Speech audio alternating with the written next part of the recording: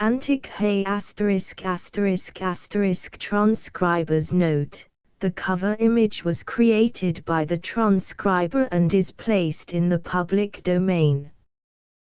The Phoenix Library, Antic Hay.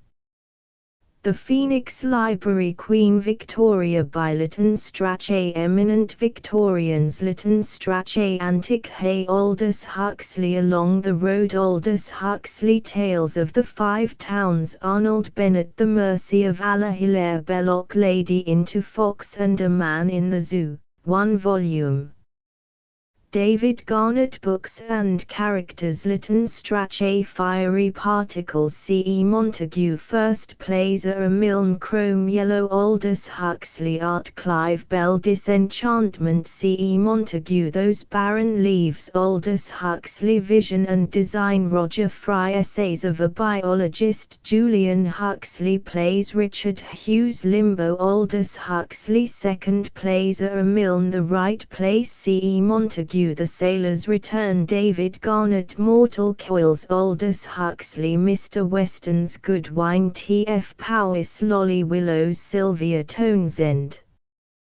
Warner on the Margin, Aldous Huxley, The Grim Smile of the Five Towns, Arnold Bennett, Tar Wyndham Lewis, Little Mexican, Aldous Huxley, 97 and 99 St. Martin's Lane, London.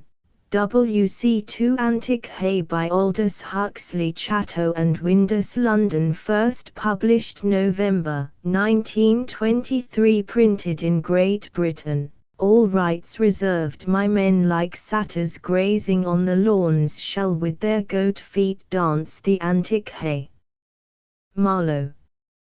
Antic Hay Chapter I. Gumbrel, Theodore Gumbrel Jr., B.A. Oxon, sat in his oaken stall on the north side of the school chapel and wondered, as he listened through the uneasy silence of 500 schoolboys to the first lesson, pondered, as he looked up at the vast window opposite, all blue and jaundiced and bloody with 19th-century glass, speculated in his rapid and rambling way about the existence and the nature of God.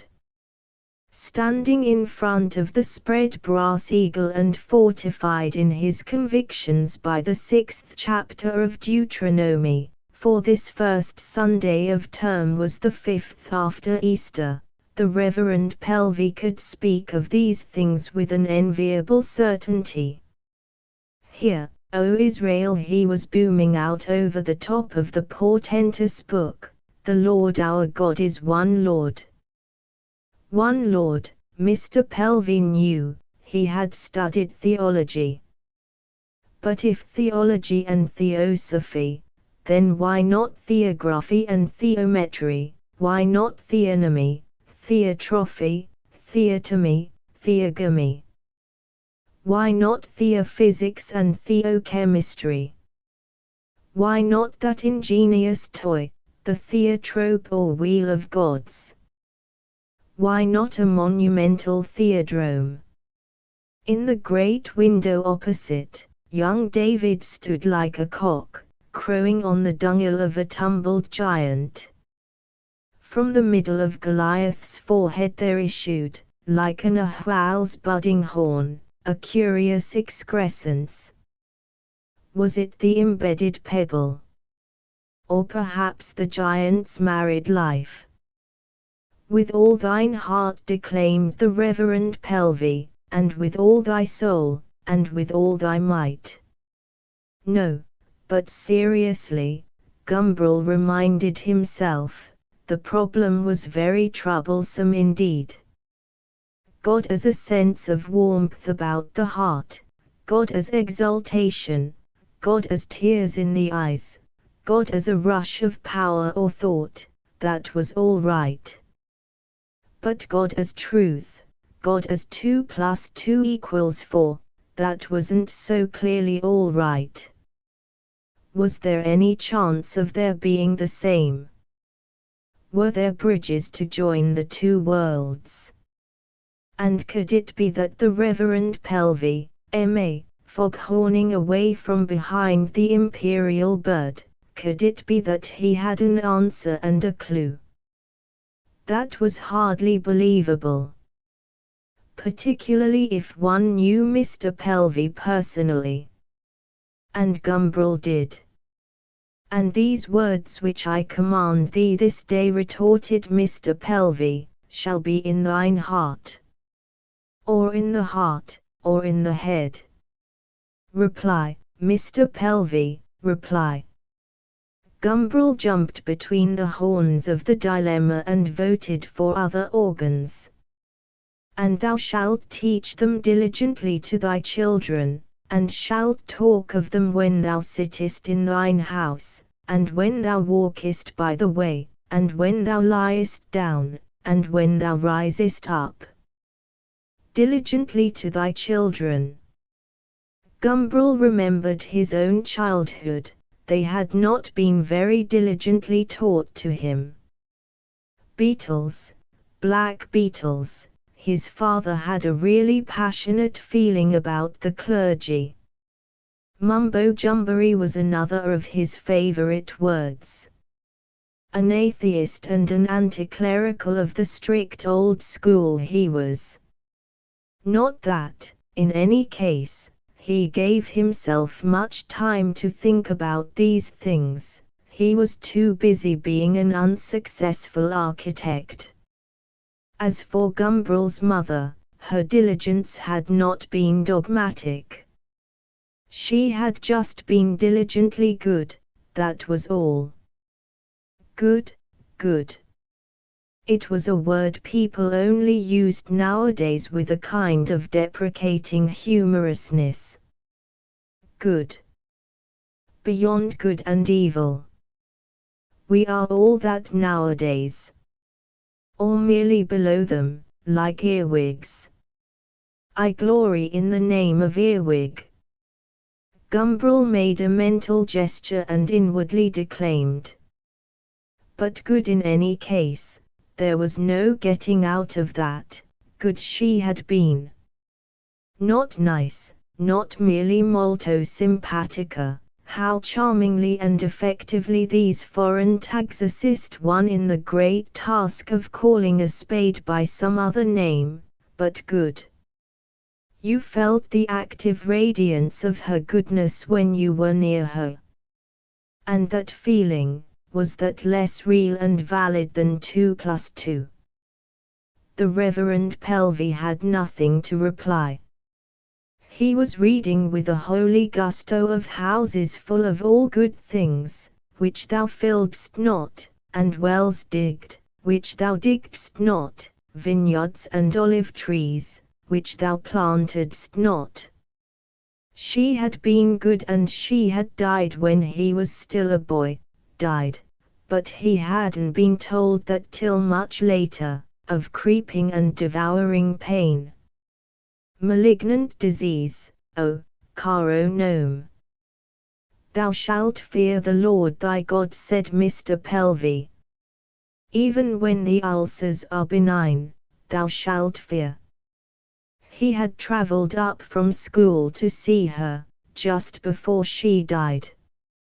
He hadn't known that she was going to die, but when he entered her room, when he saw her lying so weakly in the bed, he had suddenly begun to cry, uncontrollably.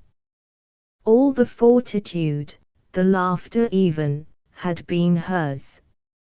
And she had spoken to him. A few words only, but they had contained all the wisdom he needed to live by. She had told him what he was, and what he should try to be, and how to be it. And crying, still crying, he had promised that he would try. And the Lord commanded us to do all these statutes, said Mr. Pelvey, for our good always, that he might preserve us alive, as it is at this day. And had he kept his promise? Gumbrel wondered, had he preserved himself alive? Here endeth the first lesson. Mr. Pelvey retreated from the eagle, and the organ presaged the coming Te Deum.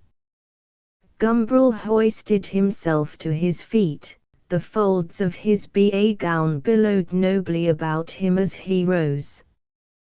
He sighed and shook his head with the gesture of one who tries to shake off a fly or an importunate thought. When the time came for singing, he sang. On the opposite side of the chapel 2 boys were grinning and whispering to one another behind their lifted prayer books. Gumbrel frowned at them ferociously. The 2 boys caught his eye and their faces at once took on an expression of sickly piety. They began to sing with unction. They were 2 ugly, stupid-looking louts, who ought to have been apprenticed years ago to some useful trade. Instead of which they were wasting their own and their teachers' and their more intelligent comrades' time in trying, quite vainly, to acquire an elegant literary education. The minds of dogs, Gumbrel reflected, do not benefit by being treated as though they were the minds of men. O Lord, have mercy upon us, have mercy upon us. Gumbrel shrugged his shoulders and looked round the chapel at the faces of the boys. Lord, indeed, have mercy upon us.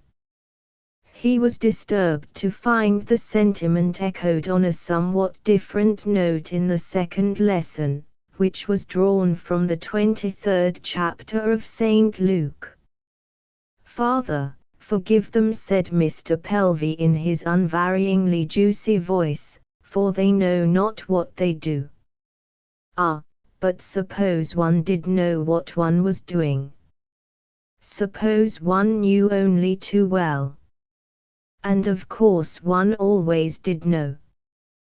One was not a fool. But this was all nonsense, all nonsense. One must think of something better than this. What a comfort it would be, for example, if one could bring air cushions into chapel. These polished oaken stalls were devilishly hard. They were meant for stout and lusty pedagogues, not for bony starvelings like himself. An air cushion, a delicious new. Here endeth boomed Mr. Pelvey, closing his book on the back of the German Eagle.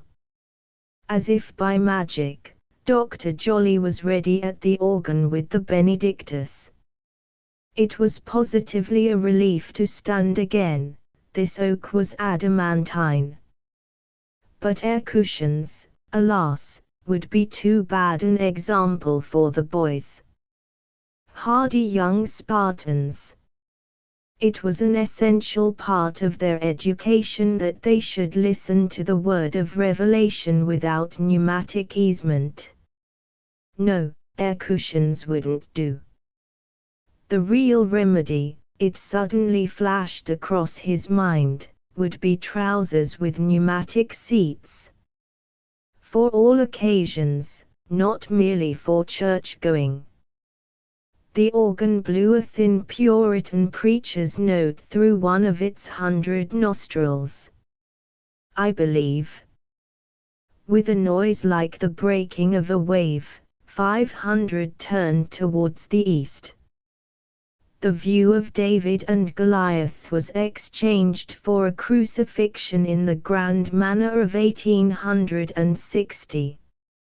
Father, forgive them, for they know not what they do. No, no, Gumbrel preferred to look at the grooved stonework rushing smoothly up on either side of the great east window towards the vaulted roof, preferred to reflect, like the dutiful son of an architect he was, that perpendicular at its best, and its best is its largest, is the finest sort of English Gothic. At its worst and smallest, as in most of the colleges of Oxford, it is mean, petty, and, but for a certain picturesqueness, almost wholly disgusting. He felt like a lecturer. Next slide, please. And the life everlasting. Amen. Like an oboe, Mr. Pelvey intoned, "The Lord be with you." For prayer, Gumbrel reflected, there would be Dunlop knees. Still, in the days when he had made a habit of praying, they hadn't been necessary.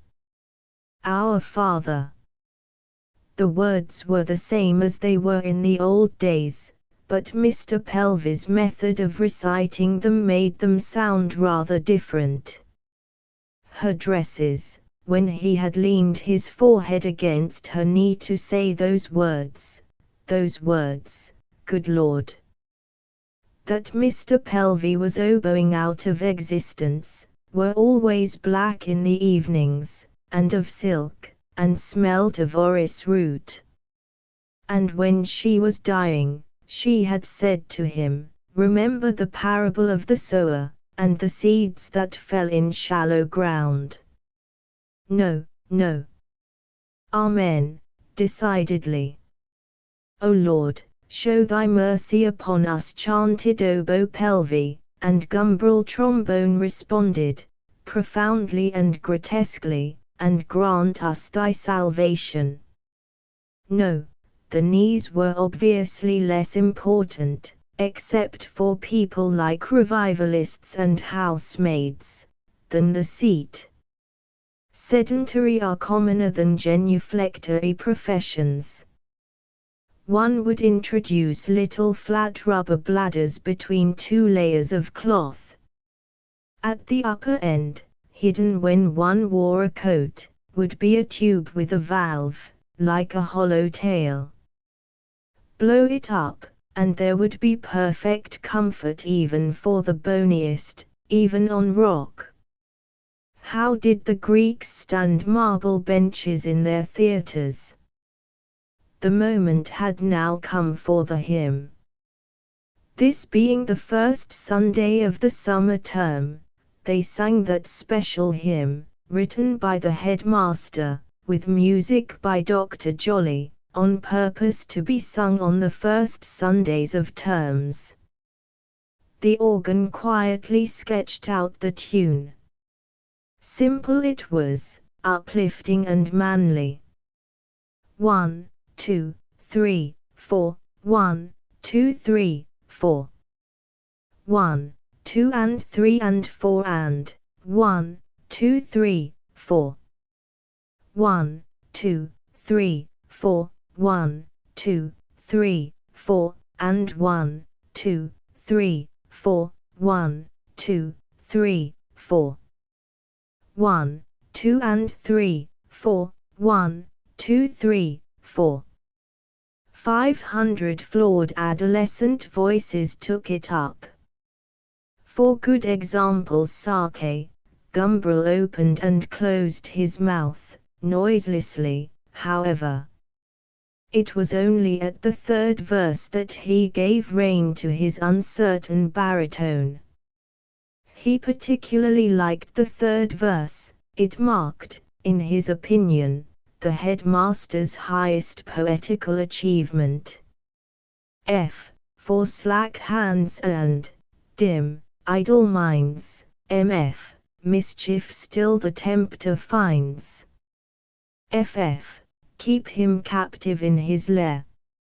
At this point Dr. Jolly enriched his tune with a thick accompaniment in the lower registers, artfully designed to symbolize the depth, the gloom and general repulsiveness of the tempter's home.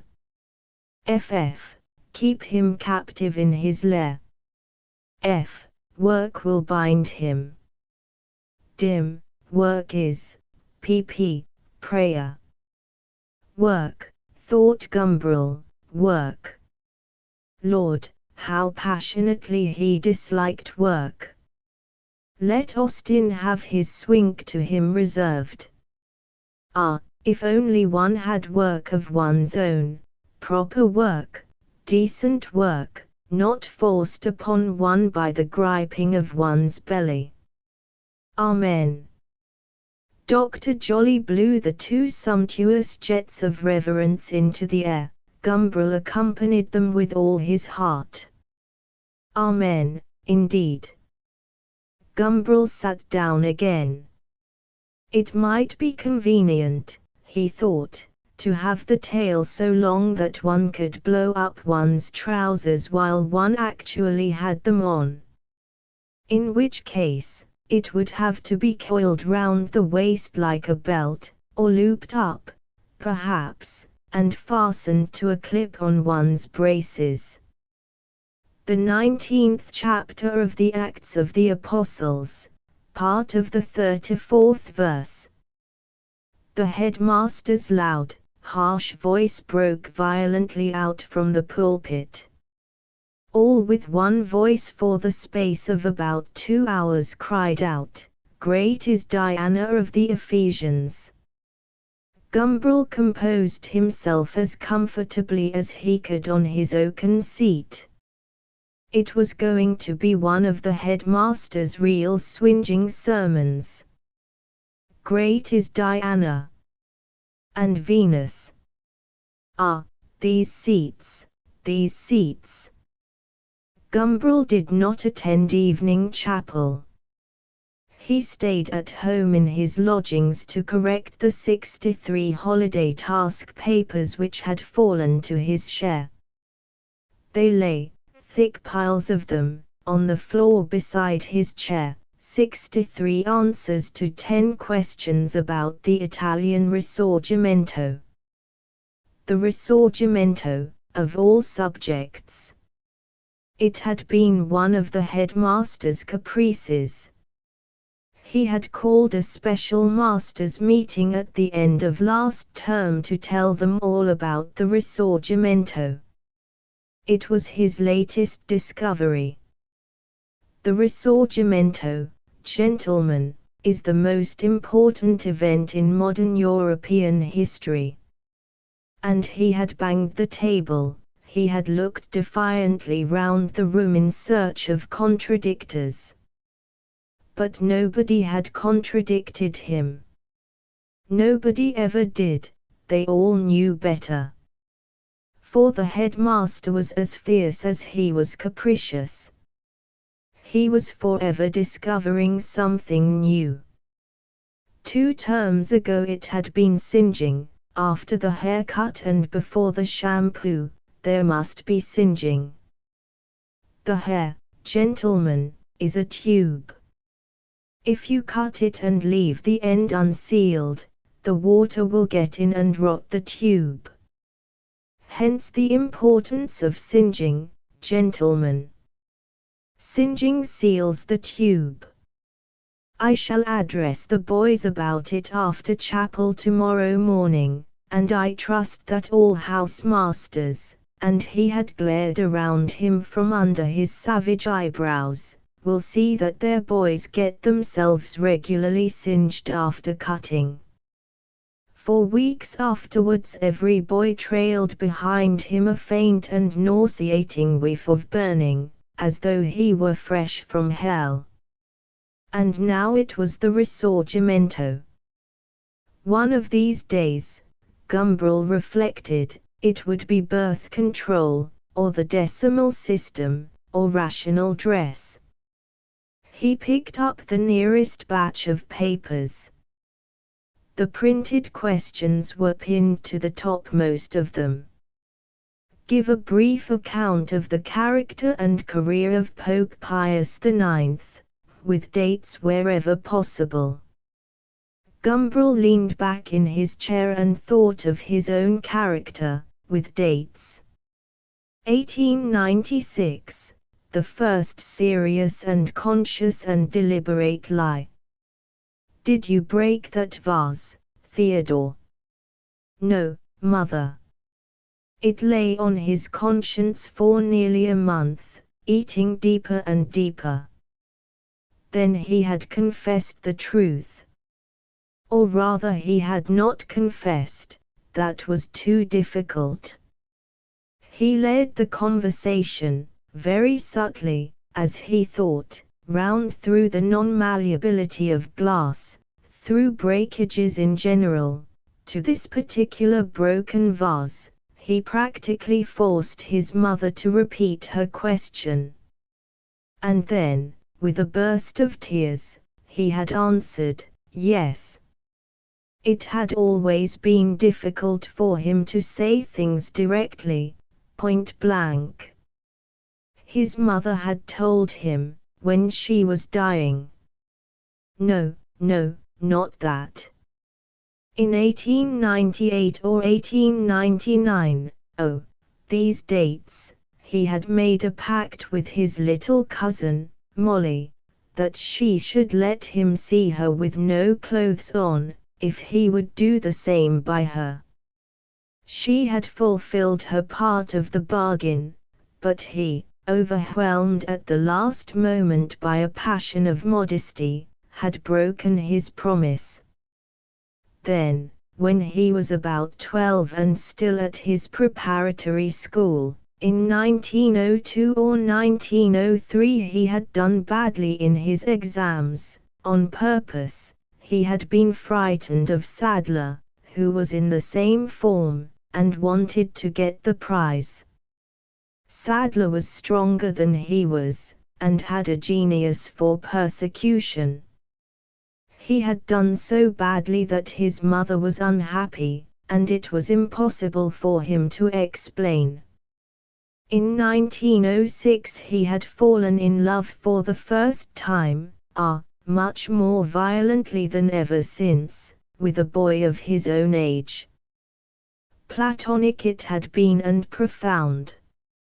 He had done badly that term, too, not on purpose, but because he had spent so much time helping young Vickers with his work. Vickers was really very stupid. The next term he had come out. Staphylococcus pyogenes is a lover of growing adolescents, with spots and boils all over his face and neck. Gumbrel's affection ceased as suddenly as it had begun. He finished that term, he remembered, with a second prize. But it was time to be thinking seriously of Pio Nunno. With a sigh of disgusted weariness, Gumbrel looked at his papers. What had Philorop Major to say of the pontiff? Pius IX was called Ferretti. He was a liberal before he was a pope. A kindly man of less than average intelligence, he thought that all difficulties could be settled by a little goodwill, a few reforms and a political amnesty. He wrote several encyclicals and a syllabus. Gumbrel admired the phrase about less than average intelligence. Philorop Major should have at least 1 mark for having learned it so well by heart. He turned to the next paper. Higgs was of opinion that Pius IX was a good but stupid man, who thought he could settle the Risorgimento with a few reforms and a political armistice. Beddoes was severe. Pius IX was a bad man, who said that he was infallible, which showed he had a less than average intelligence. Soap with Minor shared the general opinion about Pio's intelligence, and displayed a great familiarity with the wrong dates. Clegg-Weller was voluminous and informative. Pius IX was not so clever as his Prime Minister, Cardinal Antonelli. When he came to the tiara he was a liberal, and Metternich said he had never reckoned on a liberal pope. He then became a conservative. He was kindly, but not intelligent, and he thought Garibaldi and Carver would be content with a few reforms and an amnesty. At the top of Garstang's paper was written, "I have had measles all the holidays, so have been unable to read more than the first 30 pages of the book." Pope Pius IX does not come into these pages, of the contents of which I will proceed to give the following precis. And the precis duly followed. Gumbrel would have liked to give him full marks, but the business-like answer of Appleyard called him back to a better sense of his duty. Pius IX became Pope in 1846 and died in 1878. He was a kindly man, but his intelligence was below the. Gumbrel laid the paper down and shut his eyes. No, this was really impossible. Definitely, it couldn't go on, it could not go on. There were 13 weeks in the summer term, there would be 13 in the autumn and 11 or 12 in the spring, and then another summer of 13, and so it would go on forever. Forever. It wouldn't do. He would go away and live uncomfortably on his 300. Or, no, he would go away and he would make money, that was more like it, money on a large scale, easily, he would be free and he would live. For the first time, he would live. Behind his closed eyes, he saw himself living. Over the plushy floors of some vast and ignoble Ritz slowly he walked, at ease, with confidence, over the plushy floors, and there, at the end of a long vista, there was Myra Viviash, waiting, this time, for him, coming forward impatiently to meet him, his abject lover now, not the cool, free, laughing mistress who had lent herself contemptuously once to his pathetic and silent importunity and then, after a day, withdrawn the gift again. Over the plushy floors to dine. Not that he was in love with Myra any longer, but revenge is sweet. He sat in his own house. The Chinese statues looked out from the niches, the Malols passionately meditated, slept, and were more than alive. The Goyas hung on the walls, there was a Boucher in the bathroom, and when he entered with his guests, what a piazzetta exploded above the dining room mantelpiece. Over the ancient wine they talked together, and he knew everything they knew and more. He gave, he inspired, it was the others who assimilated and were enriched. After dinner there were Mozart quartets. He opened his portfolios and showed his Dormiers, his Tipalos, his Canaletto sketches, his drawings by Picasso and Lewis, and the purity of his naked Ingas. And later, talking of odalisques, there were orgies without fatigue or disgust, and the women were pictures and lust in action, art. Over the empty plains 40 horses impelled him towards Mantua, Rubaidub, Adubadub, with the silencer out.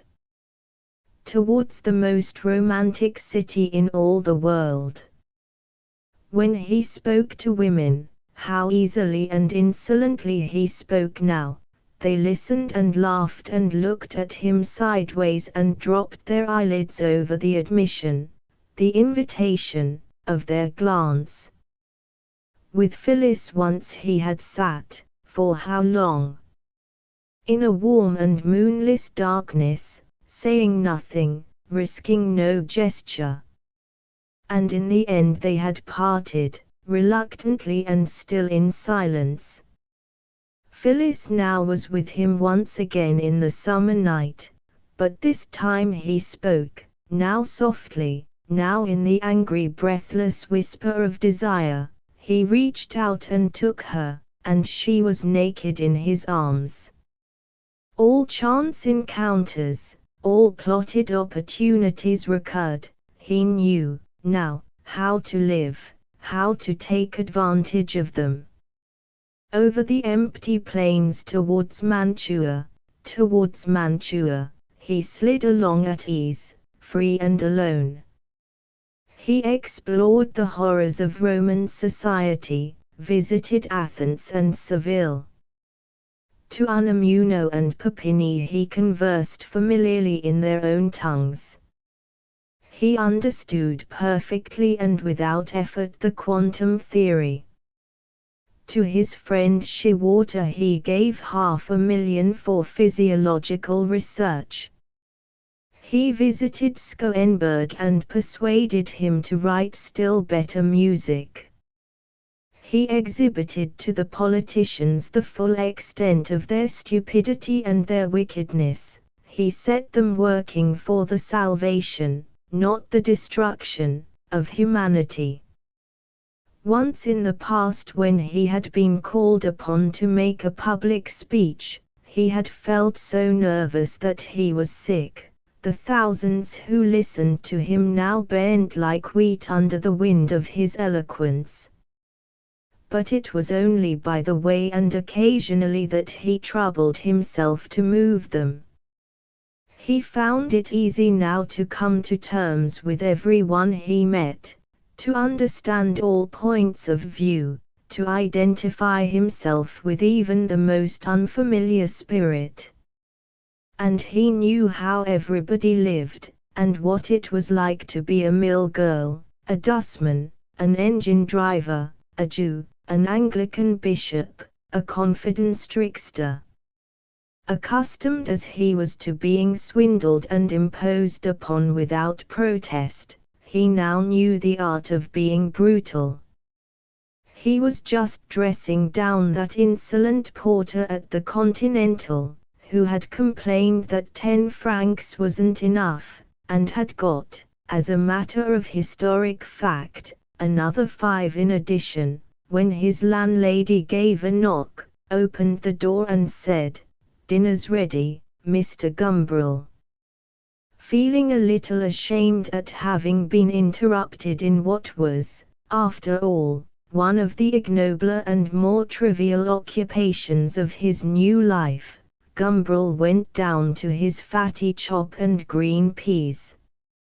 It was the first meal to be eaten under the new dispensation.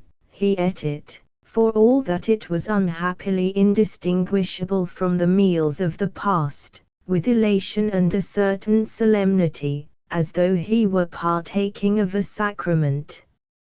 He felt buoyant with the thought that at last, he was doing something about life.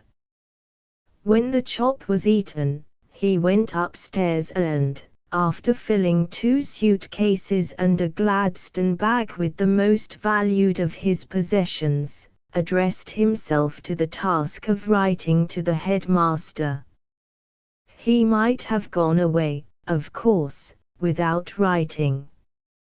But it would be nobler, more in keeping, he felt, with his new life, to leave a justification behind, or rather not a justification, a denouncement.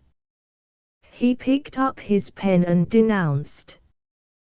Chapter 2 Gumbrel Sr. occupied a tall, narrow-shouldered and rachitic house in a little obscure square not far from Paddington. There were 5 floors, and a basement with beetles, and nearly 100 stairs, which shook when anyone ran too rudely down them. It was a prematurely old and decaying house in a decaying quarter. The square in which it stood was steadily coming down in the world.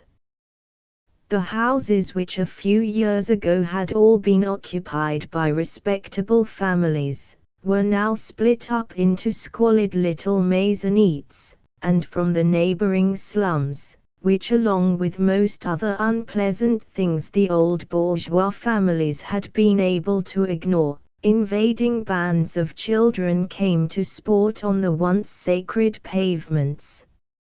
Mr. Gumbrel was almost the last survivor of the old inhabitants. He liked his house, and he liked his square. Social decadence had not affected the 14 plane trees which adorned its little garden, and the gambols of the dirty children did not disturb the starlings who came, evening by evening in summer-time, to roost in their branches. On fine evenings he used to sit out on his balcony waiting for the coming of the birds. And just at sunset, when the sky was most golden, there would be a twittering overhead, and the black, innumerable flocks of starlings would come sweeping across on the way from their daily haunts to their roosting places, chosen so capriciously among the tree-planted squares and gardens of the city and so tenaciously retained, year after year, to the exclusion of every other place. Why his 14 plane trees should have been chosen, Mr. Gumbrel could never imagine. There were plenty of larger and more umbrageous gardens all round, but they remained birdless, while every evening, from the larger flocks, a faithful legion detached itself to settle clamorously among his trees. They sat and chattered till the sun went down and twilight was past, with intervals every now and then of silence that fell suddenly and inexplicably on all the birds at once, lasted through a few seconds of thrilling suspense, to end as suddenly and senselessly in an outburst of the same loud and simultaneous conversation. The starlings were Mr. Gumbrel's most affectionately cherished friends. Sitting out on his balcony to watch and listen to them, he had caught at the shut of treacherous evenings many colds and chills on the liver, he had laid up for himself many painful hours of rheumatism. These little accidents did nothing, however, to damp his affection for the birds, and still on every evening that could possibly be called fine, he was always to be seen in the twilight, sitting on the balcony, gazing up, round-spectacled and rapt, at the 14 plane trees. The breezes stirred in his grey hair, tossing it up in long, light wisps that fell across his forehead and over his spectacles, and then he would shake his head impatiently, and the bony hand would be freed for a moment from its unceasing combing and clutching of the sparse grey beard to push back the strayed tendrils, to smooth and reduce to order the whole ruffled head. The birds chattered on, the hand went back to its clutching and combing, once more the wind blew, darkness came down, and the gas lamps round the square lit up the outer leaves of the plane trees, touched the privet bushes inside the railings with an emerald light. Behind them was impenetrable night, instead of shorn grass and bedded geraniums there was mystery, there were endless depths. And the birds at last were silent. Mr. Gumbrel would get up from his iron chair, stretch his arms and his stiff cold legs and go in through the French window to work. The birds were his diversion. When they were silent, it was time to think of serious matters. Tonight, however, he was not working, for always on Sunday evenings his old friend Porteus came to dine and talk. Breaking in unexpectedly at midnight, Gumbrel Jr. found them sitting in front of the gas fire in his father's study. "My dear fellow, what on earth are you doing here?"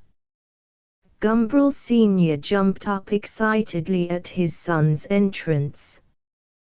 The light silky hair floated up with the movement, turned for a moment into a silver aureole, then subsided again.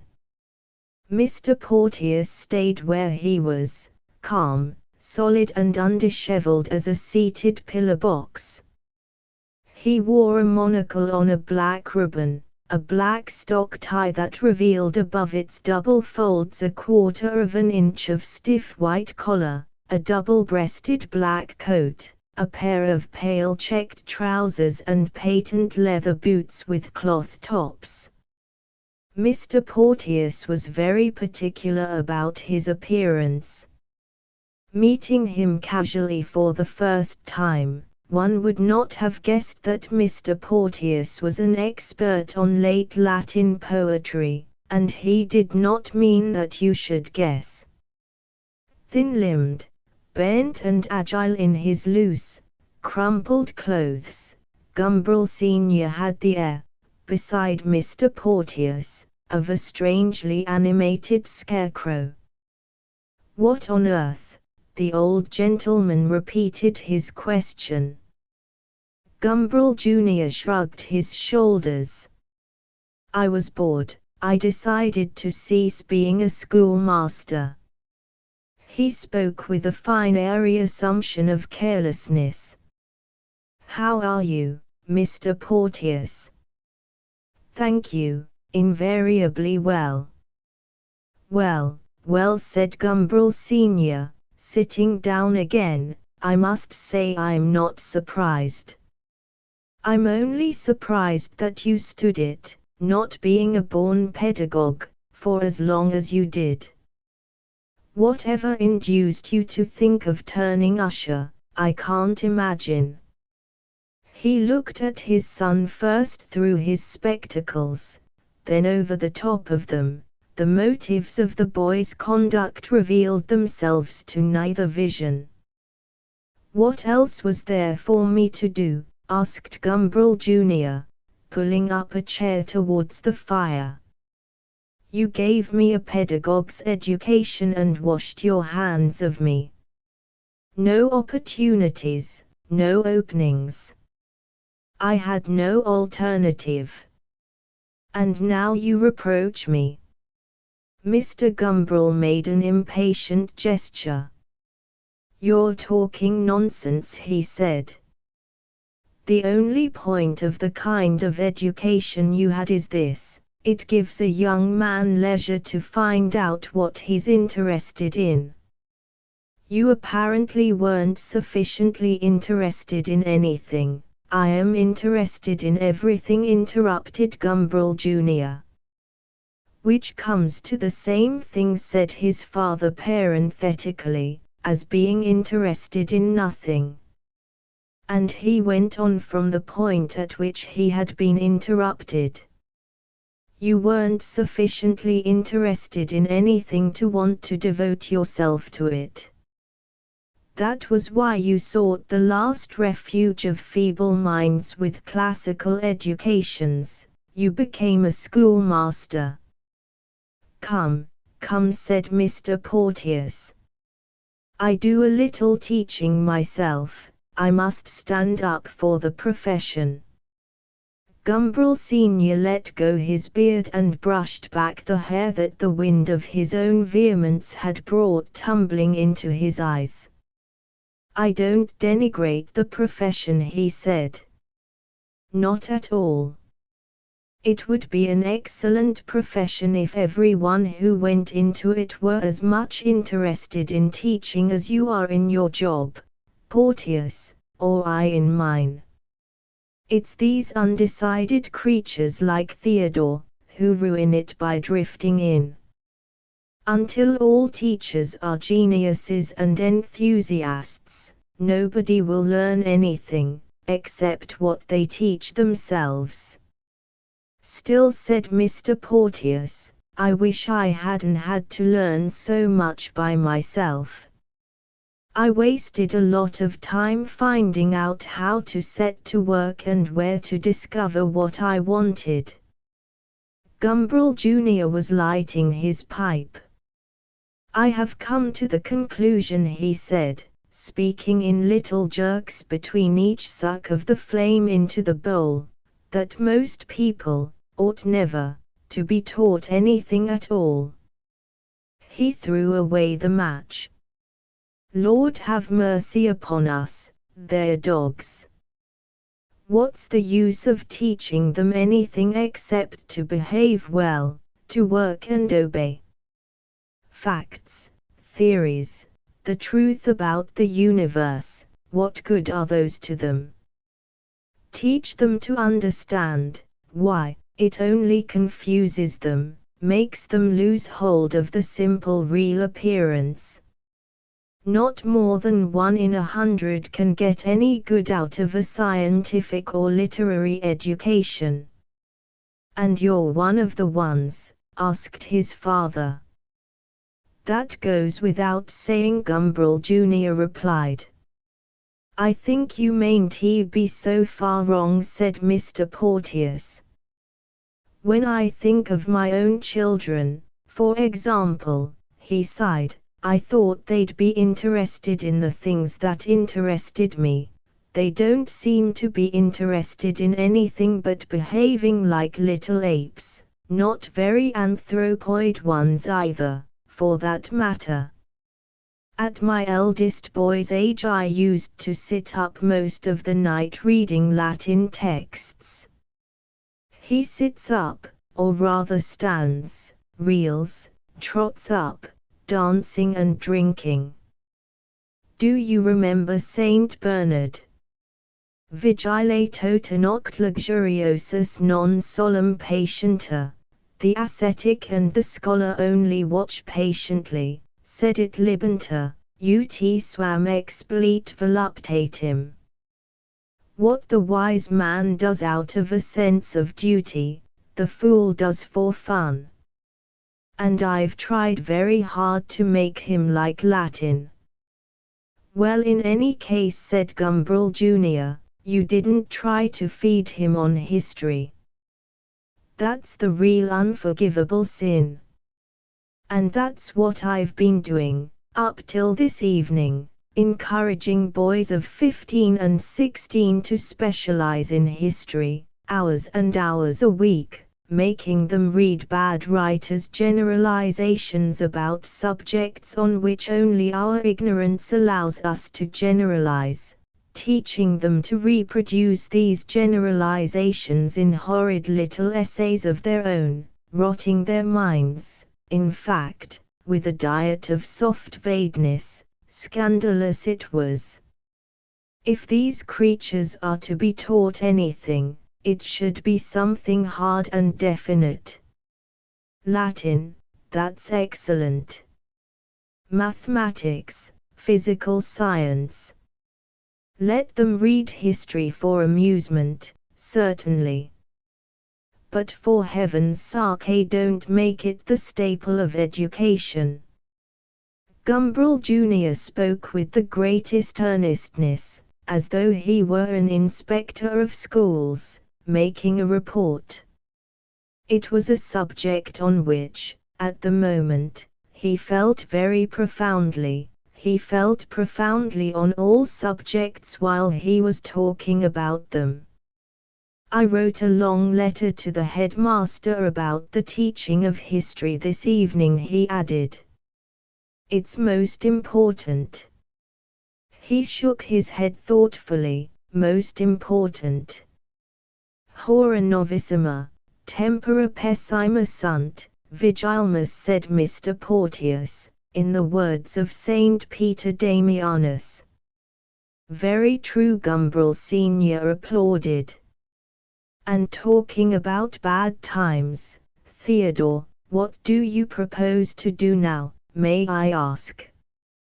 I mean to begin by making some money. Gumbrel Sr. put his hands on his knees, bent forward and laughed, ha, ha, ha. He had a profound bell-like laugh that was like the croaking of a very large and melodious frog. You won't, he said, and shook his head till the hair fell into his eyes. You won't, and he laughed again. To make money, said Mr. Porteous, one must be really interested in money. And he's not, said Gumbrel Sr. None of us are. When I was still uncommonly hard up, Mr. Porteous continued, We used to lodge in the same house with a Russian Jew, who was a furrier. That man was interested in money, if you like. It was a passion, an enthusiasm, an ideal.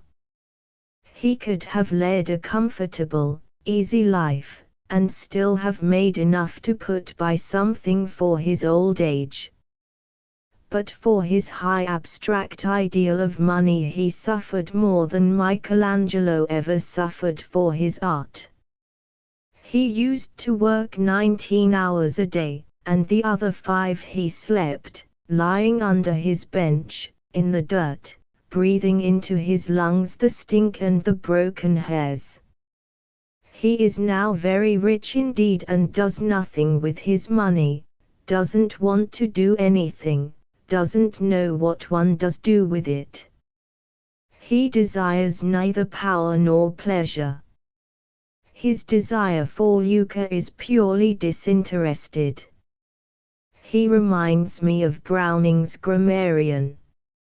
I have a great admiration for him. Mr. Porteus's own passion had been for the poems of Nicobulbulus and Saint Bernard. It had taken him nearly 20 years to get himself and his family out of the house where the Russian furrier used to lodge. But Noca was worth it, he used to say. Noca was worth even the weariness and the pallor of a wife who worked beyond her strength, even the shabbiness of ill-dressed and none too well-fed children. He had readjusted his monocle and gone on. But there had been occasions when it needed more than the monocle and the careful, distinguished clothes to keep up his morale.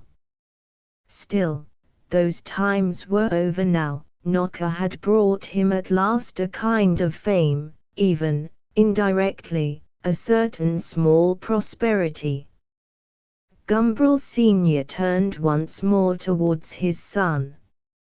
"And how do you propose," he asked, "to make this money?" Gumbrel Junior explained.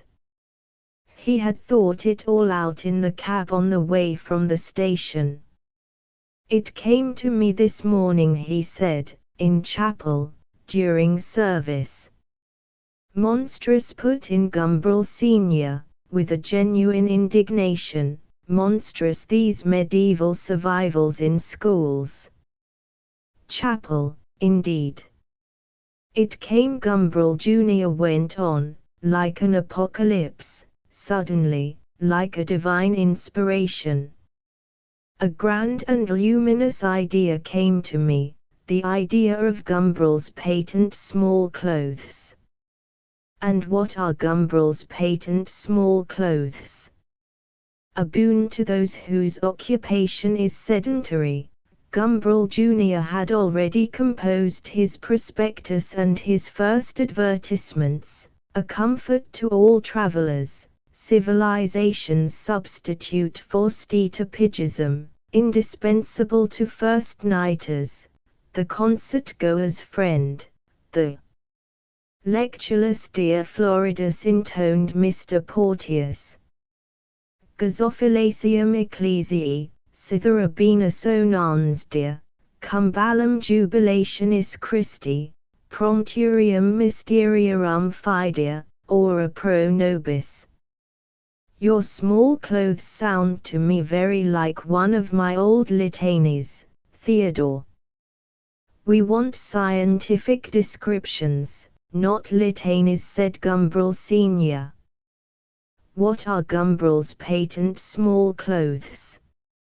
Scientifically, then, said Gumbrel Junior, my patent small clothes may be described as trousers with a pneumatic seat, inflatable by means of a tube fitted with a valve, the whole constructed of stout seamless red rubber, enclosed between 2 layers of cloth.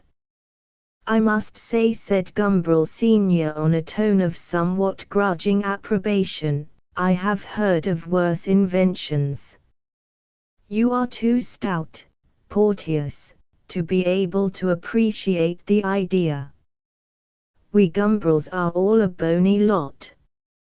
When I have taken out a patent for my invention, his son went on, very businesslike and cool, I shall either sell it to some capitalist, or I shall exploit it commercially myself. In either case, I shall make money, which is more, I may say, than you or any other Gumbrel have ever done. Quite right, said Gumbrel Senior, quite right, and he laughed very cheerfully. And nor will you. You can be grateful to your intolerable Aunt Flo for having left you that 300 a year. You'll need it. But if you really want a capitalist, he went on, I have exactly the man for you. He's a man who has a mania for buying Tudor houses and making them more Tudor than they are. I've pulled half a dozen of the wretched things to pieces and put them together again differently for him. He doesn't sound much good to me, said his son. Ah, but that's only his vice. Only his amusement. His business. Gumbrel Senior hesitated. Well, what is his business? Well, it seems to be everything. Patent medicine, trade newspapers, bankrupt tobacconists' stock, he's talked to me about those and heaps more. He seems to flit like a butterfly in search of honey, or rather money. And he makes it. Well, he pays my fees and he buys more Tudor houses, and he gives me luncheons at the Ritz. That's all I know. Well, there's no harm in trying. I'll write to him, said Gumbrel Senior. His name is Boldero. He'll either laugh at your idea or take it and give you nothing for it. Still he looked at his son over the top of his spectacles. If by any conceivable chance you ever should become rich, if. And he emphasized the remoteness of the conditional by raising his eyebrows a little higher, by throwing out his hands in a dubious gesture a little farther at every repetition of the word, if, why, then I've got exactly the thing for you. Look at this really delightful little idea I had this afternoon. He put his hand in his coat pocket and after some sorting and sifting produced a sheet of squared paper on which was roughly drawn the elevation of a house. For anyone with 8 or 10,000 to spend, this would be. Gumbrel Senior smoothed his hair and hesitated, searching for something strong enough to say of his little idea. Well, this would be much too good for most of the greasy devils who do have 8 or 10,000 to spend. He passed the sheet to Gumbrel Jr., who held it out so that both Mr. Porteous and himself could look at it. Gumbrel Senior got up from his chair and, standing behind them, leant over to elucidate and explain. You see the idea, he said, anxious lest they should fail to understand. A central block of 3 stories, with low wings of only 1, ending in pavilions with a second floor. And the flat roofs of the wings are used as gardens, you see, protected from the north by a wall. In the east wing there is the kitchen and the garage, with the maids' rooms in the pavilion at the end. The west is a library, and it has an arcaded loggia along the front. And instead of a solid superstructure corresponding to the maids' rooms, there's a pergola with brick piers. You see. And in the main block there's a Spanish sort of balcony along the whole length at first floor level, that gives a good horizontal line. And you get the perpendiculars with curtains and raised panels. And the roof's hidden by a balustrade, and there are balustrades along the open sides of the roof gardens on the wings. All in brick it is. This is the garden front. The entrance front will be admirable too. Do you like it? Gumbrel Jr. nodded. Very much, he said. His father sighed and taking the sketch put it back in his pocket. You must hurry up with your 10,000, he said. And you, Porteous, and you. I've been waiting so long to build your splendid house. Laughing, Mr. Porteous got up from his chair. And long, dear Gumbrel, he said, may you continue to wait. For my splendid house won't be built this side of New Jerusalem, and you must go on living a long time yet. A long, long time, Mr. Porteous repeated, and carefully he buttoned up his double-breasted coat, carefully, as though he were adjusting an instrument of precision. He took out and replaced his monocle.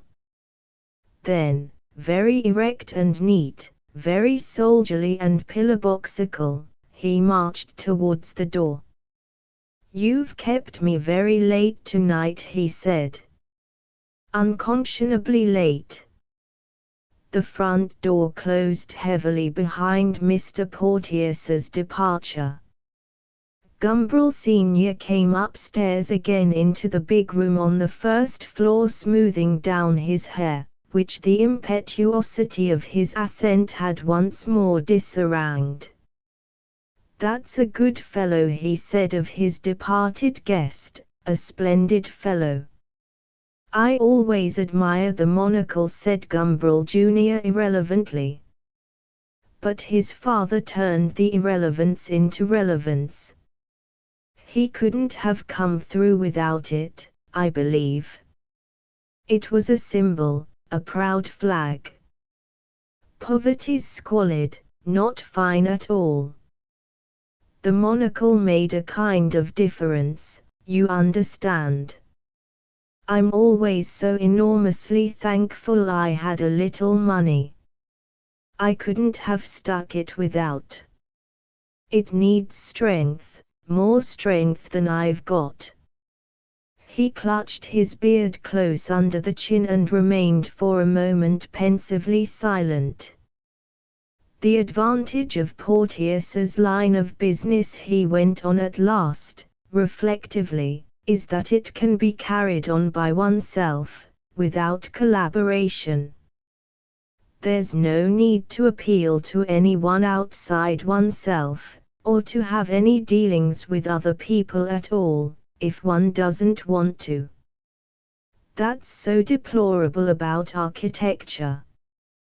There's no privacy, so to speak. Always this horrible jostling with clients and builders and contractors and people, before one can get anything done. It's really revolting. I'm not good at people. Most of them I don't like at all, not at all, Mr. Gumbrel repeated with vehemence. I don't deal with them very well, it isn't my business. My business is architecture. But I don't often get a chance of practicing it. Not properly. Gumbrel Sr. smiled rather sadly. Still, he said, I can do something. I have my talent, I have my imagination. They can't take those from me. Come and see what I've been doing lately. He led the way out of the room and mounted, 2 steps at a time, towards a higher floor. He opened the door of what should have been, in a well-ordered house, the best bedroom, and slipped into the darkness. "Don't rush in," he called back to his son, "for God's sake don't rush in. You'll smash something. Wait till I've turned on the light." It's so like these asinine electricians to have hidden the switch behind the door like this. Gumbrel Jr. heard him fumbling in the darkness. There was suddenly light. He stepped in. The only furniture in the room consisted of a couple of long trestle tables. On these, on the mantelpiece and all over the floor, were scattered confusedly, like the elements of a jumbled city, a vast collection of architectural models. There were cathedrals, there were town halls, universities, public libraries, there were 3 or 4 elegant little skyscrapers, there were blocks of offices, huge warehouses, factories, and finally dozens of magnificent country mansions, complete with their terraced gardens, their noble flights of steps, their fountains and ornamental waters and grandly bridged canals, their little rococo pavilions and garden houses. "Aren't they beautiful?" Gumbrel Sr. turned enthusiastically towards his son. His long grey hair floated wispily about his head, his spectacles flashed, and behind them his eyes shone with emotion. "Beautiful," Gumbrel Jr. agreed. "When you're really rich," said his father, "I'll build you one of these." And he pointed to a little village of Chatsworths clustering, at one end of a long table, round the dome of a vaster and austerer St. Peter's. "Look at this one, for example." He picked his way nimbly across the room, seized the little electric reading lamp that stood between a railway station and a baptistery on the mantelpiece, and was back again in an instant, trailing behind him a long flex that, as it tautened out, twitched one of the crowning pinnacles off the top of a skyscraper near the fireplace. "Look," he repeated, "look." He switched on the current, and moving the lamp back and forth, up and down in front of the miniature palace. "See the beauty of the light and shade," he said. "There, underneath the great, ponderous cornice, isn't that fine? And look how splendidly the pilasters carry up the vertical lines. And then the solidity of it, the size, the immense, impending bleakness of it." He threw up his arms, he turned his eyes upwards as though standing overwhelmed at the foot of some huge precipitous facade. The lights and shadows vacillated wildly through all the city of palaces and domes as he brandished the lamp in ecstasy above his head. And then he had suddenly stooped down. He was peering and pointing once more into the details of his palace. "Then there's the doorway, all florid and rich with carving. How magnificently and surprisingly it flowers out of the bare walls. Like the colossal writing of Darius, like the figures graven in the bald face of the precipice over Bahis-Chan, unexpected and beautiful and human in the surrounding emptiness." Gumbrel Sr. brushed back his hair and turned, smiling, to look at his son over the top of his spectacles. "Very fine," Gumbrel Jr. nodded to him. "But isn't the wall a little too blank? You seem to allow very few windows in this vast palazzo." "True," his father replied, "very true." He sighed. "I'm afraid this design would hardly do for England. It's meant for a place where there's some sun, where you do your best to keep the light out, instead of letting it in, as you have to do here. Windows are the curse of architecture in this country. Your walls have to be like sieves, all holes. It's heartbreaking.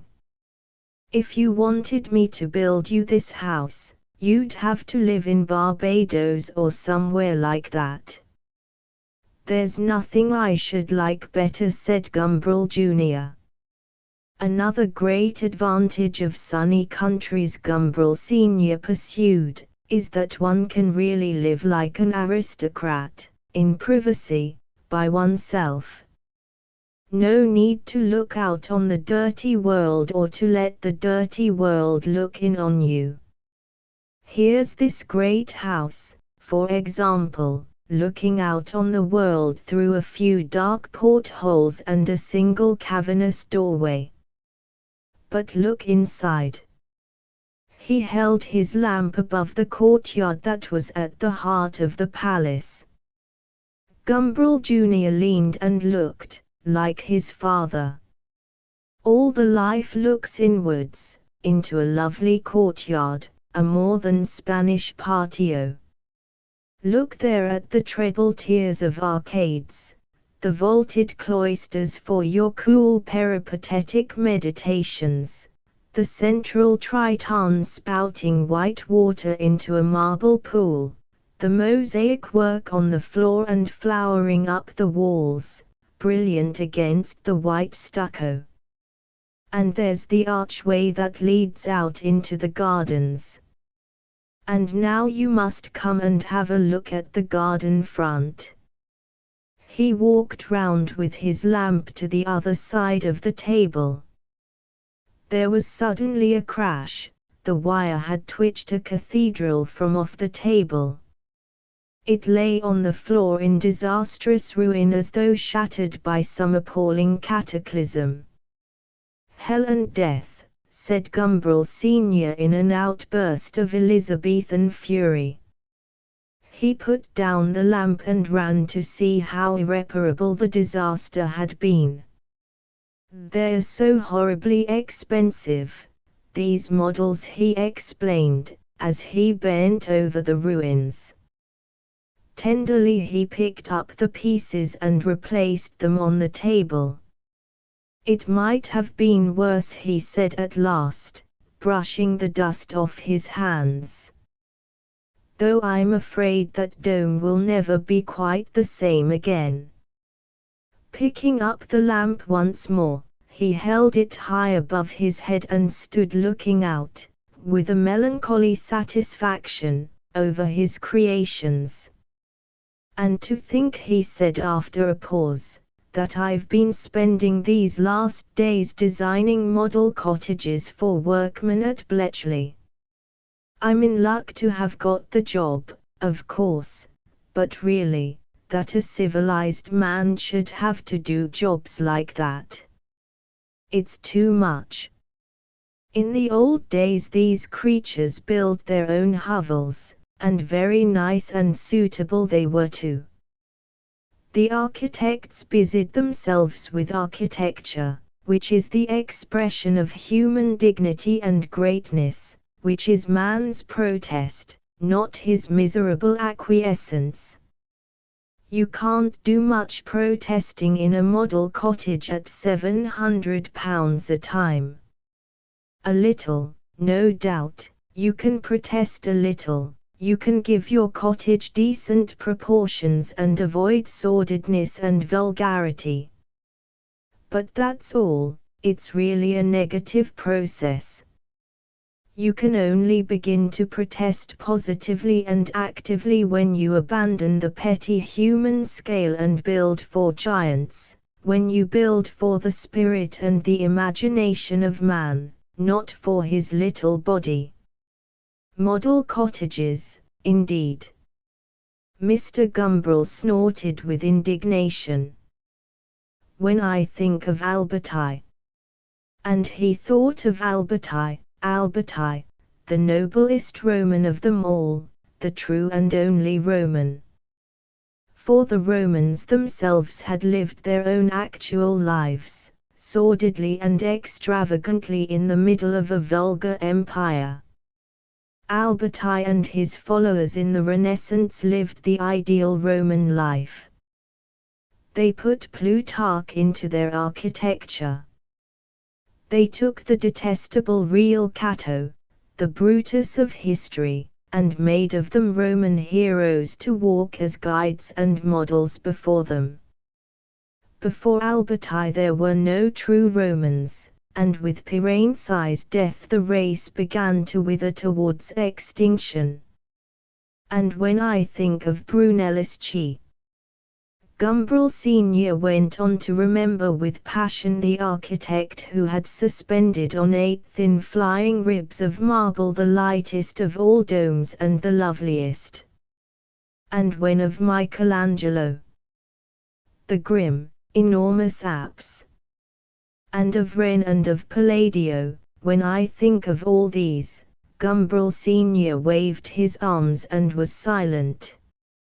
He could not put into words what he felt when he thought of them. Gumbrel Jr. looked at his watch. 2:30, he said. Time to go to bed. Chapter 3. Mr. Gumbrel. Surprise was mingled with delight. This is indeed a pleasure. Delight was now the prevailing emotion expressed by the voice that advanced, as yet without a visible source, from the dark recesses of the shop. The pleasure, Mr. Bogenus, is mine. Gumbrel closed the shop door behind him.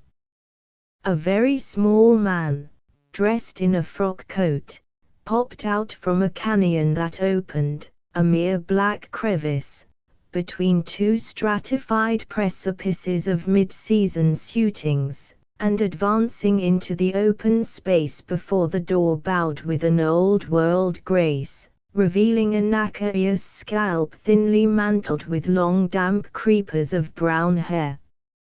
And to what, may I ask, do I owe this pleasure, sir?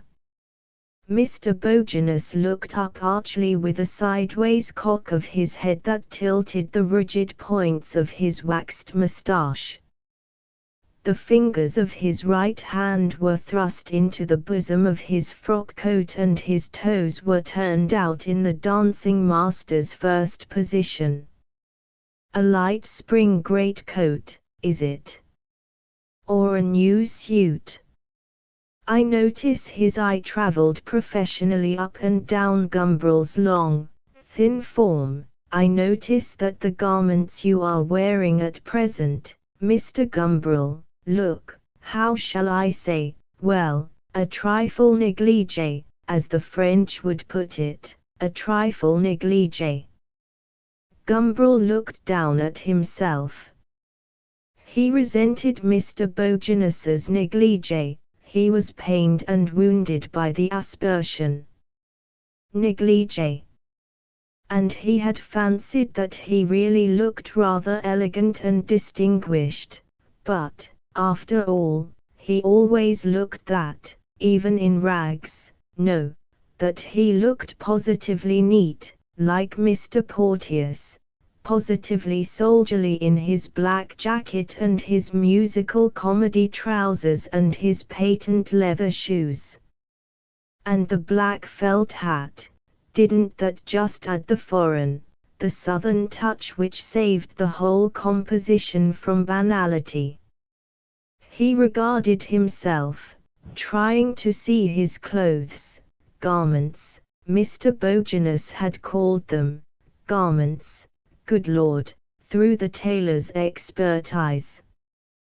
There were sagging folds about the overloaded pockets, there was a stain on his waistcoat, the knees of his trousers were baggy and puckered like the bare knees of Hélène Formont in Rubens's fur coat portrait at Vienna. Yes, it was all horribly négligé. He felt depressed, but looking at Mr. Bogenus's studied and professional correctness, he was a little comforted. That frock coat, for example. It was like something in a very modern picture, such a smooth, unwrinkled cylinder about the chest, such a sense of pure and abstract conicness in the sleekly rounded skirts. Nothing could have been less négligé. He was reassured. "I want you," he said at last, clearing his throat importantly, "to make me a pair of trousers to a novel specification of my own. It's a new idea." And he gave a brief description of Gumbrel's patent small clothes. Mr. Bogenus listened with attention. "I can make them for you," he said, when the description was finished. "I can make them for you, if you really wish, Mr. Gumbrel," he added. "Thank you," said Gumbrel. "And do you intend, may I ask, Mr. Gumbrel, to wear these garments?" Guiltily, Gumbrel denied himself. "Only to demonstrate the idea, Mr. Bogenus. I am exploiting the invention commercially, you see." "Commercially. I see, Mr. Gumbrel." "Perhaps you would like a share," suggested Gumbrel. Mr. Bogenus shook his head. "It wouldn't do for my clientele, I fear, Mr. Gumbrel. You could hardly expect the best people to wear such things." "Couldn't you?" Mr. Bogenus went on shaking his head. "I know them," he said, "I know the best people." "Well," and he added with an irrelevance that was, perhaps, only apparent, "between ourselves, Mr. Gumbrel, I am a great admirer of Lenin." "So am I," said Gumbrel, "theoretically. But then I have so little to lose to Lenin. I can afford to admire him.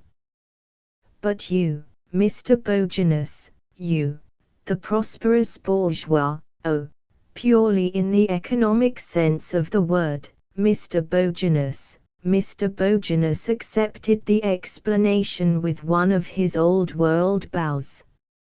"You would be among the first to suffer if an English Lenin were to start his activities here. There, Mr. Gumbrel, if I may be allowed to say so, you are wrong."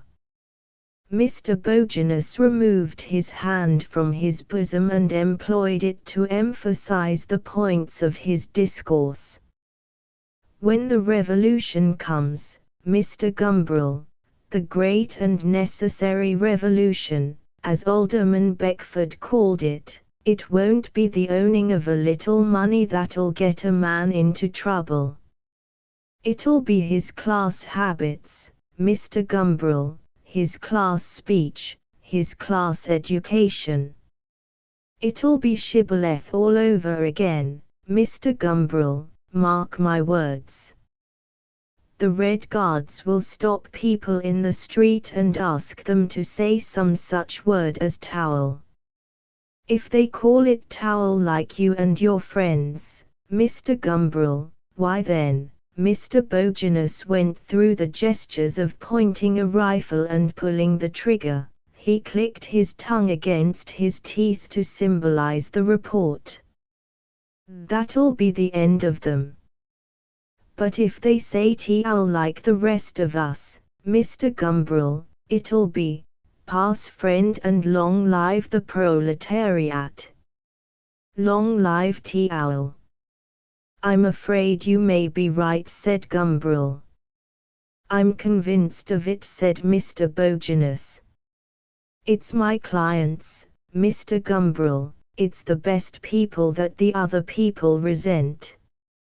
It's their confidence, their ease, it's the habit their money and their position give them of ordering people about, it's the way they take their place in the world for granted, It's their prestige, which the other people would like to deny, but can't. It's all that, Mr. Gumbrel, that's so galling.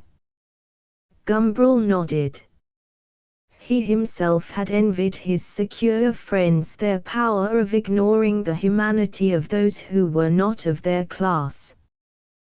To do that really well, one must always have lived in a large house full of clockwork servants, one must never have been short of money, never at a restaurant ordered the cheaper thing instead of the more delicious, one must never have regarded a policeman as anything but one's paid defender against the lower orders, never for a moment have doubted one's divine right to do, within the accepted limits, exactly what one liked without a further thought to anything or anyone but oneself and one's own enjoyment. Gumbrel had been brought up among these blessed beings, but he was not one of them. Alas! Or fortunately. He hardly knew which. And what good do you expect the revolution to do, Mr. Bogenus? He asked at last.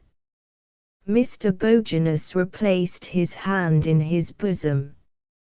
None whatever, Mr. Gumbrel, he said. None whatever.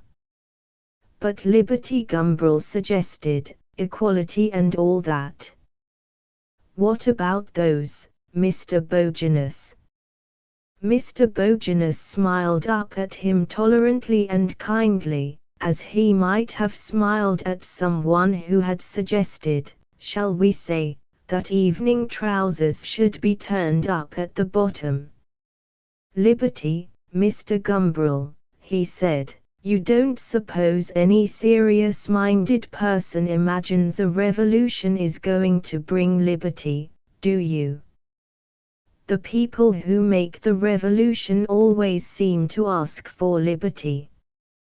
But do they ever get it, Mr. Gumbrel? Mr. Bogenus cocked his head playfully and smiled. Look at his story, Mr. Gumbrel, look at his story. First it's the French Revolution. They ask for political liberty. And they gets it. Then comes the Reform Bill, then 48, then all the Franchise Acts and votes for women, always more and more political liberty. And what's the result, Mr. Gumbrel? Nothing at all. Who's freer for political liberty? Not a soul, Mr. Gumbrel. There was never a greater swindle hatched in the ole of history. And when you think how those poor young men like Shelley talked about it, it's pathetic, said Mr. Bogenus, shaking his head, really pathetic. Political liberty's a swindle because a man doesn't spend his time being political. He spends it sleeping, eating, amusing himself a little and working, mostly working. When they'd got all the political liberty they wanted, or found they didn't want, they began to understand this. And so now it's all for the Industrial Revolution, Mr. Gumbrel. But bless you, that's as big a swindle as the other. How can there ever be liberty under any system? No amount of profit sharing or self-government by the workers, no amount of hygienic conditions or cocoa villages or recreation grounds can get rid of the fundamental slavery, the necessity of working. Liberty. Why, it doesn't exist. There's no liberty in this world, only gilded cages. And then, Mr. Gumbrel, even suppose you could somehow get rid of the necessity of working, suppose a man's time were all leisure. Would he be free then? I say nothing of the natural slavery of eating and sleeping and all that, Mr. Gumbrel, I say nothing of that, because that, if I may say so, would be too air-splitting and metaphysical. But what I do ask you is this, and Mr. Bogenus wagged his forefinger almost menacingly at the sleeping partner in this dialogue, would a man with unlimited leisure be free, Mr. Gumbrel? I say he would not. Not unless he happened to be a man like you or me, Mr. Gumbrel, a man of sense, a man of independent judgment. An ordinary man would not be free, because he wouldn't know how to occupy his leisure except in some way that would be forced on him by other people. People don't know how to entertain themselves now, they leave it to other people to do it for them. They swallow what's given them. They are they to swallow it, whether they like it or not. Cinemas, newspapers, magazines, gramophones, football matches, wireless telephones, take them or leave them, if you want to amuse yourself. The ordinary man can't leave them. He takes, and what's that but slavery?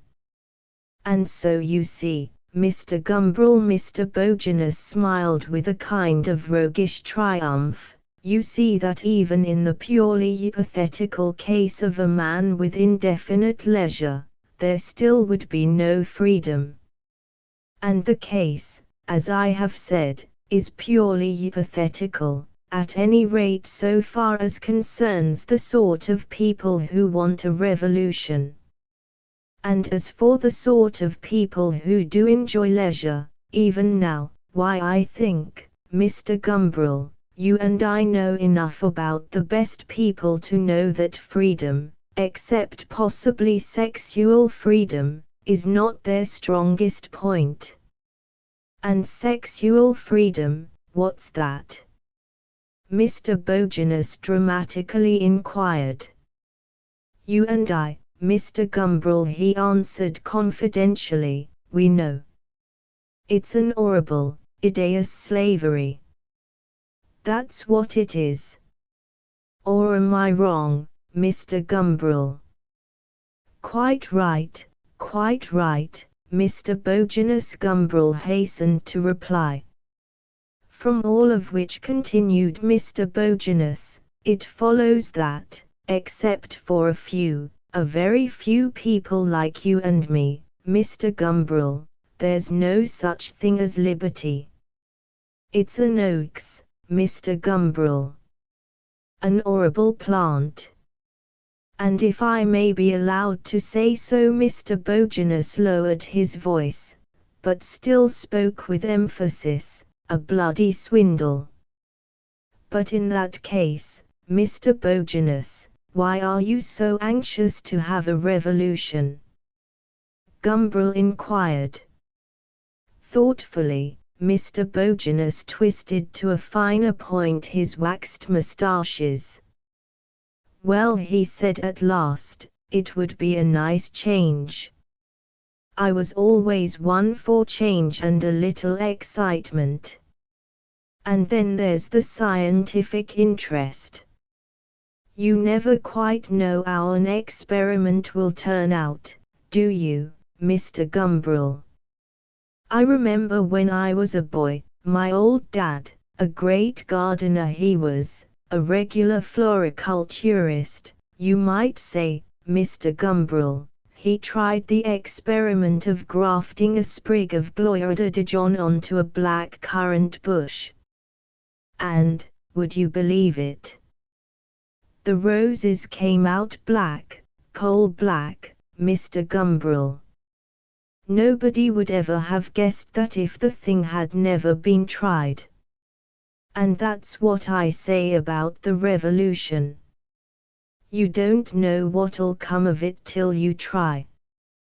Black roses, blue roses, oh noes, Mr. Gumbrel, oh noes. Who indeed? Gumbrel looked at his watch. About those trousers, he added. Those garments, corrected Mr. Bogenus. Ah, yes. Should we say next Tuesday? Let us say next Tuesday. Gumbrel opened the shop door. Good morning, Mr. Bogenus. Mr. Bogenus bowed him out, as though he had been a prince of the blood. The sun was shining, and at the end of the street between the houses the sky was blue. Gauzily the distances faded to a soft rich indistinctness. There were veils of golden muslin thickening down the length of every vista. On the trees in the Hanover Square gardens the young leaves were still so green that they seemed to be alight, green fire, and the sooty trunks looked blacker and dirtier than ever. It would have been a pleasant and apposite thing if a cuckoo had started calling. But though the cuckoo was silent, it was a happy day. A day, Gumbrel reflected, as he strolled idly along, to be in love. From the world of tailors Gumbrel passed into that of the artificial pearl merchants, and with a still keener appreciation of the amorous qualities of this clear spring day, he began a leisured march along the perfumed pavements of Bond Street. He thought with a profound satisfaction of those 63 papers on the Risorgimento. How pleasant it was to waste time! And Bond Street offered so many opportunities for wasting it agreeably. He trotted round the spring exhibition at the Grosvenor and came out, a little regretting, he had to confess, his 18 pence for admission. After that, he pretended that he wanted to buy a grand piano.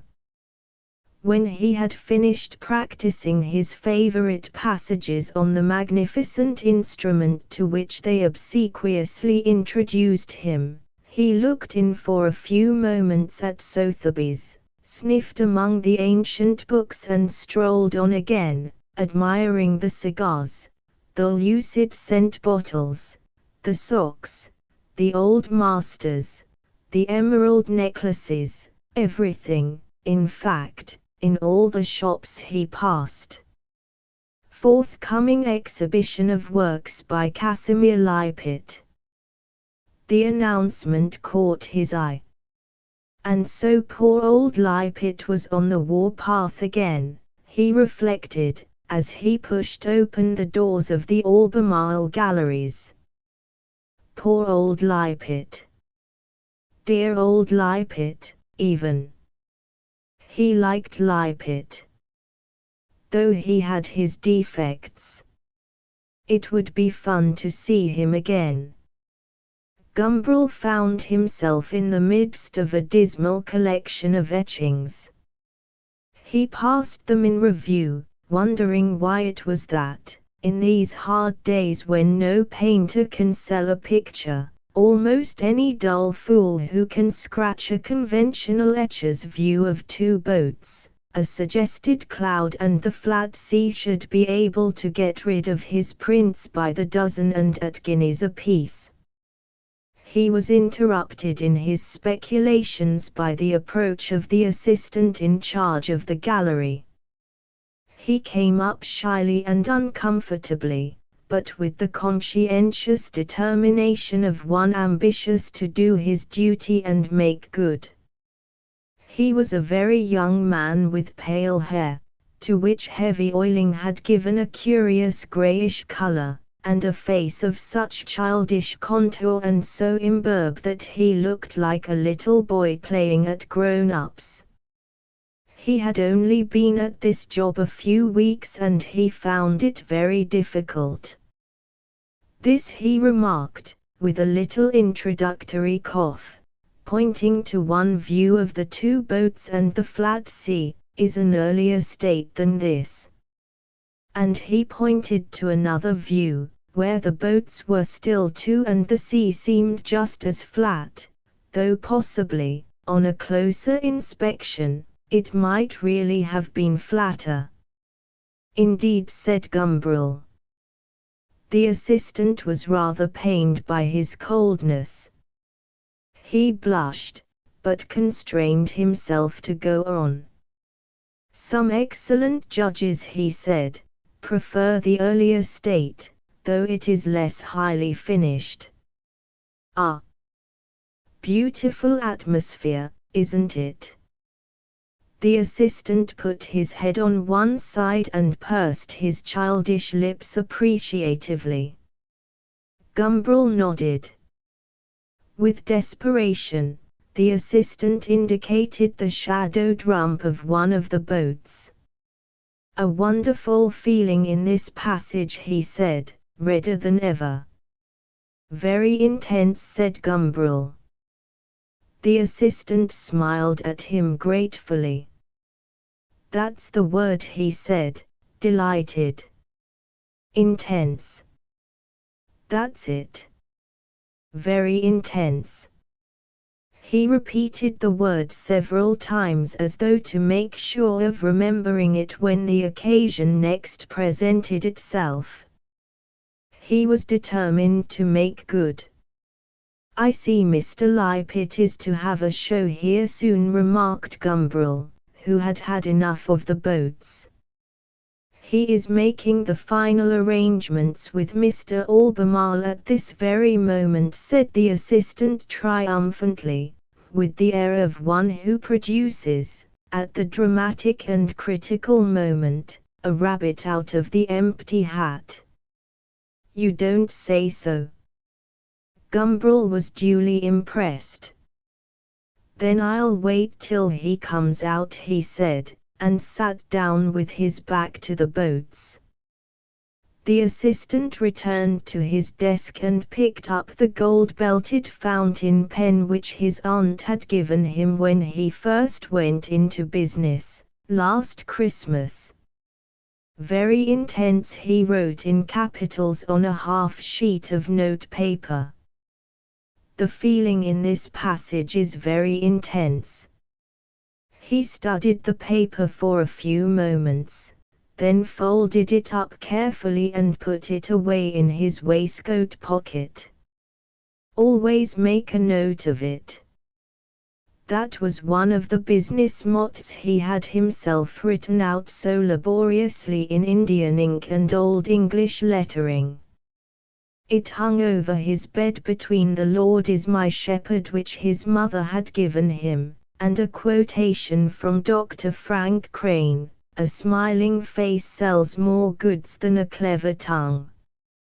Still, a clever tongue, the young assistant had often reflected, was a very useful thing, especially in this job. He wondered whether one could say that the composition of a picture was very intense. Mr. Albemarle was very keen on the composition, he noticed. But perhaps it was better to stick to plain fine, which was a little commonplace, perhaps, but very safe. He would ask Mr. Albemarle about it. And then there was all that stuff about plastic values and pure plasticity. He sighed. It was all very difficult. A chap might be as willing and eager to make good as he liked, but when it came to this about atmosphere and intense passages and plasticity, well, really, what could a chap do? Make a note of it. It was the only thing. In Mr. Albemarle's private room, Casimir Lippitt thumped the table. Size, Mr. Albemarle, he was saying, size and vehemence and spiritual significance, that's what the old fellows had, and we haven't. He gesticulated as he talked, his face worked and his green eyes, set in their dark, charred orbits, were full of a troubled light. The forehead was precipitous, the nose long and sharp, in the bony and almost fleshless face, the lips of the wide mouth were surprisingly full. "Precisely, precisely," said Mr. Albemarle in his juicy voice. He was a round, smooth, little man with a head like an egg. He spoke, he moved with a certain pomp, a butlerish gravity, that were evidently meant to be ducal. "That's what I've set myself to recapture," Lippitt went on, "the size, the masterfulness of the masters." He felt a warmth running through him as he spoke, flushing his cheeks, pulsing hotly behind the eyes, as though he had drunk a draught of some heartening red wine. His own words elated him, and drunkenly gesticulating, he was as though drunken. The greatness of the masters, he felt it in him. He knew his own power, he knew. He could do all that they had done. Nothing was beyond his strength. Egg-headed Albemarle confronted him, impeccable the butler, exacerbatingly serene. Albemarle too should be fired. He struck the table once more, he broke out again. "It's been my mission," he shouted, "all these years. All these years." Time had worn the hair from his temples, the high, steep forehead seemed higher than it really was. He was 40 now, the turbulent young Lippitt who had once declared that no man could do anything worth doing after he was 30, was 40 now. But in these fiery moments he could forget the years, he could forget the disappointments, the unsold pictures, the bad reviews. "My mission," he repeated, "and by God, I know I can carry it through." Warmly the blood pulsed behind his eyes. "Quite," said Mr. Albemarle, nodding the egg. "Quite. And how small the scale is nowadays," Lippitt went on, rhapsodically. "How trivial the conception, how limited the scope. You see no painter, sculptor, poets, like Michelangelo, no scientist, artists, like Leonardo, no mathematician, courtiers, like Boscovich, no impresario, musicians, like Handel, no geniuses of all trades, like Wren. I have set myself against this abject specialization of ours. I stand alone, opposing it with my example." Lippitt raised his hand. "Like the Statue of Liberty, standing colossal and alone." "Nevertheless," began Mr. Albemarle. "Painter, poet, musician," cried Lippitt. "I am all three. There is a danger of, how shall I put it, dissipating one's energies," Mr. Albemarle went on with determination. Discreetly, he looked at his watch. This conversation, he thought, seemed to be prolonging itself unnecessarily. "There is a greater danger in letting them stagnate and atrophy," Lippitt retorted. "Let me give you my experience." Vehemently, he gave it. Out in the gallery, among the boats, the views of the Grand Canal, and the Firth of Forth, Gumbrel placidly ruminated. "Poor old Lippitt," he was thinking. Dear old Lippitt, even, in spite of his fantastic egotism. Such a bad painter, such a bombinating poet, such a loud emotional improviser on the piano. And going on like this, year after year, pegging away at the same old things, always badly. And always without a penny, always living in the most hideous squalor. Magnificent and pathetic old Lipit. A door suddenly opened and a loud, unsteady voice, now deep and harsh, now breaking to shrillness, exploded into the gallery. Like a Veronese it was saying, enormous, vehement, a great swirling composition, mentally. The young assistant made a note of that, but much more serious, of course, much more spiritually significant, much more, Lipit. Gumbrel had risen from his chair, had turned, had advanced, holding out his hand. Why, it's Gumbrel.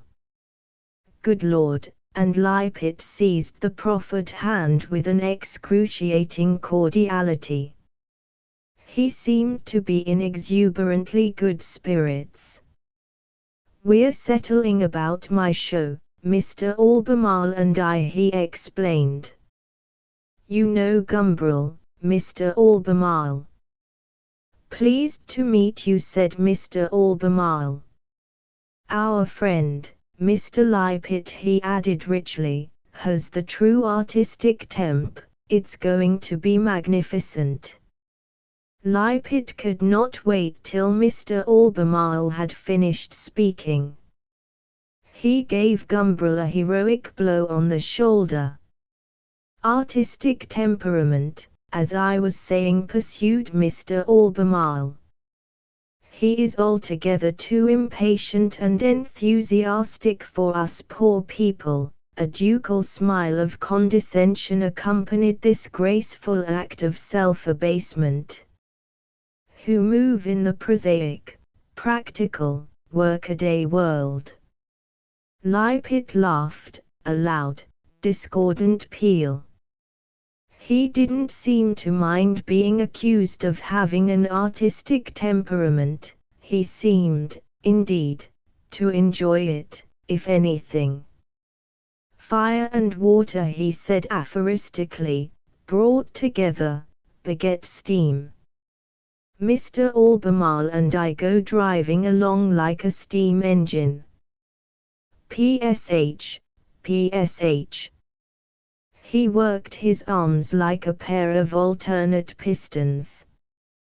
He laughed, but Mr. Albemarle only coldly and courteously smiled. I was just telling Mr. Albemarle about the great crucifixion I've just been doing. It's as big and headlong as a Veronese, but much more serious, more. Behind them the little assistant was expounding to a new visitor the beauties of the etchings. Very intense, he was saying, the feeling in this passage. The shadow, indeed, clung with an insistent affection round the stern of the boat. And what a fine, what a, he hesitated for an instant, and under his pale, oiled hair his face became suddenly very red, what a swirling composition. He looked anxiously at the visitor. The remark had been received without comment. He felt immensely relieved.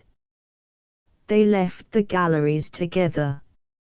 Lipit set the pace, striding along at a great rate and with a magnificent brutality through the elegant and leisured crowd, gesticulating and loudly talking as he went. He carried his hat in his hand, his tie was brilliantly orange. People turned to look at him as he passed and he liked it.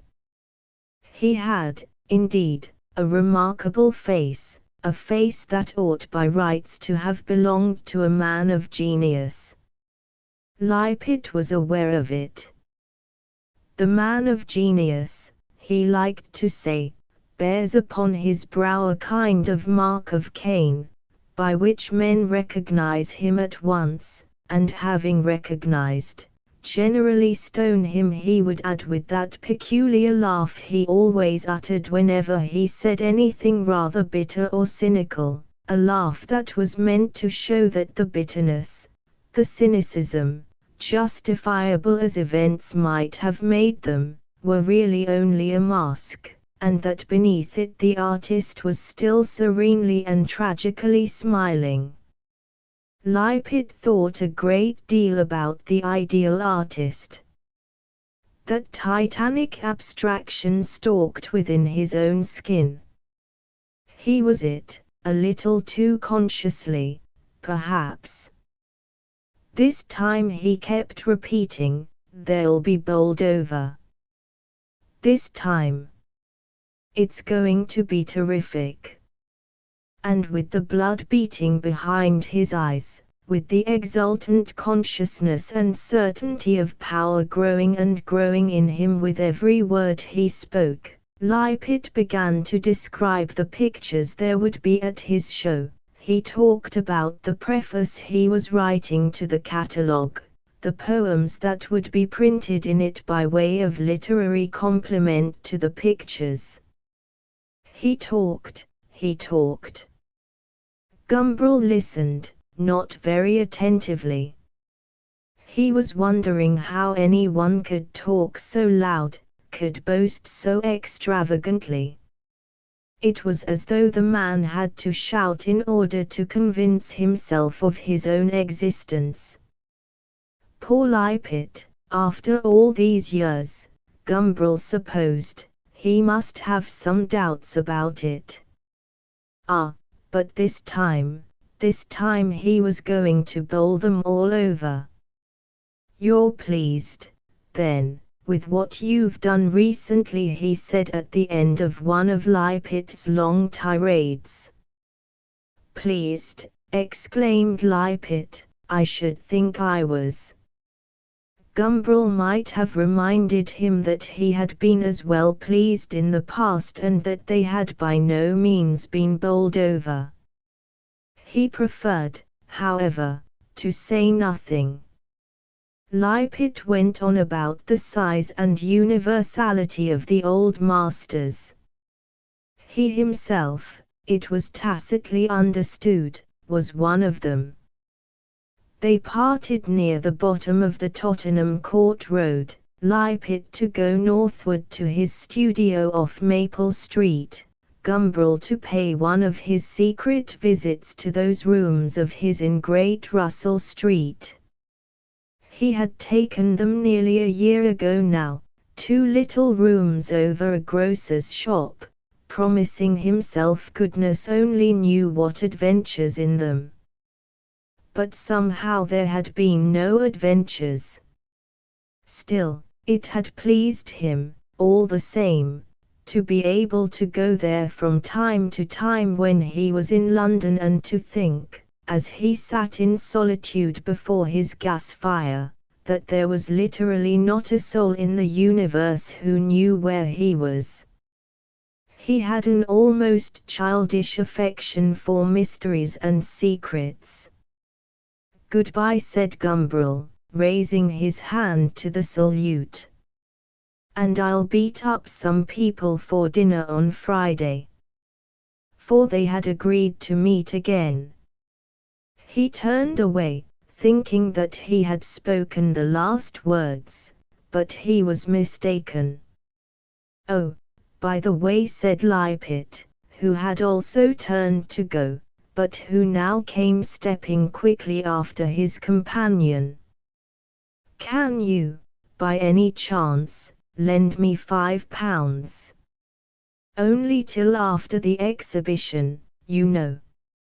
I'm a bit short." Poor old Lippitt. But it was with reluctance that Gumbrel parted from his treasury notes. Chapter 4. Lippitt had a habit, which some of his friends found rather trying, and not only friends, for Lippitt was ready to let the merest acquaintances, the most absolute strangers, even, into the secrets of his inspiration, a habit of reciting at every possible opportunity his own verses. He would declaim in a voice loud and tremulous, with an emotion that never seemed to vary with the varying subject matter of his poems, for whole quarters of an hour at a stretch, would go on declaiming till his auditors were overwhelmed with such a confusion of embarrassment and shame, that the blood rushed to their cheeks and they dared not meet one another's eyes. He was declaiming now, not merely across the dinner table to his own friends, but to the whole restaurant. For at the first reverberating lines of his latest, The Conquistador, there had been a startled turning of heads, a craning of necks from every corner of the room. The people who came to this Soho restaurant because it was, notoriously, so artistic looked at one another significantly and nodded. They were getting their money's worth, this time. And Lippitt, with a fine air of rapt unconsciousness, went on with his recitation. Look down on Mexico, Conquistador, that was the refrain. The Conquistador, Lippitt had made it clear, was the artist, and the Vale of Mexico on which he looked down, the towered cities of Tlacopan and Chalco, of Tenochtitlan and Iztapalapan symbolized, well, it was difficult to say precisely what. The universe, perhaps. Look down, cried Lippitt, with a quivering voice. Look down, Conquistador. There on the valley's broad green floor, there lies the lake, the jeweled cities gleam, Chalco and Tlacopan awaiting the coming man. Look down on Mexico, Conquistador, land of your golden dream. Not dream, said Gumbrel, putting down the glass from which he had been profoundly drinking. You can't possibly say dream, you know. Why do you interrupt me? Lippitt turned on him angrily. His wide mouth twitched at the corners, his whole long face worked with excitement. Why don't you let me finish? He allowed his hand, which had hung awkwardly in the air above him, suspended, as it were, at the top of a gesture, to sink slowly to the table. Imbecile, he said, and once more picked up his knife and fork. But really, Gumbrel insisted, you can't say dream. Can you now, seriously? He had drunk the best part of a bottle of Burgundy and he felt good-humored, obstinate and a little bellicose. And why not? Lippitt asked. Oh, because one simply can't. Gumbrel leaned back in his chair, smiled and caressed his drooping blonde moustache. Not in this year of grace, 1922. But why? Lippitt repeated, with exasperation. Because it's altogether too late in the day, declared precious Mr. Mercaptan, rushing up to his emphasis with flutes and roaring, like a true conquistador, to fall back, however, at the end of the sentence rather ignominiously into a breathless confusion. He was a sleek, comfortable young man with smooth brown hair parted in the center and conducted in a pair of flowing curves across the temples, to be looped in damp curls behind his ears. His face ought to have been rather more exquisite, rather more refinedly dixhutium than it actually was. It had a rather gross, snouty look, which was sadly out of harmony with Mr. Mercaptan's inimitably graceful style. For Mr. Mercaptan had a style and used it, delightfully, in his middle articles for the literary weeklies. His most precious work, however, was that little volume of essays, prose poems, vignettes and paradoxes, in which he had so brilliantly illustrated his favorite theme, the pettiness, the simian limitations, the insignificance and the absurd pretentiousness of Homo suades a sapiens. Those who met Mr. Mercaptan personally often came away with the feeling that perhaps, after all, he was right in judging so severely of humanity. Too late in the day, he repeated. Times have changed. Sunt lacrimae rerum, numbers it mutamur in illis. He laughed his own applause. Quot homines, tot disputandum est, said Gumbrel, taking another sip of his bone supera. At the moment, he was all for Mercaptan. But why is it too late? Lippitt insisted. Mr. Mercaptan made a delicate gesture. Cas sent, mon cher ami, he said, canes explique pas. Satan, it is said, carries hell in his heart, so it was with Mr. Mercaptan, wherever he was, it was Paris. Dreams in 1922. He shrugged his shoulders. After you've accepted the war, swallowed the Russian famine, said Gumbrel. Dreams. They belonged to the Rostand epoch, said Mr. Mercaptan, with a little titter. Le rêve, ah. Lippitt dropped his knife and fork with a clatter and leaned forward, eager for battle. Now I have you, he said, now I have you on the hip. You've given yourselves away. You've given away the secret of your spiritual poverty, your weakness and pettiness and impotence.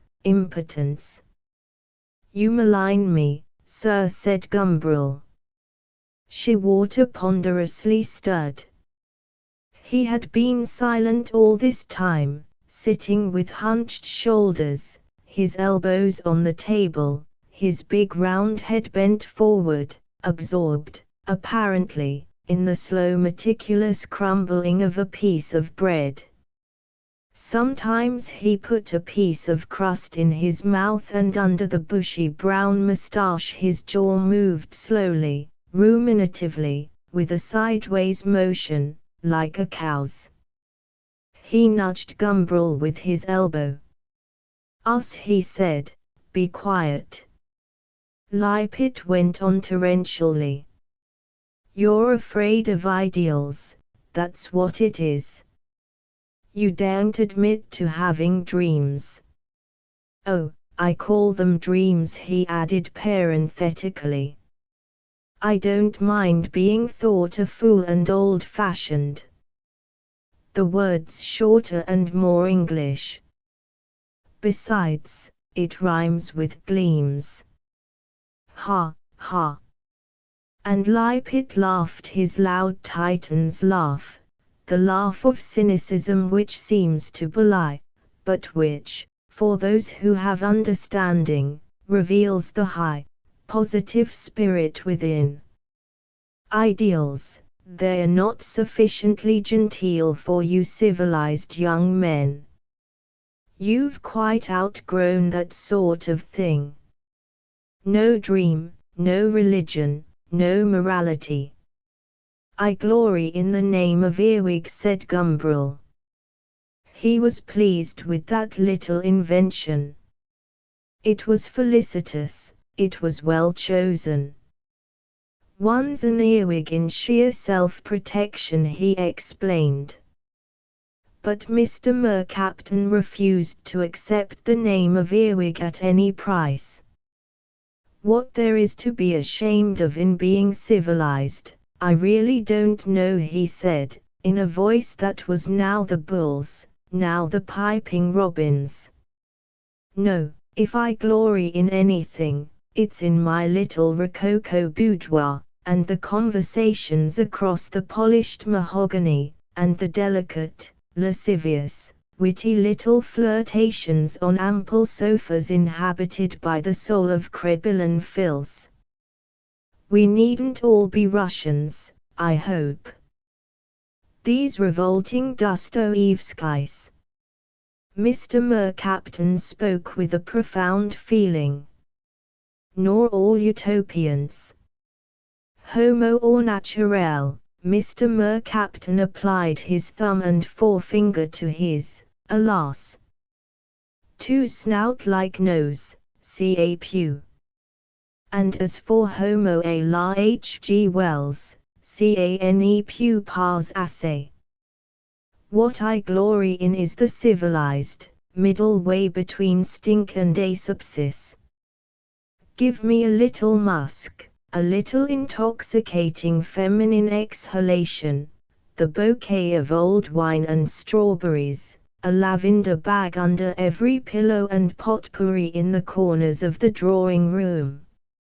Readable books, amusing conversation, civilized women, graceful art and dry vintage, music, with a quiet life and reasonable comfort, that's all I ask for. Talking about comfort, Gumbrel put in, before Lippitt had time to fling his answering thunders, I must tell you about my new invention. Pneumatic trousers, he explained. Blow them up. Perfect comfort. You see the idea. You're a sedentary man, Mercaptan. Let me put you down for a couple of pairs. Mr. Mercaptan shook his head. Too Wellsian, he said. Too horribly utopian.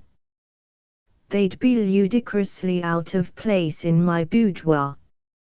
And besides, my sofa is well enough sprung already, thank you. But what about Tolstoy? Shouted Lippitt, letting out his impatience in a violent blast. Mr. Mercaptan waved his hand. Russian, he said, Russian. And Michelangelo. Alberti, said Gumbrel, very seriously, giving them all a piece of his father's mind. Alberti was much the better architect, I assure you. And pretentiousness for pretentiousness, said Mr. Mercaptan, I prefer old Borromini and the Baroque. What about Beethoven? Went on Lippitt. What about Blake? Where do they come in under your scheme of things? Mr. Mercaptan shrugged his shoulders. They stay in the hall, he said. I don't let them into the boudoir. You disgust me, said Lippitt, with rising indignation, and making wider gestures.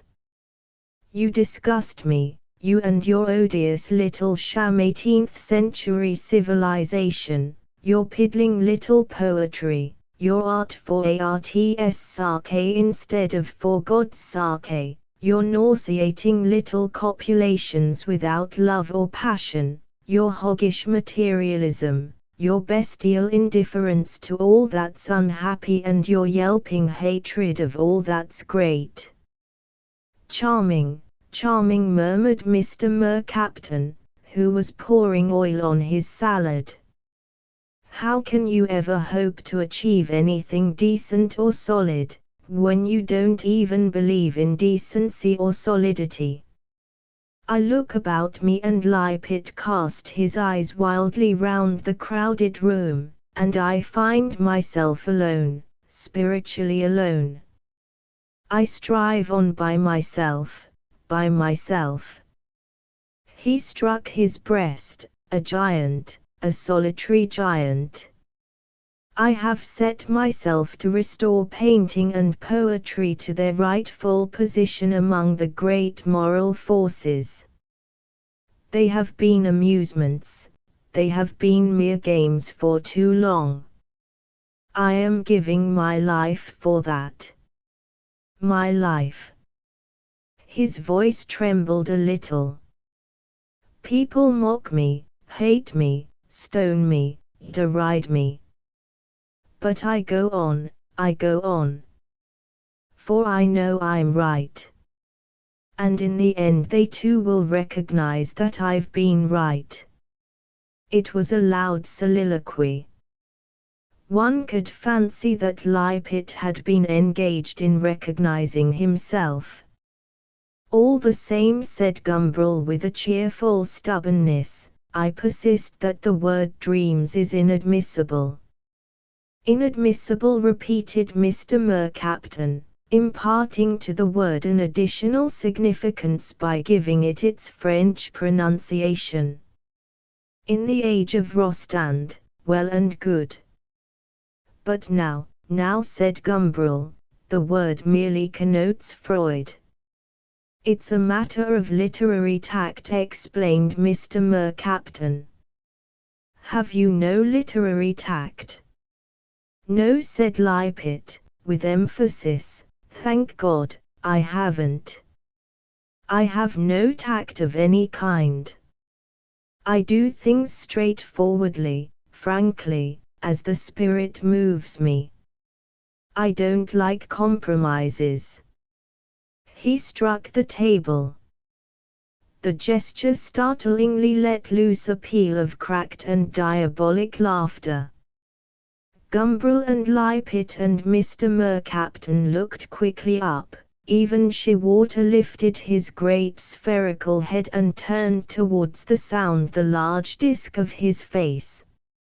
A young man with a blonde, fan-shaped beard stood by the table, looking down at them through a pair of bright blue eyes and smiling equivocally and disquietingly as though his mind were full of some nameless and fantastic malice.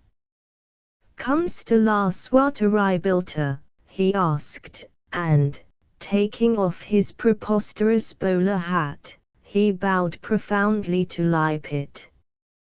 "How I recognize my Bnairoti," he added affectionately. Lippitt laughed, rather uncomfortably, and no longer on the Titanic scale. "How I recognize my Coleman," he echoed, rather feebly. "On the contrary," Gumbrel corrected, "how almost completely I fail to recognize this beard." He pointed to the blonde fan. "Why, may I ask?" "More Russianism," said Mr. Mercaptan, and shook his head. "Ah, why indeed?" Coleman lowered his voice to a confidential whisper. "For religious reasons," he said, and made the sign of the cross. "Christ-like in my behavior, like every good believer, I imitate the Savior, and cultivate a beaver. There be beavers which have made themselves beavers for the kingdom of heaven's sake. But there are some beavers, on the other hand, which were so born from their mother's womb." He burst into a fit of outrageous laughter which stopped as suddenly and as voluntarily as it had begun. Lippitt shook his head. "Hideous," he said, "hideous." Moreover, Coleman went on, without paying any attention, "I have other and, alas, less holy reasons for this change of face. It enables one to make such delightful acquaintances in the street.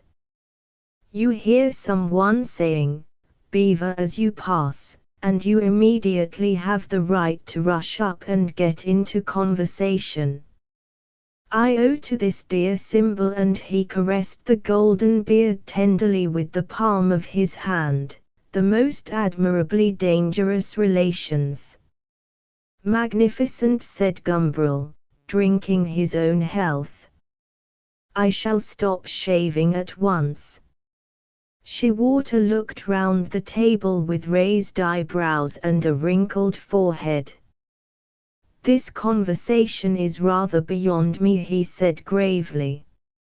Under the formidable moustache, under the thick, tufted eyebrows, the mouth was small and ingenuous, the mild grey eyes full of an almost childish inquiry. "What does the word beaver signify in this context?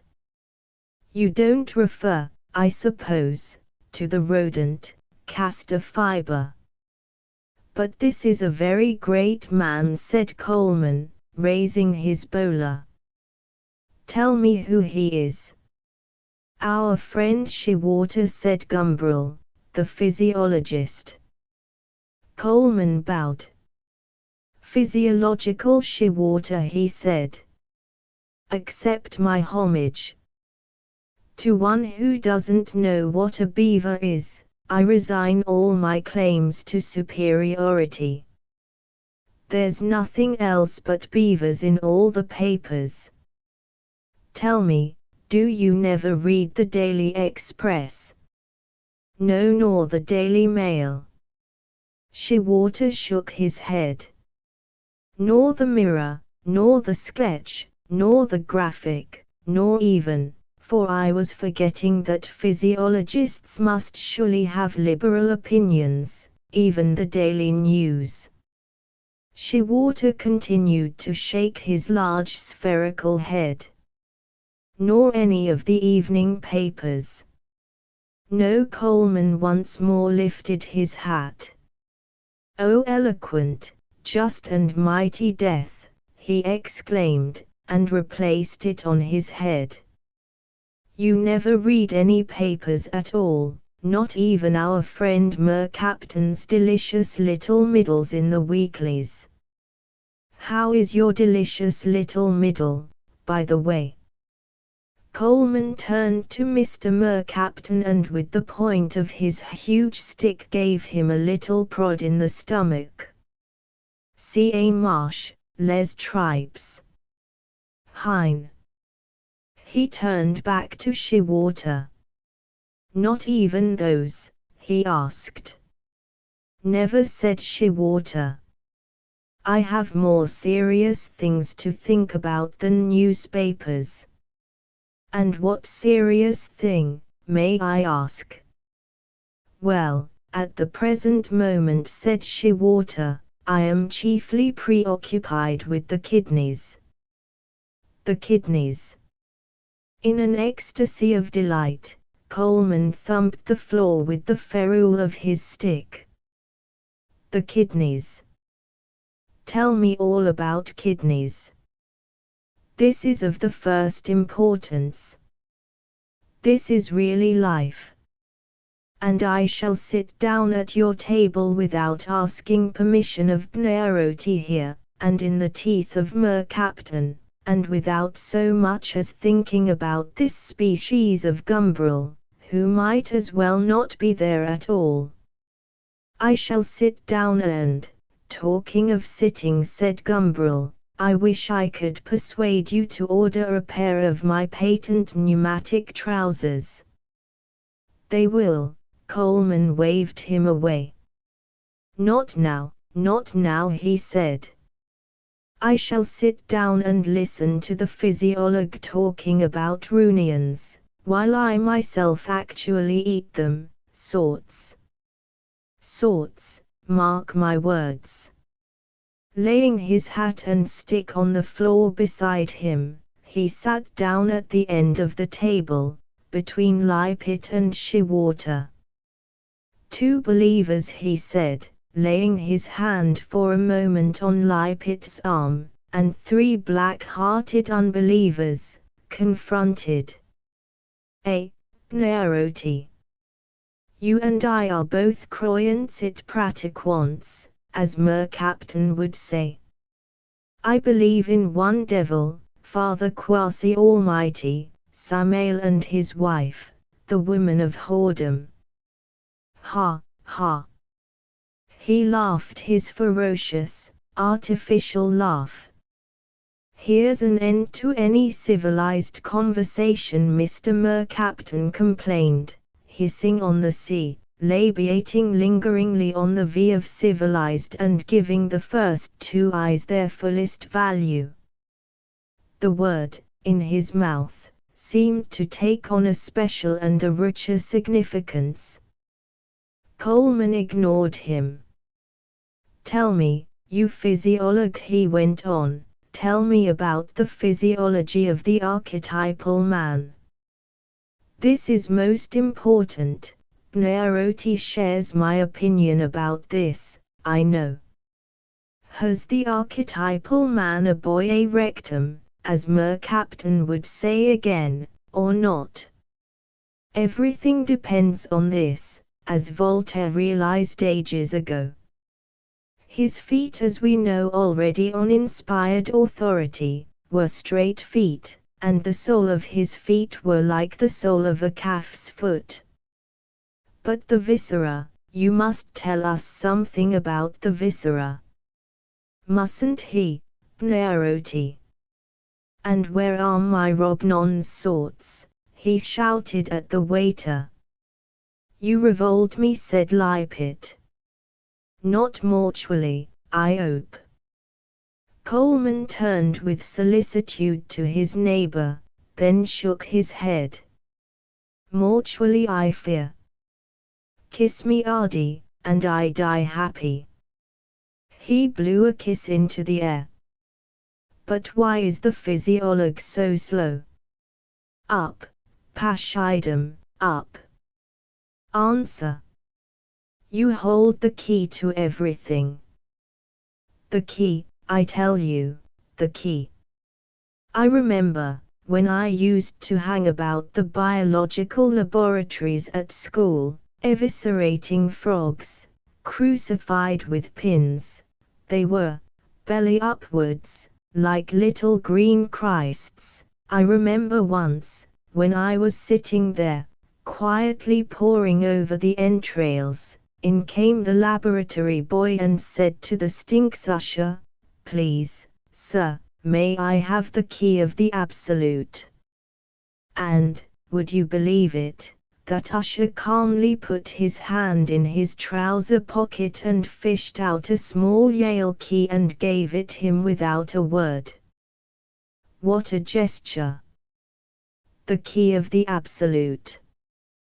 But it was only the absolute alcohol the urchin wanted, to pickle some loathsome fetus in, I suppose. God rot his soul in peace.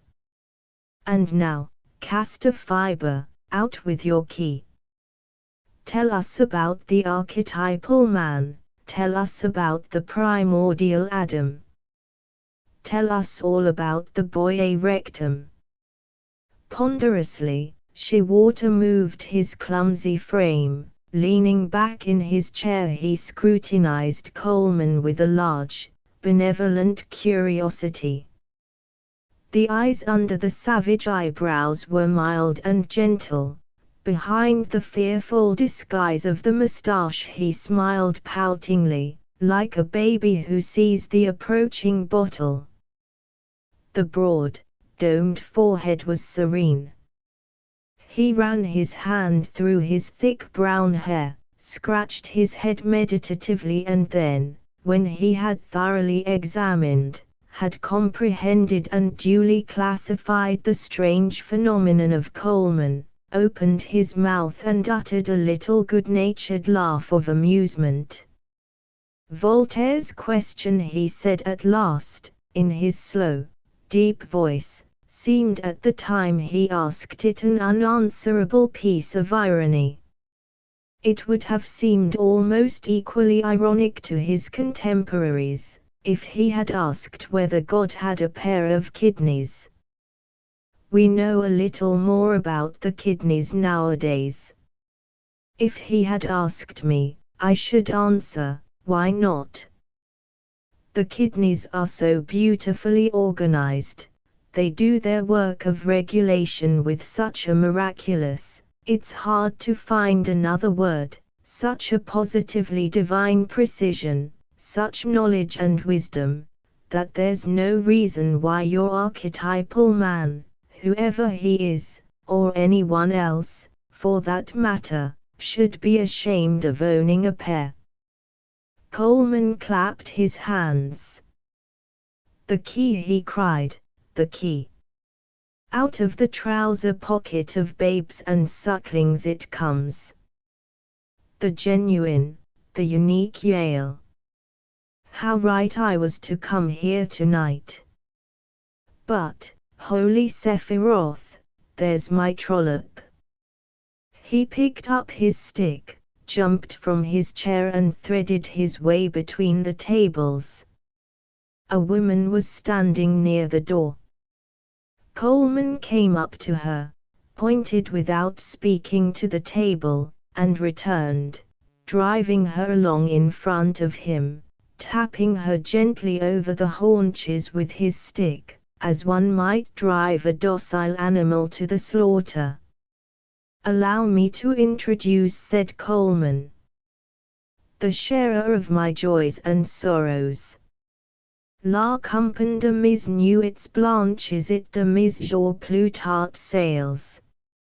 In a word, Zoe, qui ne comprend pas le français, qui me déteste avec une passion égale à la mienne, et qui mangera, ma foi, des rognons pour faire honneur au physiologue. Have some Burgundy." Gumbrel proffered the bottle. Zoe nodded and pushed forward her glass. She was dark-haired, had a pale skin and eyes like round blackberries. Her mouth was small and floridly curved. She was dressed, rather depressingly, like a picture by Augustus John, in blue and orange. Her expression was sullen and ferocious, and she looked about her with an air of profound contempt. She waters no better than a mystic, fluted Mr. Mercaptan. A mystical scientist, really, one hadn't reckoned on that. Like a liberal pope, said Gumbrel. Poor Metternich, you remember. Pio Nunno. And he burst into a fit of esoteric laughter. Of less than average intelligence, he murmured delightedly, and refilled his glass. It's only the deliberately blind who wouldn't reckon on the combination Lippitt put in, indignantly. What are science and art, what are religion and philosophy but so many expressions in human terms of some reality more than human? Newton and Bohm and Michelangelo, what are they doing but expressing, in different ways, different aspects of the same thing? Albert I beg you, said Gumbrel. I assure you he was the better architect. Fi donc, said Mr. Mercaptan. San Carlo al Quattro Fontaine, but he got no further. Lippitt abolished him with a gesture. One reality, he cried, there is only one reality. One reality. Coleman reached out a hand across the table and caressed Zoe's bare white arm, and that is Caulopigus. Zoe jabbed at his hand with her fork. We are all trying to talk about it, continued Lippitt. The physicists have formulated their laws, which are after all no more than stammering provisional theories about a part of it. The physiologists are penetrating into the secrets of life, psychologists into the mind. And we artists are trying to say what is revealed to us about the moral nature, the personality of that reality, which is the universe. Mr. Mercaptan threw up his hands in affected horror. Oh, barbaridad, barbaridad! Nothing less than the pure Castilian would relieve his feelings. But all this is meaningless. quite right about the chemists and physicists, said Shewater. They're always trying to pretend that they're nearer the truth than we are. They take their crude theories as facts and try to make us accept them when we're dealing with life. Oh, they are sacred, their theories. Laws of nature they call them, and they talk about their known truths and our romantic biological fancies. What a fuss they make when we talk about life. Bloody fools, said Shewater, mild and crushing. Nobody but a fool could talk of mechanism in face of the kidneys.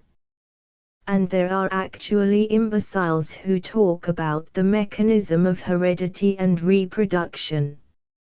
All the same, began Mr. Mercaptan very earnestly, anxious to deny his own life, there are eminent authorities. I can only quote what they say, of course. I can't pretend to know anything about it myself. But, reproduction, Coleman murmured the word to himself ecstatically. Delightful and horrifying to think they all come to that, even the most virginal, that they were all made for that, little she-dogs, in spite of their china blue eyes. What sort of a mandrake shall we produce, Zoe and I? He asked, turning to Shewater. How I should like to have a child, he went on without waiting for an answer.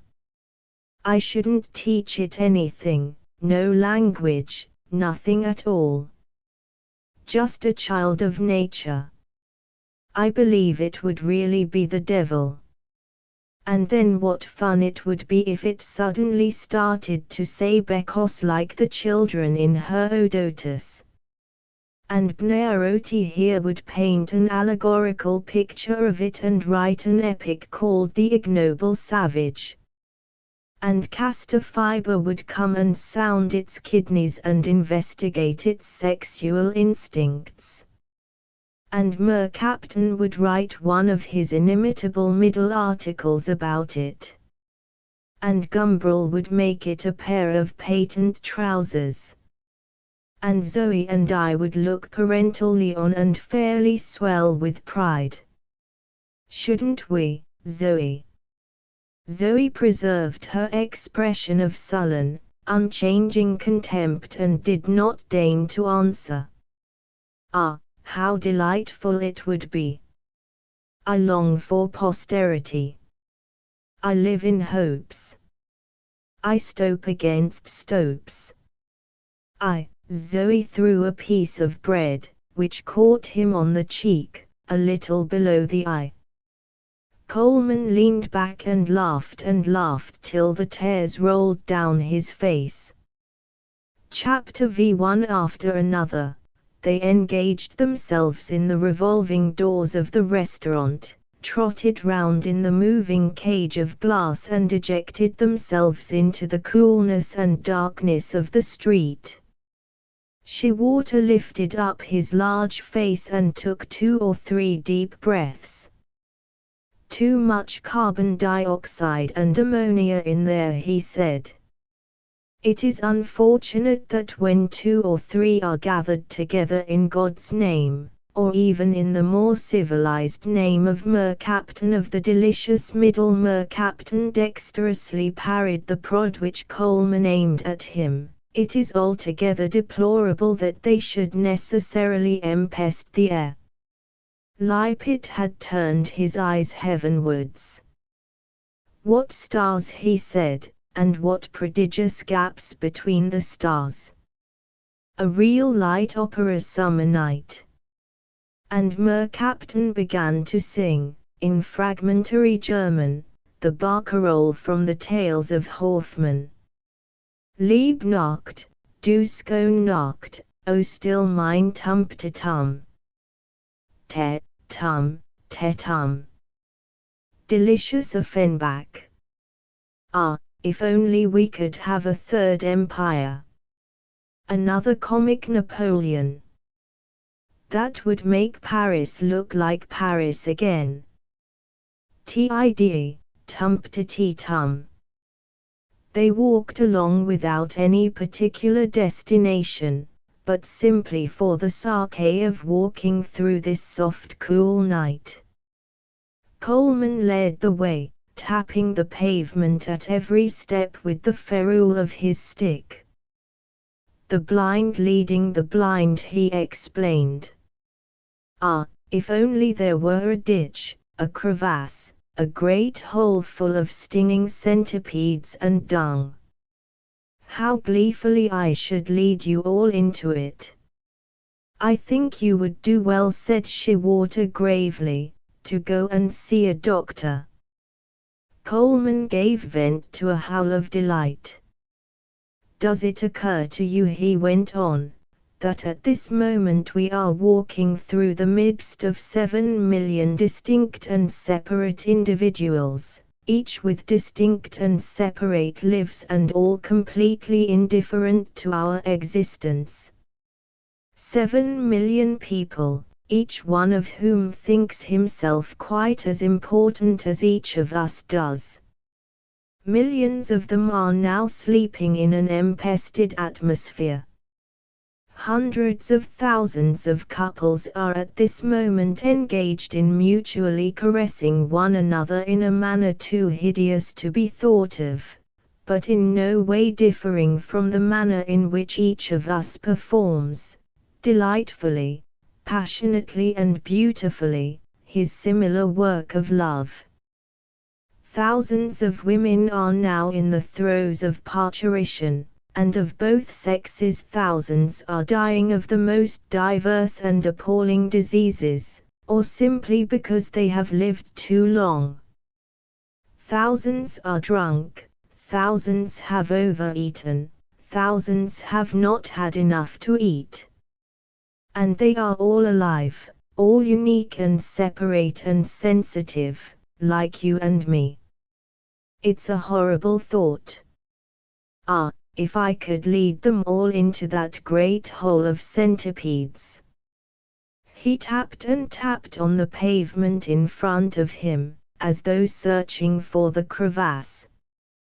At the top of his voice he began to chant, "O all ye beasts and cattle, curse ye the Lord, curse him and vilify him forever."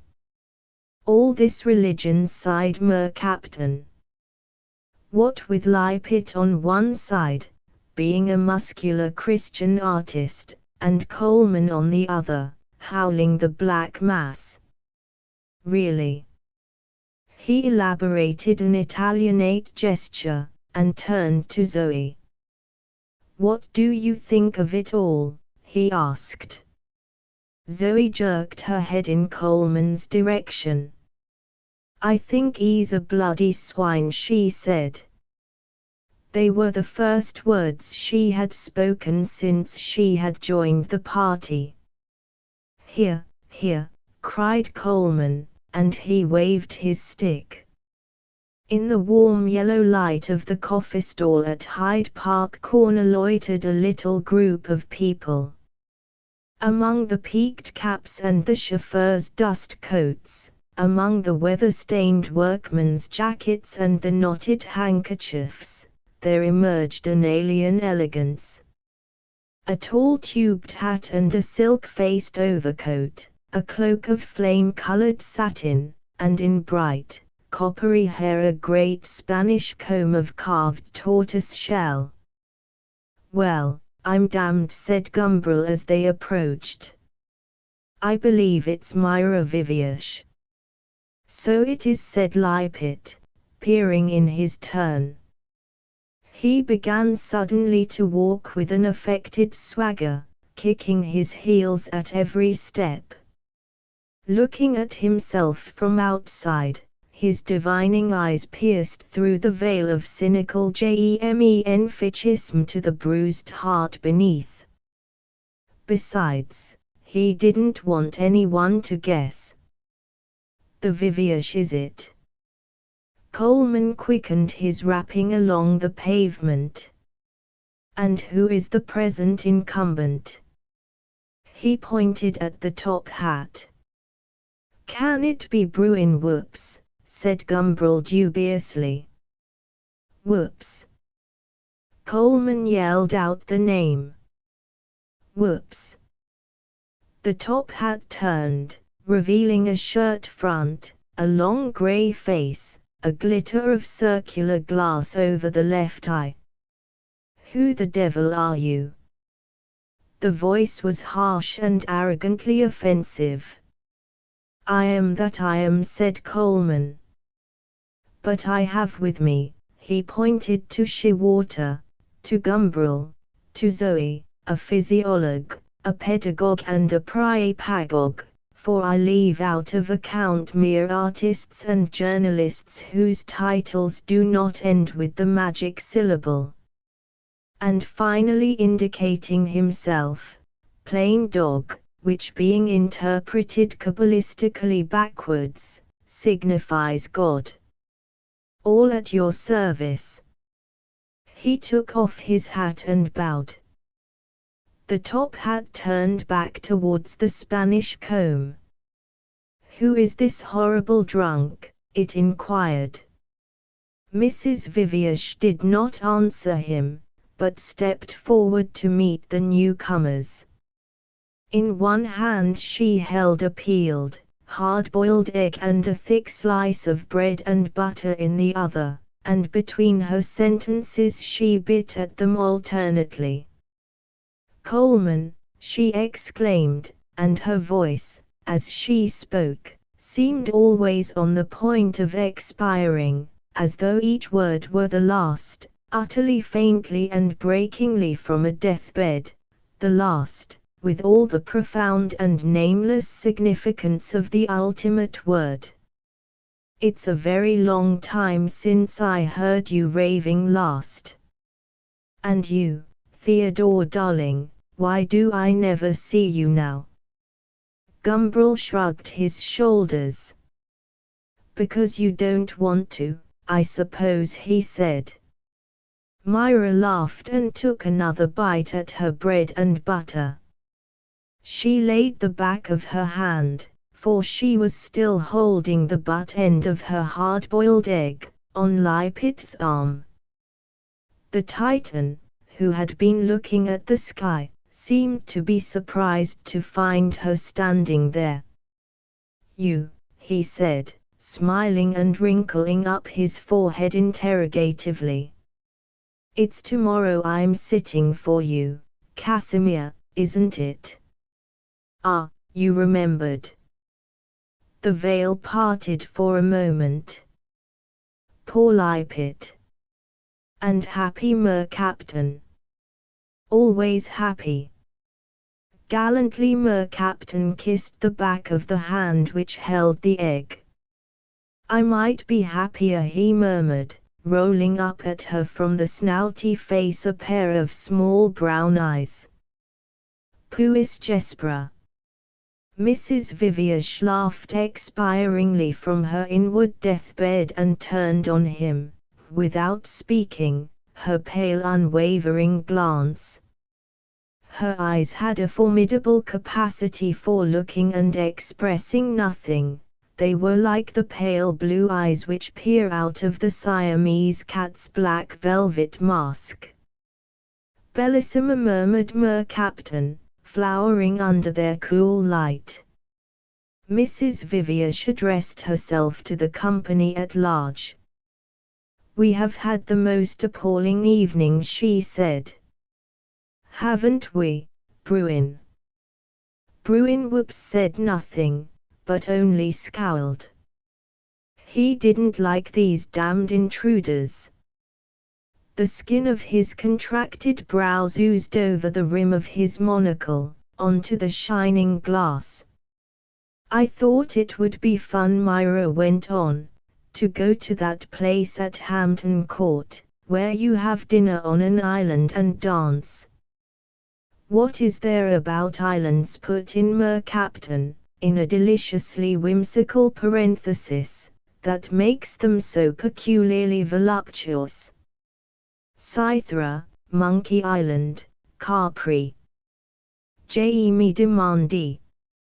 Another charming middle. Coleman pointed his stick menacingly. Mr. Mercaptan stepped quickly out of range. So we took a cab, Mrs. Viviash continued, and set out. And what a cab, my God! A cab with only one beer and that the lowest. A cab as old as the century, a museum specimen, a collector's piece. They had been hours and hours on the way. And when they got there, the food they were offered to eat, the wine they were expected to drink. From her eternal deathbed, Mrs. Viviash cried out in unaffected horror. Everything tasted as though it has been kept soaking for a week in the river before being served up, rather weedy, with that delicious typhoid flavor of Thames water. There was Thames even in the champagne. They had not been able to eat so much as a crust of bread. Hungry and thirsty, they had re-embarked in their antique taxi, and here, at last, they were, at the first outpost of civilization, eating for dear life. Oh, a terrible evening, Mrs. Viviash concluded. The only thing which kept up my spirits was the spectacle of Bruin's bad temper. You've no idea, Bruin, what an incomparable comic you can be. Bruin ignored the remark. With an expression of painfully repressed disgust, he was eating a hard-boiled egg. Myra's caprices were becoming more and more impossible. That Hampton Court business had been bad enough, but when it came to eating in the street, in the middle of a lot of filthy workmen, well, really, that was rather too much. Mrs. Viviash looked about her. Am I never to know who this mysterious person is? She pointed to Shewater, who was standing a little apart from the group, his back leaning against the park railings and staring thoughtfully at the ground. The physiologist Coleman explained, and he has the key. The key, the key. He hammered the pavement with his stick. Gumbrel performed the introduction in more commonplace style. You don't seem to take much interest in us, Mr. Shewater, Myra called expiringly. Shewater looked up.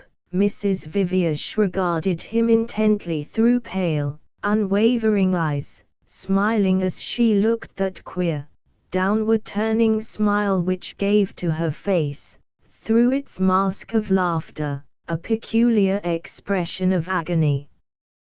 You don't seem to take much interest in us, she repeated. Shewater shook his heavy head. No, he said, I don't think I do. Why don't you? Why should I? There's not time to be interested in everything. One can only be interested in what's worthwhile. And we're not worthwhile. Not to me personally, replied Shewater with candor. The Great Wall of China, the political situation in Italy, the habits of trematodes, all these are most interesting in themselves. But they aren't interesting to me, I don't permit them to be. I haven't the leisure. And what do you allow yourself to be interested in? Shall we go? Said Bruin impatiently. He had succeeded in swallowing the last fragment of his hard-boiled egg.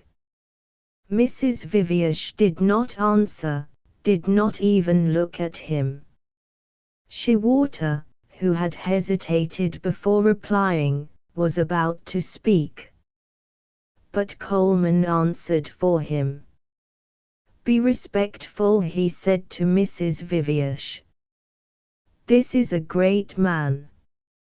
He reads no papers, not even those in which our mercaptain so beautifully writes. He does not know what a beaver is. And he lives for nothing but the kidneys. Mrs. Viviash smiled her smile of agony. Kidneys. But what a memento mori. There are other portions of the anatomy. She threw back her cloak, revealing an arm, a bare shoulder, a slant of pectoral muscle. She was wearing a white dress that, leaving her back and shoulders bare, came up, under either arm, to a point in front and was held there by a golden thread about the neck. For example, she said, and twisted her hand several times over and over, making the slender arm turn at the elbow, as though to demonstrate the movement of the articulations and the muscular play. Memento vivia, Mr. Mercaptan aptly commented. Vivamus, me lesbia, at comemus. Mrs. Viviash dropped her arm and pulled the cloak back into place. She looked at Shewater, who had followed all her movements with conscientious attention, and who now nodded with an expression of interrogation on his face, as though to ask, "What next?" "We all know that you've got beautiful arms," said Bruin angrily. "There's no need for you to make an exhibition of them in the street, at midnight. Let's get out of this." He laid his hand on her shoulder and made as if to draw her away. "We'd better be going. Goodness knows what's happening behind us." He indicated with a little movement of the head the loiterers round the coffee stall. Some disturbance among the cannelle. Mrs. Viviash looked round. The cab drivers and the other consumers of midnight coffee had gathered in an interested circle, curious and sympathetic, round the figure of a woman who was sitting, like a limp bundle tied up in black cotton and mackintosh, on the stall-keeper's high stool, leaning wearily against the wall of the booth. A man stood beside her drinking tea out of a thick white cup. Everyone was talking at once. "Mayn't he the poor wretches talk?" asked Mrs. Viviash, turning back to Bruin. "I never knew anyone who had the lower classes on the brain as much as you have." "I loathe them," said Bruin. "I hate everyone poor, or ill, or old. Can't abide them, they make me positively sick." "Quella amebne," piped Mr. Mercaptan. "And how well and frankly you express what we all feel and lack the courage to say." Lippitt gave vent to indignant laughter. "I remember when I was a little boy," Bruin went on, "my old grandfather used to tell me stories about his childhood. He told me that when he was about 5 or 6, just before the passing of the Reform Bill of '32, there was a song which all right-thinking people used to sing, with a chorus that went like this: rot the people, blast the people, damn the lower classes. I wish I knew the rest of the words and the tune. It must have been a good song." Coleman was enraptured with the song. He shouldered his walking stick and began marching round and round the nearest lamp-post, chanting the words to a stirring march tune. Rot the people, blast the people. He marked the rhythm with heavy stamps of his feet.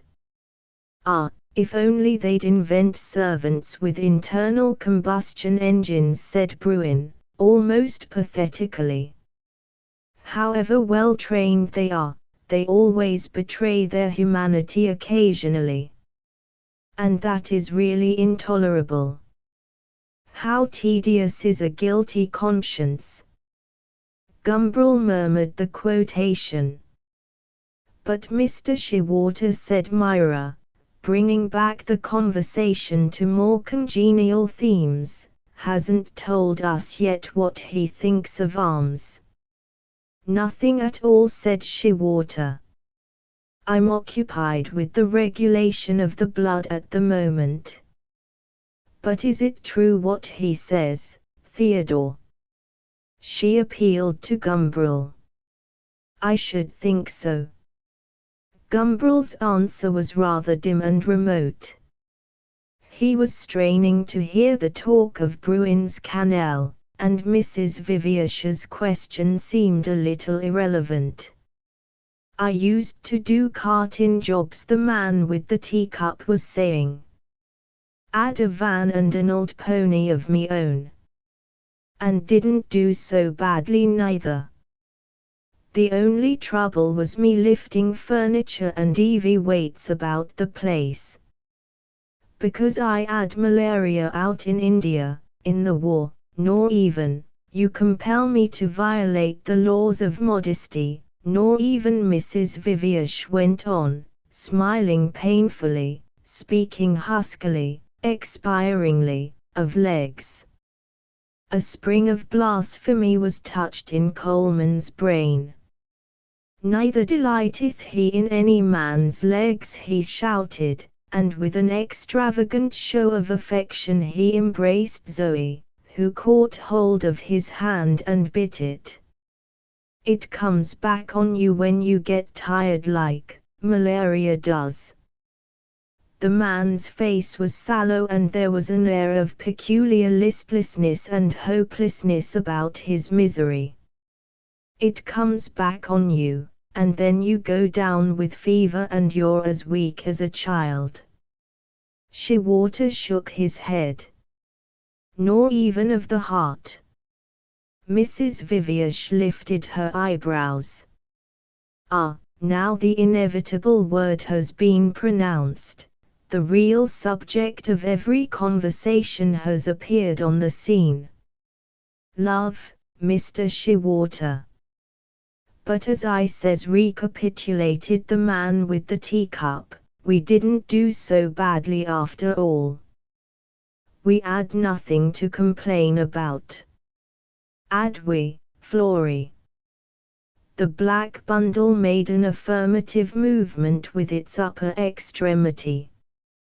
That's one of the subjects, said Shewater, like the Great Wall of China and the habits of trematodes, I don't allow myself to be interested in. Mrs. Vivish laughed, breathed out a little good God, of incredulity and astonishment, and asked, why not? No time, he explained. You people of leisure have nothing else to do or think about. I'm busy and so naturally less interested in the subject than you, and I take care, what's more, to limit such interest as I have. I was going up Ludgate Hill one day with a vanload of stuff for a chap in Clerkenwell. I was led in Jerry up the hill. Jerry's the name of our Olay pony. One can't have everything, Shewater was explaining, not all at the same time, in any case. I've arranged my life for work now. I'm quietly married, I simmer away domestically. Quella horror, said Mr. Mercaptan. All the Louis Quinze Abbey in him was shocked and revolted by the thought. But love? Questioned Mrs. Vivish. Love. Love. Lippitt echoed. He was looking up at the Milky Way. All of a sudden out jumps a copper at me. How old is that horse? He says. It ain't fit to draw a load, it limps in all 4 feet, he says. No, it doesn't, I says. None of your answering back, he says. Take it out of the shafts at once. But I know all about love already. I know precious little still about kidneys. But, my good Shewater, how can you know all about love before you've made it with all women? Off we goes, me and the cop and the horse, up in front of the police court magistrate. Or are you one of those imbeciles, Mrs. Viviash went on, who speak of women with a large W and pretend we're all the same? Poor Theodore here might possibly think so in his feebler moments. Gumbrel smiled vaguely from a distance. He was following the man with the teacup into the magistrate's stuffy court. And Mercaptan certainly does, because all the women who ever sat on his Dixhutium sofa certainly were exactly like one another. And perhaps Casimir does too, all women look like his absurd ideal. But you, Shewater, you're intelligent. Surely you don't believe anything so stupid? Shewater shook his head. The cop, he gave evidence against me. Limping in all 4 feet, he says. It wasn't, I says, and the police court vet, he bore me out. The horse has been very well treated, he says. But he's old, he's very old. I know he's old, I says. But where am I going to find the price for a young one? X2Y2, Shewater was saying, equals X plus Y, XY. And the equation holds good whatever the values of X and Y. It's the same with your love business, Mrs. Viviash. The relation is still fundamentally the same, whatever the value of the unknown personal quantities concerned. Little individual ticks and peculiarities, after all, what do they matter? What indeed, said Coleman. Ticks, mere ticks. Sheep ticks, horse ticks, bed bugs, tapeworms, taint worms, guinea worms, liver flukes. The horse must be destroyed, says the beak. He's too old for work. But I'm not, I says. I can't get a old age pension at 32, can I? How am I to earn my living if you take away what I earns my living by? Mrs. Viviash smiled agonizingly. Here's a man who thinks personal peculiarities are trivial and unimportant, she said. You're not even interested in people, then. I don't know what you can do, he says. I'm only here to administer the law. Seems a queer sort of law, I says. What law is it? Shewater scratched his head. Under his formidable black moustache he smiled at last, his ingenuous, childish smile. No, he said. No, I suppose I'm not. It hadn't occurred to me, until you said it. But I suppose I'm not. No. He laughed, quite delighted, it seemed, by this discovery about himself. What law is it, he says. The cruelty to animals law. That's what it is, he says. The smile of mockery and suffering appeared and faded. One of these days, said Mrs. Viviash, you may find them more absorbing than you do now. Meanwhile, said Shewater, I couldn't find a job and having been working on my own, my own master couldn't get unemployment pay. So when we heard of jobs at Portsmouth, we thought we'd try to get one, even if it did mean walking there. Meanwhile, I have my kidneys. Hopeless, he says to me, quite hopeless. More than 200 come for 3 vacancies. So there was nothing for it but to walk back again. Took us 4 days it did, this time. She was very bad on the way, very bad. Being nearly 6 months gone. Our first it is. Things will be harder still, when it comes. From the black bundle there issued a sound of quiet sobbing. Look here, said Gumbrel, making a sudden irruption into the conversation. This is really too awful. He was consumed with indignation and pity, he felt like a prophet in Nineveh. There are 2 wretched people here, and Gumbrel told them breathlessly what he had overheard.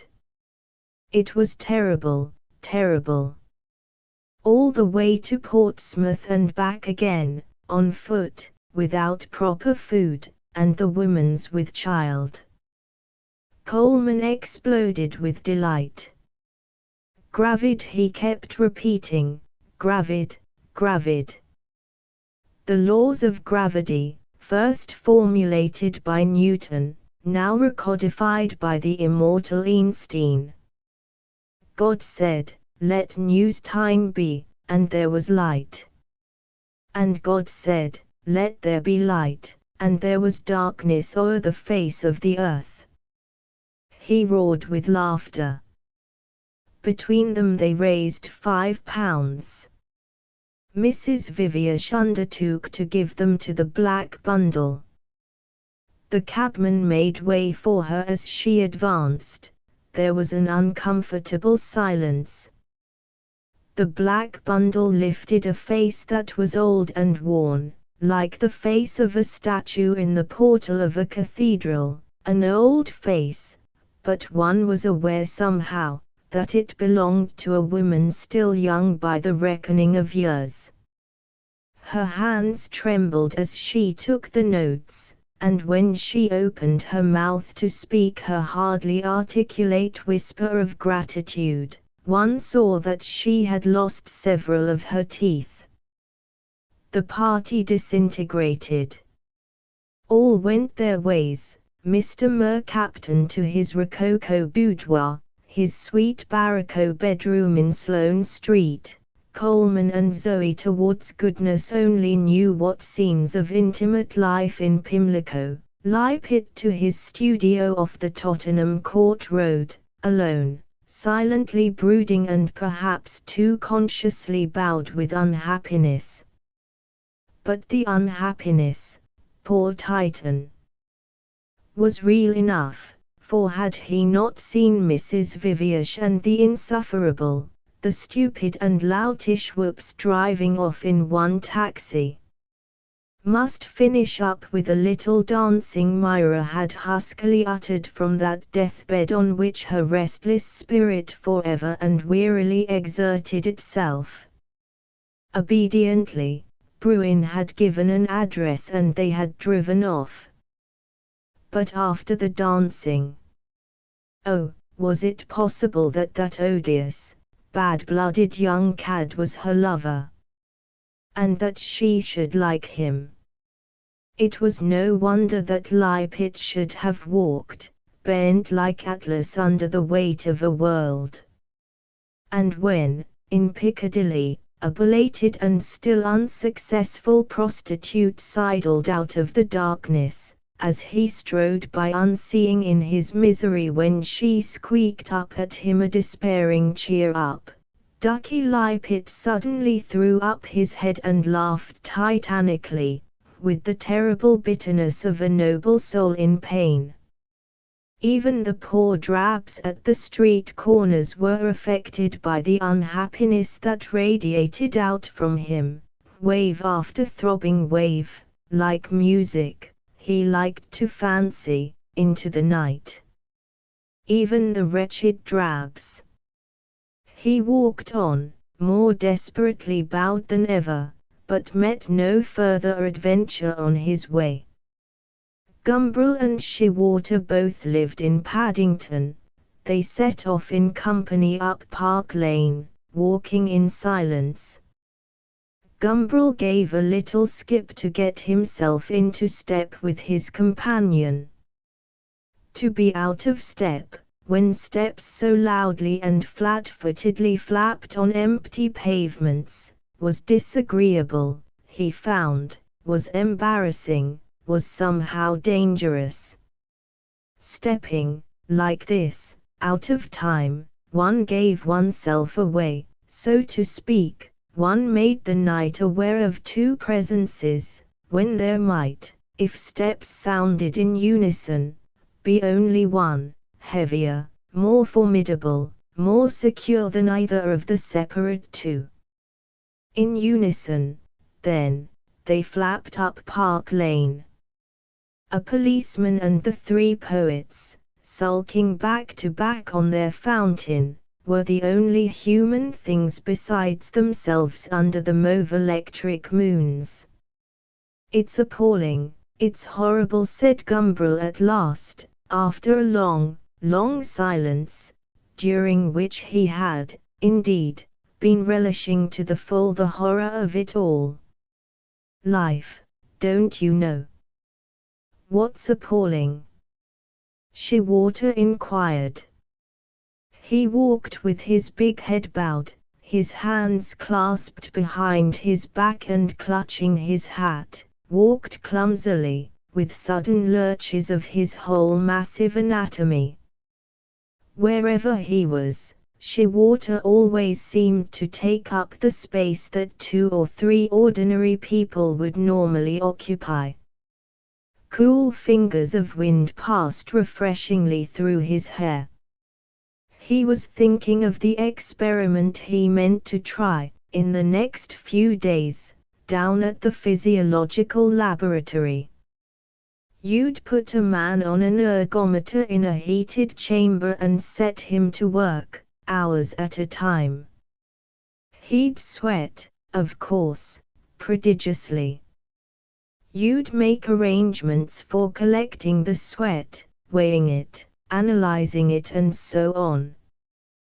The interesting thing would be to see what happened at the end of a few days. The man would have got rid of so much of his salts, that the blood composition might be altered and all sorts of delightful consequences might follow. It ought to be a capital experiment. Gumbrel's exclamation disturbed him. "What's appalling?" he asked rather irritably. "Those people at the coffee stall," Gumbrel answered. "It's appalling that human beings should have to live like that. Worse than dogs. Dogs have nothing to complain of." Shewater went off at a tangent. "Nor guinea pigs, nor rats. It's these blasted anti-vivisection maniacs who make all the fuss." "But think," cried Gumbrel, "what these wretched people have had to suffer. Walking all the way to Portsmouth in search of work, and the woman with child. It's horrifying.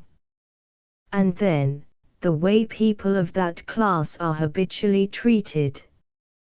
One has no idea of it until one has actually been treated that way oneself. In the war, for example, when one went to have one's mitral murmurs listened to by the medical board, they treated one then as though one belonged to the lower orders, like all the rest of the poor wretches. It was a real eye-opener. One felt like a cow being got into a train.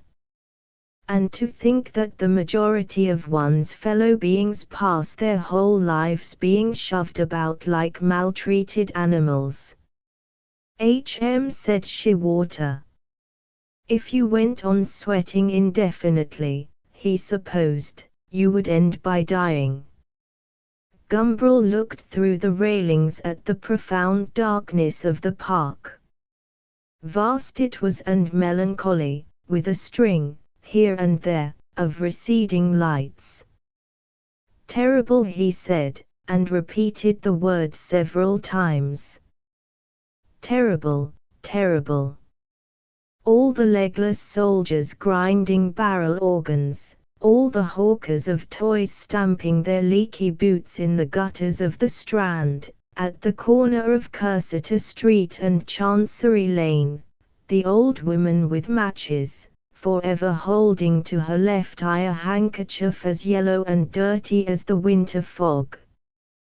What was wrong with the eye?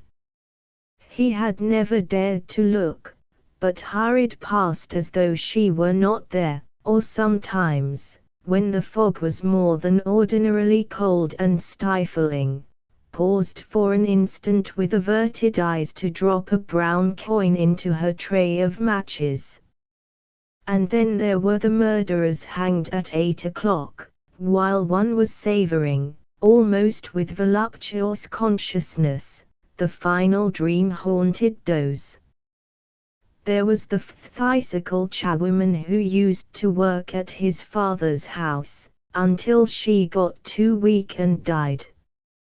There were the lovers who turned on the gas and the ruined shopkeepers jumping in front of trains. Had one a right to be contented and well-fed? Had one a right to one's education and good taste, a right to knowledge and conversation and the leisurely complexities of love? He looked once more through the railings at the park's impenetrable, rustic night, at the lines of beaded lamps. He looked, and remembered another night, years ago, during the war, when there were no lights in the park and the electric moons above the roadway were in almost total eclipse. He had walked up this street alone, full of melancholy emotions which, though the cause of them was different, were in themselves much the same as the melancholy emotions which swelled windily up within him tonight. He had been most horribly in love. What did you think, he asked abruptly, of Myra Viviash? Think, said Shiwater. I don't know that I thought very much about her. Not a case for ratiocination exactly, is she? She seemed to me entertaining enough, as women go.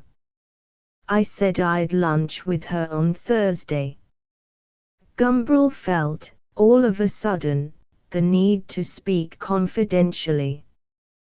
There was a time, he said in a tone that was quite unreally airy, offhand and disengaged, years ago, when I totally lost my head about her.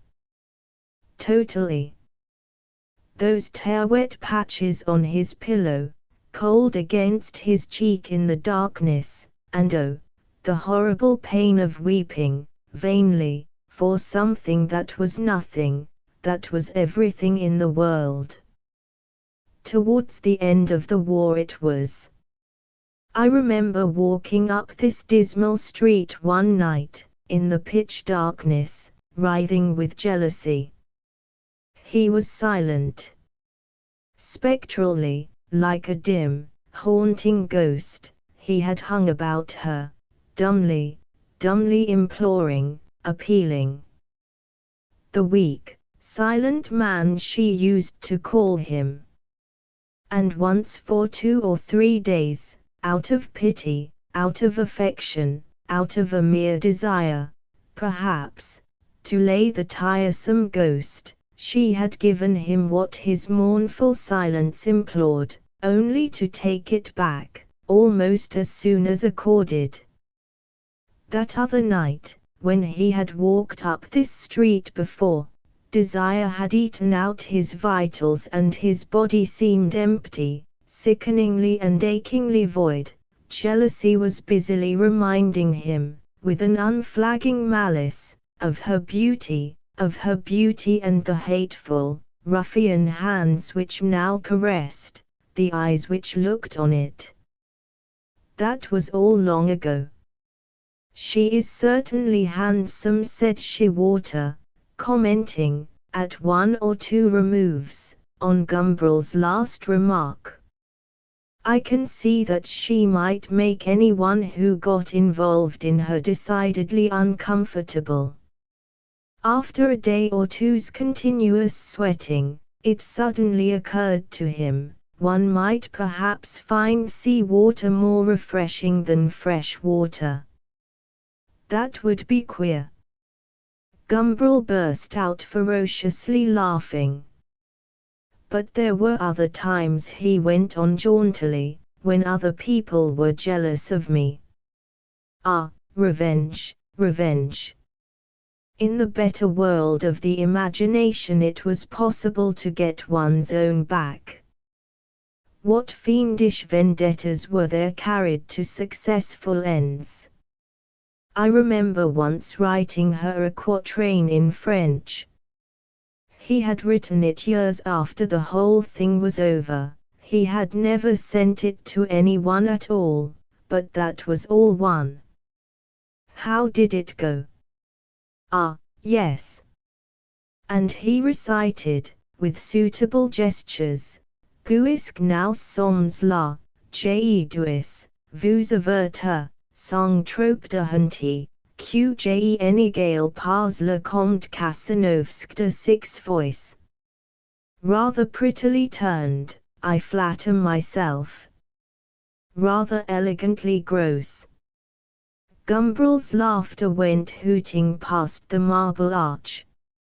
It stopped rather suddenly, however, at the corner of the Edgware Road. He had suddenly remembered Mr. Mercaptan, and the thought depressed him.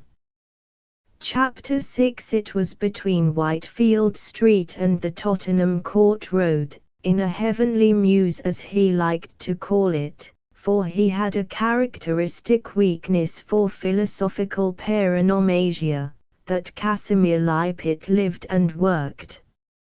You passed under an archway of bald and sooty brick, and at night, when the green gas lamp underneath the arch threw livid lights and enormous architectural shadows, you could fancy yourself at the entrance of one of Piranesi's prisons, and you found yourself in a long cul-de-sac, flanked on either side by low buildings, having stabling for horses below and, less commodiously, stabling for human beings in the attics above. An old-fashioned smell of animals mingled with the more progressive stink of burnt oil. The air was a little thicker here, it seemed, than in the streets outside. Looking down the mews on even the clearest day, you could see the forms of things dimming and softening, the colors growing richer and deeper with every yard of distance.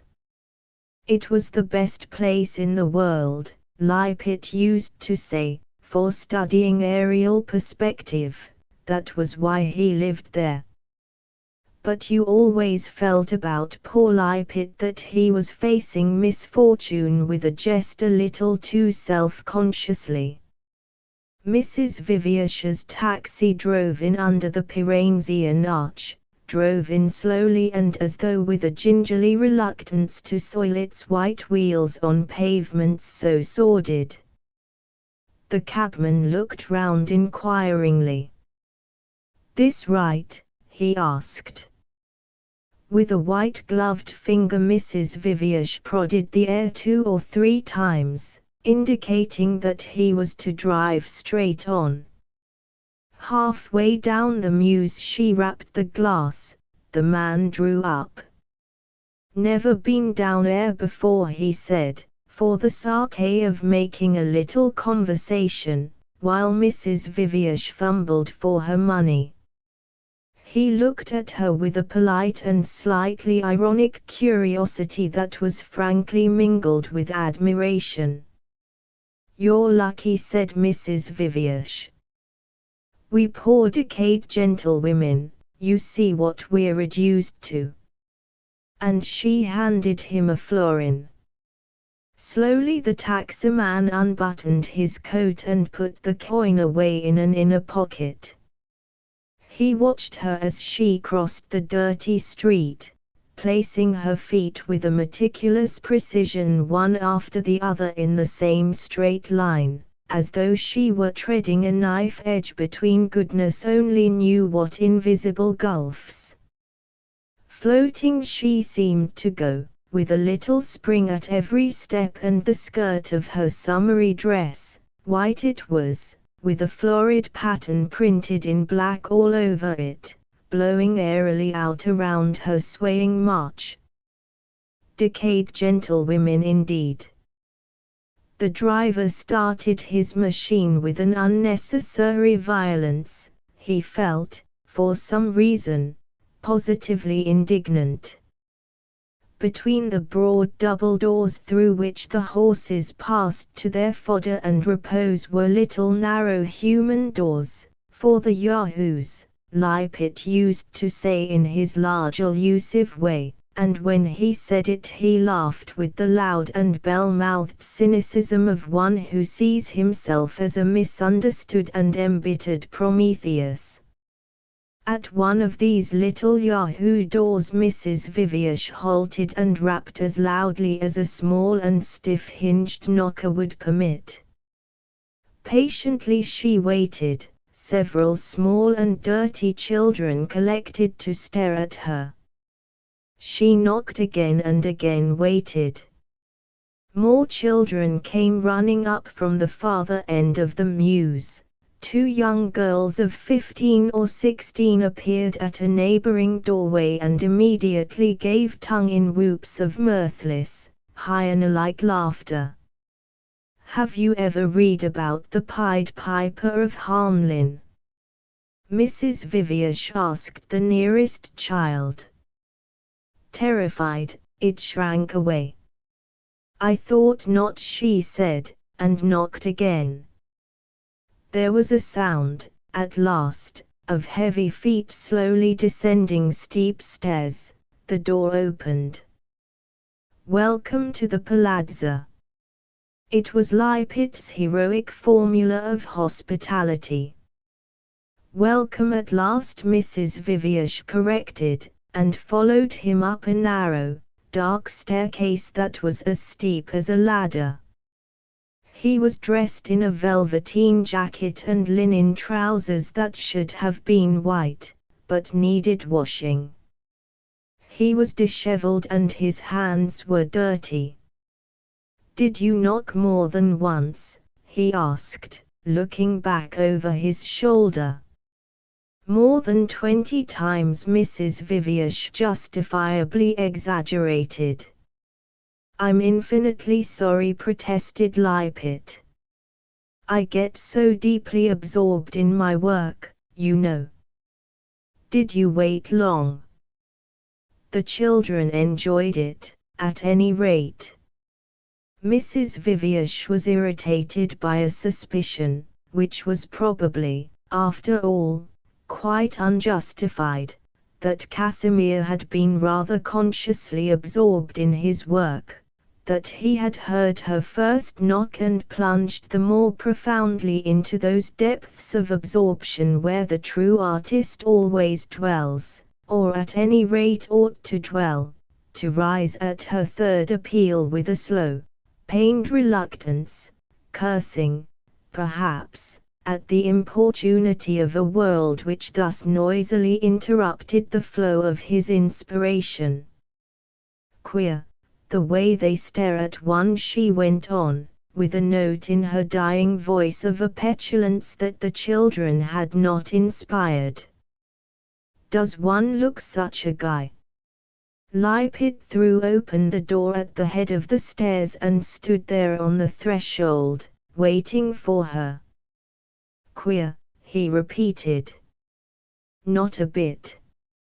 And as she moved past him into the room, He laid his hand on her shoulder and fell into step with her, leaving the door to slam behind them.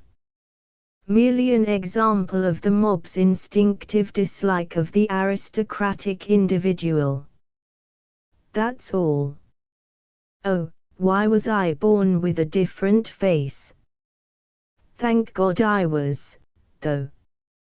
And so were you. But the difference has its disadvantages. The children throw stones. They didn't throw stones. Mrs. Viviash was too truthful, this time. They halted in the middle of the studio. It was not a very large room and there were too many things in it.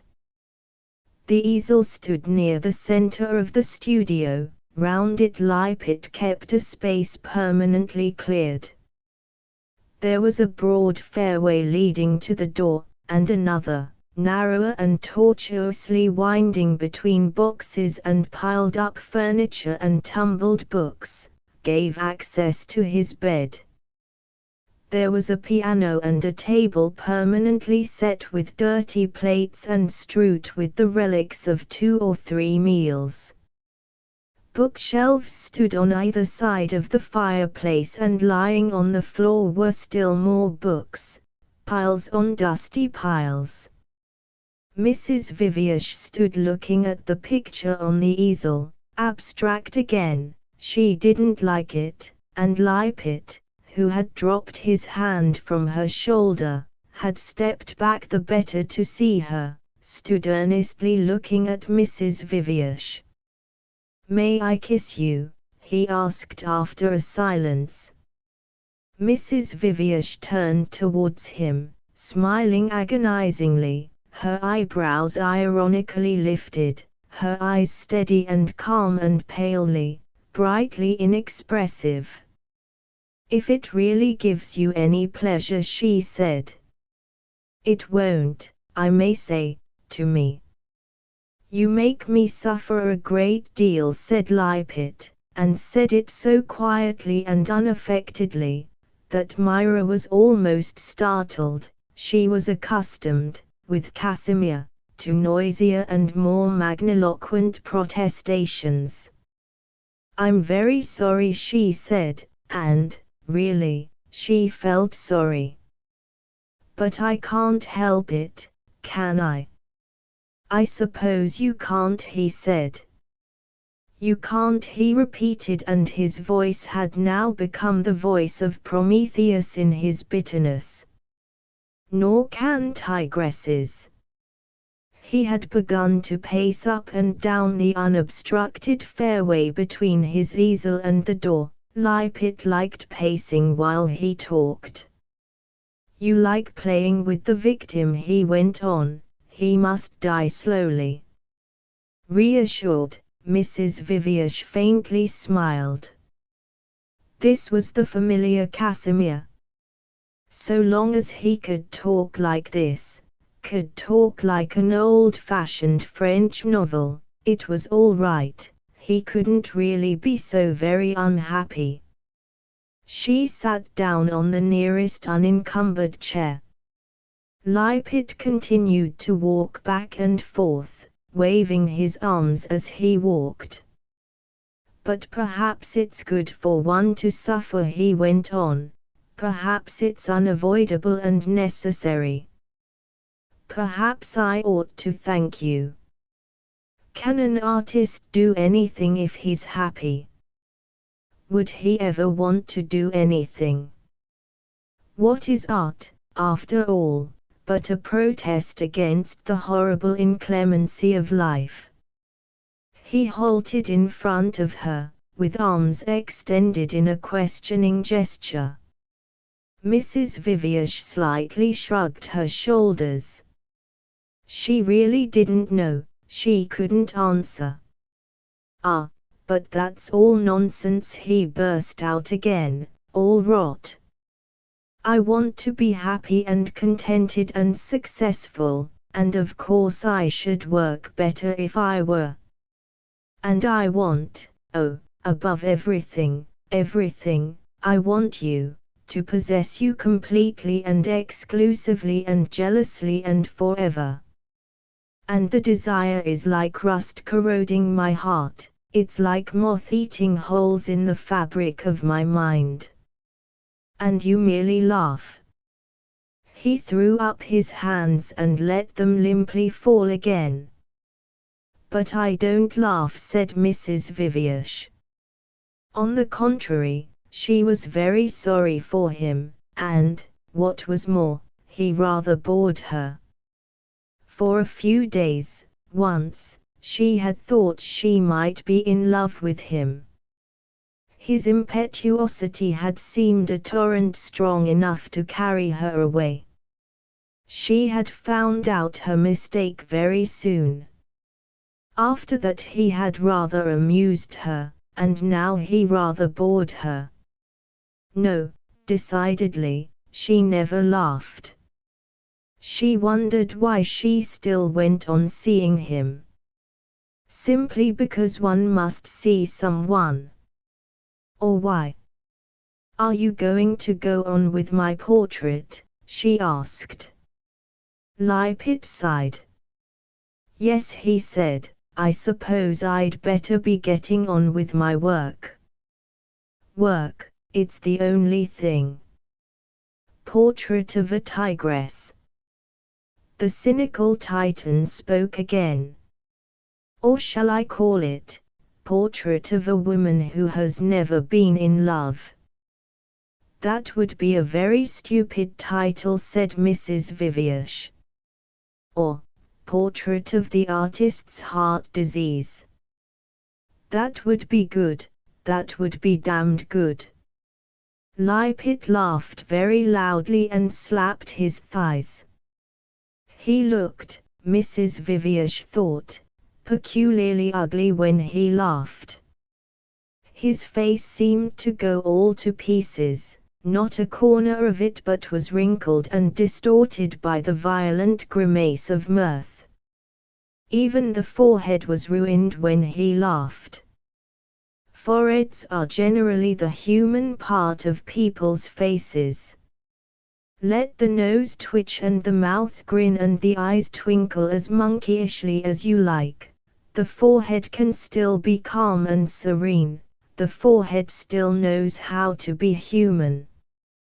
But when Casimir laughed, his forehead joined in the general disintegrating grimace. And sometimes even when he wasn't laughing, when he was just vivaciously talking, his forehead seemed to lose its calm and would twitch and wrinkle itself in a dreadful kind of agitation. Portrait of the Artist's Heart Disease, she didn't find it so very funny. The critics would think it was a problem picture, Lippitt went on. And so it would be, by God, so it would be. You are a problem. You're the Sphinx. I wish I were Oedipus and could kill you. All this mythology. Mrs. Viviash shook her head. He made his way through the intervening litter and picked up a canvas that was leaning with averted face against the wall near the window. He held it out at arm's length and examined it, his head critically cocked on one side. Oh, it's good, he said softly. It's good. Look at it. And, stepping out once more into the open, he propped it up against the table so that Mrs. Viviash could see it without moving from her chair. It was a stormy vision of her. It was Myra seen, so to speak, through a tornado. He had distorted her in the portrait, had made her longer and thinner than she really was, had turned her arms into sleek tubes and put a bright, metallic polish on the curve of her cheek. The figure in the portrait seemed to be leaning backwards a little from the surface of the canvas, leaning sideways too, with the twist of an ivory statuette carved out of the curving tip of a great tusk. Only somehow in Lippitt's portrait the curve seemed to lack grace, it was without point, it had no sense. "You've made me look," said Mrs. Viviash at last, "as though I were being blown out of shape by the wind. All this show of violence, what was the point of it?" She didn't like it, she didn't like it at all. But Casimir was delighted with her comment. He slapped his thighs and once more laughed his restless, sharp-featured face to pieces. "Yes, by God," he shouted, "by God, that's right. Blown out of shape by the wind. That's it, you've said it." He began stamping up and down the room again, gesticulating. "The wind, the great wind that's in me." He struck his forehead. "The wind of life, the Wild West wind. I feel it inside me, blowing, blowing. It carries me along with it, for though it's inside me, it's more than I am, it's a force that comes from somewhere else, it's life itself, it's God. It blows me along in the teeth of opposing fate, it makes me work on, fight on." He was like a man who walks along a sinister road at night and sings to keep up his own spirits, to emphasize and magnify his own existence.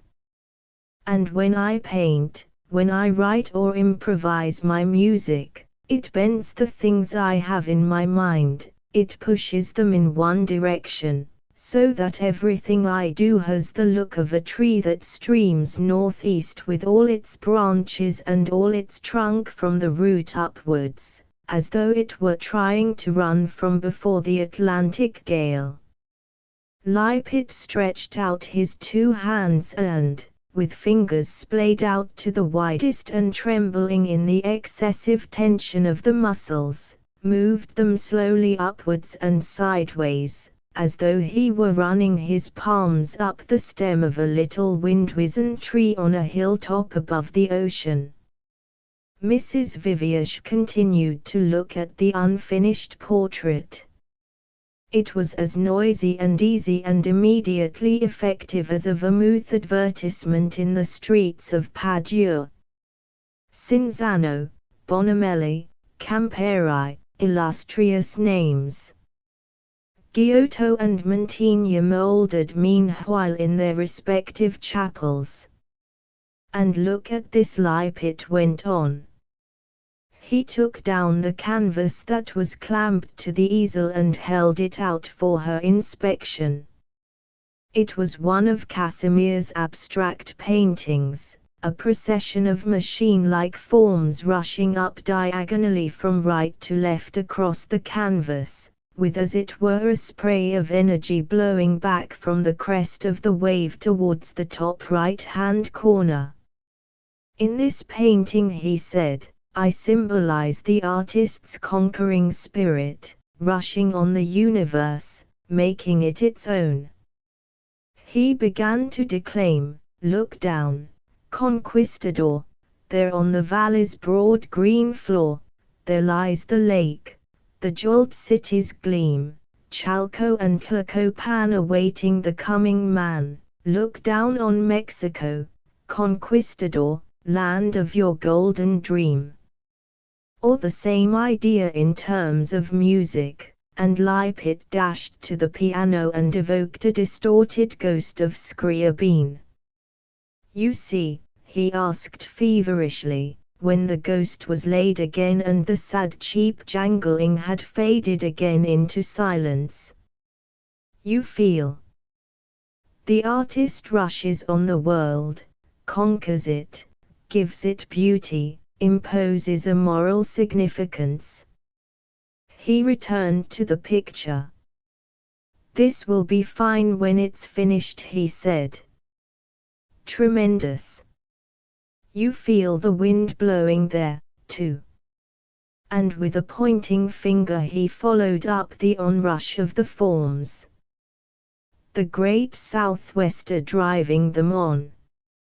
Like leaves from an enchanter fleeing. Only not chaotically, not in disorder. They're blown, so to speak, in column of four, by a conscious wind. He leaned the canvas against the table and was free again to march and brandish his conquering fists. Life, he said, life, that's the great, essential thing. You've got to get life into your art, otherwise it's nothing. And life only comes out of life, out of passion and feeling, it can't come out of theories. That's the stupidity of all this chatter about art for art's sake and the aesthetic emotions and purely formal values and all that. It's only the formal relations that matter, one subject is just as good as another, that's the theory. You've only got to look at the pictures of the people who put it into practice to see that it won't do. Life comes out of life. You must paint with passion and the passion will stimulate your intellect to create the right formal relations. And to paint with passion, you must paint things that passionately interest you, moving things, human things. Nobody, except a mystical pantheist, like Van Gogh, can seriously be as much interested in napkins, apples and bottles as in his lover's face, or the resurrection, or the destiny of man. Could Mantegna have devised his splendid compositions if he had painted arrangements of Chianti flasks and cheeses instead of crucifixions, martyrs and triumphs of great men? Nobody but a fool could believe it. And could I have painted that portrait if I hadn't loved you, if you weren't killing me? Ah, Bonamelli and illustrious Cinzano. Passionately I paint passion. I draw life out of life.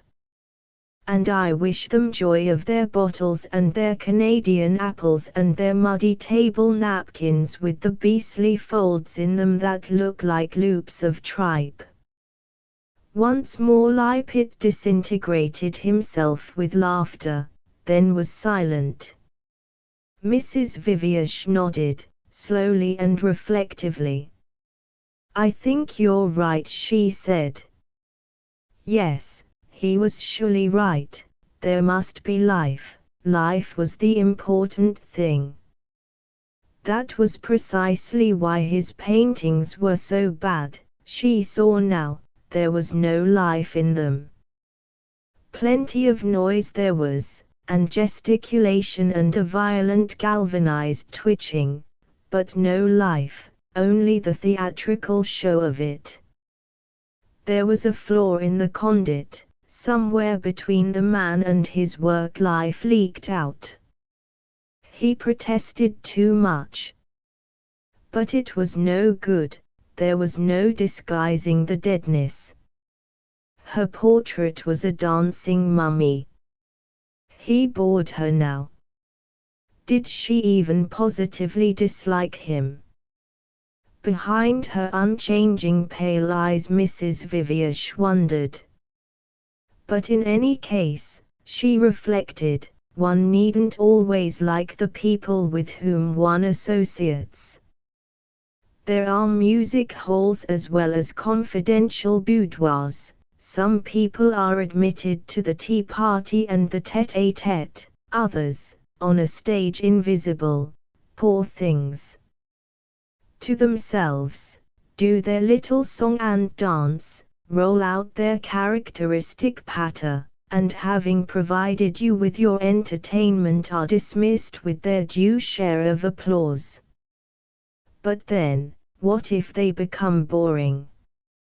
Well, said Lippitt at last. He had stood there, motionless, for a long time, biting his nails. I suppose we'd better begin our sitting. He picked up the unfinished portrait and adjusted it on the easel. I've wasted a lot of time, he said, and there isn't, after all, so much of it to waste. He spoke gloomily, and his whole person had become, all of a sudden, curiously shrunken and deflated. There isn't so much of it, he repeated, and sighed. I still think of myself as a young man, young and promising, don't you know? Casimir Lippitt, it's a young, promising sort of name, isn't it? But I'm not young, I've passed the age of promise. Every now and then I realize it, and it's painful, it's depressing. Mrs. Viviash stepped up onto the model's dais and took her seat. Is that right? She asked. Lippitt looked first at her, then at his picture.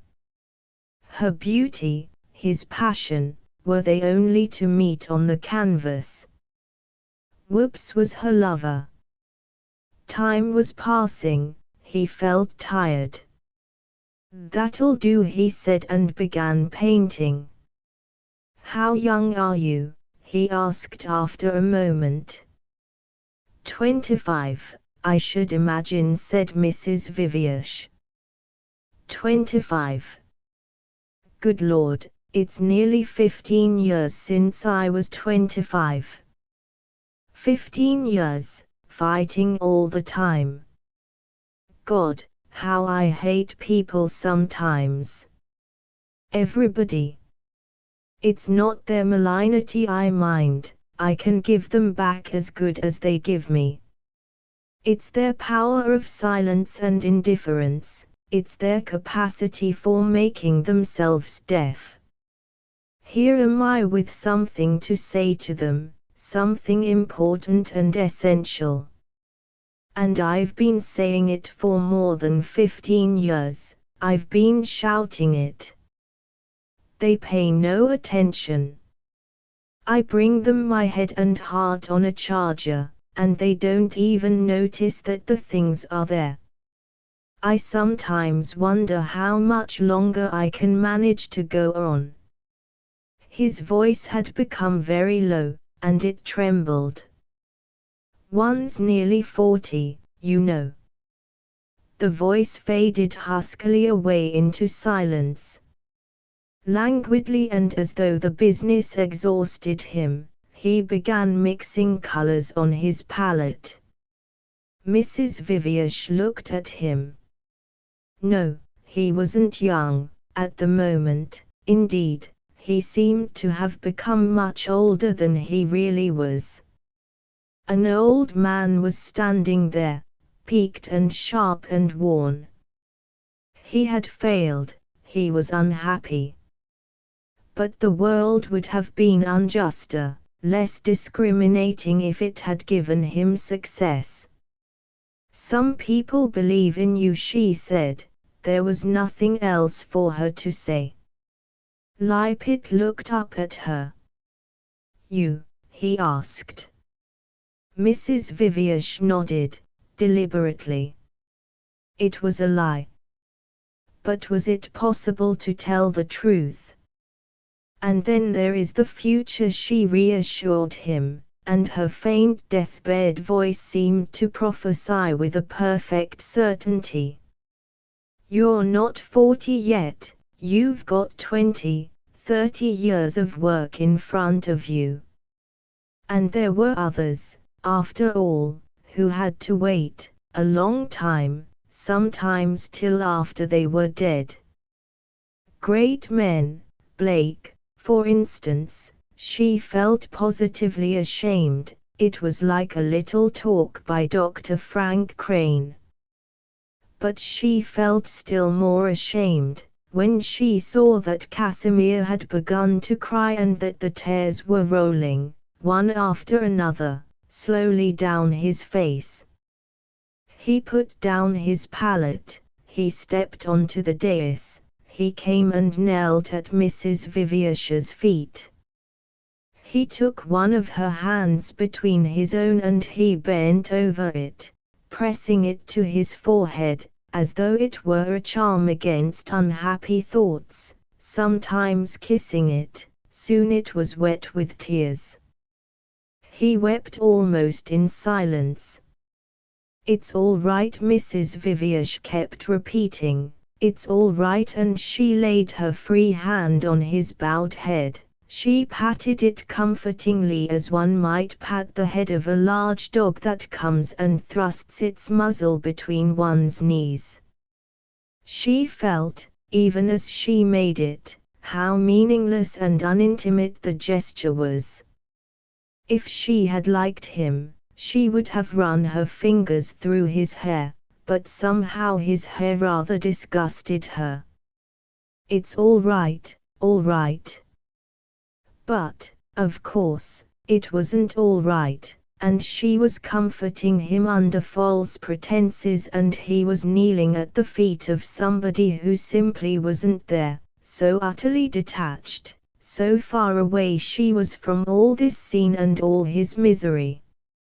"You're the only person," he said at last, "who cares or understands." Mrs. Vivish could almost have laughed. He began once more to kiss her hand. "Beautiful and enchanting Myra, you were always that. But now you're good and dear as well, now I know you're kind." "Poor Casimir," she said. Why was it that people always got involved in one's life? If only one could manage things on the principle of the railways. Parallel tracks, that was the thing. For a few miles you'd be running at the same speed. There'd be delightful conversation out of the windows, you'd exchange the omelette in your restaurant car for the vol au vent in theirs. And when you'd said all there was to say, you'd put on a little more steam, wave your hand, blow a kiss and away you'd go, forging ahead along the smooth, polished rails. But instead of that, there were these dreadful accidents. The points were wrongly set, the trains came crashing together, or people jumped on as you were passing through the stations and made a nuisance of themselves and wouldn't allow themselves to be turned off. Poor Casimir. But he irritated her, he was a horrible bore. She ought to have stopped seeing him. "You can't wholly dislike me, then." "But of course not, my poor Casimir. If you knew how horribly I loved you." He looked up at her despairingly. "But what's the good?" said Mrs. Vivish. "Have you ever known what it's like to love someone so much that you feel you could die of it? So that it hurts all the time. As though there were a wound. Have you ever known that?" Mrs. Vivish smiled her agonizing smile, nodded slowly and said, "Perhaps. And one doesn't die, you know. One doesn't die." Lippitt was leaning back, staring fixedly up at her. The tears were dry on his face, his cheeks were flushed. "Do you know what it is?" he asked, "to love so much, that you begin to long for the anodyne of physical pain to quench the pain in the soul? You don't know that." And suddenly, with his clenched fist, he began to bang the wooden dais on which he was kneeling, blow after blow, with all his strength. Mrs. Vivish leant forward and tried to arrest his hand. "You're mad, Casimir," she said. "You're mad." Don't do that." She spoke with anger. Lippitt laughed till his face was all broken up with the grimace, and proffered for her inspection his bleeding knuckles. The skin hung in little white tags and tatters, and from below the blood was slowly oozing up to the surface. "Look," he said, and laughed again. Then suddenly, with an extraordinary agility, he jumped to his feet, bounded from the dais and began once more to stride up and down the fairway between his easel and the door. "By God," he kept repeating, "by God, by God. I feel it in me. I can face the whole lot of you, the whole damned lot. Yes, and I shall get the better of you yet." An artist, he called up that traditional ghost and it comforted him. He wrapped himself with a protective gesture within the ample folds of its bright mantle. An artist doesn't fail under unhappiness. He gets new strength from it. The torture makes him sweat new masterpieces. He began to talk about his books, his poems and pictures, all the great things in his head, the things he had already done. He talked about his exhibition. By God, that would astonish them, that would bowl them over, this time. The blood mounted to his face, there was a flush over the high projecting cheekbones. He could feel the warm blood behind his eyes. He laughed aloud, he was a laughing lion.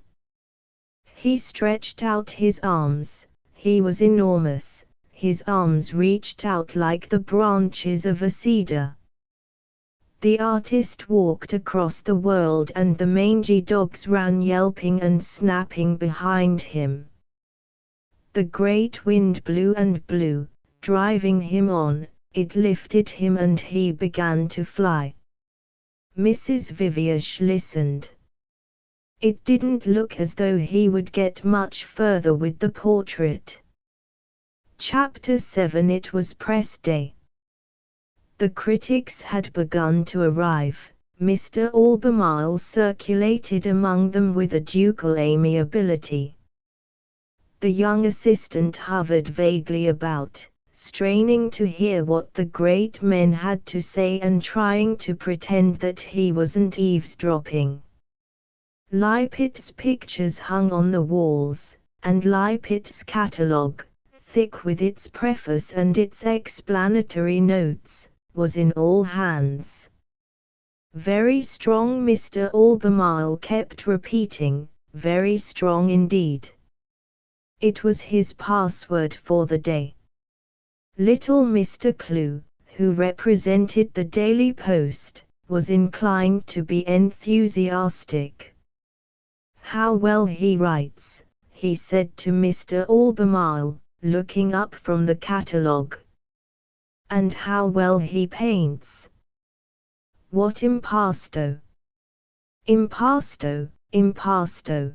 The young assistant sidled off unobtrusively to the desk and made a note of it. He would look the word up in Grubb's Dictionary of Art and Artists later on. He made his way back, circuitously and as though by accident, into Mr. Clew's neighborhood. Mr. Clew was one of those rare people who have a real passion for art. He loved painting, all painting, indiscriminately. In a picture gallery he was like a Turk in a harem, he adored them all. He loved Memling as much as Raphael, he loved Grunewald and Michelangelo, Holman Hunt and Manet, Romney and Tintoretto. How happy he could be with all of them. Sometimes, it is true, he hated, but that was only when familiarity had not yet bred love. At the first post-impressionist exhibition, for example, in 1911, he had taken a very firm stand. This is an obscene farce, he had written then.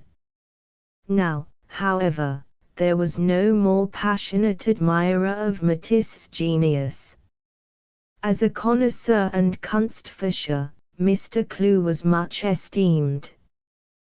People would bring him dirty old pictures to look at, and he would exclaim at once, "Why, it's an El Greco, a Piazzetta, or some other suitable name." Asked how he knew, he would shrug his shoulders and say, "But it's signed all over." His certainty and his enthusiasm were infectious. Since the coming of El Greco into fashion, he had discovered dozens of early works by that great artist. For Lord Petersfield's collection alone he had found 4 early El Grecos, all by pupils of Bassano. Lord Petersfield's confidence in Mr. Clew was unbounded, not even that affair of the Primitives had shaken it. It was a sad affair. Lord Petersfield's Duccio had shown signs of cracking. The estate carpenter was sent for to take a look at the panel. He had looked. "A worse seasoned piece of Illinois hickory," he said, "I've never seen." After that he looked at the Simone Martini. For that, on the contrary, he was full of praise. Smooth-grained, well-seasoned, it wouldn't crack, no, not in 100 years. A nicer slice of board never came out of America. He had a hyperbolical way of speaking. Lord Petersfield was extremely angry. He dismissed the estate carpenter on the spot. After that he told Mr. Clew that he wanted a Georgian, and Mr. Clew went out and found him one which was signed all over. "I like this very much," said Mr. Clew, pointing to one of the thoughts with which Lippitt had prefaced his catalogue. Genius. He adjusted his spectacles and began to read aloud, "is life. Genius is a force of nature. In art, nothing else counts. The modern impotents, who are afraid of genius and who are envious of it, have invented in self-defense the notion of the artist.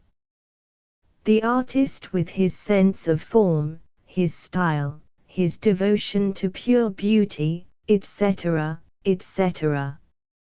But genius includes the artist. Every genius has, among very many others, the qualities attributed by the impotents to the artist. The artist without genius is a carver of fountains through which no water flows." "Very true," said Mr. Clew, "very true indeed." He marked the passage with his pencil. Mr. Albemarle produced the password. "Very strongly put," he said.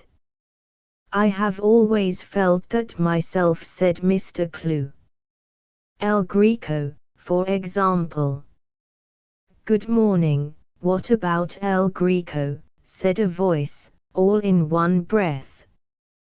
The thin, long, skin-covered skeleton of Mr. Mallard hung over them like a guilty conscience. Mr. Mallard wrote every week in the Hebdomadal Digest. He had an immense knowledge of art, and a sincere dislike of all that was beautiful. The only modern painter whom he really admired was Hodler. All others were treated by him with a merciless savagery. He tore them to pieces in his weekly articles with all the holy gusto of a Calvinist iconoclast smashing images of the Virgin. "What about El Greco?" he repeated. He had a peculiarly passionate loathing of El Greco. Mr. Clew smiled up at him propitiatingly. He was afraid of Mr. Mallard. His enthusiasms were no match for Mr. Mallard's erudite and logical disgusts. "I was merely quoting him as an example," he said. "An example, I hope, of incompetent drawing, baroque composition, disgusting forms, garish coloring and hysterical subject matter." Mr. Mallard showed his old ivory teeth in a menacing smile. "Those are the only things which El Greco's work exemplifies." Mr. Clew gave a nervous little laugh. "What do you think of these?" he asked, pointing to Lippitt's canvases. "They look to me very ordinarily bad," answered Mr. Mallard. The young assistant listened appalled. In a business like this, how was it possible to make good? "All the same," said Mr. Clew courageously, "I like that bowl of roses in the window with the landscape behind. Number 29. He looked in the catalogue.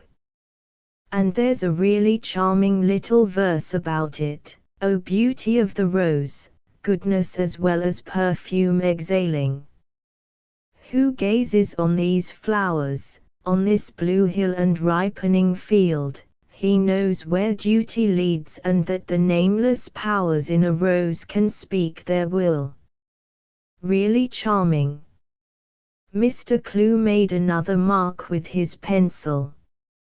"But commonplace, commonplace." Mr. Mallard shook his head. "And in any case a verse can't justify a bad picture.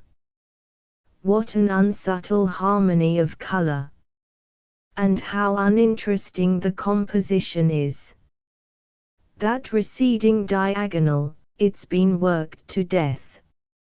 He too made a mark in his catalogue, a cross and a little circle, arranged like the skull and crossbones on a pirate's flag. Mr. Mallard's catalogues were always covered with these little marks. They were his symbols of condemnation. Mr. Albemarle, meanwhile, had moved away to greet the new arrivals. To the critic of the Daily Cinema he had to explain that there were no portraits of celebrities. The reporter from the Evening Planet had to be told which were the best pictures. "Mr. Lippitt," he dictated, "is a poet and philosopher as well as a painter. His catalogue is a declaration of faith." The reporter took it down in shorthand. "And very nice too," he said. "I'm most grateful to you, sir, most grateful." And he hurried away, to get to the cattle show before the king should arrive. Mr. Albemarle affably addressed himself to the critic of the Morning Globe. "I always regard this gallery," said a loud and cheerful voice, full of bulls and canaries in chorus, "as positively a mauvais lieu. Such exhibitions." And Mr. Mercaptan shrugged his shoulders expressively.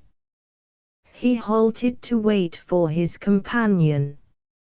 Mrs. Viviers had lagged behind, reading the catalogue as she slowly walked along. "It's a complete book," she said, "full of poems and essays and short stories even, so far as I can see." "Oh, the usual cracker-mots." Mr. Mercaptan laughed. "I know the sort of thing. Look after the past and the future will look after itself. God squared minus man squared equals art plus life times art minus life. The higher the art the fewer the morals, only that's too nearly good sense to have been invented by Lippitt. But I know the sort of thing. I could go on like that forever. Mr. Mercaptan was delighted with himself. "I'll read you one of them," said Mrs. Viviash. "A picture is a chemical combination of plastic form and spiritual significance." "Crikey," said Mr. Mercaptan. "Those who think that a picture is a matter of nothing but plastic form are like those who imagine that water is made of nothing but hydrogen." Mr. Mercaptan made a grimace. "What writing!" he exclaimed. "Le style c'est el homme. Lipit hasn't got a style." Argle, inexorable conclusion, Lipit doesn't exist. My word, though. Look at those horrible great nudes there. Like Carasis with cubical muscles. "Samson and Delilah," said Mrs. Viviash. "Would you like me to read about them?" "Certainly not." Mrs. Viviash did not press the matter. Casimir, she thought, must have been thinking of her when he wrote this little poem about poets and women, crossed genius, torments, the sweating of masterpieces. She sighed. "Those leopards are rather nice," she said, and looked at the catalogue again.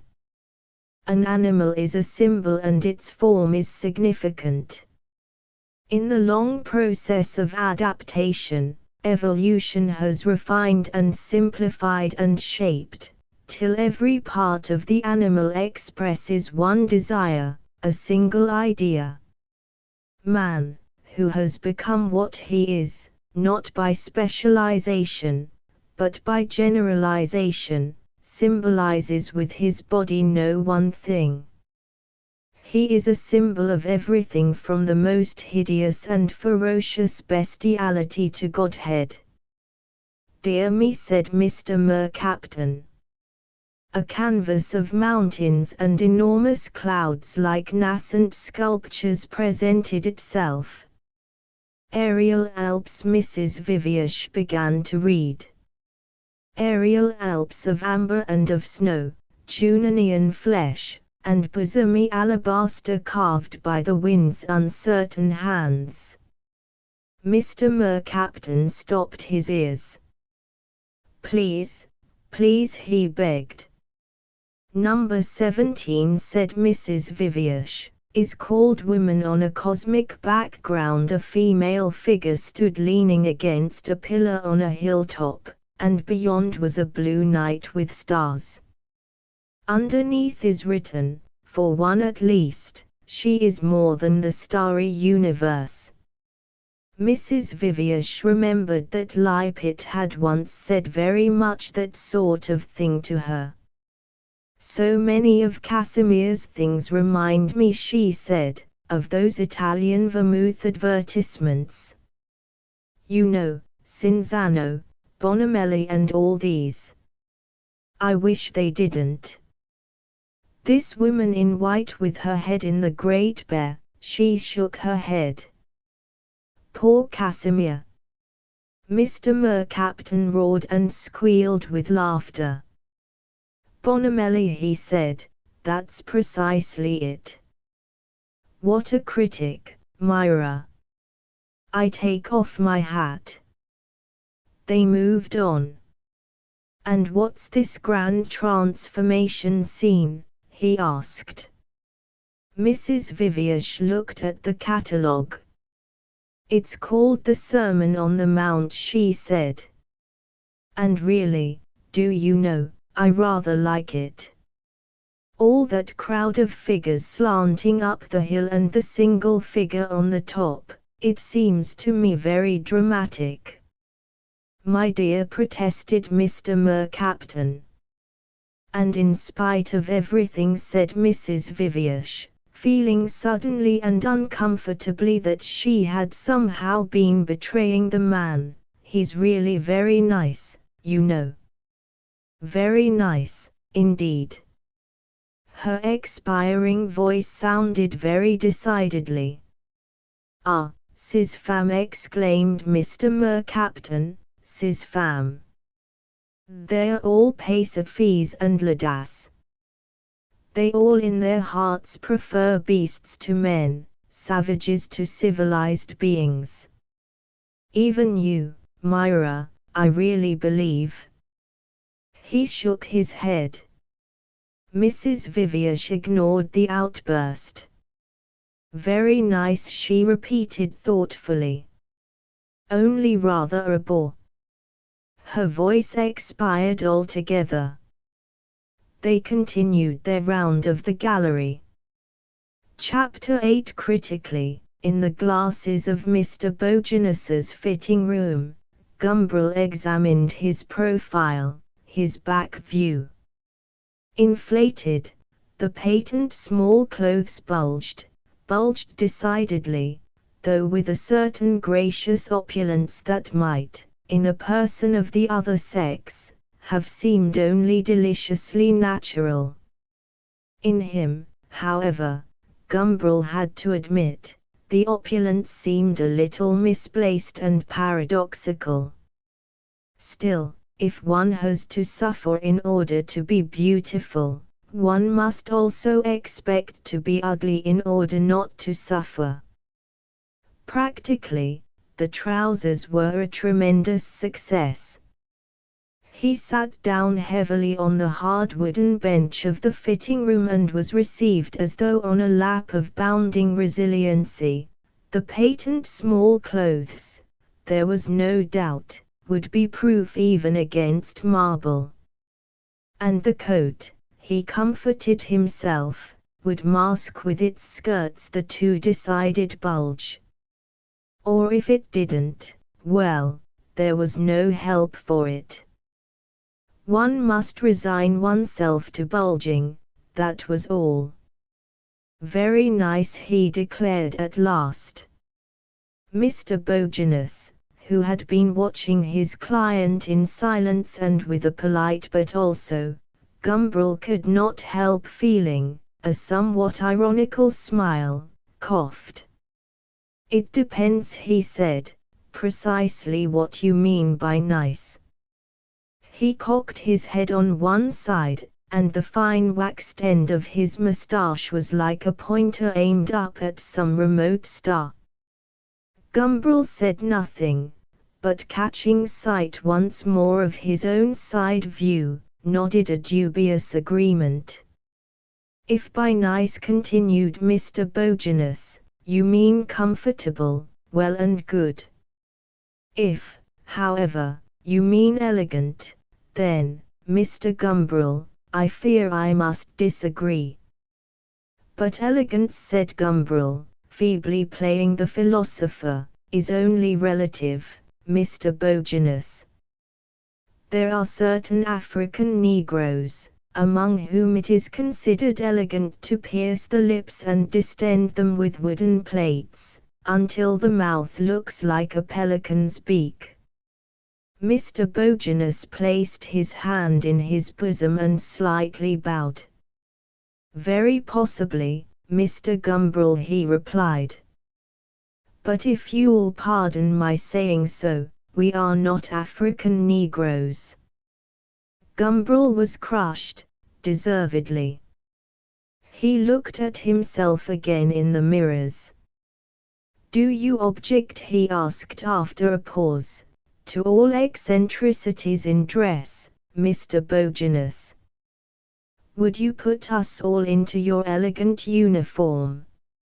"Certainly not," replied Mr. Bogenus.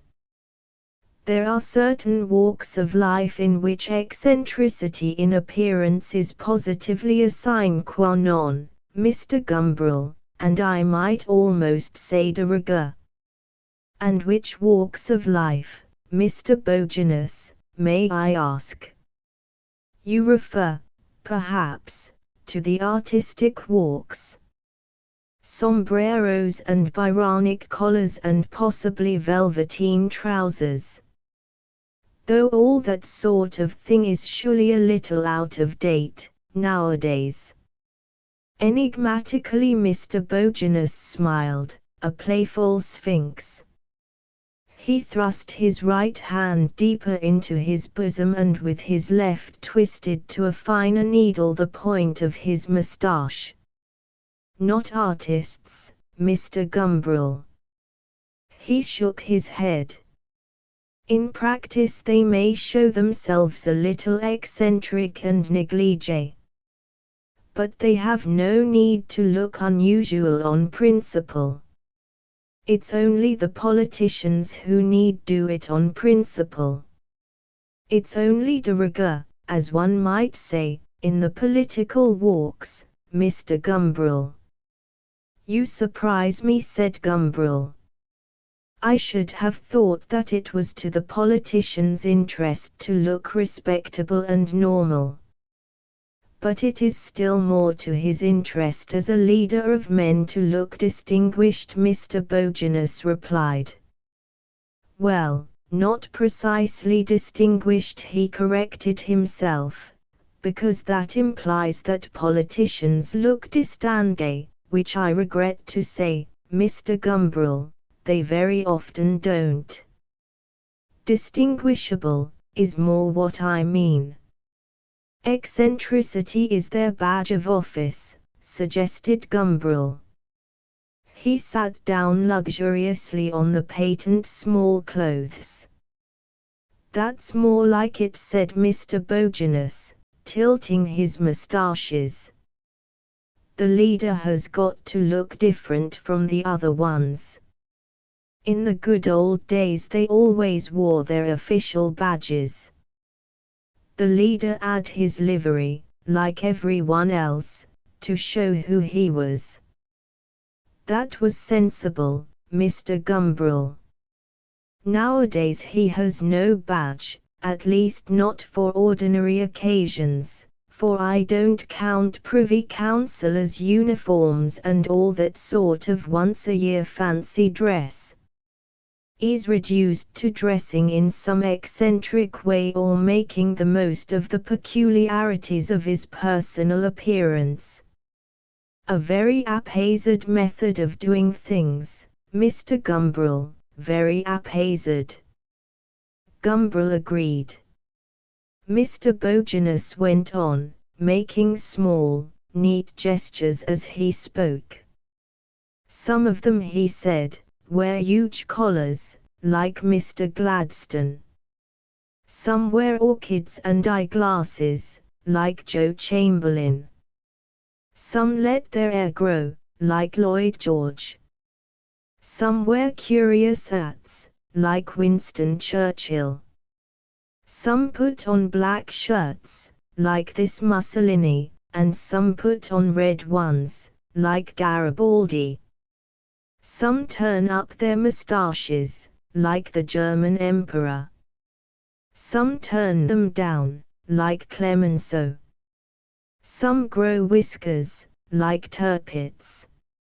I don't speak of all the uniforms, orders, ornaments, dresses, feathers, crowns, buttons, tattooings, earrings, sashes, swords, trains, tiaras, urims, thumbims and what not, Mr. Gumbrel, that they been used in the past and in other parts of the world to distinguish the leader. We, know our history, Mr. Gumbrel, we know all about that. Gumbrel made a deprecating gesture. You speak for yourself, Mr. Bogenus, he said. Mr. Bogenus bowed.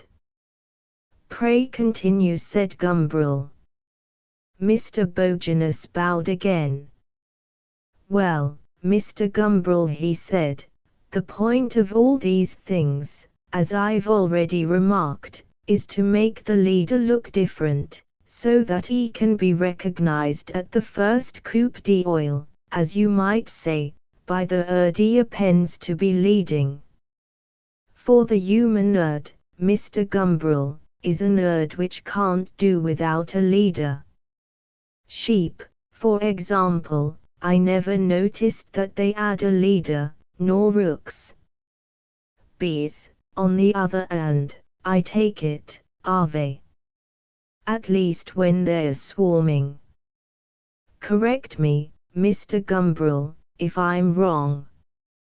Natural history was never, as you might say, my forte. Nor mine, protested Gumbrel. As for elephants and wolves, Mr. Gumbrel, I can't pretend to speak of them with first-hand knowledge. Nor llamas, nor locusts, nor squab pigeons, nor lemmings. But human beings, Mr. Gumbrel, those I can claim to talk of with authority, if I may say so in all modesty, and not as the scribes. I have made a special study of them, Mr. Gumbrel. And my profession has brought me into contact with very numerous specimens.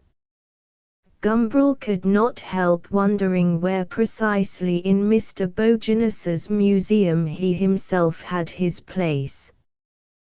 The human herd, Mr. Bogenus went on, must have a leader. And a leader must have something to distinguish him from the herd. It's important for his interests that he should be recognized easily.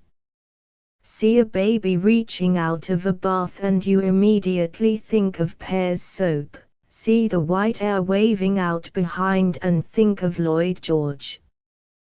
That's the secret. But in my opinion, Mr. Gumbrel, the old system was much more sensible. Give them regular uniforms and badges, I say, make cabinet ministers wear feathers in their hair. Then the people will be looking to a real fixed symbol of leadership, not to the peculiarities of the mere individuals.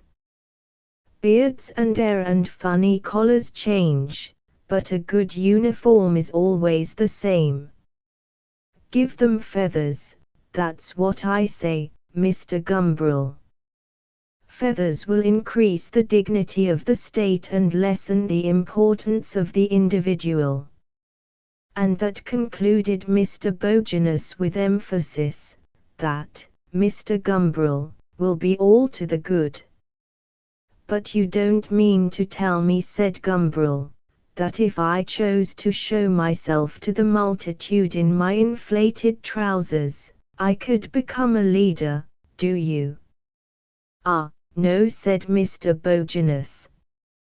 You'd have the talent for talking and ordering people about, to begin with. Feathers wouldn't give the genius, but they'd magnify the effect of what there was. Gumbrel got up and began to divest himself of the small clothes. He unscrewed the valve and the air whistled out, dyingly. He too sighed. Curious, he said pensively, that I've never felt the need for a leader. I've never met anyone I felt I could wholeheartedly admire or believe in, never anyone I wanted to follow. It must be pleasant, I should think, to hand oneself over to somebody else. It must give you a warm, splendid, comfortable feeling. Mr. Bogenus smiled and shook his head. You and I, Mr. Gumbrel, he said, we're not the sort of people to be impressed with feathers or even by talking and ordering about. We may not be leaders ourselves. But at any rate we aren't the herd. Not the main herd, perhaps. Not any herd, Mr. Bogenus insisted proudly. Gumbrel shook his head dubiously and buttoned up his trousers. He was not sure, now he came to think of it, that he didn't belong to all the herds, by a sort of honorary membership and temporarily, as occasion offered, as one belongs to the union at the sister university or to the naval and military club while one's own is having its annual clean-out.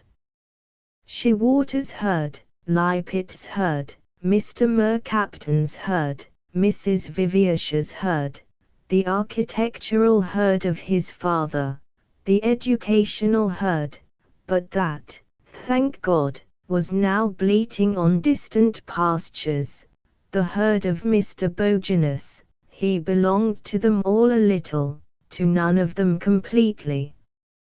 Nobody belonged to his herd. How could they? No chameleon can live with comfort on a tartan. He put on his coat. "I'll send the garments this evening," said Mr. Bogenus. Gumbrel left the shop. At the theatrical wig-maker's in Leicester Square he ordered a blonde fan-shaped beard to match his own hair and moustache. He would, at any rate, be his own leader. He would wear a badge, a symbol of authority. And Coleman had said that there were dangerous relations to be entered into by the symbol's aid. Now he was provisionally a member of Coleman's herd. It was all very depressing. Chapter 9. Fan-shaped, blonde, mounted on gauze and guaranteed undetectable, it arrived from the wig-maker, preciously packed in a stout cardboard box 6 times too large for it and accompanied by a quarter of a pint of the choicest spirit gum.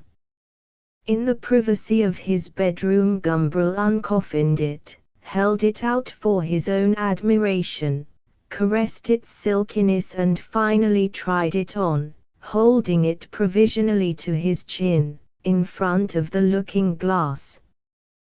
The effect, he decided immediately, was stunning, was grandiose.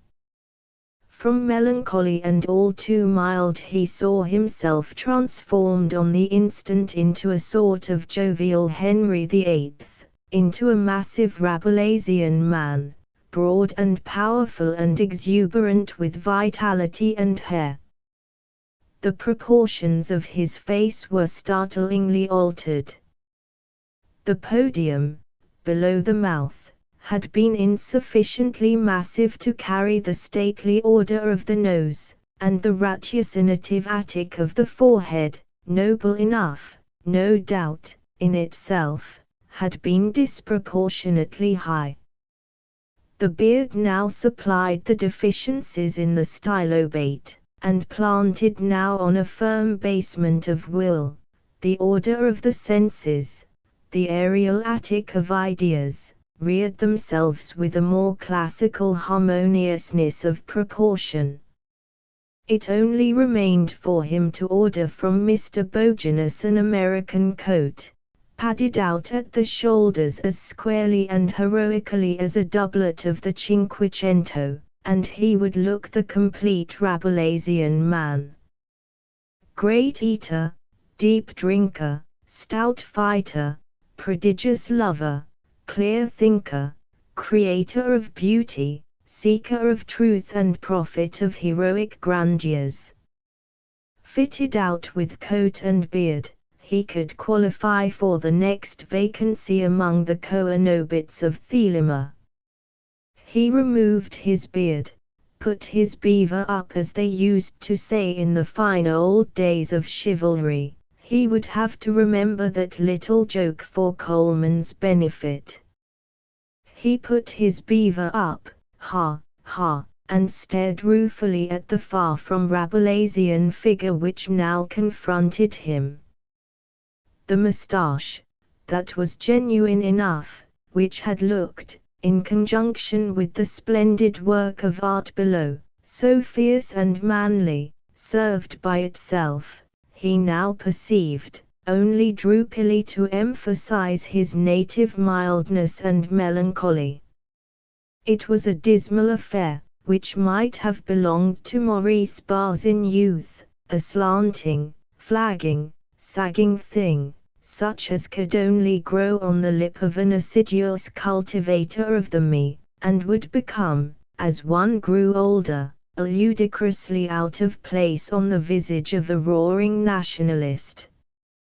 If it weren't that it fitted in so splendidly with the beard, if it weren't that it became so marvelously different in the new context he had now discovered for it, he would have shaved it off then and there. Mournful appendage. But now he would transform it, he would add to it its better half. Zadig's quatrain to his mistress, when the tablet on which it was written was broken in two, became a treasonable libel on the king. So this moustache, thought Gumbrel, as gingerly he applied the spirit gum to his cheeks and chin, this moustache which by itself serves only to betray me, becomes, as soon as it is joined to its missing context, an amorous arm for the conquest of the fair sex. A little far-fetched, he decided, a little ponderous. And besides, as so few people had read Zadig, not much use in conversation. Cautiously and with neat, meticulous fingertips he adjusted the transformation to his gummed face, pressed it firmly, held it while it stuck fast. The portals of Thelema opened before him, he was free of those rich orchards, those halls and courts, those broad staircases winding in noble spirals within the flanks of each of the fair round towers. And it was Coleman who had pointed out the way, he felt duly grateful. One last look at the complete man, one final and definitive constatation that the mild and melancholy one was, for the time at least, no more, and he was ready in all confidence to set out. He selected a loose, light greatcoat, not that he needed a coat at all, for the day was bright and warm, but until Mr. Bogenus had done his labor of padding he would have to broaden himself out in this way, even if it did mean that he might be uncomfortably hot. To fall short of complete manhood for fear of a little inconvenience would be absurd. He slipped, therefore, into his light coat, a toga, Mr. Bogenus called it, a very neat toga in real West Country whipcord. He put on his broadest and blackest felt hat, for breadth above everything was what he needed to give him completeness, breadth of stature, breadth of mind, breadth of human sympathy, breadth of smile, breadth of humor, breadth of everything. The final touch was a massive and antique Malacca cane belonging to his father. If he had possessed a bulldog, he would have taken it out on a leash. But he did not. He issued into the sunshine, unaccompanied. But unaccompanied he did not mean to remain for long. These warm, bright May days were wonderful days for being in love on.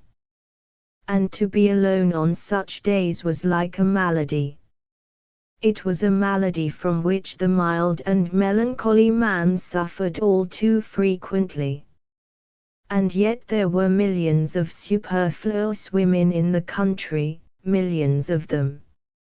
Every day, in the streets, one saw thousands of them passing, and some were exquisite, were ravishing, the only possible soul-mates. Thousands of unique soul-mates every day. The mild and melancholy one allowed them to pass, forever. But today he was the complete and Rabelaisian man, he was bearded to the teeth, the imbecile game was at its height, there would be opportunities, and the complete man could know how to take them. No, he would not be unaccompanied for long. Outside in the square the 14 plane trees glowed in their young, unsullied green. At the end of every street the golden muslin of the haze hung in an unwrinkled curtain that thinned away above the sky's gauzy horizon to transparent nothing against the intenser blue. The dim, conch-like murmur that in a city is silence seemed hazily to identify itself with the golden mistiness of summer, and against this dim, wide background the yells of the playing children detached themselves, distinct and piercing. "Beaver," they shouted, "Beaver, and, is it cold up there?" Full of playful menace, the complete man shook at them his borrowed malacca. He accepted their prompt hail as the most favorable of omens. At the first tobacconist's Gumbrel bought the longest cigar he could find, and trailing behind him expiring blue wreaths of Cuban smoke, he made his way slowly and with an ample swagger towards the park. It was there, under the elms, on the shores of the ornamental waters, that he expected to find his opportunity, that he intended, how confidently behind his gargantuan mask, to take it. The opportunity offered itself sooner than he expected. He had just turned into the Queen's Road and was sauntering past Whiteley's with the air of one who knows that he has a right to a good place, to 2 or 3 good places even, in the sun, when he noticed just in front of him, peering intently at the new season's models, a young woman whom in his mild and melancholy days he would have only hopelessly admired, but who now, to the complete man, seemed a destined and accessible prey. She was fairly tall, but seemed taller than she actually was, by reason of her remarkable slenderness. Not that she looked disagreeably thin, far from it. It was a rounded slenderness. The complete man decided to consider her as tubular, flexible and tubular, like a section of boa constrictor, should one say. She was dressed in clothes that emphasized this serpentine slimness, in a close-fitting grey jacket that buttoned up to the neck and a long, narrow grey skirt that came down to her ankles. On her head was a small, sleek black hat, that looked almost as though it were made of metal. It was trimmed on one side with a bunch of dull golden foliage. Those golden leaves were the only touch of ornament in all the severe smoothness and unbroken tubularity of her person. As for her face, that was neither strictly beautiful nor strictly ugly, but combined elements of both beauty and ugliness into a whole that was unexpected, that was oddly and somehow unnaturally attractive. Pretending, he too, to take an interest in the new season's models, Gumbrel made, squinting sideways over the burning tip of his cigar, an inventory of her features. The forehead, that was mostly hidden by her hat, it might be pensively and serenely high, it might be of that degree of lowness which in men is villainous, but in women is only another, a rather rustic one perhaps, rather canaille even, but definitely another, attraction. There was no telling.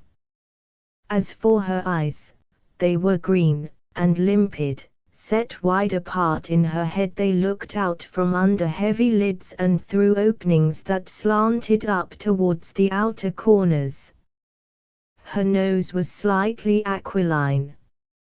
Her mouth was full-lipped, but straight and unexpectedly wide. Her chin was small, round and firm. She had a pale skin, a little flushed over the cheekbones, which were prominent. On the left cheek, close under the corner of the slanting eye, she had a brown mole. Such hair as Gumbrel could see beneath her hat was pale and inconspicuously blonde. When she had finished looking at the new season's models, she moved slowly on, halting for a moment before the traveling trunks and the fitted picnic baskets, dwelling for a full minute over the corsets, passing the hats, for some reason, rather contemptuously, but pausing, which seemed strange, for a long pensive look at the cigars and wine. As for the tennis rackets and cricket bats, the school outfits and the gentleman's hosiery, she hadn't so much as a look for one of them. But how lovingly she lingered before the boots and shoes. Her own feet, the complete man noticed with satisfaction, had an elegance of florid curves. And while other folk walked on neat's leather, she was content to be shod with nothing coarser than mottled serpent's skin.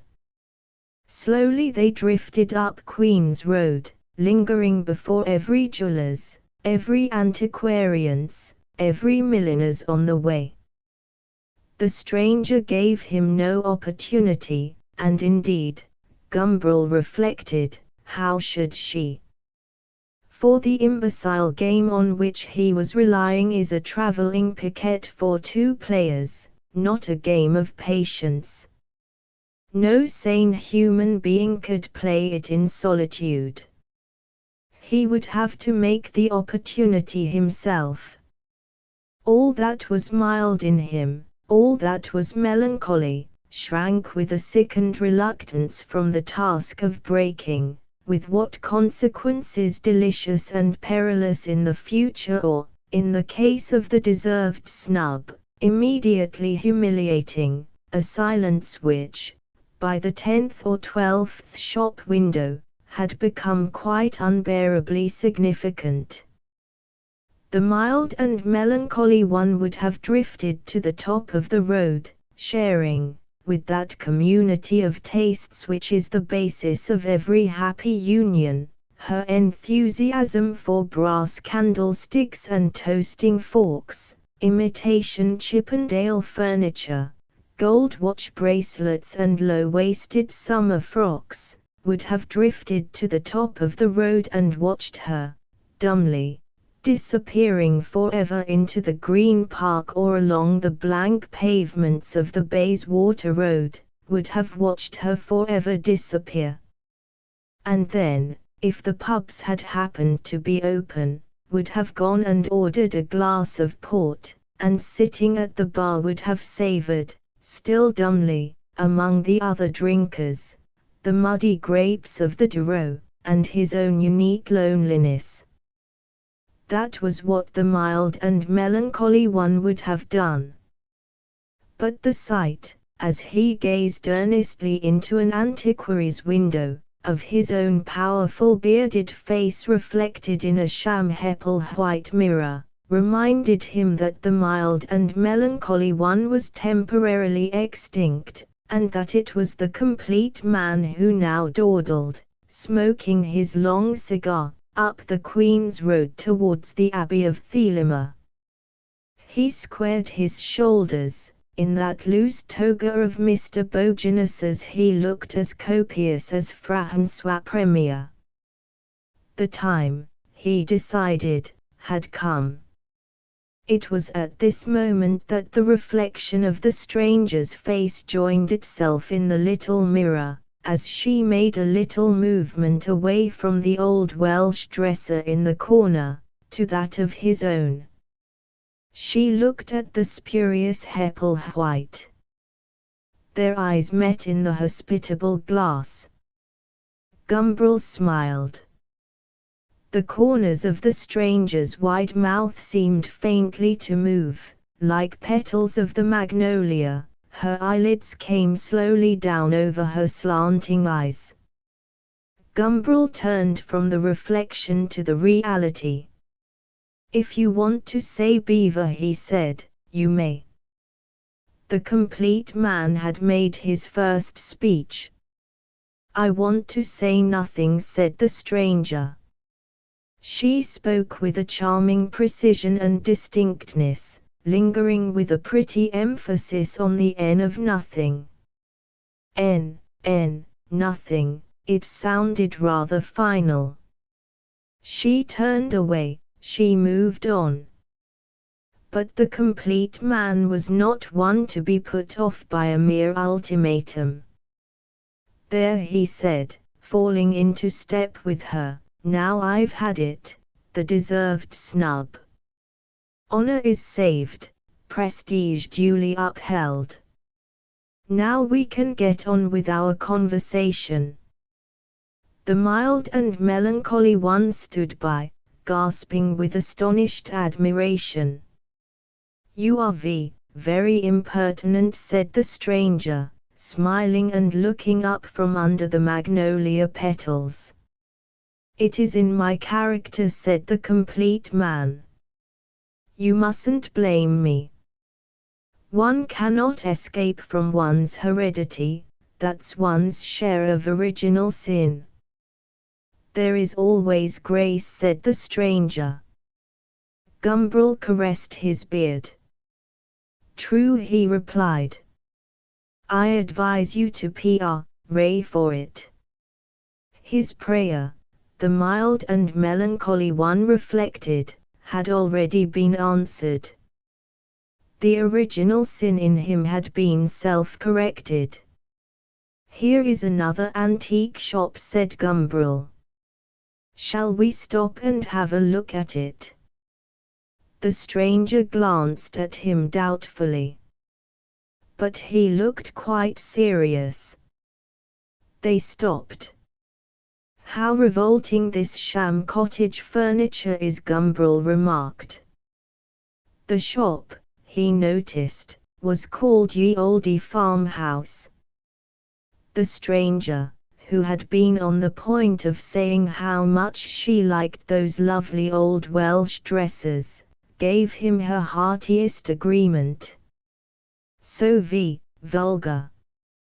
So horribly refined. So refined and artistic. She laughed on a descending chromatic scale. This was excitingly new. Poor Aunt Aggie with her arts and crafts, and her old English furniture. And to think she had taken them so seriously. She saw in a flash the fastidious lady that she now was, with Louis whatever it was furniture at home, and jewels, and young poets to tea, and real artists. In the past, when she had imagined herself entertaining real artists, it had always been among really artistic furniture. Aunt Aggie's furniture. But now, no, oh no. This man was probably an artist. His beard, and that big black hat. But not poor, very well dressed. Yes, it's funny to think that there are people who call that sort of thing artistic. One's quite sorry for them, she added, with a little hiss. You have a kind heart, said Gumbrel. I'm glad to see that. Not very kind, I'm afraid. She looked at him sideways, and significantly as the fastidious lady would have looked at one of the poets. Well, kind enough, I hope, said the complete man. He was delighted with his new acquaintance. Together they disembarked into the Bayswater Road. It was here, Gumbrel reflected, that the mild and melancholy one would dumbly have slunk away to his glass of port and his loneliness among the alien topers at the bar. But the complete man took his new friend by the elbow, and steered her into the traffic. Together they crossed the road, together entered the park. I still think you are very impertinent, said the lady. What induced you to follow me? With a single comprehensive gesture, Gumbrel indicated the sun, the sky, the green trees airily glittering, the grass, the emerald lights and violet shadows of the rustic distance. On a day like this, he said, how could I help it? Original sin. Oh, the complete man modestly shook his head. I lay no claim to originality in this. The stranger laughed. This was nearly as good as a young poet at the tea table. She was very glad that she'd decided, after all, to put on her best suit this afternoon, even if it was a little stuffy for the warmth of the day. He, too, she noticed, was wearing a great coat, which seemed rather odd. Is it original, he went on, to go and tumble stupidly like an elephant into a pitfall, head over ears, at first sight? She looked at him sideways, then closed down the magnolia petals, and smiled. This was going to be the real thing, one of those long, those interminable, or, at any rate, indefinitely renewable conversations about love, witty, subtle, penetrating and bold, like the conversations in books, like the conversations across the tea table between brilliant young poets and ladies of quality, grown fastidious through an excessive experience, fastidious and a little weary, but still, in their subtle way, insatiably curious. Suppose we sit down, suggested Gumbrel, and he pointed to a couple of green iron chairs, standing isolated in the middle of the grass close together and with their fronts slanting inwards a little towards one another in a position that suggested a confidential intimacy. At the prospect of the conversation that, inevitably, was about to unroll itself, he felt decidedly less elated than did his new friend. If there was anything he disliked, it was conversations about love. It bored him, it bored him most horribly, this minute analysis of the passion that young women always seemed to expect one, at some point or other in one's relation with them, to make. How love alters the character for both good and bad, how physical passion need not be incompatible with the spiritual, how a hateful and tyrannous possessiveness can be allied in love with the most unselfish solicitude for the other party. Oh, he knew all this and much more, so well, so well. And whether one can be in love with more than one person at a time, whether love can exist without jealousy, whether pity, affection, desire can in any way replace the full and genuine passion, how often he had had to thrash out these dreary questions. And all the philosophic speculations were equally familiar, all the physiological and anthropological and psychological facts. In the theory of the subject he had ceased to take any interest. Unhappily, a discussion of the theory always seemed to be an essential preliminary to the practice of it. He sighed a little wearily as he took his seat on the green iron chair. But then, recollecting that he was now the complete man, and that the complete man must do everything with a flourish and a high hand, he leaned forward and, smiling with a charming insolence through his beard, began, Tiresias, you may remember, was granted the singular privilege of living both as a man and a woman. Ah, this was the genuine young poet. Supporting an elbow on the back of her chair and leaning her cheek against her hand, She disposed herself to listen and, where necessary, brilliantly to interpellate. It was through half-closed eyes that she looked at him, and she smiled faintly in a manner which she knew, from experience, to be enigmatic, and though a shade haughty, though a tiny bit mocking and ironical, exceedingly attractive. An hour and a half later they were driving towards an address in Blockham Gardens, Maida Vale. The name seemed vaguely familiar to Gumbrel. Blockham Gardens, perhaps one of his aunts had lived there once. It's a dreadful little maisonette, she explained. Full of awful things. We had to take it furnished. It's so impossible to find anything now. Gumbrel leaned back in his corner, wondering, as he studied that averted profile, who or what this young woman could be. She seemed to be in the obvious movement, to like the sort of things one would expect people to like. She seemed to be as highly civilized, in Mr. Mercaptan's rather technical sense of the term, as free of all prejudices as the great exponent of civilization himself. She seemed, from her coolly dropped hints, to possess all the dangerous experience, all the assurance and easy ruthlessness of a great lady whose whole life is occupied in the interminable affairs of the heart, the senses and the head. But, by a strange contradiction, she seemed to find her life narrow and uninteresting.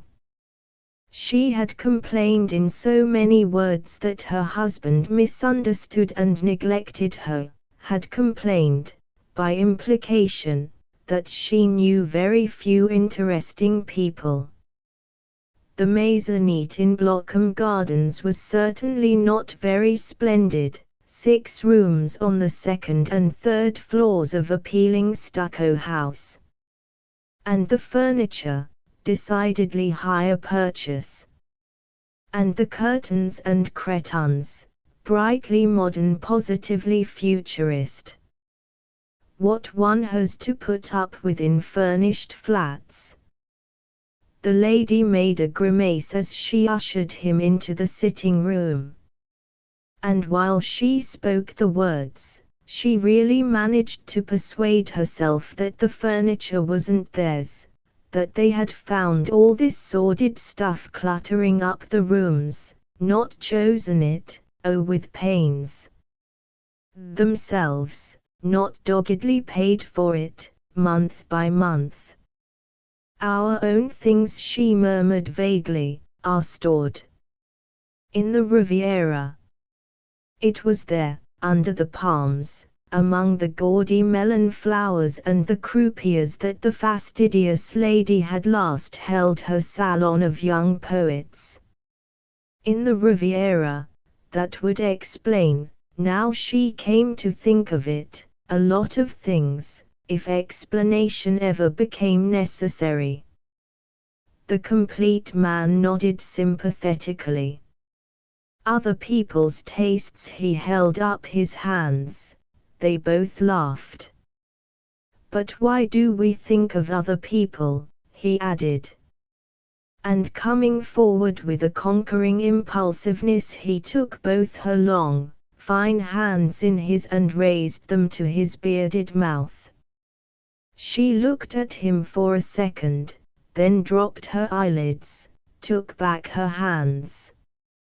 I must go and make the tea, she said. The servants, the plural was a pardonable exaggeration, are out. Gallantly, the complete man offered to come and help her. These scenes of intimate life had a charm all their own. But she would not allow it. No, no, she was very firm, I simply forbid you. You must stay here. I won't be a moment, and she was gone, closing the door carefully behind her.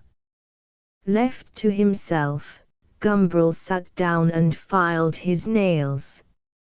As for the young lady, she hurried along to her dingy little kitchen, lit the gas, put the kettle on, set out the teapot and the cups on a tray, and from the biscuit box, where it was stored, took out the remains of a chocolate cake, which had already seen service at the day before yesterday's tea party. When all was ready here, she tiptoed across to her bedroom and sitting down at her dressing table, began with hands that trembled a little with excitement to powder her nose, and heighten the color of her cheeks. Even after the last touch had been given, she still sat there, looking at her image in the glass. The lady and the poet, she was thinking, the grande dame and the brilliant young man of genius. She liked young men with beards. But he was not an artist, in spite of the beard, in spite of the hat. He was a writer of sorts. So she gathered, but he was reticent, he was delightfully mysterious. She too, for that matter. The great lady slips out, masked, into the street, touches the young man's sleeve, "Come with me." She chooses, does not let herself passively be chosen. The young poet falls at her feet, she lifts him up. One is accustomed to this sort of thing. She opened her jewel box, took out all her rings, there were not many of them, alas, and put them on. 2 or 3 of them, on second thoughts, she took off again, they were a little, she suspected with a sudden qualm, in other people's taste. He was very clever, very artistic, only that seemed to be the wrong word to use. He seemed to know all the new things, all the interesting people. Perhaps he would introduce her to some of them. And he was so much at ease behind his knowledge, so well assured. But for her part, she felt pretty certain, she had made no stupid mistakes. She too had looked at any rate, which was the important thing, very much at ease. She liked young men with beards. They looked so Russian. Catherine of Russia had been one of the great ladies with caprices. Masked in the streets. Young poet, come with me. Or even, young butcher's boy. But that, no, that was going too far, too low. Still, life, it was there to be lived, life, to be enjoyed. And now.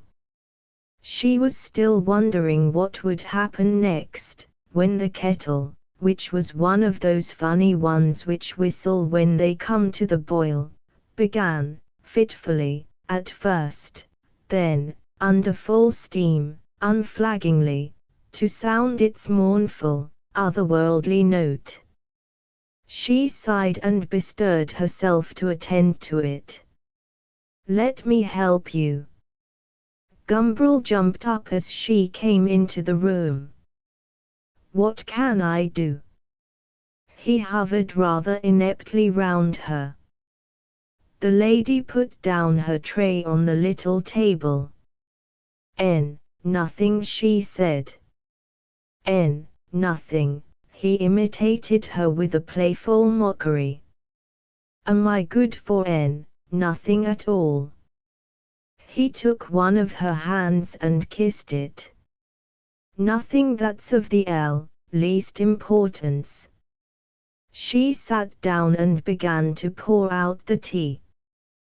The complete man also sat down.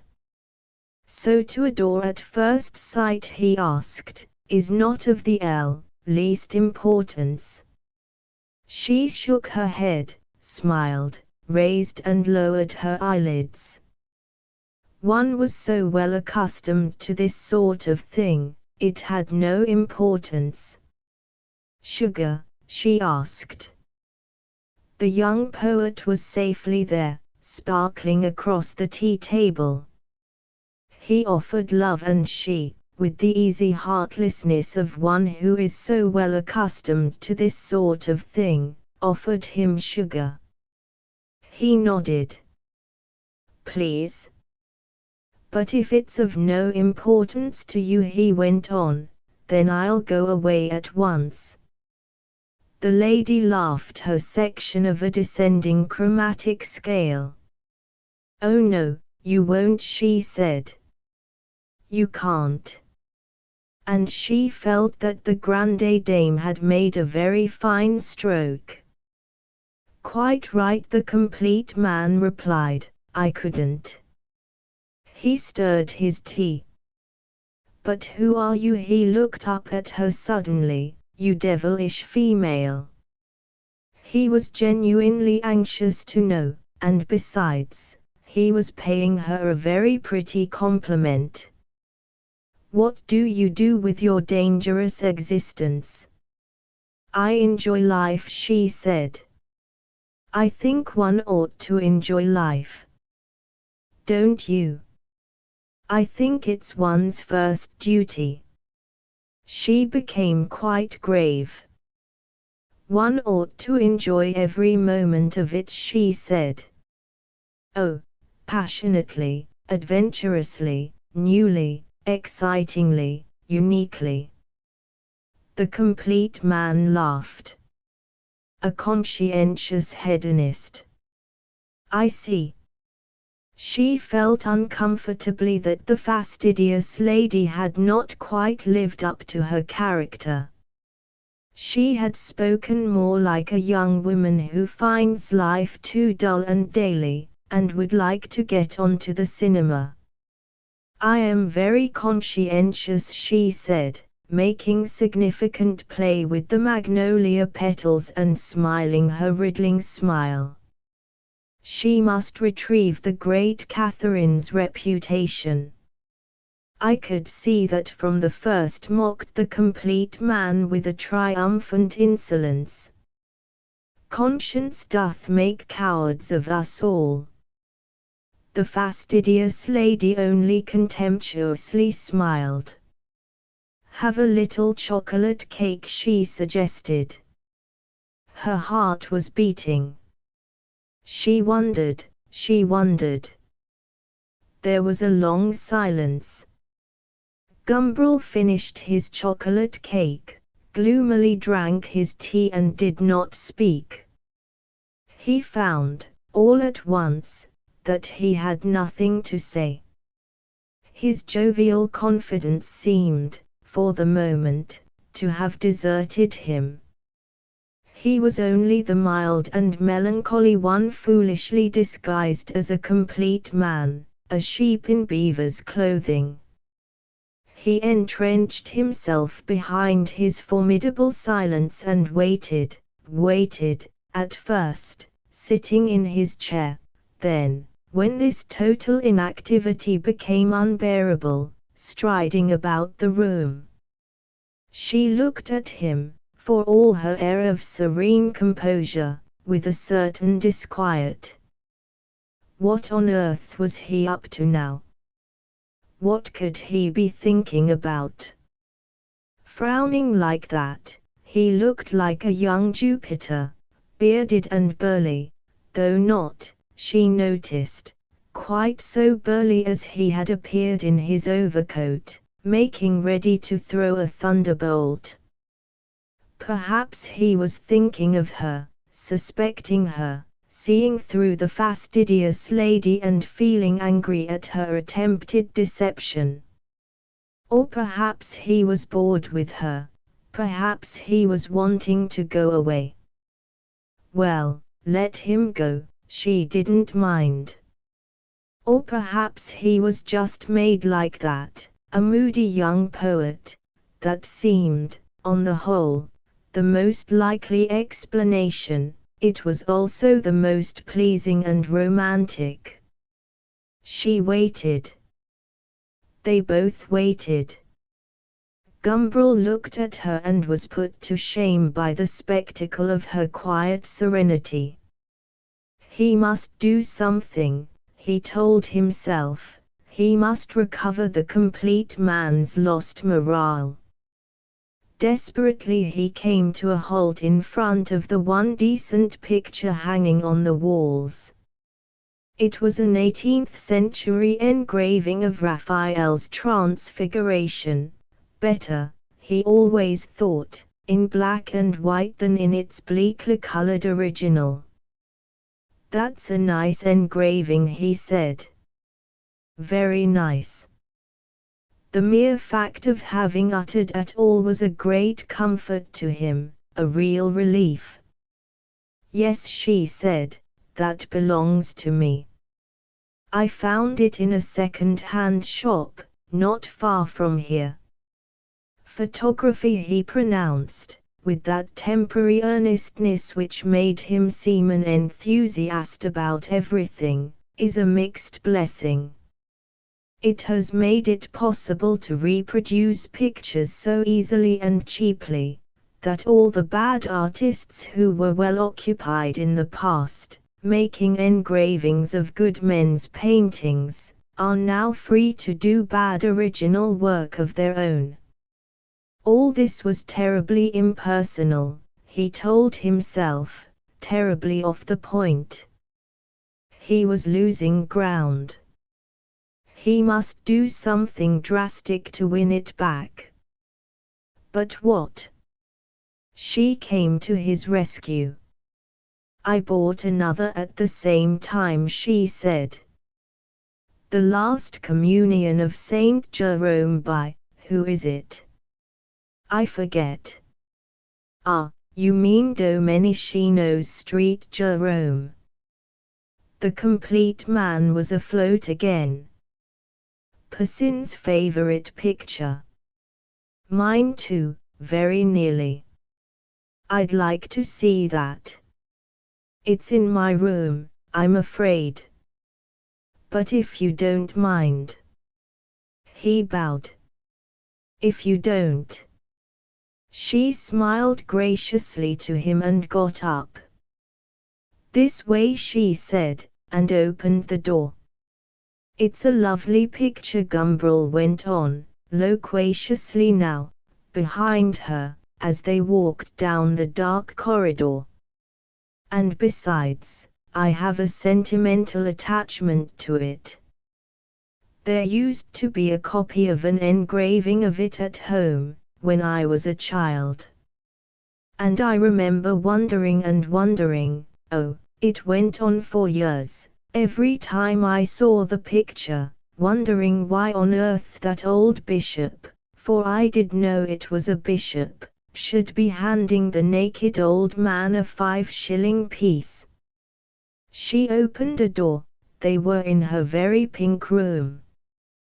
Grave in its solemn and subtly harmonious beauty, the picture hung over the mantelpiece, hung there, among the photographs of the little friends of her own age, like some strange object from another world.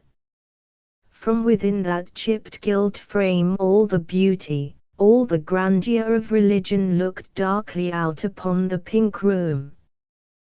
The little friends of her own age, all deliciously nubile, sweetly smiled, turned up their eyes, clasped Persian cats or stood jauntily, feet apart, hand in the breeches pocket of the land girl's uniform, the pink roses on the wallpaper, the pink and white curtains, the pink bed, the strawberry-colored carpet, filled all the air with the rosy reflections of nakedness and life.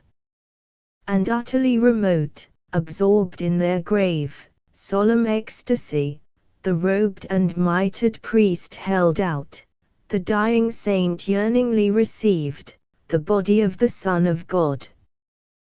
The ministrants looked gravely on, the little angels looped in the air above a gravely triumphant festoon, the lion slept at the saint's feet, and through the arch beyond, the eye travelled out over a quiet country of dark trees and hills. There it is, she waved towards the mantelpiece. But Gumbrel had taken it all in long ago. You see what I mean by the 5-shilling piece. And stepping up to the picture, he pointed to the round bright wafer which the priest holds in his hand and whose averted disk is like the essential sun at the center of the picture's harmonious universe. Those were the days of 5-shilling pieces, he went on. You're probably too young to remember those large, lovely things. They came my way occasionally, and consecrated wafers didn't. So you can understand how much the picture puzzled me.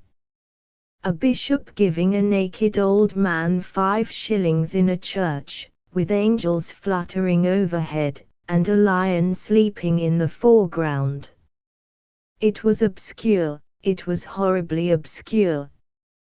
He turned away from the picture and confronted his hostess, who was standing a little way behind him smiling enigmatically and invitingly.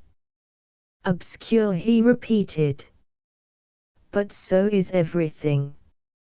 So is life in general. And you, he stepped towards her, you in particular. Am I? She lifted her limpid eyes at him. Oh, how her heart was beating, how hard it was to be the fastidious lady, calmly satisfying her caprice. How difficult it was to be accustomed to this sort of thing. What was going to happen next? What happened next was that the complete man came still closer, put his arms round her, as though he were inviting her to the foxtrot, and began kissing her with a startling violence. His beard tickled her neck, shivering a little, she brought down the magnolia petals across her eyes. The complete man lifted her up, walked across the room carrying the fastidious lady in his arms and deposited her on the rosy catafalque of the bed. Lying there with her eyes shut, she did her best to pretend she was dead. Gumbrel had looked at his wristwatch and found that it was 6 o'clock. Already. He prepared himself to take his departure. Wrapped in a pink kimono, she came out into the hall to wish him farewell. When shall I see you again, Rosie? He had learned that her name was Rosie. She had recovered her great lady's equanimity and detachment, and was able to shrug her shoulders and smile.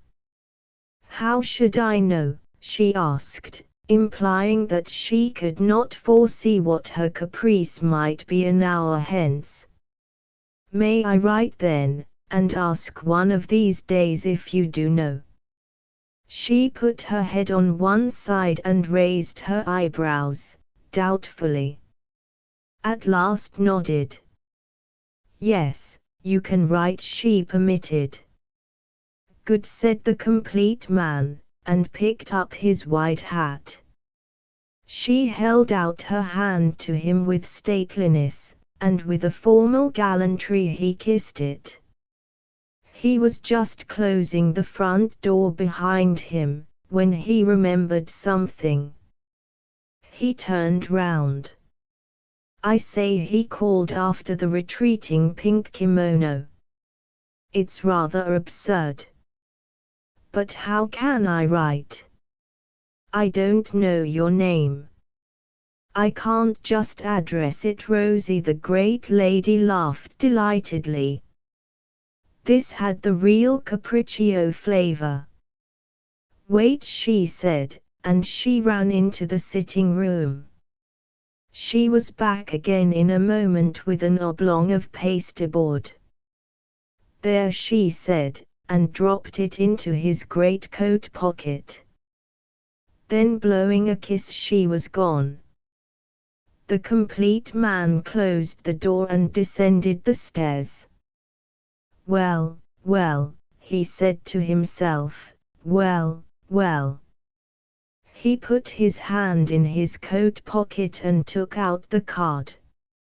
In the dim light of the staircase he read the name on it with some difficulty. Mrs. James, but no. He read again, straining his eyes. There was no question of it. Mrs. James Shewater.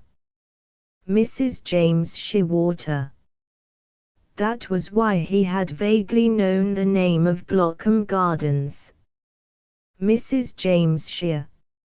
Step after step he descended, ponderously. "Good Lord," he said out loud. "Good Lord." But why had he never seen her? Why did Shewater never produce her? Now he came to think of it, he hardly ever spoke of her. Why had she said the flat wasn't theirs? It was. He had heard Shewater talk about it. Did she make a habit of this sort of thing? Could Shewater be wholly unaware of what she was really like? But, for that matter, what was she really like? He was halfway down the last flight, when with a rattle and a squeak of hinges the door of the house, which was only separated by a short lobby from the foot of the stairs, opened, revealing, on the doorstep, Shewater and a friend, eagerly talking. "I take my rabbit," the friend was saying. He was a young man with dark, protruding eyes, and staring, doggy nostrils, very eager, lively and loud. "I take my rabbit and I inject into it the solution of eyes, pulped eyes of another dead rabbit. You see." Gumbrel's first instinct was to rush up the stairs and hide in the first likely-looking corner. But he pulled himself together at once. He was a complete man, and complete men do not hide. Moreover, he was sufficiently disguised to be quite unrecognizable. He stood where he was, and listened to the conversation. "The rabbit," continued the young man, and with his bright eyes and staring, sniffing nose, he looked like a poacher's terrier ready to go barking after the first white tail that passed his way. "The rabbit naturally develops the appropriate resistance, develops a specific anti-eye to protect itself.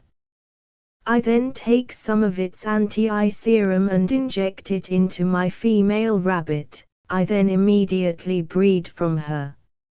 He paused. "Well?" asked Shewater, in his slow, ponderous way.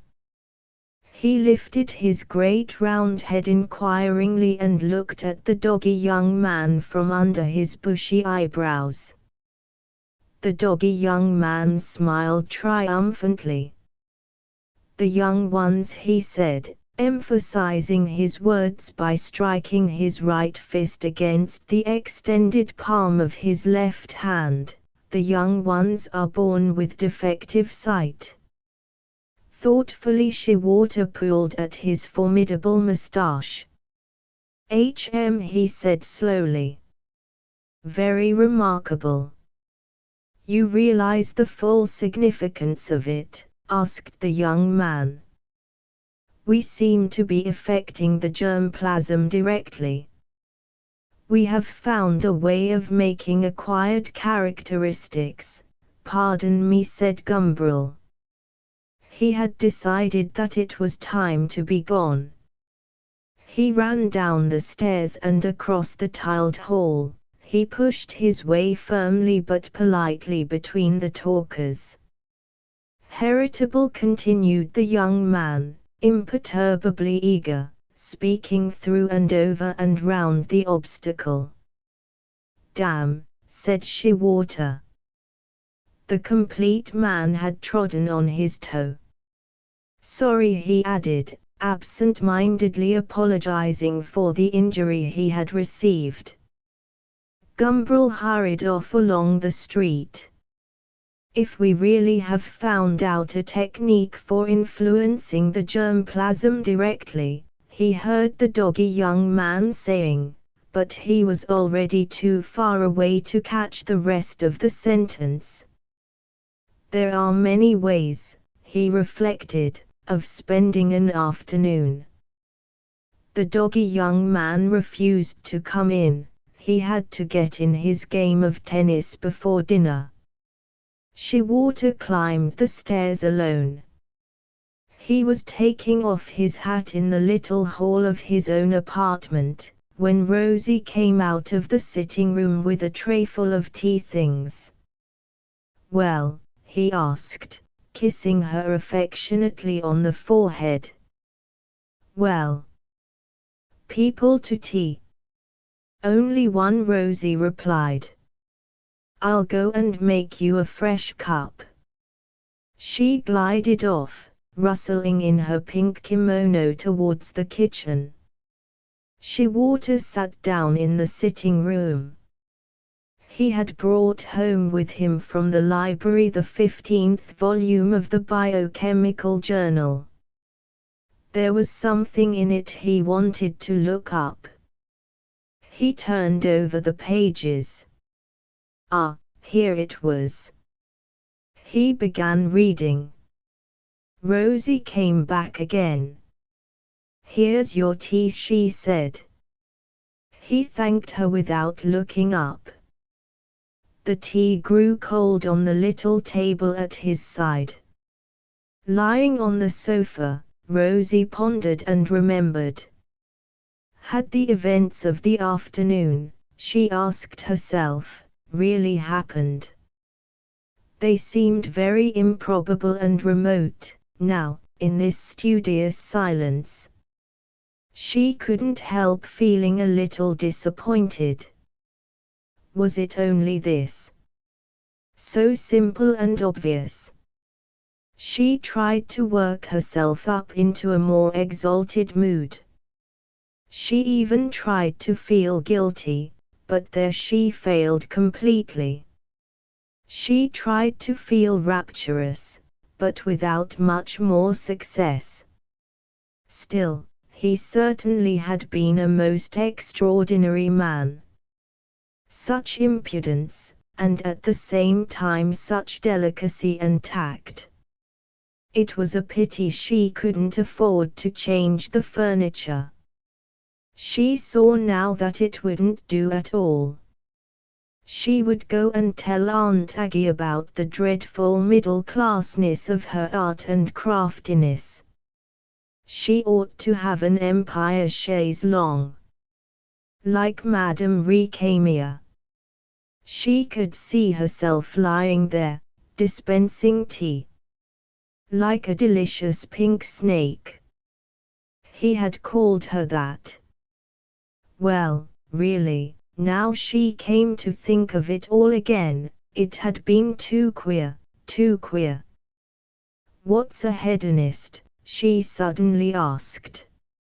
Shewater looked up from the Journal of Biochemistry. "What?" he said. "A hedonist. A man who holds that the end of life is pleasure. A conscientious hedonist. Ah, that was good." "This tea is cold," Shewater remarked. "You should have drunk it before," she said. The silence renewed and prolonged itself. Rosie was getting much better, Shewater reflected, as he washed his hands before supper, about not interrupting him when he was busy. This evening she had really not disturbed him at all, or at most only once, and that not seriously. There had been times in the past when the child had really made life almost impossible. There were those months at the beginning of their married life, when she had thought she would like to study physiology herself and be a help to him. He remembered the hours he had spent trying to teach her elementary facts about the chromosomes. It had been a great relief when she abandoned the attempt. He had suggested she should go in for stenciling patterns on government linen. Such pretty curtains and things one could make like that. But she hadn't taken very kindly to the idea. There had followed a long period when she seemed to have nothing to do but prevent him from doing anything. Ringing him up at the laboratory, invading his study, sitting on his knee, or throwing her arms round his neck, or pulling his hair, or asking ridiculous questions when he was trying to work. Shewater flattered himself that he had been extremely patient. He had never got cross.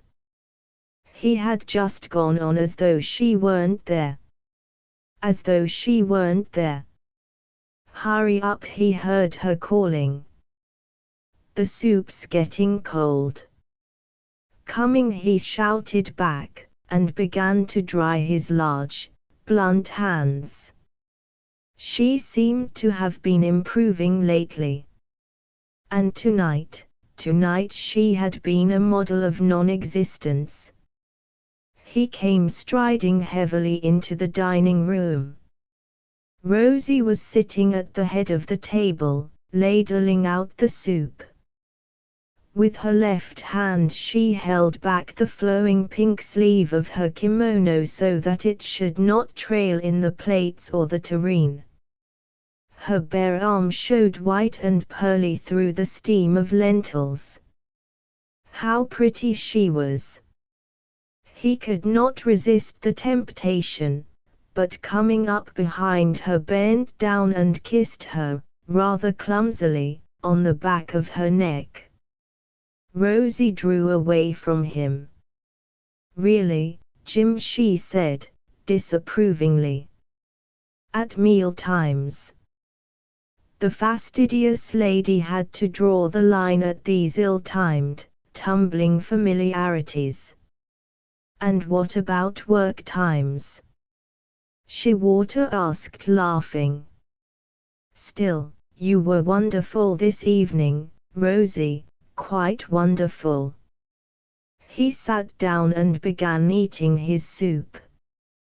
Not a sound all the time I was reading, or, at any rate, only one sound, so far as I remember.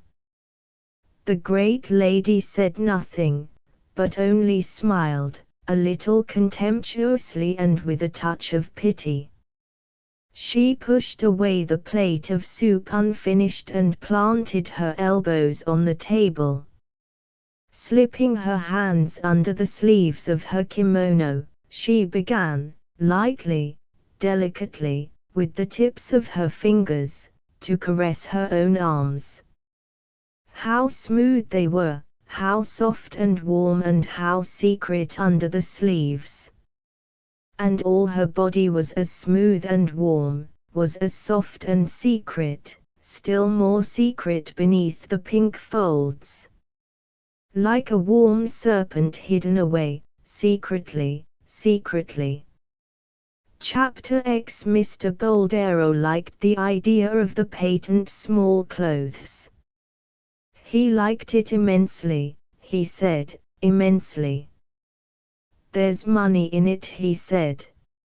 Mr. Boldero was a small dark man of about 45, active as a bird and with a bird's brown, beady eyes, a bird's sharp nose.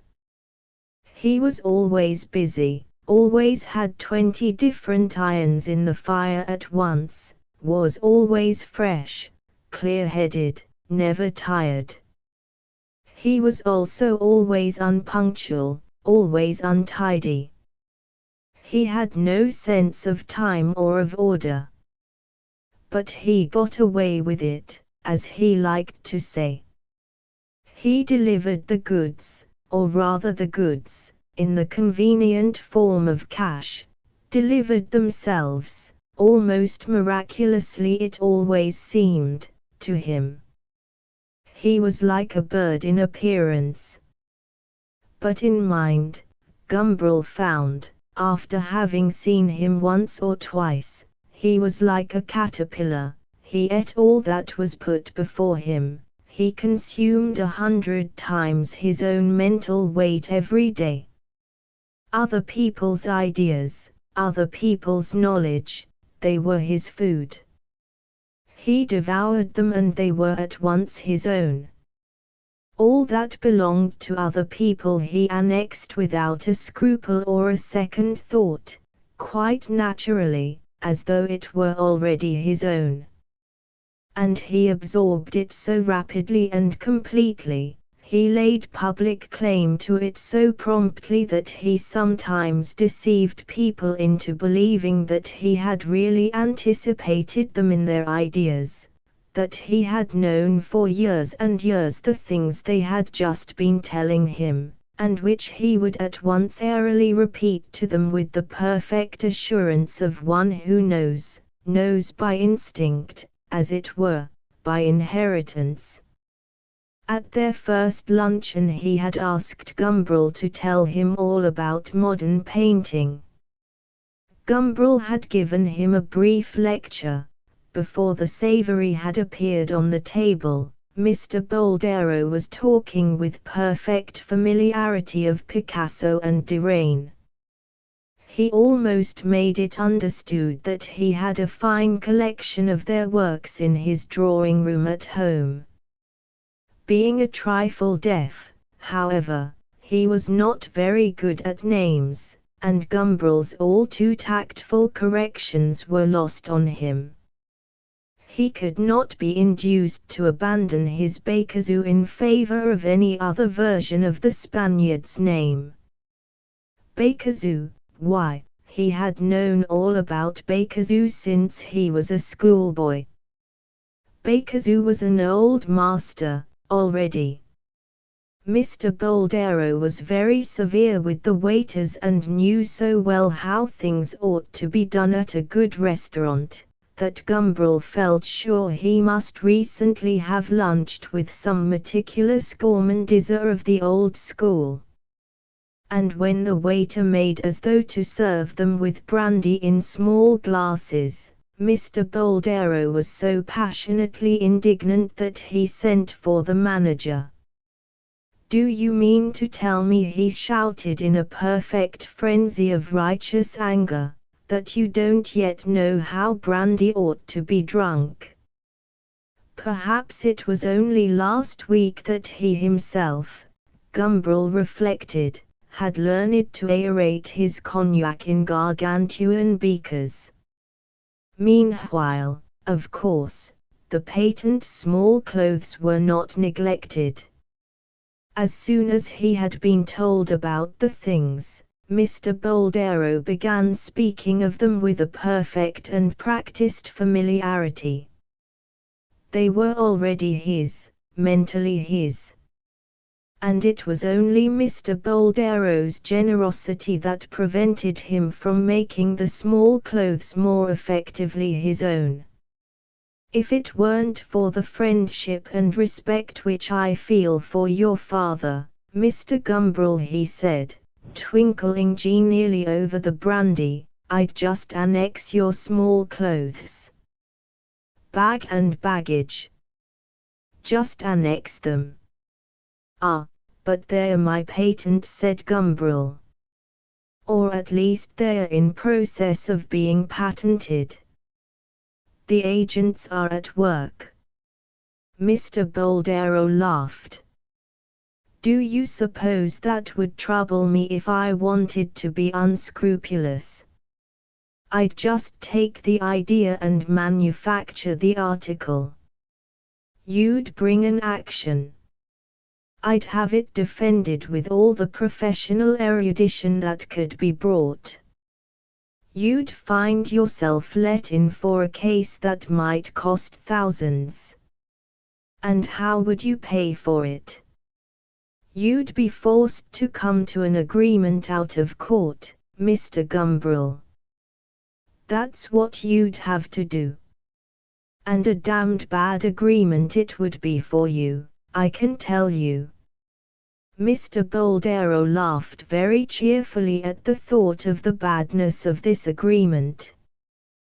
But don't be alarmed, he said. I shan't do it, you know. Gumbrel was not wholly reassured. Tactfully, he tried to find out what terms Mr. Boldero was prepared to offer. Mr. Boldero was nebulously vague. They met again in Gumbrel's rooms. The contemporary drawings on the walls reminded Mr. Boldero that he was now an art expert. He told Gumbrel all about it, in Gumbrel's own words. Every now and then, it was true, Mr. Boldero made a little slip. Bakazoo, for example, remained unshakably Bakazoo. But on the whole the performance was most impressive. It made Gumbrel feel very uncomfortable, however, while it lasted. For he recognized in this characteristic of Mr. Boldero a horrible caricature of himself. He too was an assimilator, more discriminating, no doubt, more tactful, knowing better than Mr. Boldero how to turn the assimilated experience into something new and truly his own, but still a caterpillar, definitely a caterpillar. He began studying Mr. Boldero with a close and disgustful attention, as one might pore over some repulsive memento mori. It was a relief when Mr. Boldero stopped talking art and consented to get down to business. Gumbrel was wearing for the occasion the sample pair of small clothes which Mr. Bogenus had made for him.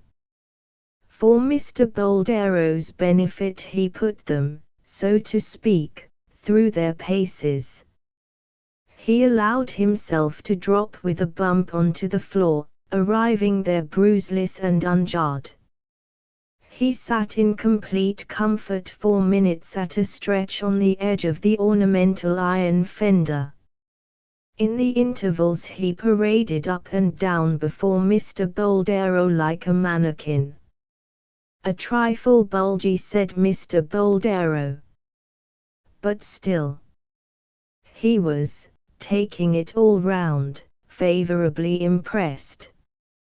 It was time, he said, to begin thinking of details. They would have to begin by making experiments with the bladders to discover a model combining, as Mr. Boldero put it, maximum efficiency with minimum bulge. When they had found the right thing, they would have it made in suitable quantities by any good rubber firm. As for the trousers themselves, they could rely for those on sweated female labor in the East End. Cheap and good, said Mr. Boldero. It sounds ideal, said Gumbrel. And then, said Mr. Boldero, there's our advertising campaign. On that, I may say, he went on with a certain solemnity, will depend the failure or success of our enterprise. I consider it of the first importance. Quite, said Gumbrel, nodding importantly and with intelligence. We must set to work, said Mr. Boldero, scientifically. Gumbrel nodded again. We have to appeal, Mr. Boldero went on so glibly that Gumbrel felt sure he must be quoting somebody else's words, to the great instincts and feelings of humanity. They are the sources of action.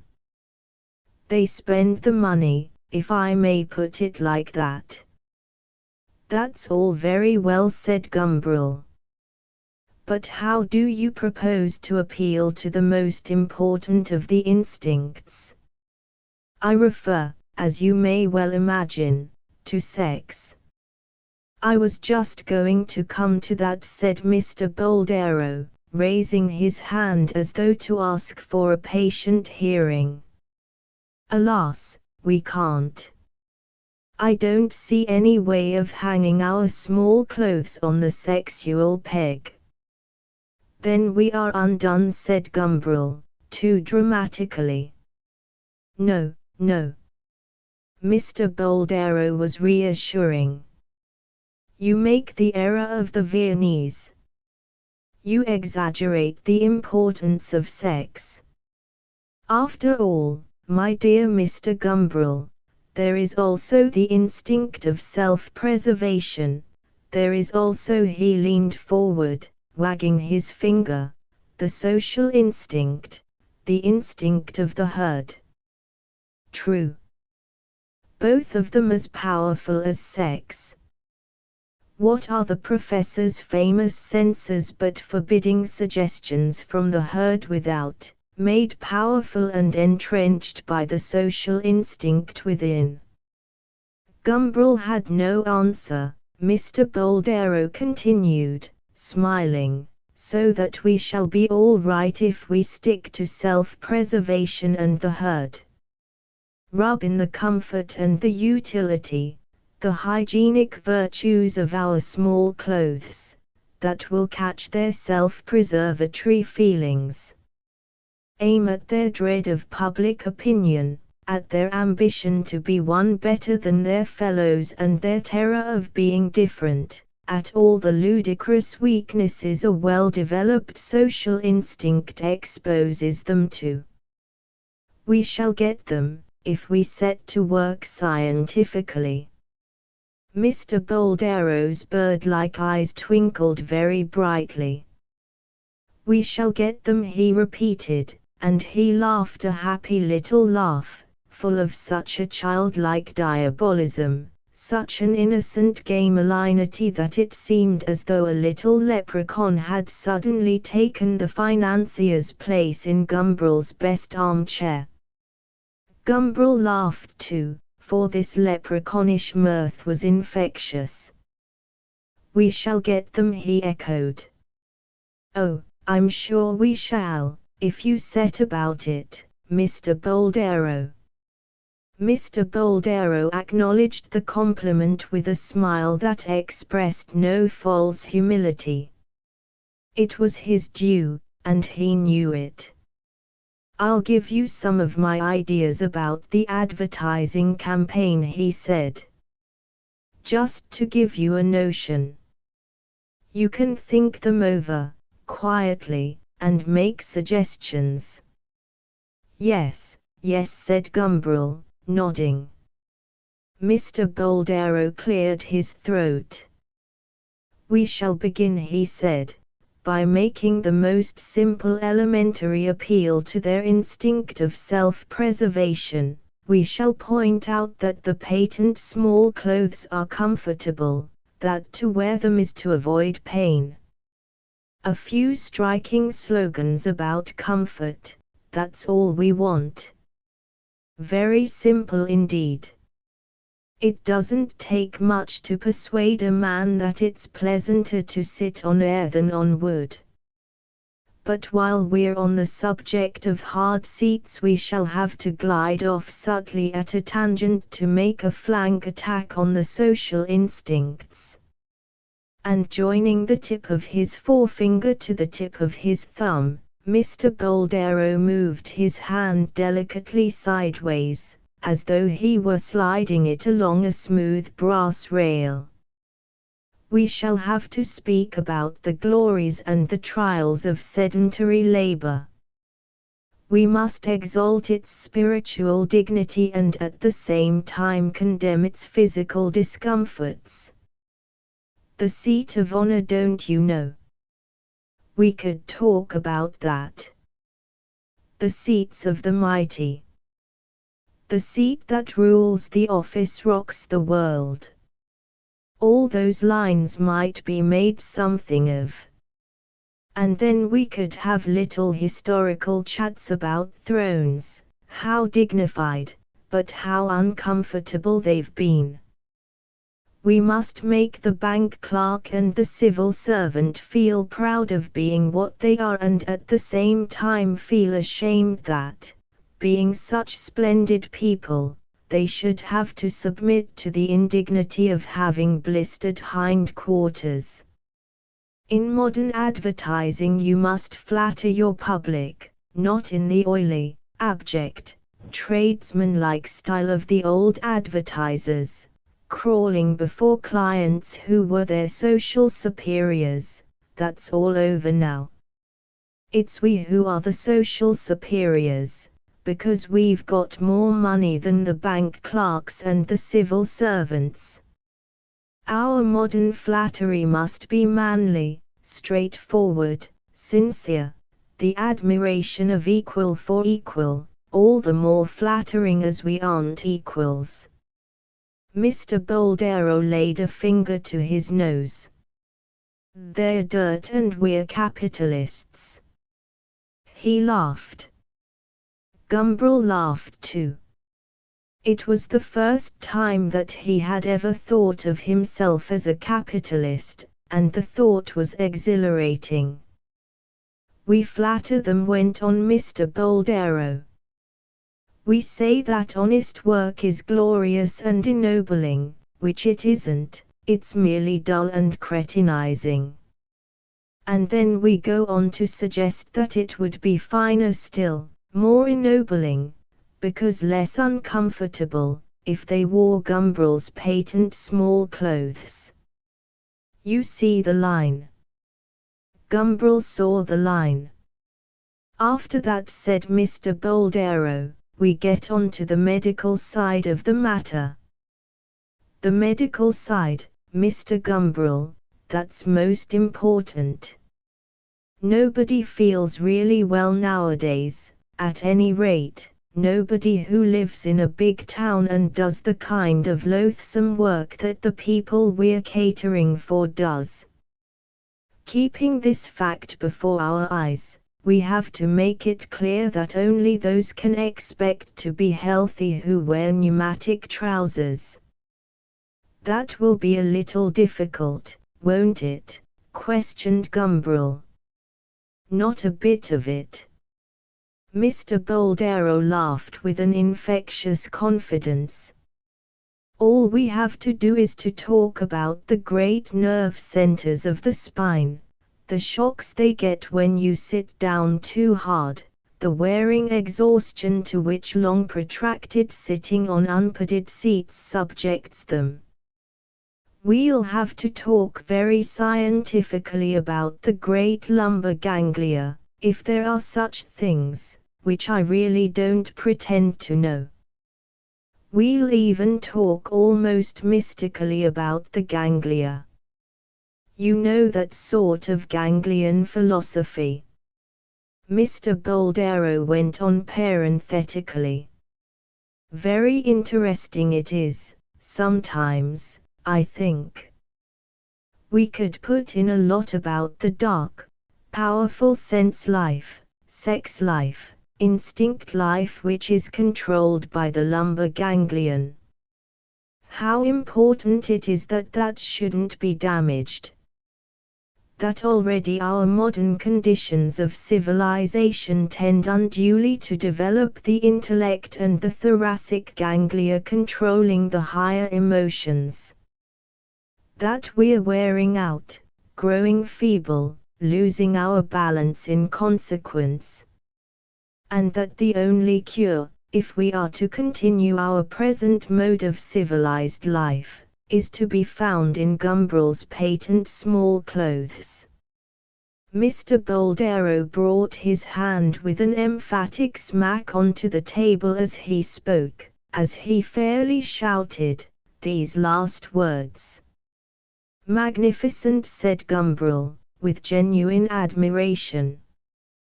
This sort of medical and philosophical dope, Mr. Boldero went on, is always very effective, if it's properly used.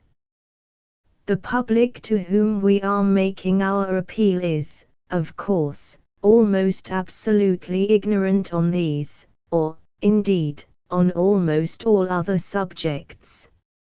It is therefore very much impressed by the unfamiliar words, particularly if they have such a good juicy sound as the word ganglia. There was a young man of East Anglia, whose loins were a tangle of ganglia, murmured Gumbrel, improvisator. Precisely, said Mr. Boldero. Precisely. You see how juicy it is. Well, as I say, they're impressed. And they are also grateful. They are grateful to us for having given them a piece of abstruse, unlikely information which they can pass on to their wives, or to such friends as they know don't read the paper in which our advertisement appears, can pass on airily, don't you know, with easy erudition, as though they'd known all about ganglia from their childhood. And they'll feel such a flow of superiority as they hand on the metaphysics and the pathology, that they'll always think of us with affection. They'll buy our breeks and they'll get other people to buy. That's why Mr. Boldero went off again on an instructive tangent. That's why the day of secret patent medicines is really over. It's no good saying you have rediscovered some secret known only, in the past, to the Egyptians. People don't know anything about Egyptology, but they have an inkling that such a science exists. And that if it does exist, it's unlikely that patent medicine makers should have found out facts unknown to the professors at the universities. And it's much the same even with secrets that don't come from Egypt. People know there's such a thing as medical science, and they again feel it's improbable that manufacturers should know things ignored by the doctors. The modern democratic advertiser is entirely above board. He tells you all about it. He explains that the digestive juices acting on bismuth give rise to a disinfectant acid. He points out that lactic ferment gets destroyed before it reaches the large intestine, so that Metchnikoff's cure generally won't work. And he goes on to explain that the only way of getting the ferment there is to mix it with starch and paraffin. Starch to feed the ferment on, paraffin to prevent the starch being digested before it gets to the intestine. And in consequence, he convinces you that a mixture of starch, paraffin and ferment is the only thing that's any good at all. Consequently you buy it, which you would never have done without the explanation. In the same way, Mr. Gumbrel, we mustn't ask people to take our trousers on trust. We must explain scientifically why these trousers will be good for their health. And by means of the ganglia, as I've pointed out, we can even show that the trousers will be good for their souls and the whole human race at large. And as you probably know, Mr. Gumbrel, there's nothing like a spiritual message to make things go. Combine spirituality with practicality and you've fairly got them. Got them, I may say, on toast. And that's what we can do with our trousers. We can put a message into them, a big, spiritual message. Decidedly, he concluded, we shall have to work those ganglia all we can. I'll undertake to do that, said Gumbrel, who felt very buoyant and self-assured. Mr. Boldero's hydrogenous conversation had blown him up like a balloon. "And I'm sure you'll do it well," said Mr. Boldero encouragingly. "There is no better training for modern commerce than a literary education. As a practical businessman, I always uphold the ancient universities, especially in their teaching of the humanities." Gumbrel was much flattered. At the moment, it seemed supremely satisfying to be told that he was likely to make a good businessman.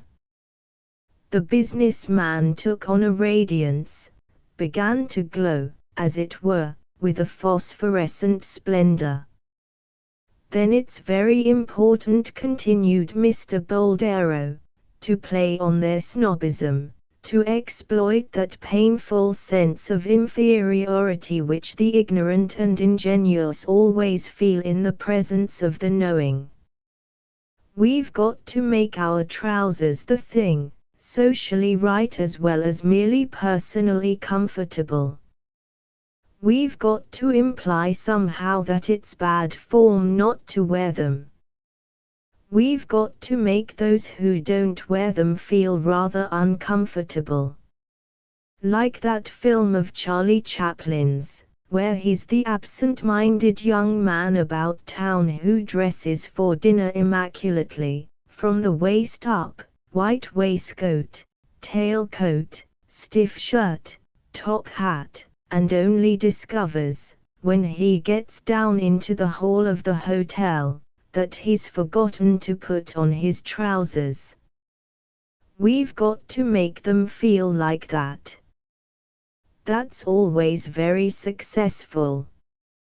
You know those excellent American advertisements about young ladies whose engagements are broken off because they perspire too freely or have an unpleasant breath.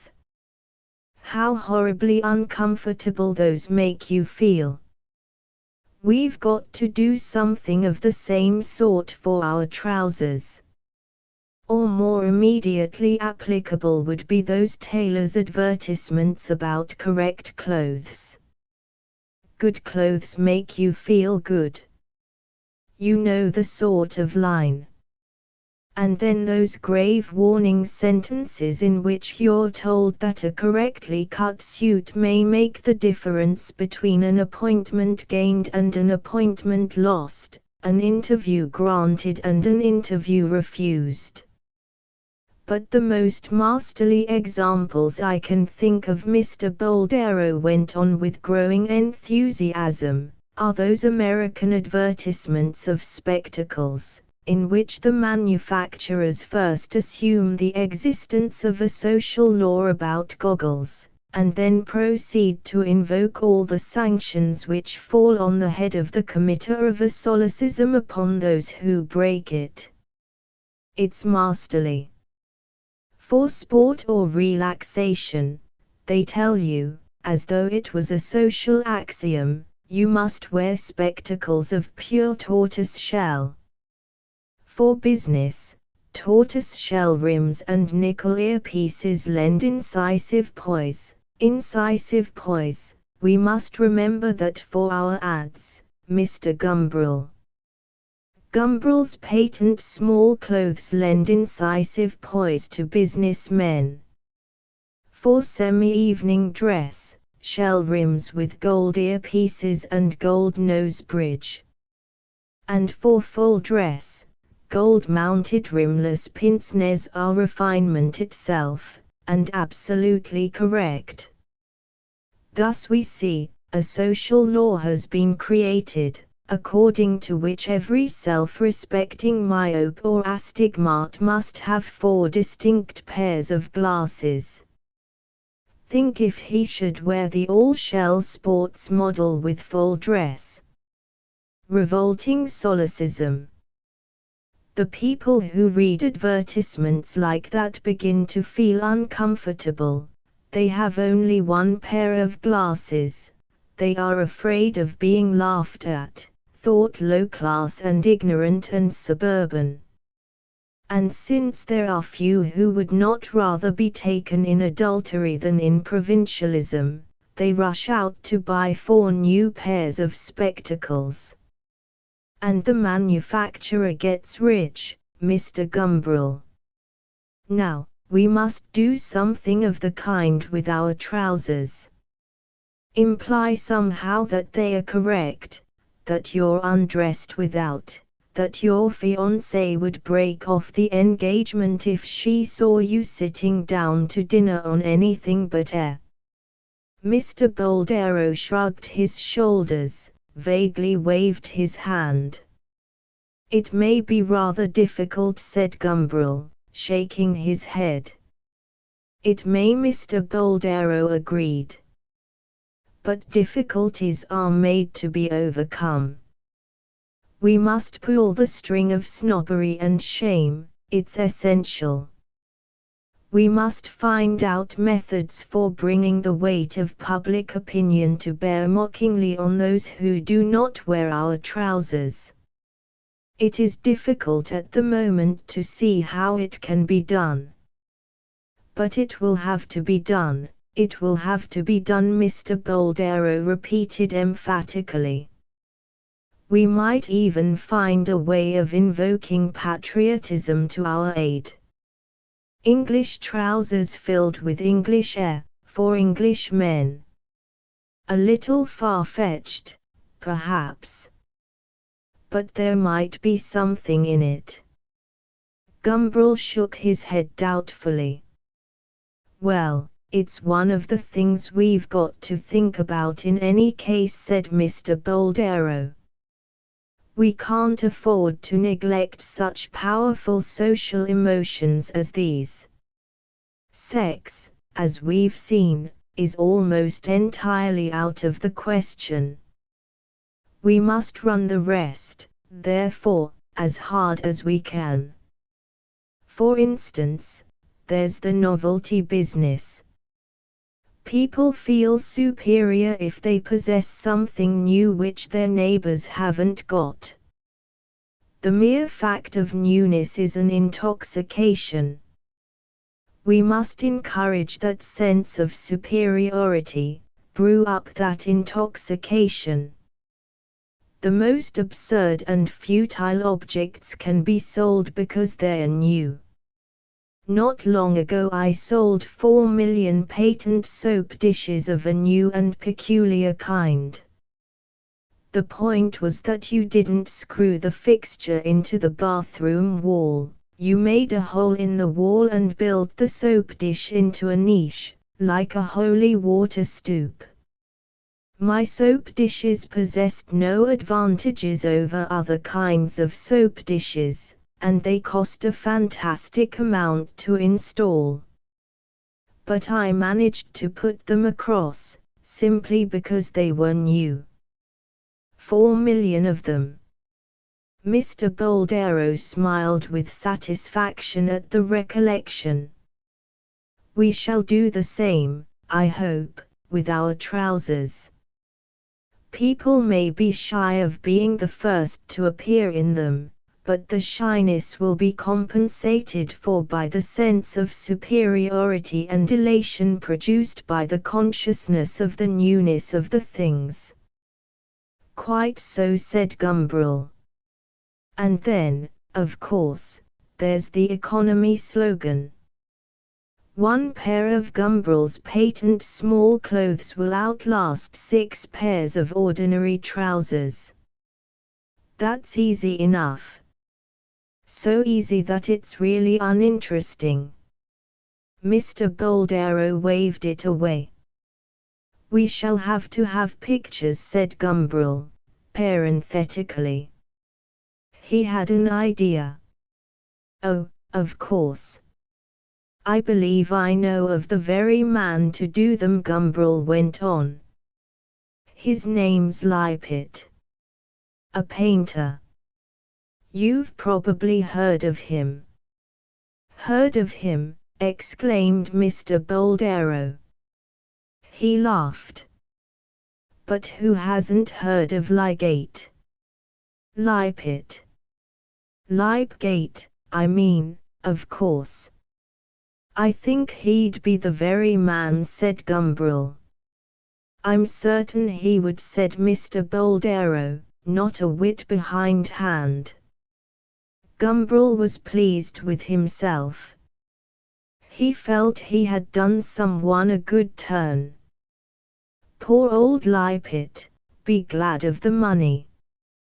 Gumbrel remembered also his own fiver. And remembering his own fiver, he also remembered that Mr. Boldero had as yet made no concrete suggestion about terms. He nerved himself at last to suggest to Mr. Boldero that it was time to think of this little matter. Ah, how he hated talking about money! He found it so hard to be firm in asserting his rights. He was ashamed of showing himself grasping. He always thought with consideration of the other person's point of view. Poor devil, could he afford to pay? And he was always swindled and always conscious of the fact. Lord, how he hated life on these occasions! Mr. Boldero was still evasive. I'll write you a letter about it, he said at last. Gumbrel was delighted. Yes, do, he said enthusiastically, do. He knew how to cope with letters all right. He was a devil with the fountain pen. It was these personal, hand-to-hand combats that he couldn't manage. He could have been, he always felt, such a ruthless critic and satirist, such a violent, unscrupulous polemical writer. And if ever he committed his autobiography to paper, how breathtakingly intimate, how naked, naked without so much as a healthy sunburn to color the whiteness, how quiveringly a sensitive jelly it would be. All the things he had never told anyone would be in it. Confession at long range, if anything, it would be rather agreeable. Yes, do write me a letter, he repeated. Do. Mr. Boldero's letter came at last, and the proposals it contained were derisory. £100 down and £5 a week when the business should be started. £5 a week, and for that he was to act as a managing director, writer of advertisements and promoter of foreign sales. Gumbrel felt thankful that Mr. Boldero had put the terms in a letter. If they had been offered point blank across the luncheon table, he would probably have accepted them without a murmur. He wrote a few neat, sharp phrases saying that he could not consider less than £500 down and £1,000 a year. Mr. Boldero's reply was amiable. Would Mr. Gumbrel come and see him? See him? Well, of course, it was inevitable. He would have to see him again some time. But he would send the complete man to deal with the fellow. A complete man matched with a leprechaun, there could be no doubt as to the issue. Dear Mr. Boldero, he wrote back, I should have come to talk over matters before this. But I have been engaged during the last days in growing a beard, and until this has come to maturity, I cannot, as you will easily be able to understand, leave the house. By the day after tomorrow, however, I hope to be completely presentable and shall come to see you at your office at about 3 o'clock, if that is convenient to you. I hope we shall be able to arrange matters satisfactorily. Believe me, dear Mr. Boldero, yours very truly, Theodore Gumbrel, Jr. The day after tomorrow became in due course today, splendidly bearded and Rabelaisianly broad in his whipcord toga. Gumbrel presented himself at Mr. Boldero's office in Queen Victoria Street. "I should hardly have recognized you," exclaimed Mr. Boldero as he shook hands. "How it does alter you, to be sure." "Does it?" The complete man laughed with a significant joviality. "Won't you take off your coat?" "No, thanks," said Gumbrel. "I'll keep it on." "Well," said the leprechaun, leaning back in his chair and twinkling, bird-like, across the table. "Well," repeated Gumbrel on a different tone from behind the stalks of his corn-like beard. He smiled, feeling serenely strong and safe. "I'm sorry we should have disagreed," said Mr. Boldero. "So am I," the complete man replied. "But we shan't disagree for long," he added, with significance, and as he spoke the words he brought down his fist with such a bang that the inkpots on Mr. Boldero's very solid mahogany writing table trembled and the pens danced, while Mr. Boldero himself started with a genuine alarm. He had not expected them. And now he came to look at him more closely.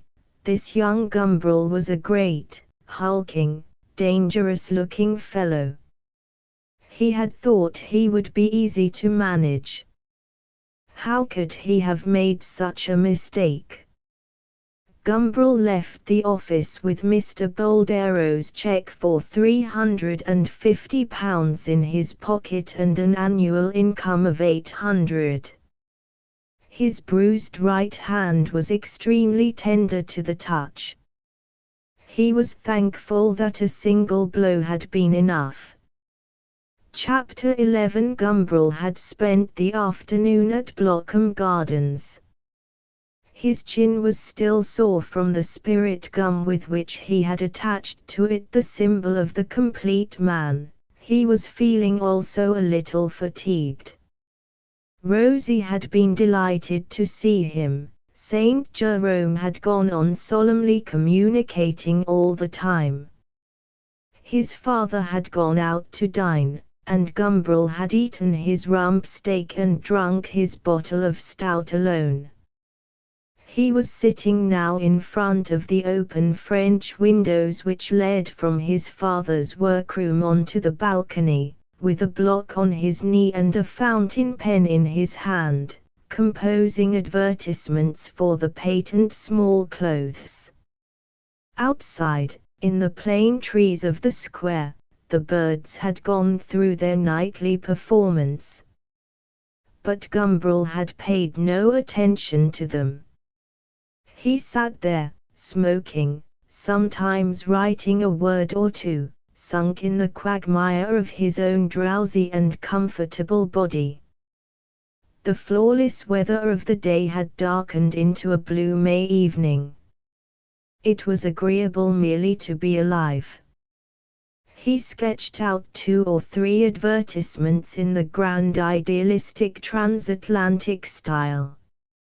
He imagined one in particular with a picture of Nelson at the head of the page and "England expects," printed large beneath it.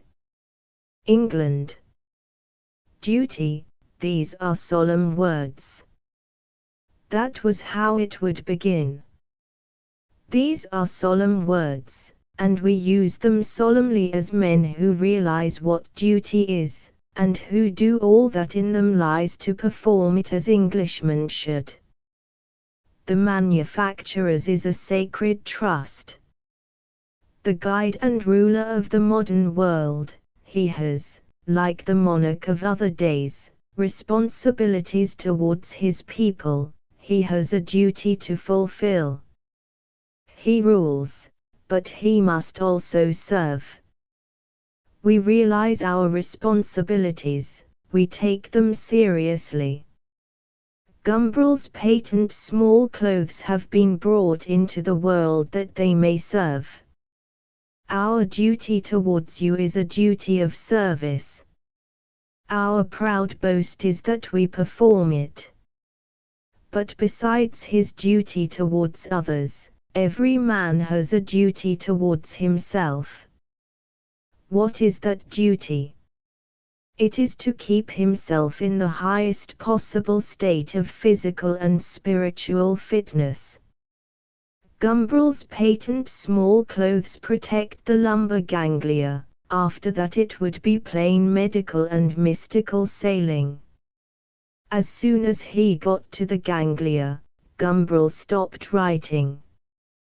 He put down the block, sheathed his pen, and abandoned himself to the pleasures of pure idleness. He sat, he smoked his cigar.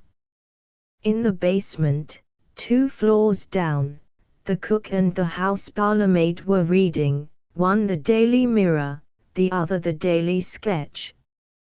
For them, Her Majesty the Queen spoke kindly words to crippled female orphans, the jockeys tumbled at the jumps, Cupid was busy in society, and the murderers who had disemboweled their mistresses were at large.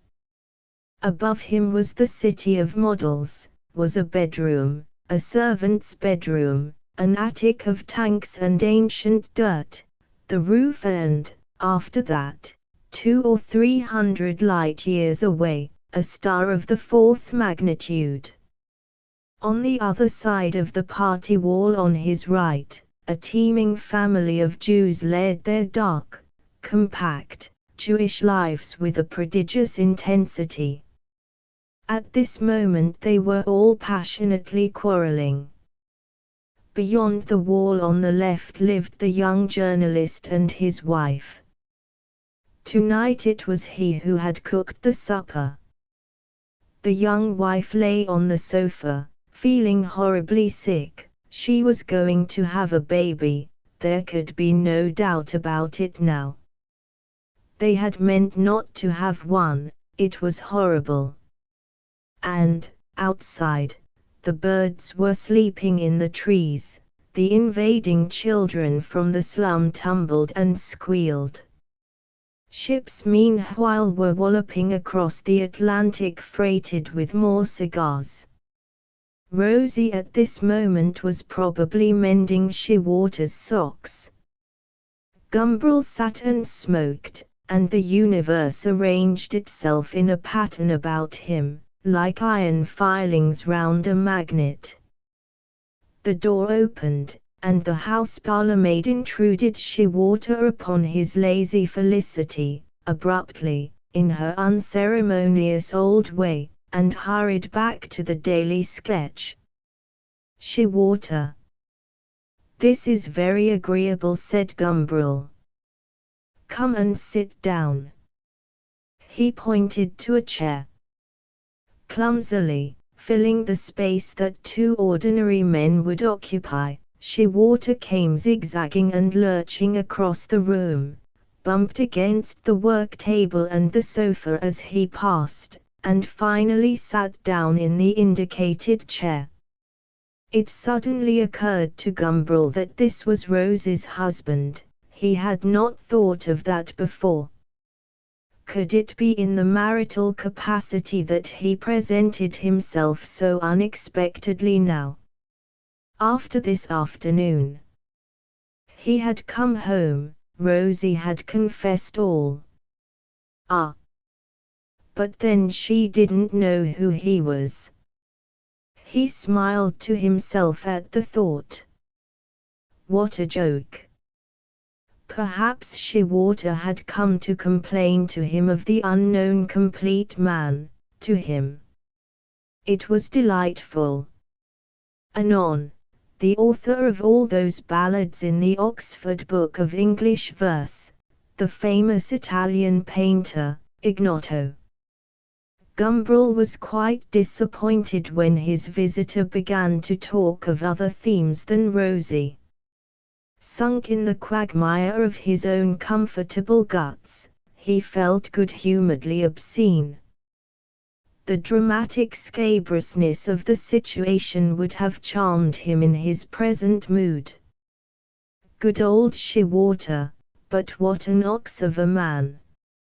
If he, Gumbrel, took the trouble to marry a wife, he would at least take some interest in her.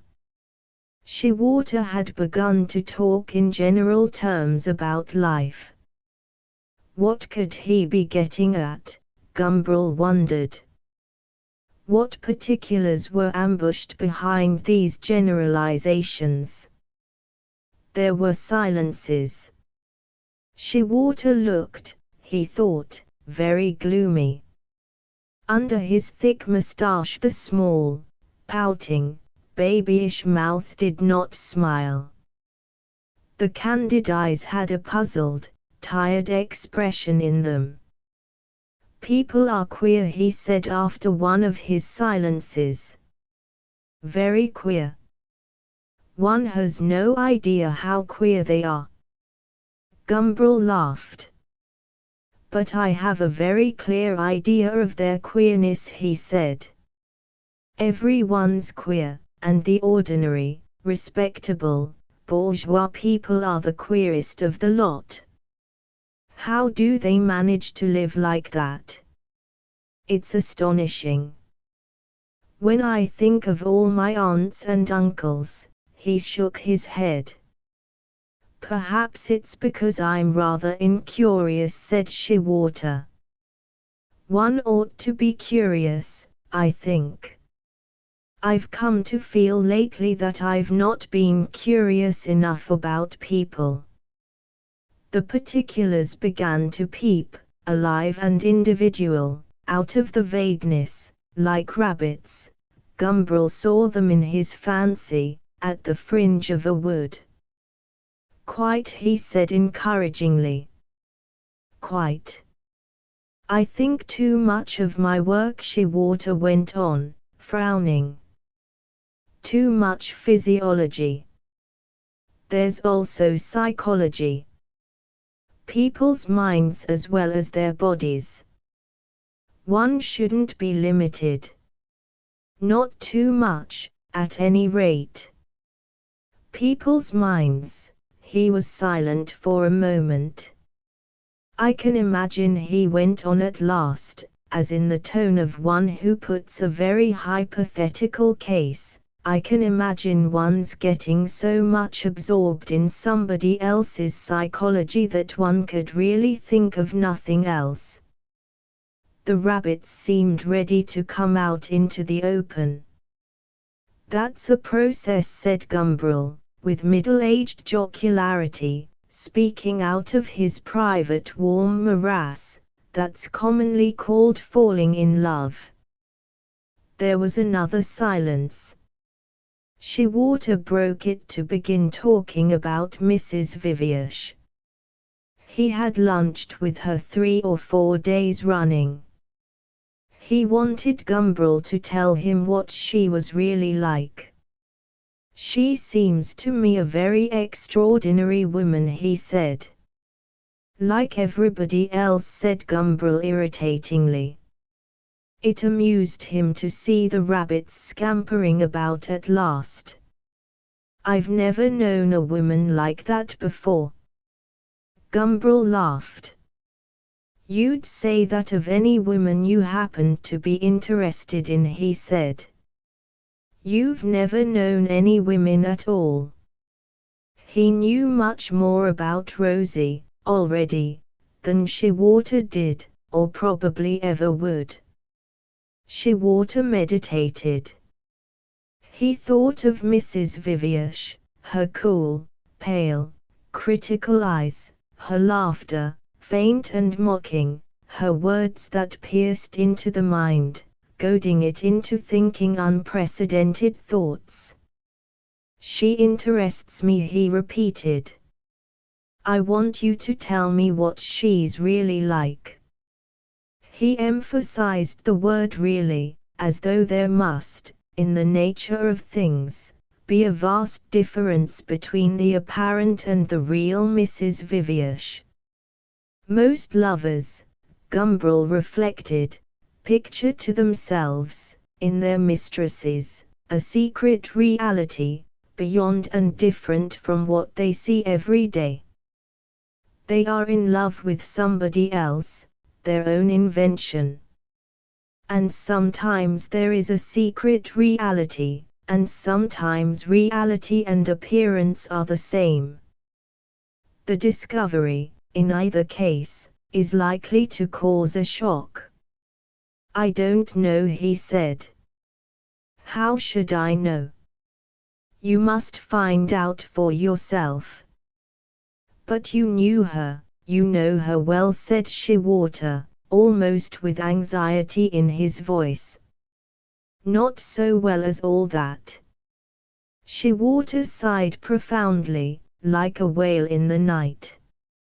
He felt restless, incapable of concentrating.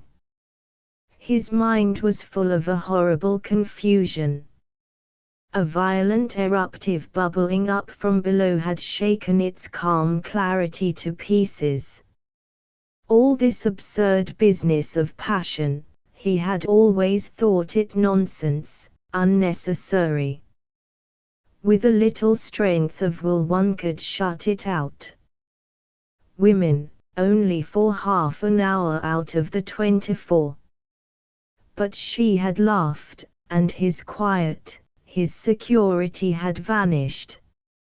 "I can imagine," he had said to her yesterday, "I can imagine myself giving up everything, work and all, to go running round after you. And do you suppose I should enjoy that?" Mrs. Viviash had asked.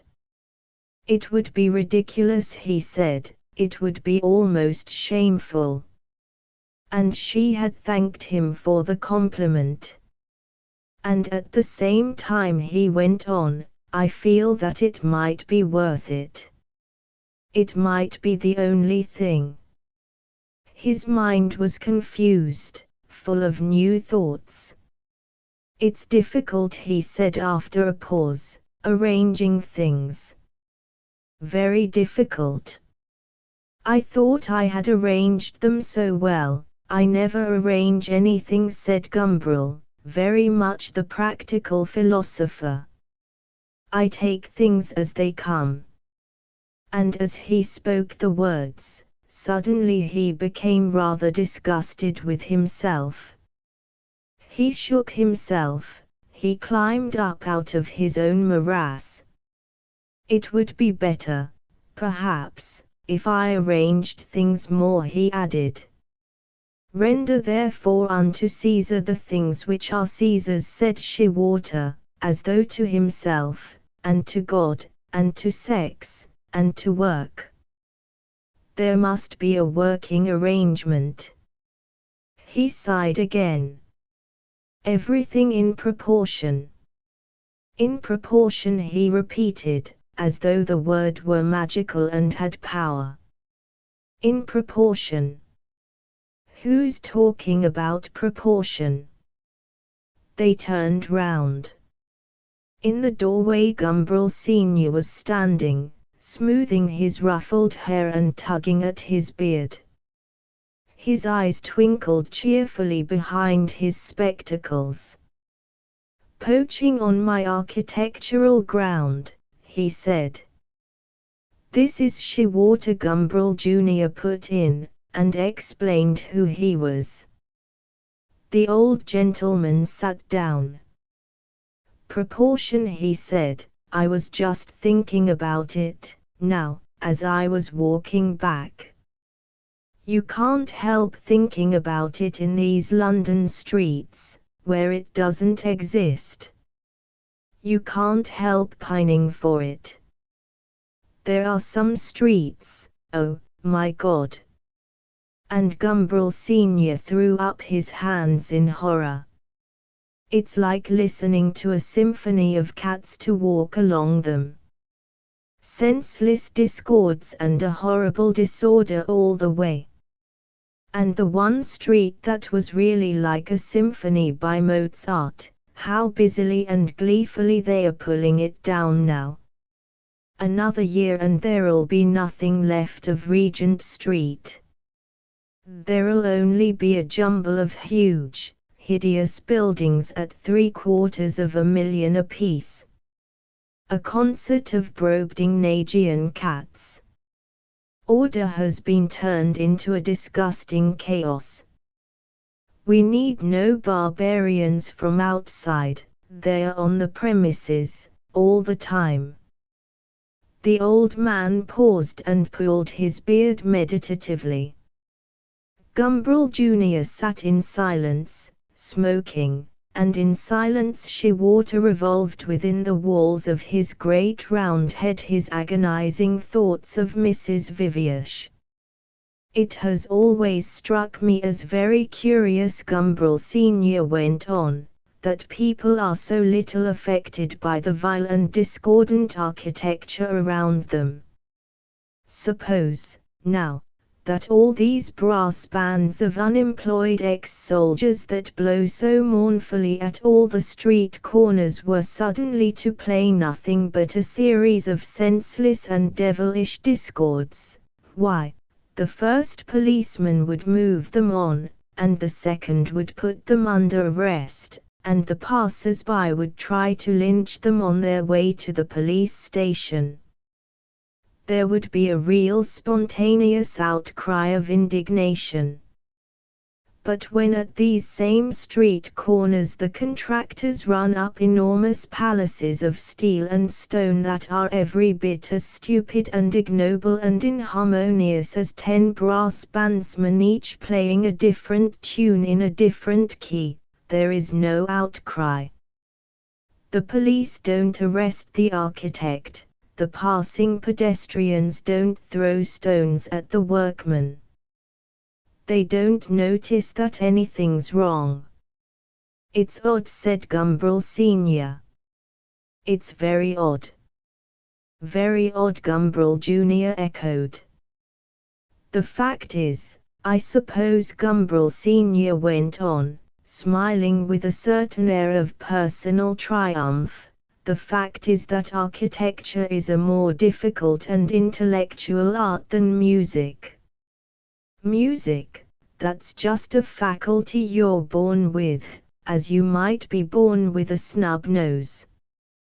But the sense of plastic beauty, though that's, of course, also an inborn faculty, is something that has to be developed and intellectually ripened. It's an affair of the mind, experience and thought have to draw it out. There are infant prodigies in music, but there are no infant prodigies in architecture. Gumbrel Sr. chuckled with a real satisfaction. A man can be an excellent musician and a perfect imbecile. But a good architect must also be a man of sense. A man who knows how to think and to profit by experience. Now, as almost none of the people who pass along the streets in London, or any other city of the world, do know how to think or to profit by experience, it follows that they cannot appreciate architecture. The innate faculty is strong enough in them to make them dislike discord in music. But they haven't the wits to develop that other innate faculty, the sense of plastic beauty, which would enable them to see and disapprove of the same barbarism in architecture. Come with me, Gumbrel Sr. added, getting up from his chair, and I'll show you something that will illustrate what I've been saying. Something you'll enjoy, too. Nobody's seen it yet, he said mysteriously as he led the way upstairs. It's only just finished, after months and years. It'll cause a stir when they see it, when I let them see it, if ever I do, that is. The dirty devils. Gumbrel Sr. added good-humouredly. On the landing of the next floor he paused, felt in his pocket, took out a key and unlocked the door of what should have been the second best bedroom. Gumbrel Jr. wondered, without very much curiosity, what the new toy would turn out to be. Shewater wondered only how he could possess Mrs. Viviash. "Come on," called Gumbrel Sr. from inside the room. He turned on the light. They entered. It was a big room, but almost the whole of the floor was covered by an enormous model, 20 feet long by 10 or 12 wide, of a complete city traversed from end to end by a winding river and dominated at its central point by a great dome. Gumbrel Jr. looked at it with surprise and pleasure. Even Shewater was roused from his bitter ruminations of desire to look at the charming city spread out at his feet. "It's exquisite," said Gumbrel Jr. "What is it? The capital of Utopia, or what?" Delighted, Gumbrel Sr. laughed. "Don't you see something rather familiar in the dome?" he asked. "Well, I had thought," Gumbrel Jr. hesitated, afraid that he might be going to say something stupid. He bent down to look more closely at the dome. "I had thought it looked rather like St. Paul's, and now I see that it is St. Paul's." "Quite right," said his father. "And this is London." "I wish it were," Gumbrel Jr. laughed. "It's London as it might have been if they'd allowed Wren to carry out his plans of rebuilding after the Great Fire." "And why didn't they allow him to?" Shewater asked. "Chiefly," said Gumbrel Sr., "because, as I've said before, they didn't know how to think or profit by experience. Wren offered them open spaces and broad streets, he offered them sunlight and air and cleanliness, he offered them beauty, order and grandeur. He offered to build for the imagination and the ambitious spirit of man, so that even the most bestial, vaguely and remotely, as they walked those streets, might feel that they were of the same race, or very nearly, as Michelangelo, that they too might feel themselves, in spirit at least, magnificent, strong and free. He offered them all these things, he drew a plan for them, walking in peril among the still smouldering ruins. But they preferred to re-erect the old intricate squalor. They preferred the medieval darkness and crookedness and beastly irregular quaintness. They preferred holes and crannies and winding tunnels.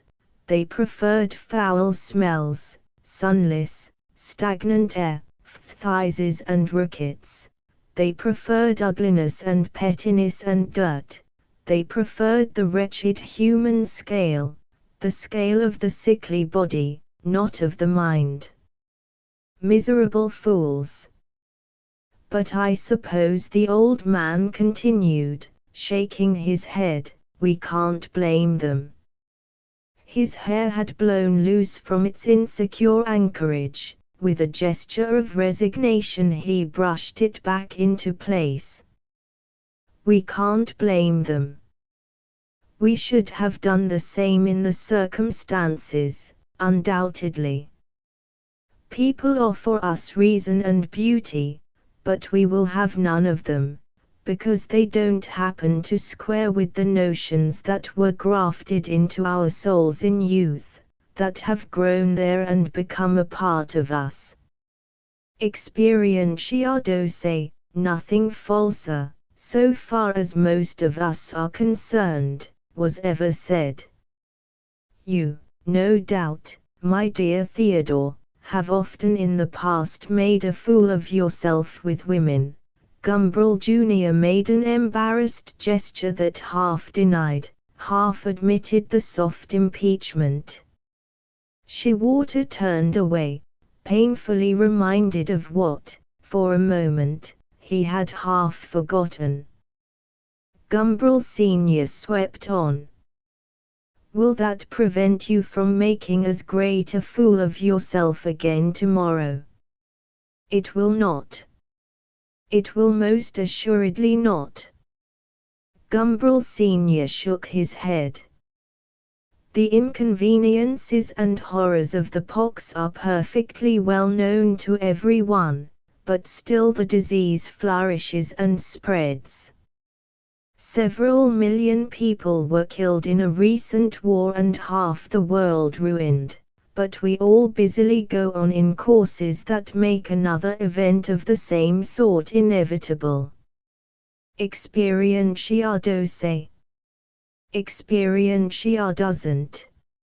And that is why we must not be too hard on these honest citizens of London who, fully appreciating the inconveniences of darkness, disorder and dirt, manfully resisted any attempt to alter conditions which they had been taught from childhood onwards to consider as necessary, right and belonging inevitably to the order of things. We must not be too hard. We are doing something even worse ourselves.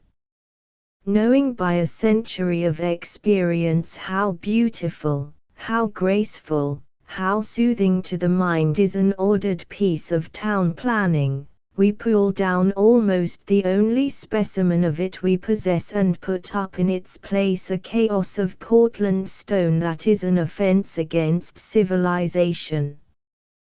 But let us forget about these old citizens and the labyrinth of ugliness and inconvenience which we have inherited from them, and which is called London.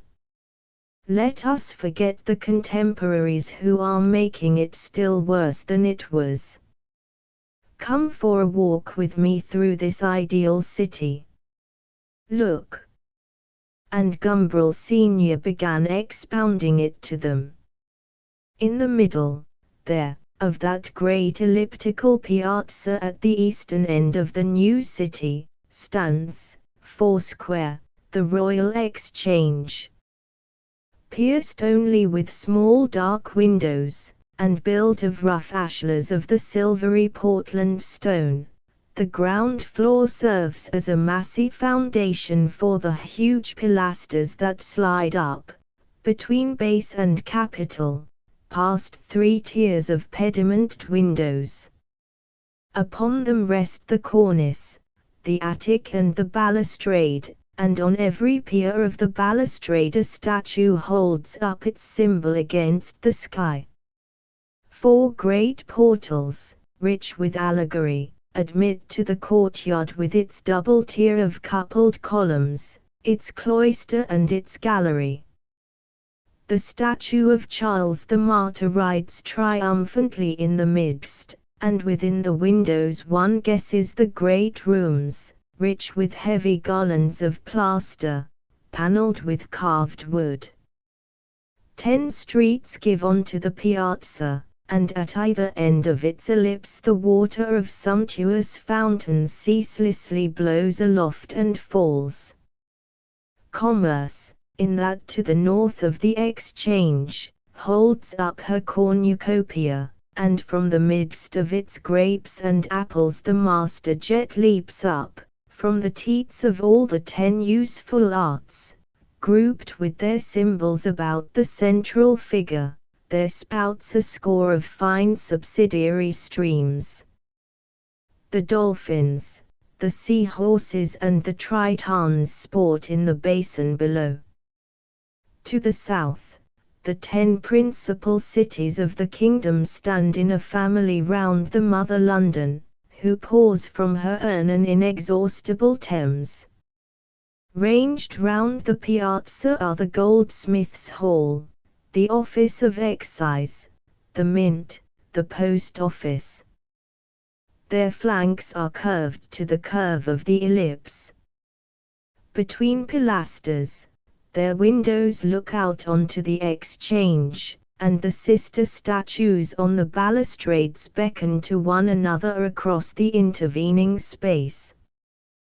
2 master roads of 90 feet from wall to wall run westwards from the Exchange. Newgate ends the more northern vista with an arch of triumph, whose 3 openings are deep, shadowy and solemn as the entries of caverns. The Guildhall and the halls of the 12 city companies in their livery of rose-red brick, with their lacings of white stone at the quoitons and round the windows, lend to the street an air of domestic and comfortable splendor. And every 200 or 300 paces the line of the houses is broken, and in the indentation of a square recess there rises, conspicuous and insular, the fantastic tower of a parish church. Spire out of dome, octagon on octagon diminishing upwards, cylinder on cylinder, round lanterns, lanterns of many sides, towers with airy pinnacles, clusters of pillars linked by incurving cornices, and above them, 4 more clusters and above once more, square towers pierced with pointed windows, spires uplifted on flying buttresses, spires bulbous at the base. The multitude of them beckons, familiar and friendly, on the sky. From the other shore, or sliding along the quiet river, you see them all, you tell over their names, and the great dome swells up in the midst overtopping them all. The dome of St. Paul's. The other master street that goes westward from the piazza of the Exchange slants down towards it. The houses are of brick, plain-faced and square, arcaded at the base, so that the shops stand back from the street and the pedestrian walks dry-shod under the harmonious succession of the vaultings. And there at the end of the street, at the base of a triangular space formed by the coming together of this with another master street that runs eastwards to Tower Hill, there stands the cathedral. To the north of it is the deanery, and under the arcades are the booksellers' shops.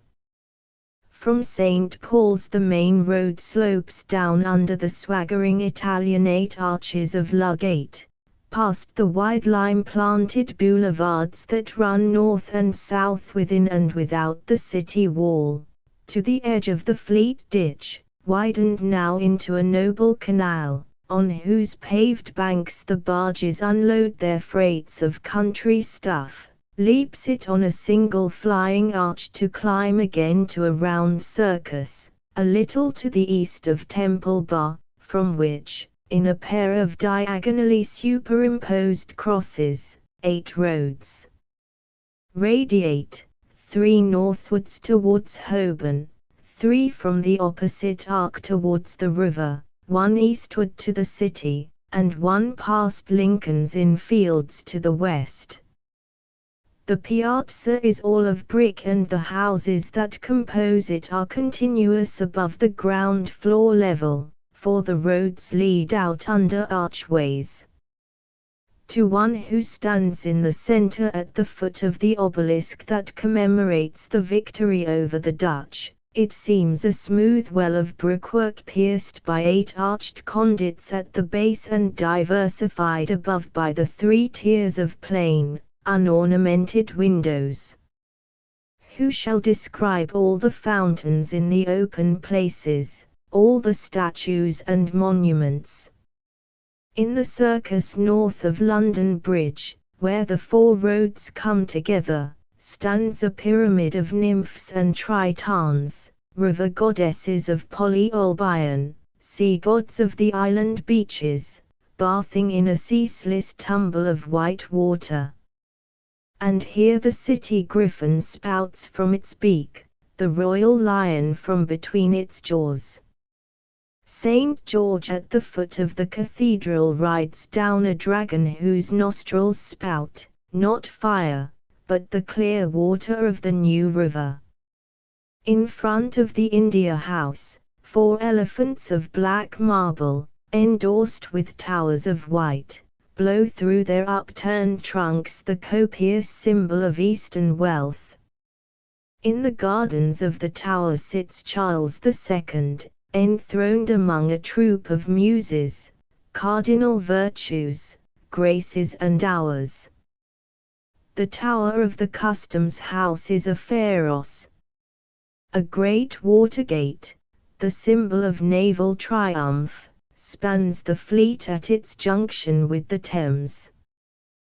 The river is embanked from Blackfriars to the tower, and at every 20 paces a gravestone angel looks out from the piers of the balustrade across the water. Gumbrel Sr. expounded his city with passion. He pointed to the model on the ground, he lifted his arms and turned up his eyes to suggest the size and splendor of his edifices. His hair blew wispily loose and fell into his eyes, and had to be brushed impatiently back again.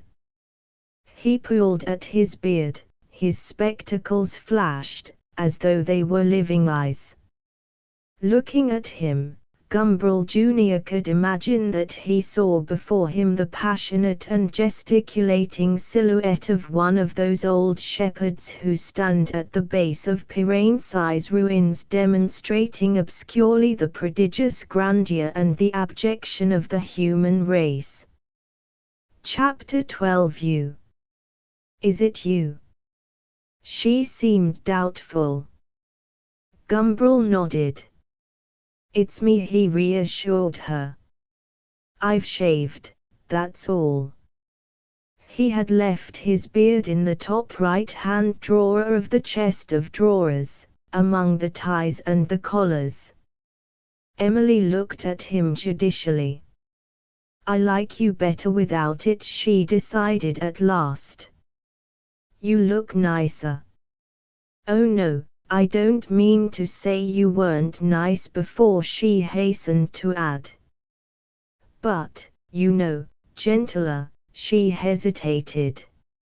It's a silly word, she said, but there it is, sweeter.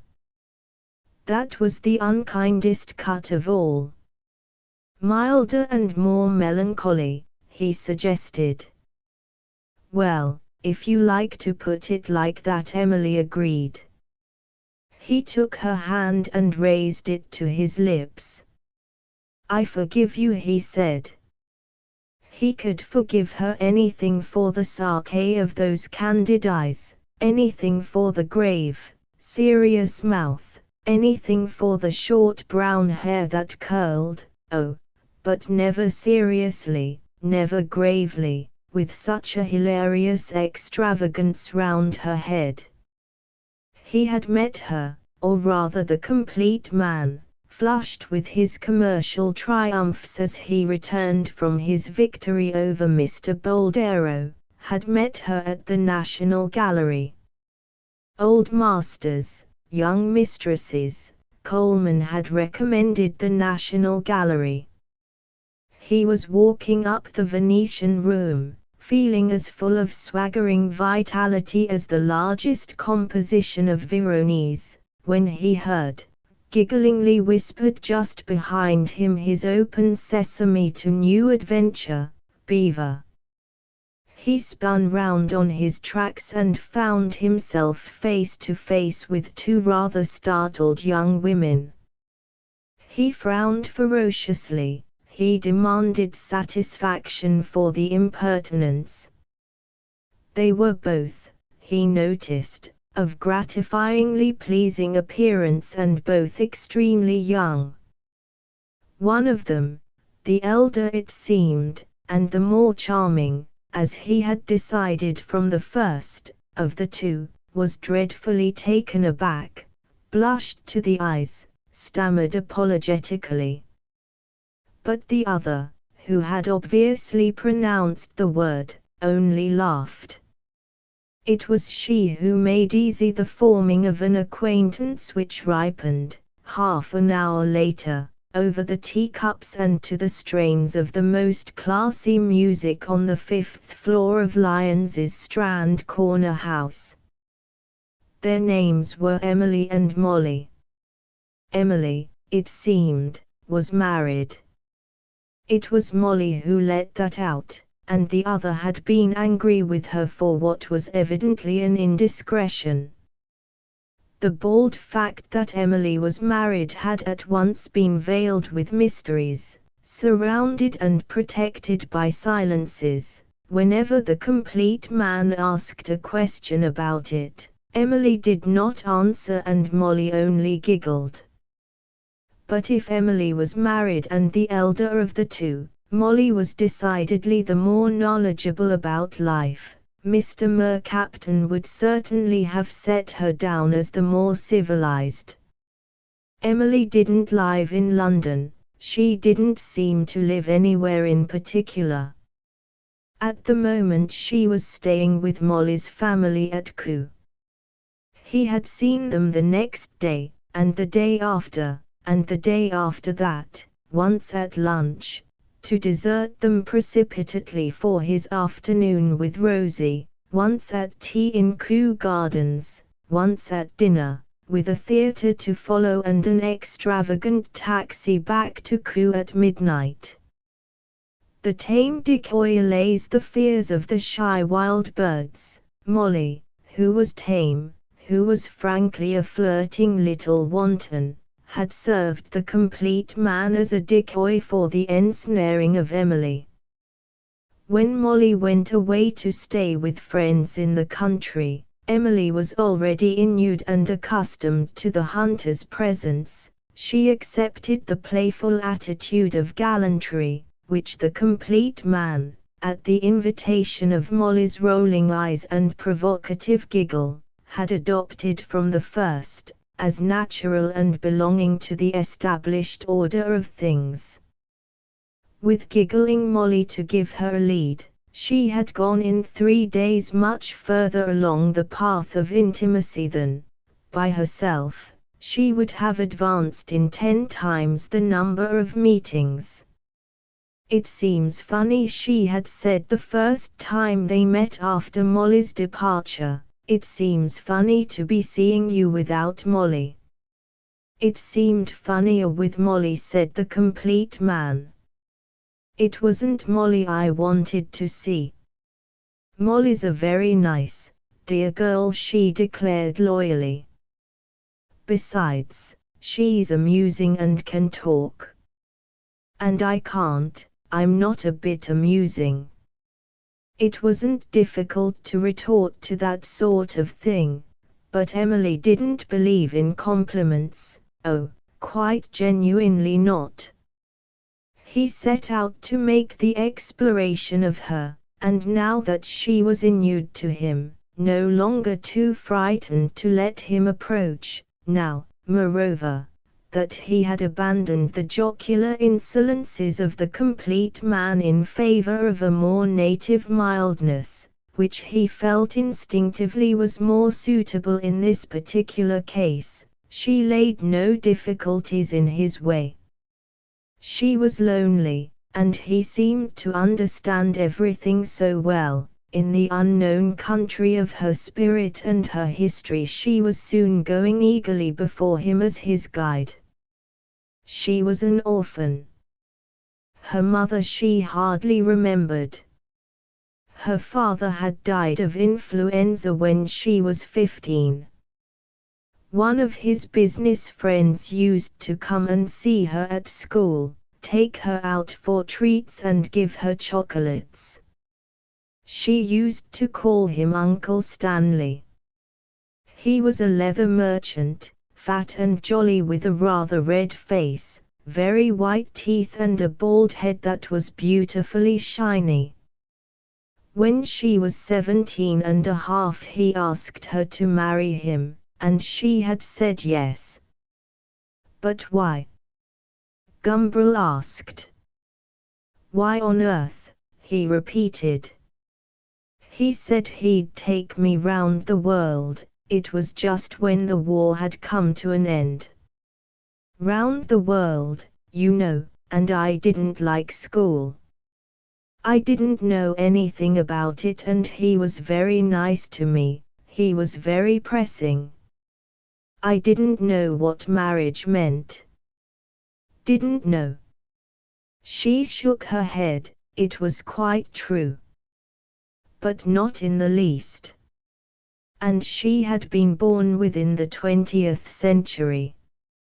It seemed a case for the textbooks of sexual psychology. Mrs. Emily X, born in 1901, was found to be in a state of perfect innocence and ignorance at the time of the armistice, the 11th of November 1918, etc. And so you married him? She had nodded. And then? She had covered her face with her hands, she had shuddered. The amateur uncle, now professionally a husband, had come to claim his rights, drunk. She had fought him, she had eluded him, had run away and locked herself into another room.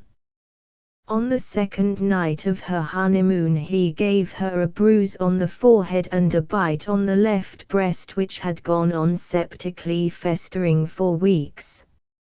On the fourth, more determined than ever, he seized her so violently by the throat, that a blood vessel broke and she began coughing bright blood over the bedclothes. The amateur uncle had been reduced to send for a doctor, and Emily had spent the next few weeks in a nursing home. That was 4 years ago. Her husband had tried to induce her to come back, but Emily had refused. She had a little money of her own, she was able to refuse. The amateur uncle had consoled himself with other and more docile nieces. "And has nobody tried to make love to you since then?" he asked. "Oh, lots of them have tried. And not succeeded." She shook her head. "I don't like men," she said. "They're hateful, most of them. They're brutes." "And Chio?" "What?" she asked, puzzled. "Am I a brute too?" And behind his beard, suddenly, he felt rather a brute. "No," said Emily, after a little hesitation, "you're different. At least I think you are, though sometimes," she added candidly, "sometimes you do and say things which make me wonder if you really are different." The complete man laughed. "Don't laugh like that," she said. "It's rather stupid." "You're perfectly right," said Gumbrel. "It is." "And how did she spend her time?" He continued the exploration. "Well, she read a lot of books, but most of the novels she got from Boots seemed to her rather silly. Too much about the same thing. Always love." The complete man gave a shrug. "Such is life." "Well, it oughtn't to be," said Emily. And then, when she was in the country, and she was often in the country, taking lodgings here and there in little villages, weeks and months at a time, she went for long walks. Molly couldn't understand why she liked the country, but she did. She was very fond of flowers. She liked them more than people, she thought. "I wish I could paint," she said. "If I could, I'd be happy forever, just painting flowers. But I can't paint." She shook her head. "I've tried so often. Such dirty, ugly smudges come out on the paper, and it's all so lovely in my head, so lovely out in the fields. Gumbrel began talking with erudition about the flora of West Surrey, where you could find butterfly, orchis and green man and the bee, the wood where there was actually wild columbine growing, the best localities for butcher's broom, the outcrops of clay where you get wild daffodils. All this odd knowledge came spouting up into his mind from some underground source of memory. Flowers. He never thought about flowers nowadays from one year's end to the other. But his mother had liked flowers. Every spring and summer they used to go down to stay at their cottage in the country. All their walks, all their drives in the governess cart had been hunts after flowers. And naturally the child had hunted with all his mother's ardor. He had kept books of pressed flowers, he had mummified them in hot sand, he had drawn maps of the country and colored them elaborately with different colored inks to show where the different flowers grew. How long ago all that was! Horribly long ago. Many seeds had fallen in the stony places of his spirit, to spring luxuriantly up into stalky plants and wither again because they had no deepness of earth. Many had been sown there and had died, since his mother scattered the seeds of the wild flowers. And if you want sundew, he wound up, you'll find it in the punch bowl, under Hindhead. Or round about Frensham. The little pond, you know, not the big. But you know all about them, Emily exclaimed in delight. I'm ashamed of my poor little knowledge. And you must really love them as much as I do. Gumbrel did not deny it, they were linked henceforth by a chain of flowers. But what else did she do? Oh, of course she played the piano a great deal. Very badly, but at any rate it gave her pleasure. Beethoven, she liked Beethoven best. More or less, she knew all the sonatas, though she could never keep up anything like the right speed in the difficult parts. Gumbrel had again shown himself wonderfully at home. Aha, he said. I bet you can't shake that low B in the last variation but one of Op 106 so that it doesn't sound ridiculous. And of course she couldn't, and of course she was glad that he knew all about it and how impossible it was. In the cab, as they drove back to Kew that evening, the complete man had decided it was time to do something decisive. The parting kiss, more of a playful sonorous buzz than a serious embracement, that was already in the protocol, as signed and sealed before her departure by giggling Molly. It was time, the complete man considered, that this salute should take on a character less formal and less playful. 1, 2, 3 and, decisively, as they passed through Hammersmith Broadway, he risked the gesture. Emily burst into tears. He was not prepared for that, though perhaps he should have been. It was only by imploring, only by almost weeping himself, that Gumbrel persuaded her to revoke her decision never, never to see him again. I had thought you were different, she sobbed.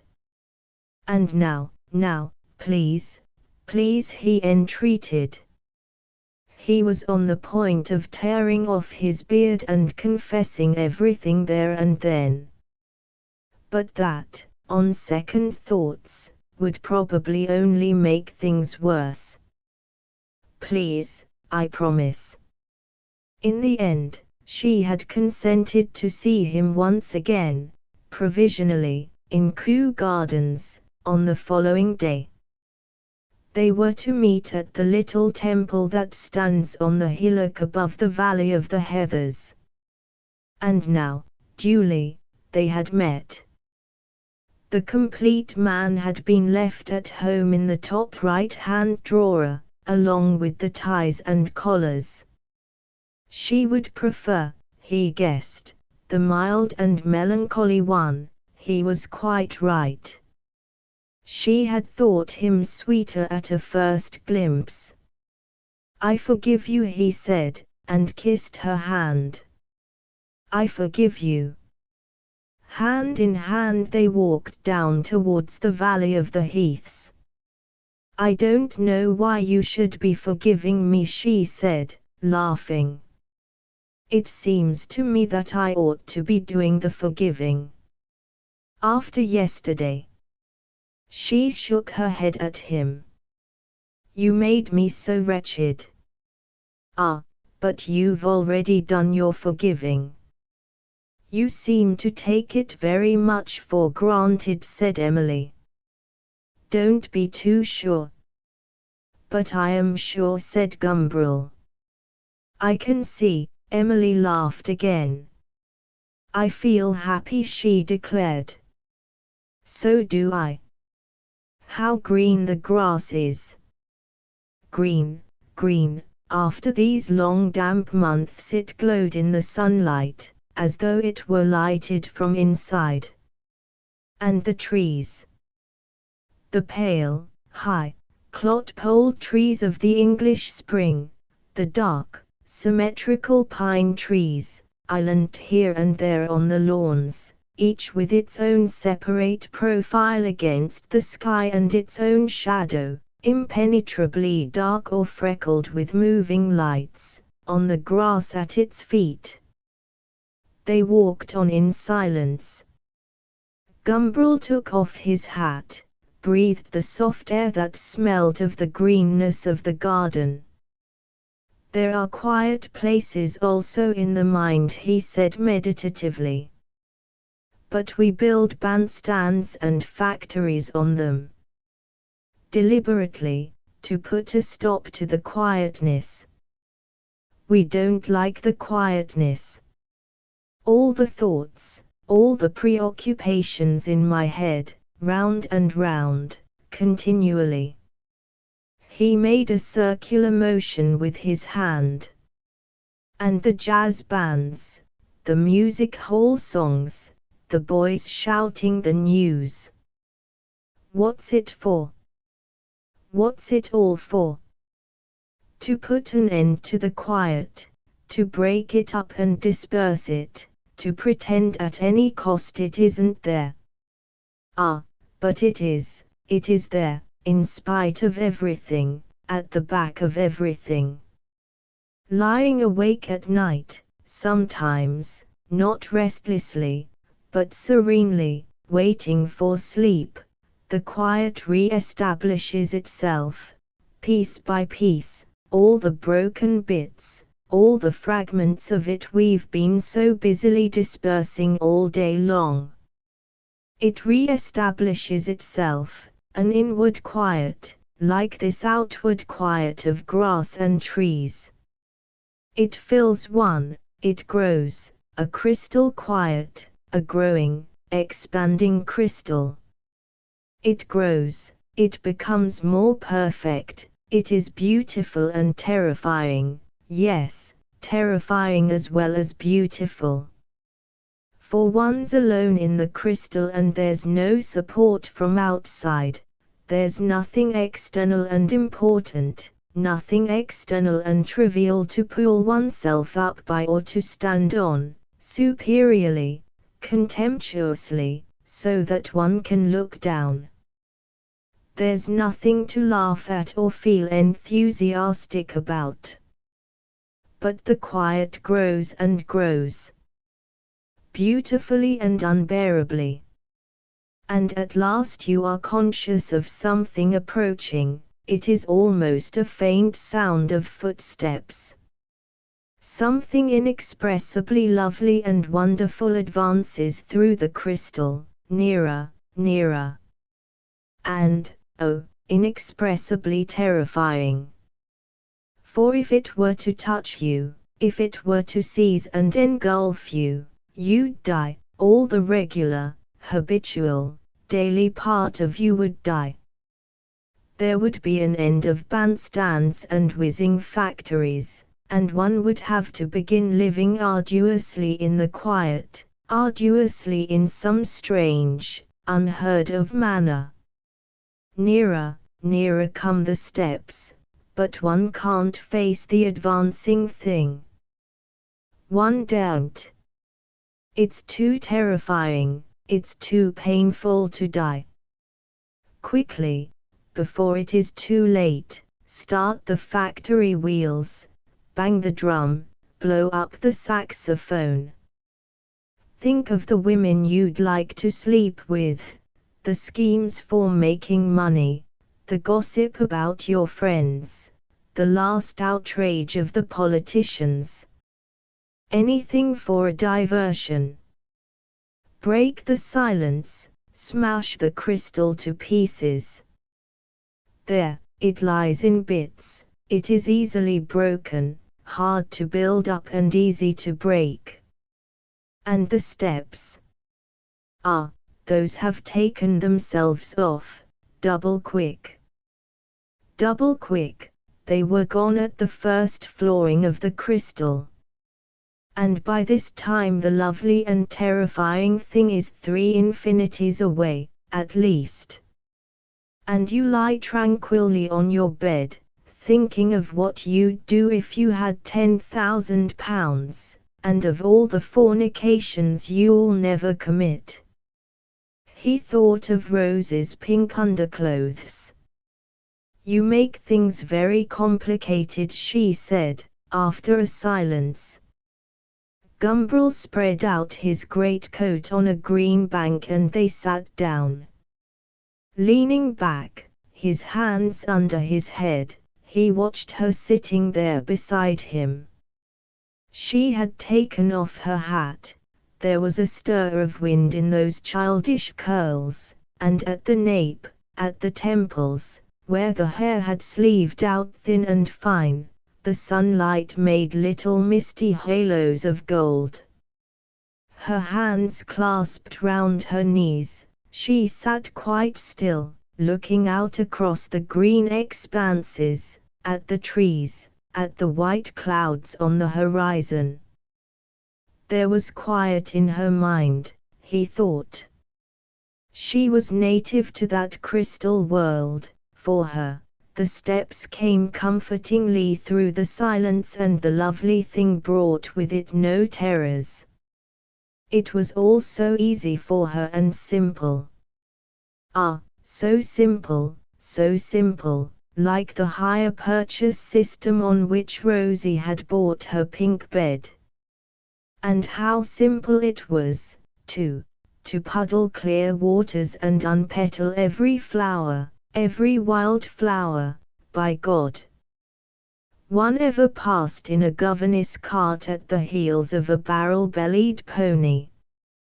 How simple to spit on the floors of churches.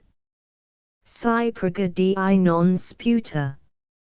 Simple to kick one's legs and enjoy oneself, dutifully, in pink underclothing. Perfectly simple. It's like the arietta, don't you think, said Emily suddenly, the arietta of Op 111. And she hummed the first bars of the air.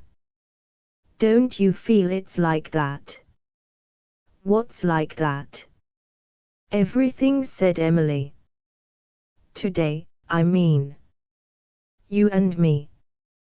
These gardens, and she went on humming. Gumbrel shook his head. Too simple for me, he said. Emily laughed. Ah, but then think how impossible it gets a little farther on. She agitated her fingers wildly. as though she were trying to play the impossible passages. It begins easily for the Sake of poor imbeciles like me, but it goes on, more and more fully and subtly and abstrusely and embracingly. But it's still the same movement. The shadows stretched farther and farther across the lawns, and as the sun declined the level light picked out among the grasses innumerable stipplings of shadow, and in the paths, that had seemed under the more perpendicular rays as level as a table, 1,000 little shadowy depressions and sun-touched mountains were now apparent. Gumbrel looked at his watch. "Good Lord," he said, "we must fly." He jumped up. "Quick, quick." "But why?" "We shall be late." He wouldn't tell her for what. Wait and see was all that Emily could get out of him by her questioning. They hurried out of the gardens, and in spite of her protests he insisted on taking a taxi into town. "I have such a lot of unearned increment to get rid of," he explained. The patent small clothes seemed at the moment remoter than the farthest stars. Chapter 13. In spite of the taxi, in spite of the gobbled dinner, they were late. The concert had begun. "Never mind," said Gumbrel. "We shall get in time for the minuetto. It's then that the fun really begins." "Sour grapes," said Emily, putting her ear to the door. "It sounds to me simply too lovely." They stood outside, like beggars waiting abjectly at the doors of a banqueting hall, stood and listened to the snatches of music that came out tantalizingly from within. A rattle of clapping announced at last that the first movement was over. The doors were thrown open. Hungrily they rushed in. The Sclopis Quartet and a subsidiary viola were bowing from the platform. There was a chirrup of tuning, then preliminary silence. Sclopis nodded and moved his bow. The minuetto of Mozart's G minor quintet broke out, phrase after phrase, short and decisive, with every now and then a violent sforzando chord, startling in its harsh and sudden emphasis. Minuetto, all civilization, Mr. Mercaptan would have said, was implied in the delicious word, the delicate, pretty thing. Ladies and precious gentlemen, fresh from the wit and gallantry of Crebillon-haunted sofas, stepping gracefully to a pattern of airy notes. To this passion of one who cries out, to this obscure and angry argument with fate, how would they, Gumbrel wondered, how would they have tripped it? How pure the passion, how unaffected, clear and without clot or pretension the unhappiness of that slow movement which followed. Blessed are the pure in heart, for they shall see God. Pure and unsullied, pure and unmixed, unadulterated. Not passionate, thank God, only sensual and sentimental. In the name of Earwig. Amen. Pure, pure.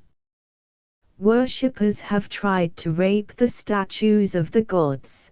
The statuaries who made the images were generally to blame.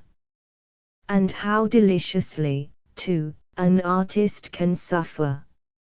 And, in the face of the whole Albert Hall, with what an effective gesture and grimace.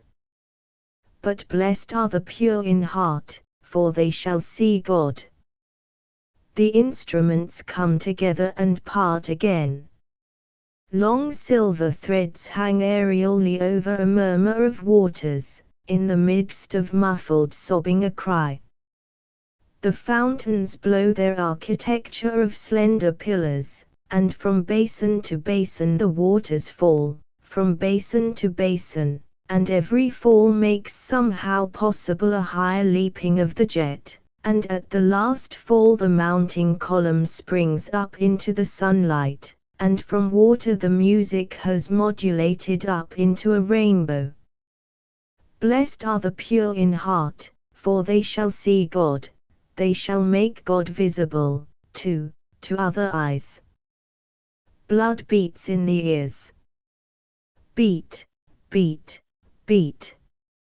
A slow drum in the darkness, beating in the ears of one who lies wakeful with fever, with the sickness of too much misery. It beats unceasingly, in the ears, in the mind itself. Body and mind are indivisible, and in the spirit blood painfully throbs. Sad thoughts droop through the mind. A small, pure light comes swaying down through the darkness, comes to rest, resigning itself to the obscurity of its misfortune. There is resignation, but blood still beats in the ears. Blood still painfully beats, though the mind has acquiesced. And then, suddenly, the mind exerts itself, throws off the fever of too much suffering and laughing, commands the body to dance.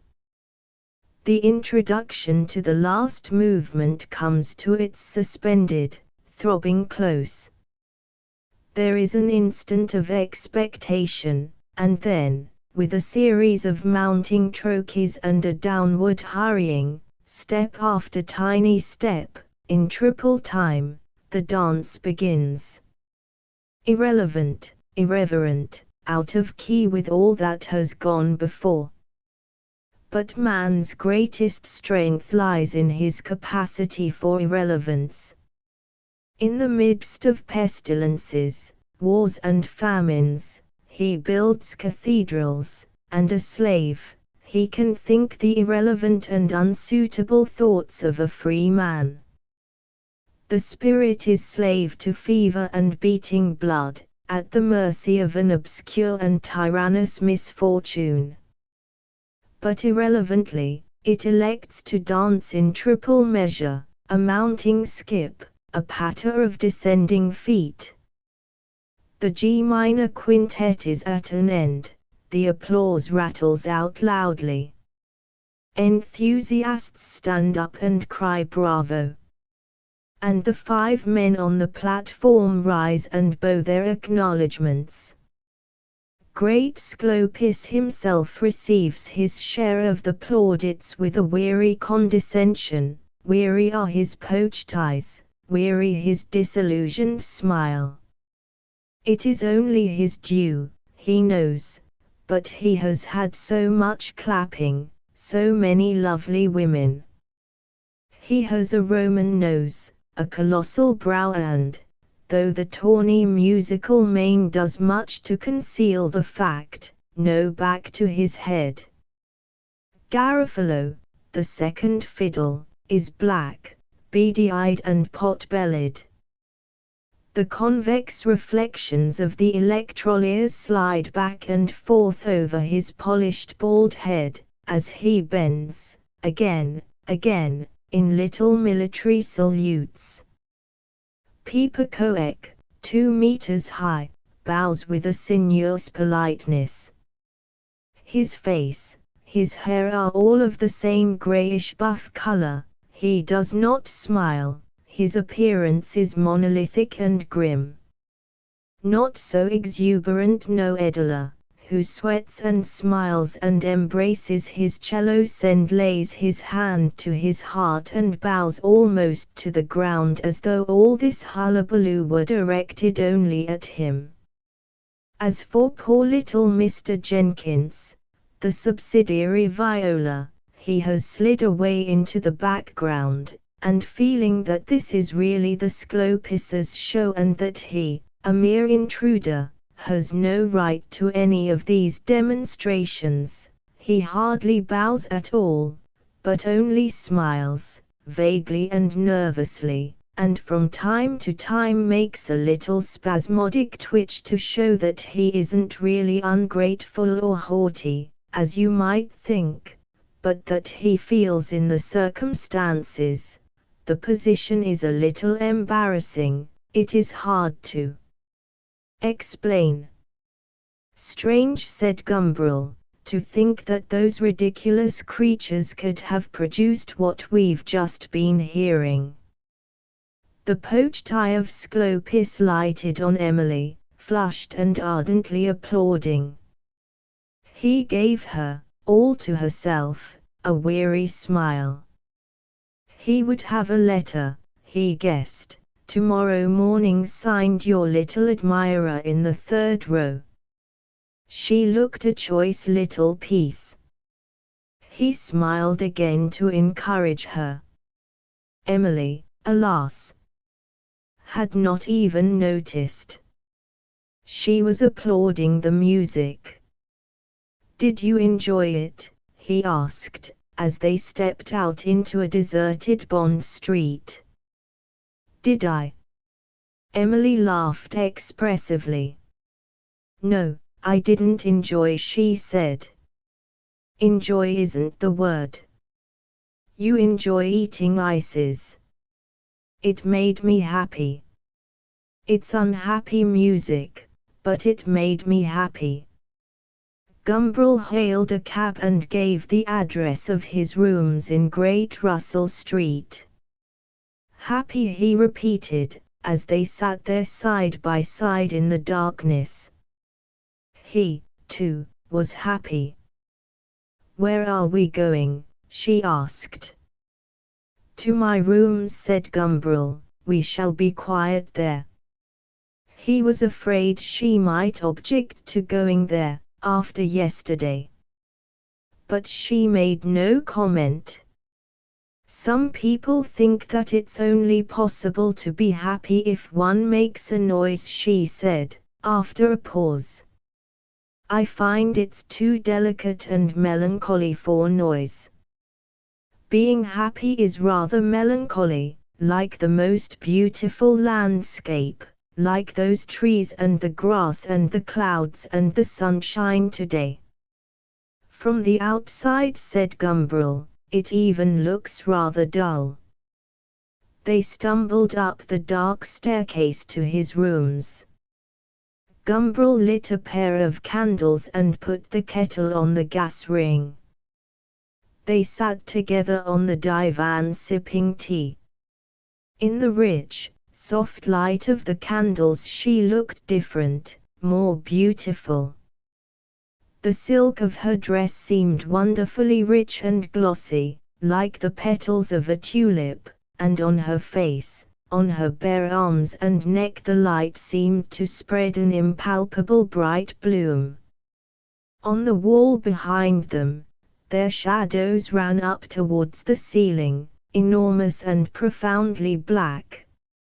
How unreal it is, Gumbrel whispered. Not true. This remote secret room. These lights and shadows out of another time. And you out of nowhere, and I, out of a past utterly remote from yours, sitting together here, together, and being happy. That's the strangest thing of all. Being quite senselessly happy. It's unreal, unreal. But why, said Emily, why? It's here and happening now. It is real.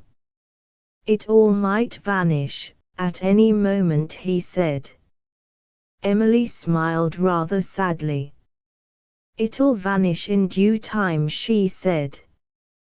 Quite naturally, not by magic, it'll vanish the way everything else vanishes and changes. But it's here now. They gave themselves up to the enchantment. The candles burned, two shining eyes of flame, without a wink, minute after minute. but for them there were no longer any minutes. Emily leaned against him, her body held in the crook of his arm, her head resting on his shoulder.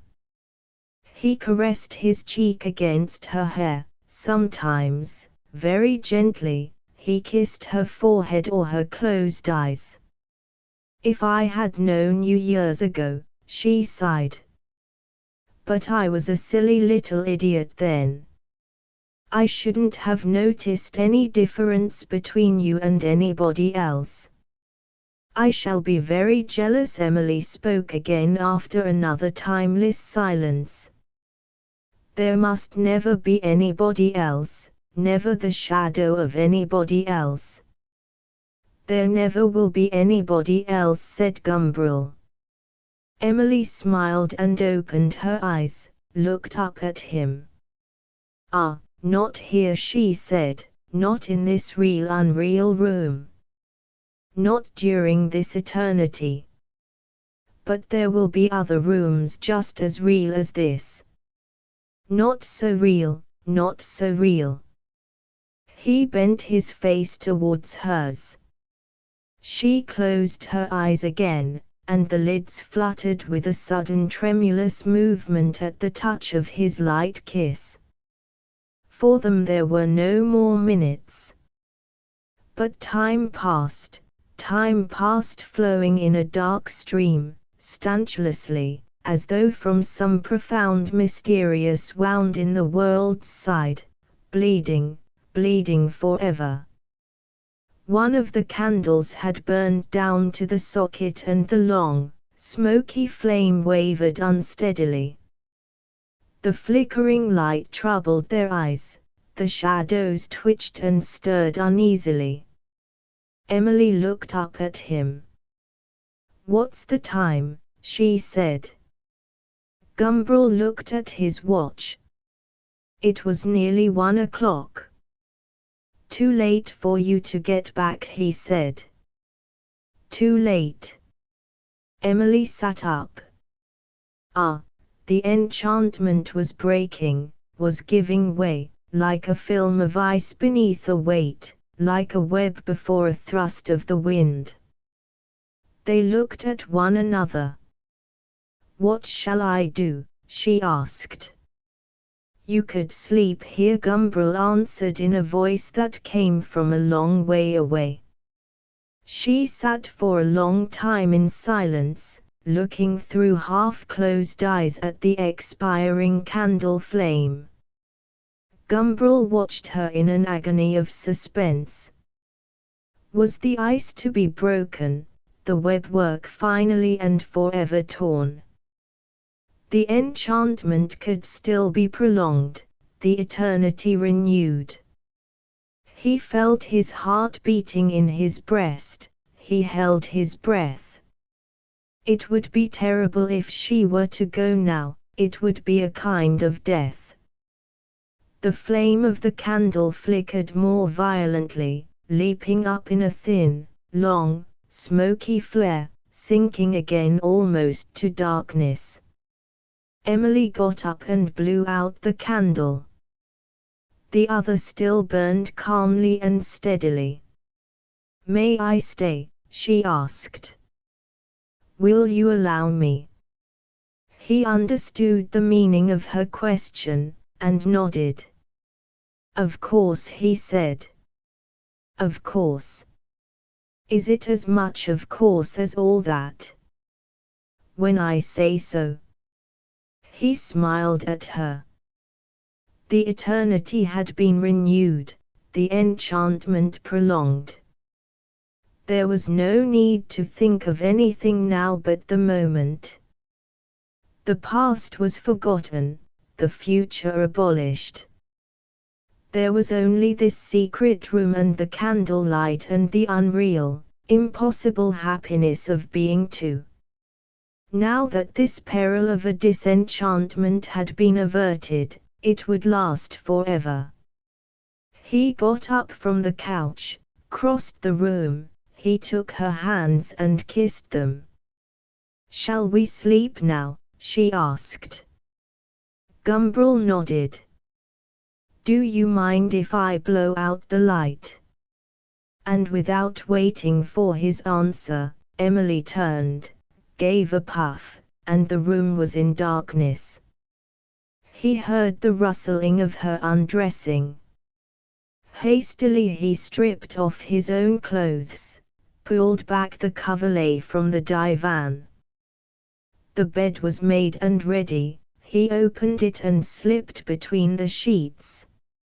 A dim greenish light from the gas lamp in the street below came up between the parted curtains, illuminating faintly the farther end of the room.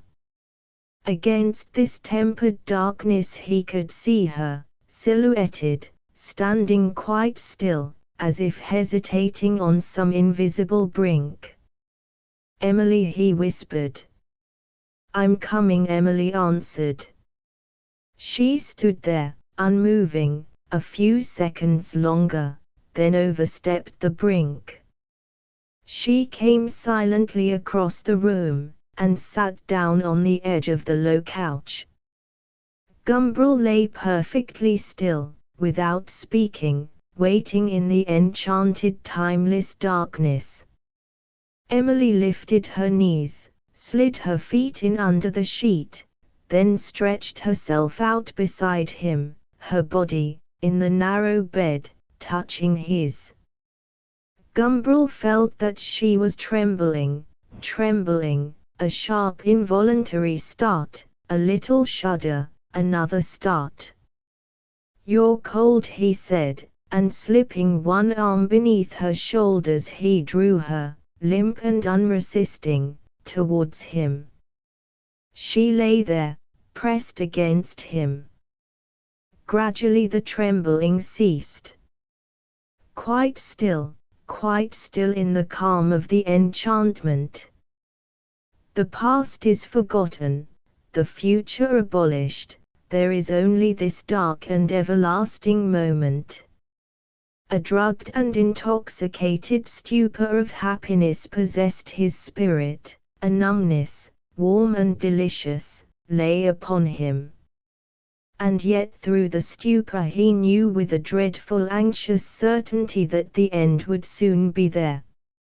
Like a man on the night before his execution, he looked forward through the endless present, he foresaw the end of his eternity. And after?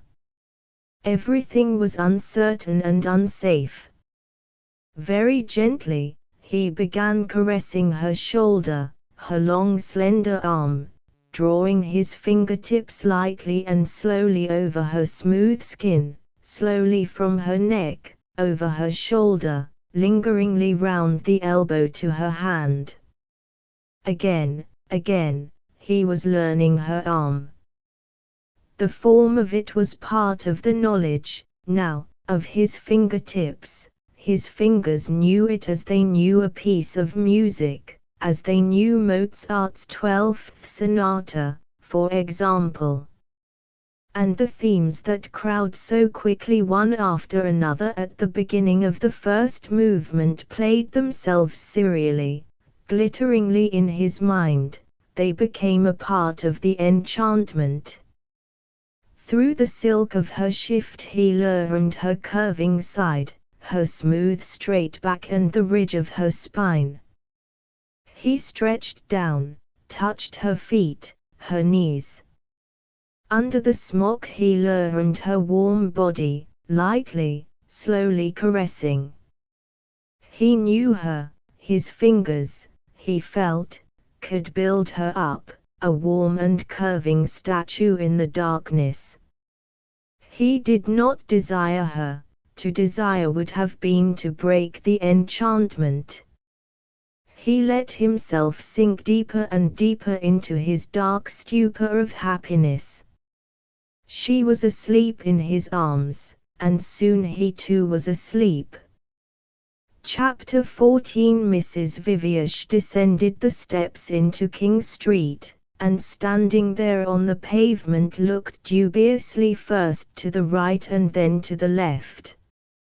Little and loud, the taxis rolled by on their white wheels, The long-snouted limousines passed with a sigh.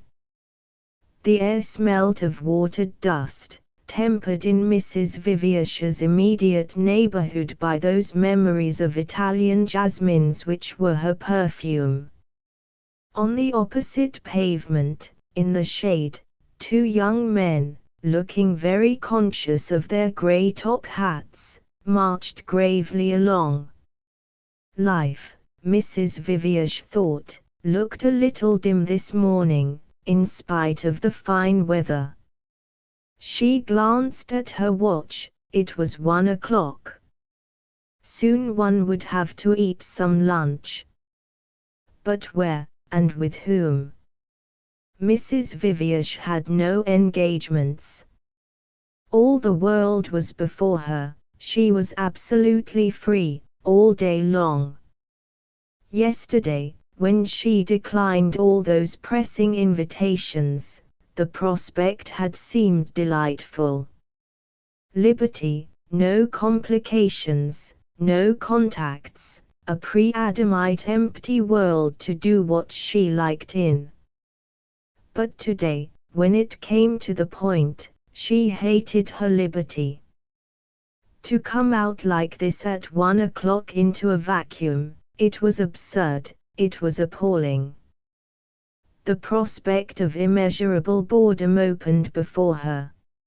Steps after steps of ennui, horizon beyond horizon, forever the same. She looked again to the right and again to the left. Finally she decided to go to the left. Slowly, walking along her private knife edge between her personal abysses, she walked towards the left. She remembered suddenly one shining day like this in the summer of 1917, when she had walked along this same street, slowly, like this, on the sunny side, with Tony Lamb. All that day, that night, it had been one long goodbye. He was going back the next morning. Less than a week later he was dead. Never again, never again.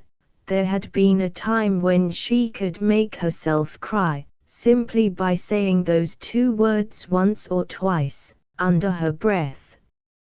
Never again, never again. She repeated them softly now. But she felt no tears behind her eyes. Grief doesn't kill, love doesn't kill, but time kills everything, kills desire, kills sorrow, kills in the end the mind that feels them, wrinkles and softens the body while it still lives, rots it like a medlar, kills it too at last. Never again, never again. Instead of crying, she laughed, laughed aloud.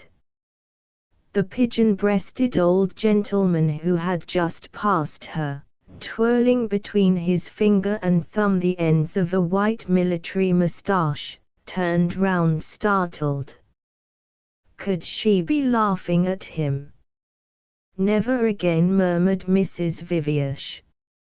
I beg your pardon, queried the martial gentleman, in a rich, port-winey, cigar-y voice. Mrs. Vivier looked at him with such wide-eyed astonishment that the old gentleman was quite taken aback. 1,000 apologies, dear lady. Thought you were addressing H.M.R.M. He replaced his hat, squared his shoulders and went off smartly, left, right, bearing preciously before him his pigeon breast. Poor thing, he thought, poor young thing. Talking to herself. Must be cracked, must be off her head. Or perhaps she took drugs. That was more likely, that was much more likely. Most of them did nowadays. Vicious young women. Lesbians, drug fiends, nymphomaniacs, Dipsos, thoroughly vicious, nowadays, thoroughly vicious. He arrived at his club in an excellent temper. Never again, never, never again. Mrs. Viviash would have liked to be able to cry. St. James's Square opened before her. Romantically under its trees the statue pranced. The trees gave her an idea. She might go down into the country for the afternoon, take a cab and drive out, goodness only knew where. To the top of a hill somewhere. Box Hill, Lath Hill, Homebury Hill, Ivinghoe Beacon, any hill where one could sit and look out over plains. One might do worse than that with one's liberty. But not much worse, she reflected. Mrs. Viviash had turned up towards the northern side of the square and was almost at its northwestern corner when, with a thrill of genuine delight, with a sense of the most profound relief, she saw a familiar figure, running down the steps of the London Library. Theodore, she hallooed faintly but penetratingly, from her inward deathbed. Gumbrel. She waved her parasol. Gumbrel halted, looked round, came smiling to meet her. How delightful, he said, but how unfortunate. Why unfortunate? Asked Mrs. Viviash. Am I of evil omen? Unfortunate, Gumbrel explained, because I've got to catch a train and can't profit by this meeting. Ah no, Theodore, said Mrs. Viviash, you're not going to catch a train. You're going to come and lunch with me. Providence has decreed it. You can't say no to Providence. I must. Gumbrel shook his head. I've said yes to somebody else. To whom? Ah, said Gumbrel, with a coy and saucy mysteriousness. And where are you going in your famous train? Ah, again Gumbrel answered. How intolerably tiresome and silly you are, Mrs. Viviash declared. One would think you were a 16-year-old schoolboy going out for his first assignation with a shop girl. At your age, Gumbrel. She shook her head, smiled agonizingly and with contempt. Who is she? What sordid pick-up? Not sordid in the least, protested Gumbrel. But decidedly a pick-up. A banana skin was lying, like a bedraggled starfish, in the gutter, just in front of where they were standing. Mrs. Viviash stepped forward and with the point of her parasol lifted it carefully up and offered it to her companion. Merci, Gumbrel bowed. She tossed the skin back again into the gutter. In any case, she said, the young lady can wait while we have luncheon. Gumbrel shook his head. I've made the arrangement, he said. Emily's letter was in his pocket. She had taken the loveliest cottage just out of Robertsbridge, in Sussex. Ah, but the loveliest imaginable. For the whole summer. He could come and see her there. He had telegraphed that he would come today, this afternoon, by the 2 o'clock from Charing Cross. Mrs. Viviash took him by the elbow. Come along, she said. There's a post office in that passage going from Jermyn Street to Piccadilly. You can wire from there your infinite regrets. These things always improve with a little keeping. There will be raptures when you do go tomorrow. Gumbrel allowed himself to be led along. What an insufferable woman you are, he said, laughing. Instead of being grateful to me for asking you to luncheon. Oh, I am grateful, said Gumbrel. And astonished. He looked at her. Mrs. Viviash smiled and fixed him for a moment with her pale, untroubled eyes. She said nothing. Still Gumbrel went on, I must be at Charing Cross by 2, you know. But we're lunching at Very's. Gumbrel shook his head. They were at the corner of Jermyn Street. Mrs. Viviash halted and delivered her ultimatum, the more impressive for being spoken in that expiring voice of one who says in articulo the final and supremely important things.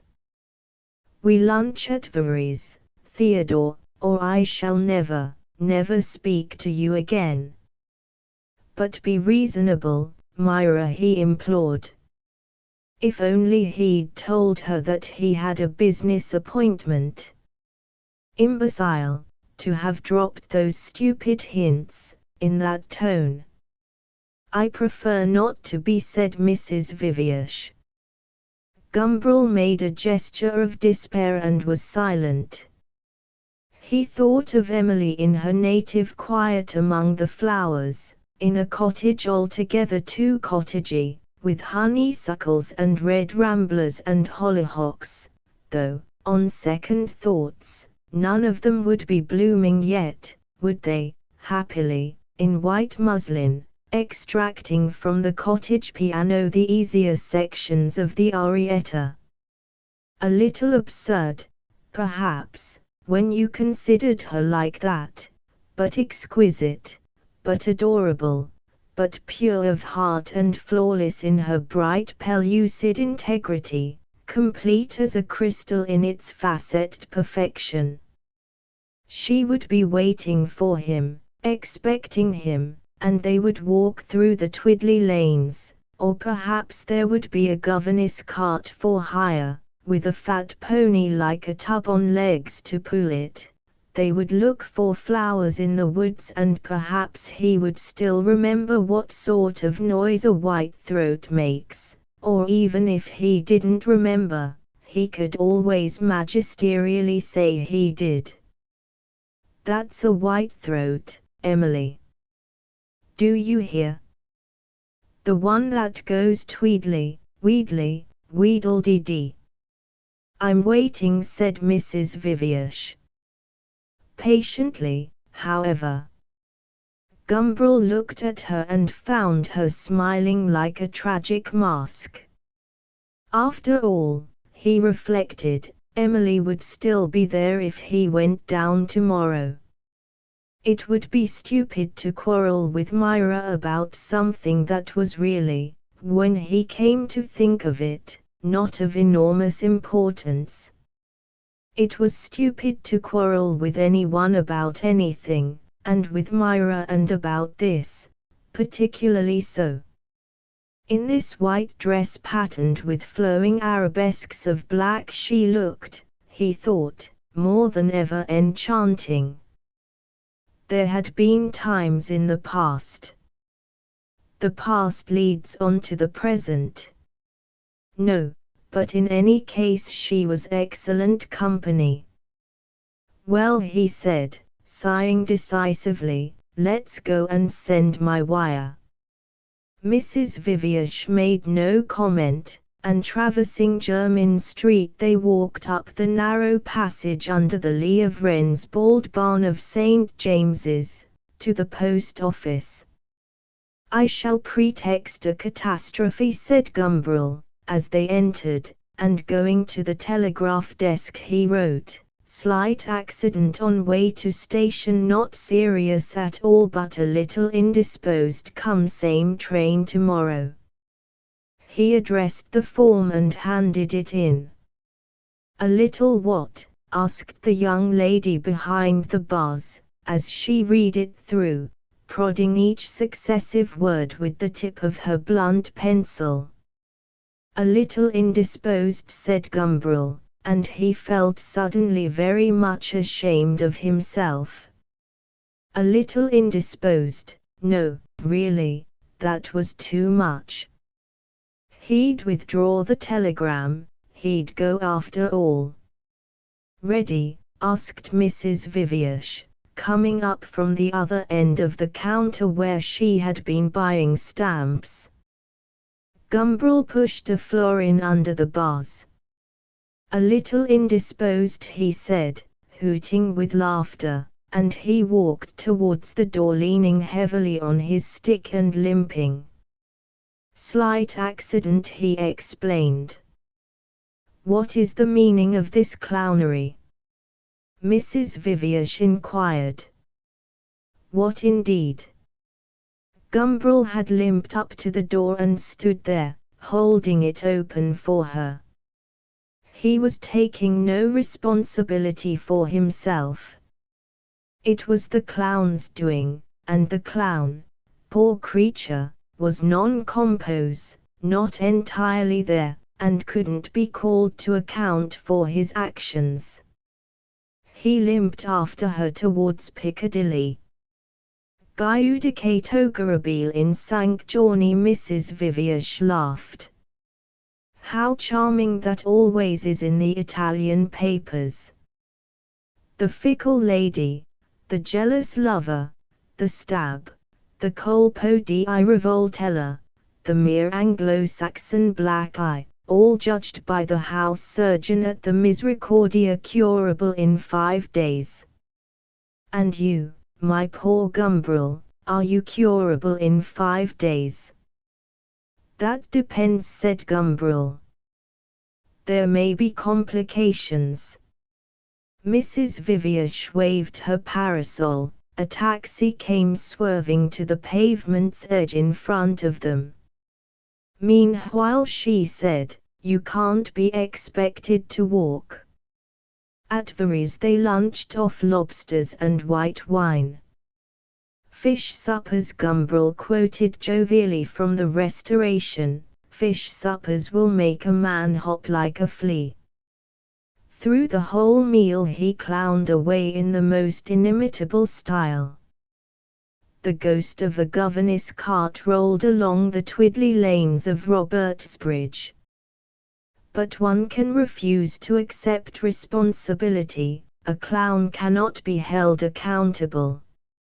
And besides, when the future and the past are abolished, when it is only the present instant, whether enchanted or unenchanted, that counts, when there are no causes or motives, no future consequences to be considered, how can there be responsibility, even for those who are not clowns?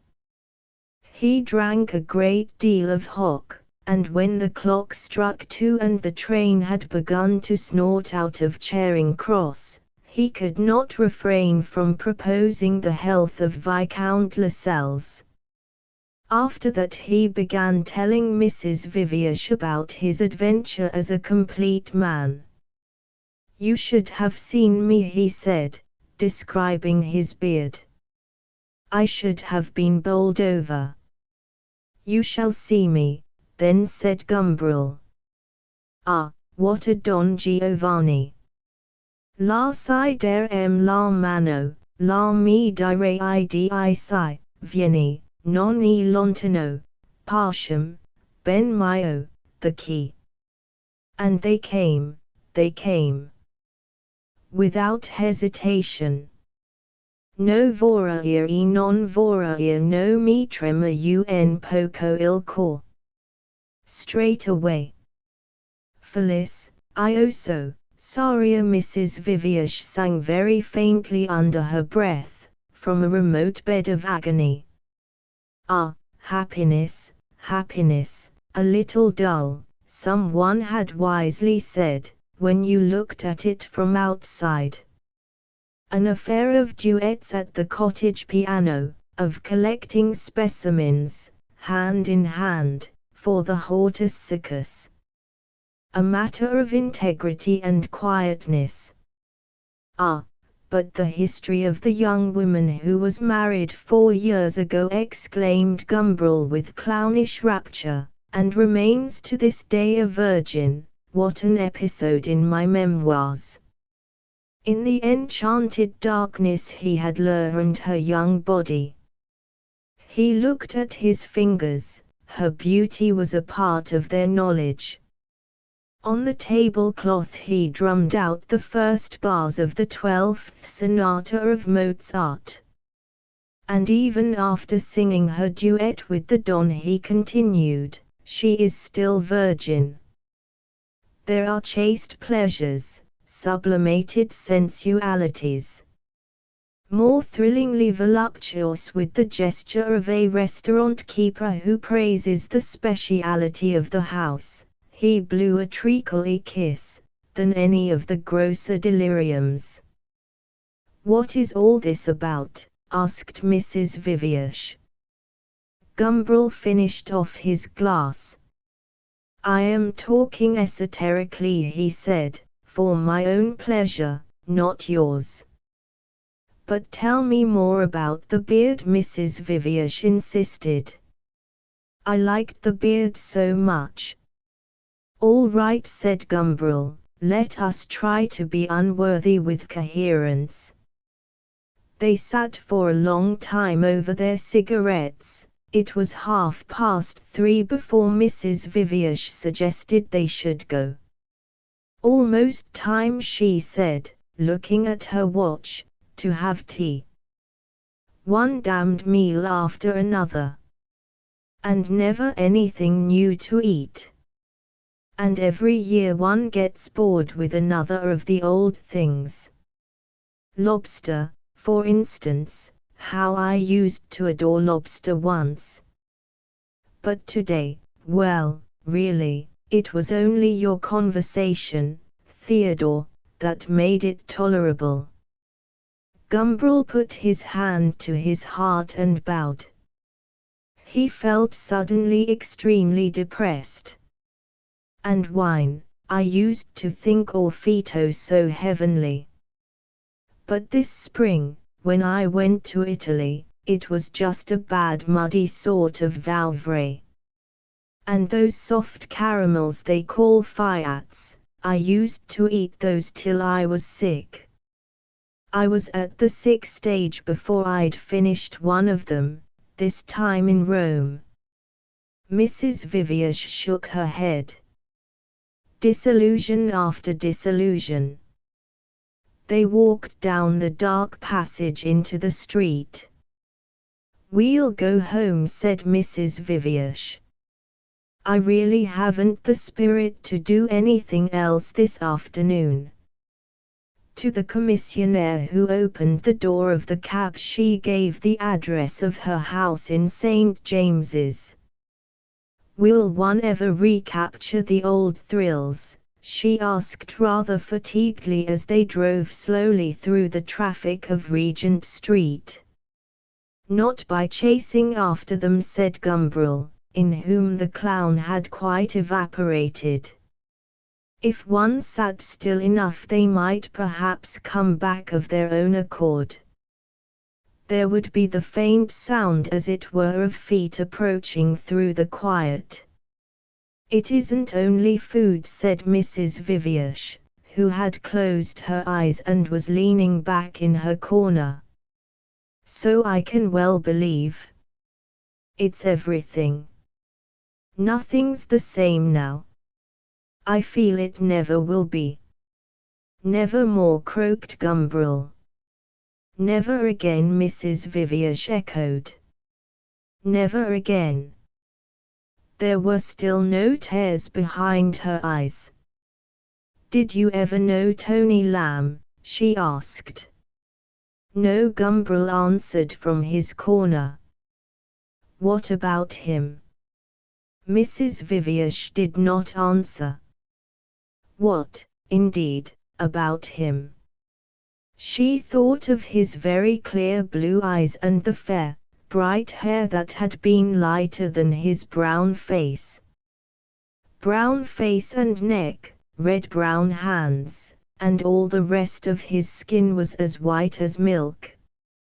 "I was very fond of him," she said at last. "That's all.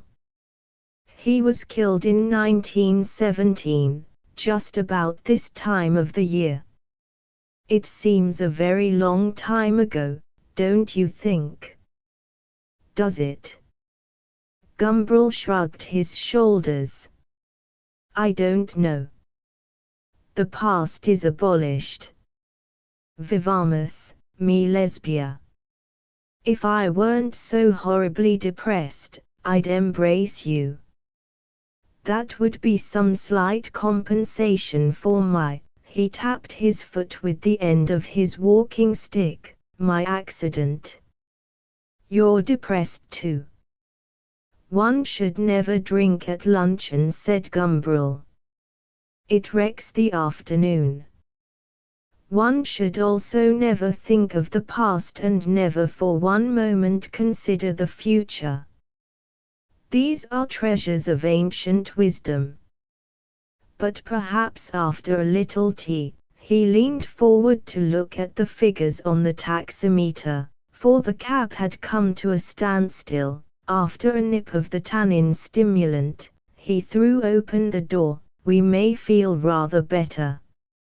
Mrs. Viviash smiled excruciatingly. "For me," she said, as she stepped out onto the pavement, "even tannin has lost its virtues now." Mrs. Viviash's drawing room was tastefully in the movement. The furniture was upholstered in fabrics designed by Dufy, race horses and roses, little tennis players clustering in the midst of enormous flowers, printed in grey and ochre on a white ground. There were a couple of lampshades by Bala. On the pale rose-stippled walls hung 3 portraits of herself by 3 different and entirely incongruous painters, a selection of the usual oranges and lemons, and a rather forbidding contemporary nude painted in 2 tones of green. "And how bored I am with this room and all these beastly pictures," exclaimed Mrs. Viviash as she entered. She took off her hat and, standing in front of the mirror above the mantelpiece, smoothed her coppery hair. "You should take a cottage in the country," said Gumbrel, "buy a pony and a governess cart and drive along the twiddly lanes looking for flowers."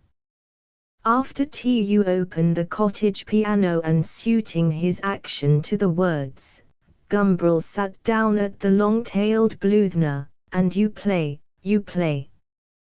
Very slowly and with parodied expressiveness he played the opening theme of the Arietta. "You wouldn't be bored then," he said, turning round to her, when he had finished. "Ah, wouldn't I?" said Mrs. Viviash. "And with whom do you propose that I should share my cottage?" "Anyone you like," said Gumbrel. His fingers hung, as though meditating over the keys. "But I don't like anyone," cried Mrs. Viviash with a terrible vehemence from her deathbed. Ah, now it had been said, the truth. It sounded like a joke. Tony had been dead 5 years now.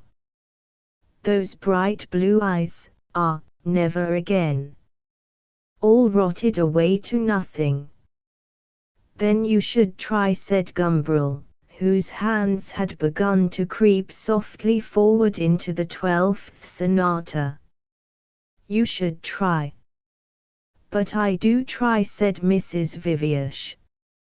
Her elbows propped on the mantelpiece, her chin resting on her clasped hands, she was looking fixedly at her own image in the glass. Pale eyes looked unwaveringly into pale eyes.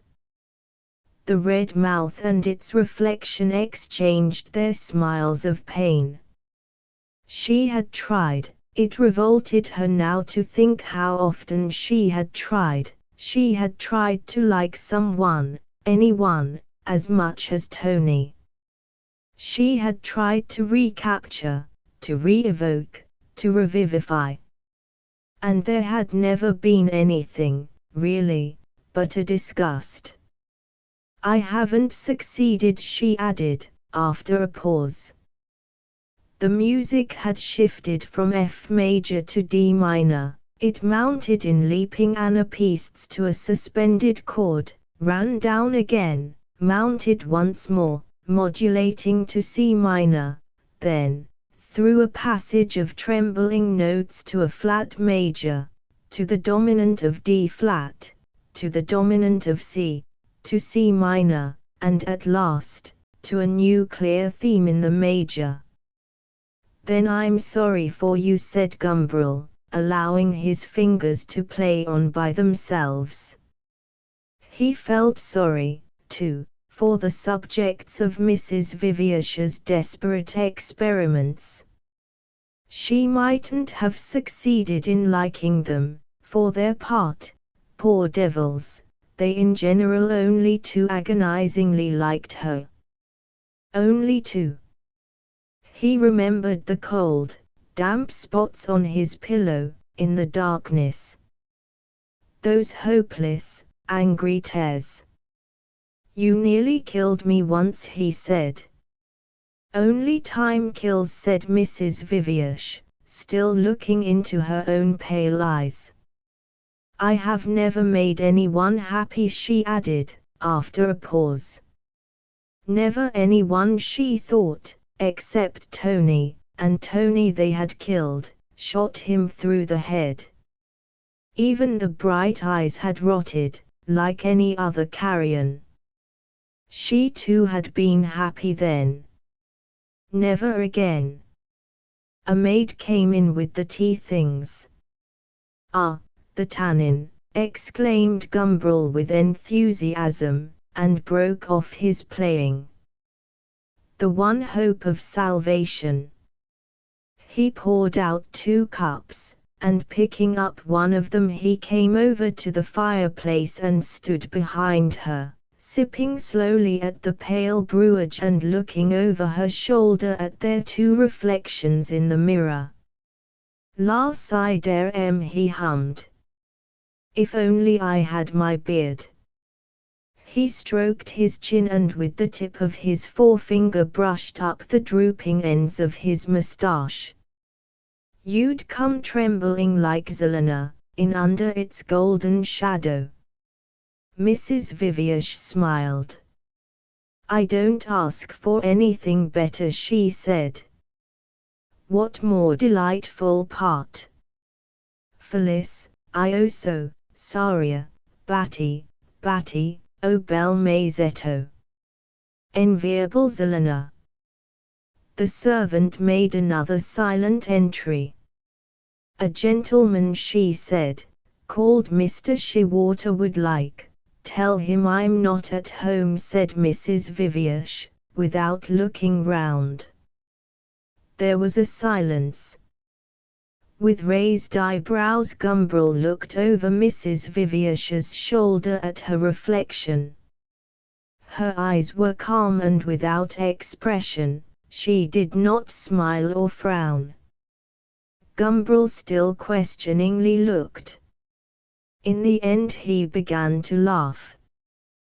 Chapter 15. They were playing that latest novelty from across the water, "What's He to He Cuba?" Sweet, sweet and piercing, the saxophone pierced into the very bowels of compassion and tenderness, pierced like a revelation from heaven, pierced like the angel's treacly dart into the Holy Teresa's quivering and extasiated flank. More ripely and roundly, with a kindly and less agonizing voluptuousness, the cello meditated those Mohammedan ecstasies that last, under the green palms of paradise, 600 inenarrable years apiece. Into this charged atmosphere the violin admitted refreshing draughts of fresh air, cool and thin like the breath from a still damp squirt. And the piano hammered and rattled away unmindful of the sensibilities of the other instruments, banged away all the time reminding everyone concerned, in a thoroughly businesslike way, that this was a cabaret where people came to dance the foxtrot, not a baroque church for female saints to go into ecstasies in, not a mild, happy valley of tumbling hours. At each recurrence of the refrain the four negroes of the orchestra, or at least the three of them who played with their hands alone, for the saxophonist always blew at this point with a redoubled sweetness, enriching the passage with a warbling contrapuntal soliloquy that fairly wrung the entrails and transported the pierced heart, broke into melancholy and drawling song. What's he to he Cuba? Nothing at all. That's why there'll be no wedding on Wednesday week, way down in old Bengal. What unspeakable sadness, said Gumbrel, as he stepped through the intricacies of the trot. Eternal passion, eternal pain. Les chants des esprits sunt les chants les plus beaux, et gen size des immortals qui sunt de purs sanglots. Rum tiddlum tum, pom pom. Amen. What's he to he Cuba? Nothing at all. Nothing, mark you. Nothing, nothing. Nothing, repeated Mrs. Viviash. I know all about that. She sighed. I am nothing to you, said Gumbrel, gliding with skill between the wall and the charybdis of a couple dangerously experimenting with a new step. You are nothing to me. Thank God. And yet here we are, two bodies with but a single thought, a beast with two backs, a perfectly united centaur trotting. They trotted. What's he to he Cuba? The grinning blackamoors repeated the question, reiterated the answer on a tone of frightful unhappiness. The saxophone warbled on the verge of anguish. The couples revolved, marked time, stepped with an habitual precision, as though performing some ancient and profoundly significant rite. Some were in fancy dress, for this was a gala night at the cabaret. Young women disguised as Caulopigus Florentine pages, blue-breeched gondoliers, black-breeched toreadors circulated, moon-like, round the hall, clasped sometimes in the arms of Arabs, or white clowns, or more often of untravested partners. The faces reflected in the mirrors were the sort of faces one feels one ought to know by sight. The cabaret was artistic. What's he to he Cuba? Mrs. Viviash murmured the response, almost piously, as though she were worshipping almighty and omnipresent Nil. I adore this tune, she said, this divine tune. It filled up a space, it moved, it jigged, it set things twitching in you, it occupied time, it gave you a sense of being alive. Divine tune, she repeated with emphasis, and she shut her eyes, trying to abandon herself, trying to float, trying to give Nil the slip. Ravishing little toreador, that, said Gumbrel, who had been following the black-breeched travesty with affectionate interest. Mrs. Viviash opened her eyes. Nil was unescapable. With Piers Cotton, you mean? Your tastes are a little common, my dear Theodore. Green-eyed monster. Mrs. Viviers laughed. When I was being finished in Paris, she said, Mademoiselle always used to urge me to take fencing lessons. C'est un exercice gracieux. It puis Mrs. Viviers mimicked a passionate earnestness, it puis, ca develop le bassin. Your toreador, Gumbrel, looks as though she must be a champion with the foils. Cule bassin. Hush, said Gumbrel. They were abreast of the toreador and her partner. Piers Cotton turned his long greyhound's nose in their direction. How are you? He asked across the music. They nodded. And you? Ah, writing such a book, cried Piers Cotton, such a brilliant, flashing book. The dance was carrying them apart. Like a smile of false teeth he shouted across the widening gulf, and disappeared in the crowd. What's he to he, Cuba? Lachrymosely, the hilarious blackamoors chanted their question, mournfully pregnant with its fork-known reply. Nil, omnipresent nil, world soul, spiritual informer of all matter. Nil in the shape of a black-breeched moon-basin toreador. Nil, the man with the greyhound's nose. Nil, as for blackamoors. Nil in the form of a divine tune. Nil, the faces one ought to know by sight, reflected in the mirrors of the hall. Nil this Gumbrel whose arm is round one's waist, whose feet step in and out among one's own. Nothing at all. That's why there'll be no wedding. No wedding at St. George's, Hanover Square. Oh, desperate experiment, with Nil Viviers, that charming boy, that charming nothing at all, engaged at the moment in hunting elephants, hunting fever and carnivores among the Tiki-Tiki pygmies. That's why there'll be no wedding on Wednesday week. For Lycidas is dead, dead ere his prime.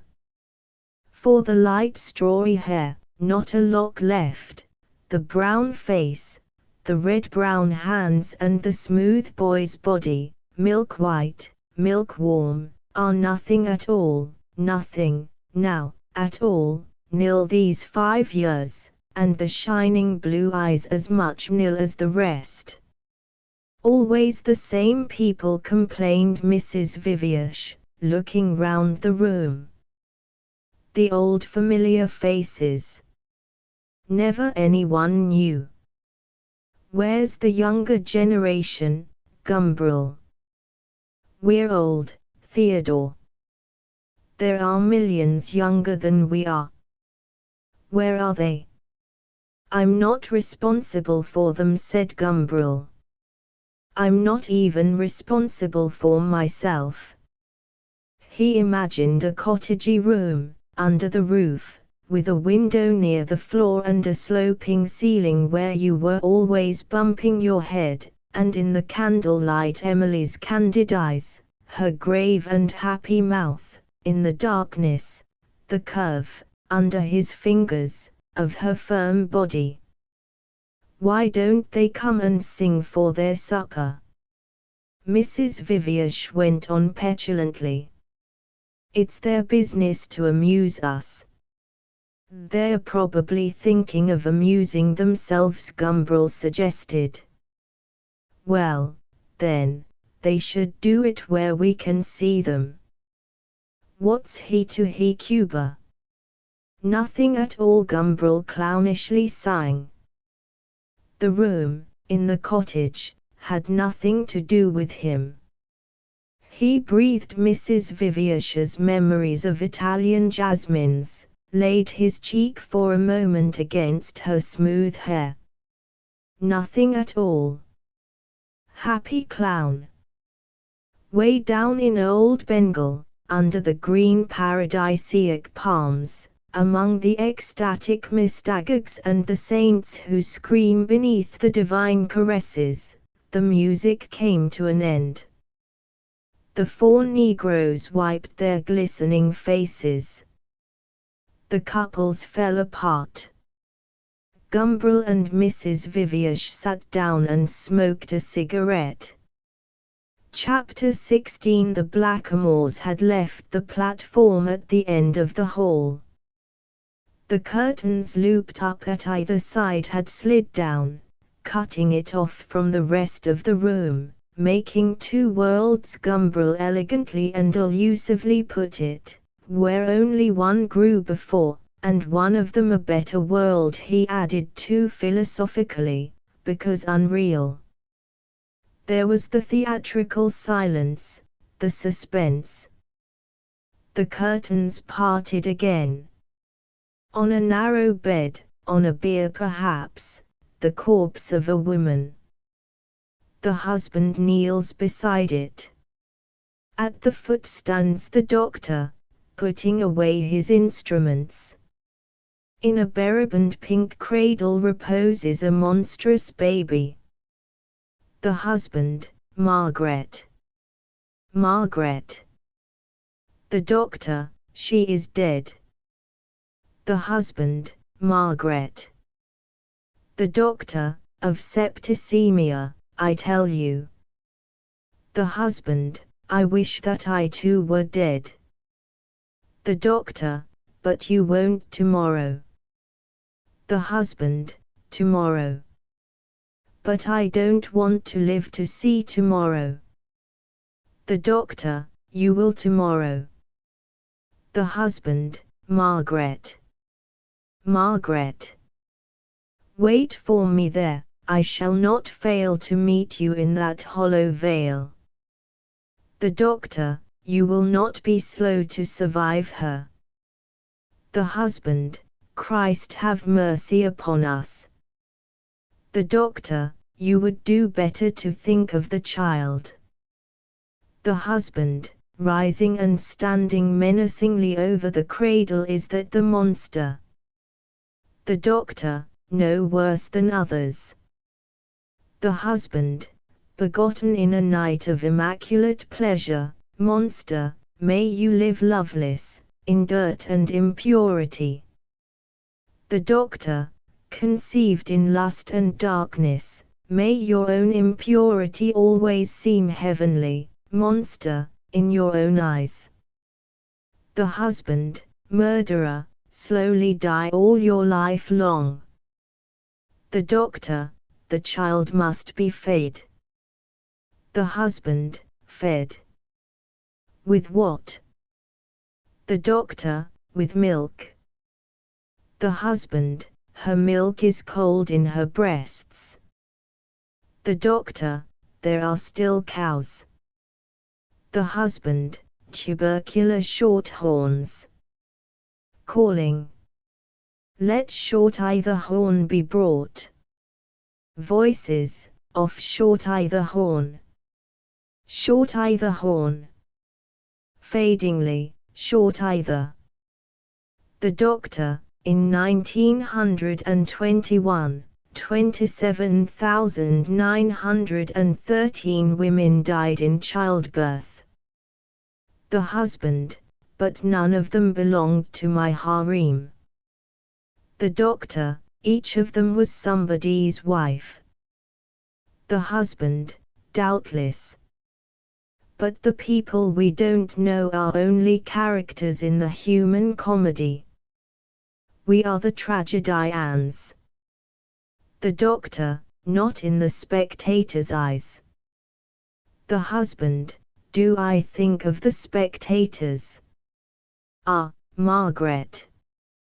Margaret. The doctor, the 27,914th. The husband, the only one. The doctor, but here comes the cow. Short Eye the horn is led in by a yokel. The husband, ah, good Short Eye the horn. He pats the animal. She was tested last week, was she not? The yokel, sir. The husband, and found tubercular. No. The yokel, even in the udders, may it please you. The husband, excellent. Milk me the cow, sir, into this dirty wash pot. The yokel, I will, sir. He milks the cow. The husband, her milk is cold already. All the woman in her chilled and curdled within her breasts. Ah, Jesus! What miraculous galactagogue will make it flow again? The yokel, the washpot is full, sir. The husband, then take the cow away. The yokel, come, Short Eye the horn, come up, good Short Eye the horn. He goes out with the cow. The husband, pouring the milk into a long-tubed feeding bottle. Here's for you, monster, to drink your own health in. He gives the bottle to the child. Curtain. A little ponderous, perhaps, said Gumbrel, as the curtain came down. But I liked the cow. Mrs. Viviash opened her cigarette case and found it empty. Gumbrel offered her one of his. She shook her head. I don't want it in the least, she said. Yes, the cow was in the best pantomime tradition, Gumbrel agreed. Ah! But it was a long time since he had been to a Christmas pantomime. Not since Dan Leno's days. All the little cousins, the uncles and aunts on both sides of the family, dozens and dozens of them, every year they filled the best part of a row in the dress circle at Drury Lane. And buns were stickily passed from hand to hand, chocolates circulated, the grown-ups drank tea. And the pantomime went on and on, glory after glory, under the shining arch of the stage. Hours and hours, and the grown-ups always wanted to go away before the harlequinade. And the children felt sick from eating too much chocolate, or wanted with such extreme urgency to go to the WC that they had to be led out, trampling and stumbling over everybody else's feet, and every stumble making the need more agonizingly great, in the middle of the transformation scene. And there was Dan Leno, inimitable Dan Leno, dead now as poor Yorick, no more than a mere skull like anybody else's skull. And his mother, he remembered, used to laugh at him sometimes till the tears ran down her cheeks. She used to enjoy things thoroughly, with a whole heart. I wish they'd hurry up with the second scene, said Mrs. Viviash. If there's anything that bores me, it's entr'acts. Most of one's life is an entr'act, said Gumbrel, whose present mood of hilarious depression seemed favorable to the enunciation of apophthegms. None of your cracker mots, please, protested Mrs. Viviash. All the same, she reflected, what was she doing now but waiting for the curtain to go up again, waiting, with what unspeakable weariness of spirit, for the curtain that had rung down, 10 centuries ago, on those blue eyes, that bright strawy hair and the weathered face. Thank God, she said with an expiring earnestness, here's the second scene. The curtain went up. In a ballroom stood the monster, grown now from an infant into a frail and bent young man with bandy legs. At the back of the stage a large window giving onto a street along which people pass. The monster, Solus, the young girls of Sparta, they say, used to wrestle naked with naked Spartan boys. The sun caressed their skins till they were brown and transparent like amber or a flask of olive oil. Their breasts were hard, their bellies flat. They were pure with the chastity of beautiful animals. Their thoughts were clear, their minds cool and untroubled. I spit blood into my handkerchief and sometimes I feel in my mouth something slimy, soft and disgusting, like a slug, and I have coughed up a shred of my lung. The rickets from which I suffered in childhood have bent my bones and made them old and brittle. All my life I have lived in this huge town, whose domes and spires are wrapped in a cloud of stink that hides the sun. The slug-dank tatters of lung that I spit out are black with the soot I have been breathing all these years. I am now come of age. Long expected 21 has made me a fully privileged citizen of this great realm of which the owners of the Daily Mirror, the News of the World and the Daily Express are noble peers. Somewhere, I must logically infer, there must be other cities, built by men for men to live in. Somewhere, in the past, in the future, a very long way off. But perhaps the only street improvement schemes that ever really improve the streets are schemes in the minds of those who live in them, schemes of love mostly. Ah! Here she comes.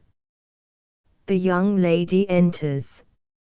She stands outside the window, in the street, paying no attention to the monster. She seems to be waiting for somebody. She is like a pear tree in flower. When she smiles, it is as though there were stars.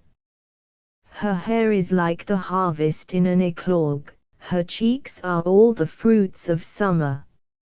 Her arms and thighs are as beautiful as the soul of Saint Catherine of Siena. And her eyes are plumbless with thought and limpidly pure like the water of the mountains.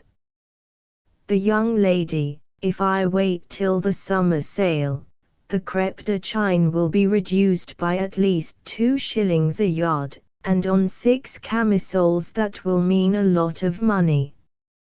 But the question is, can I go from May till the end of July with the underclothing I have now?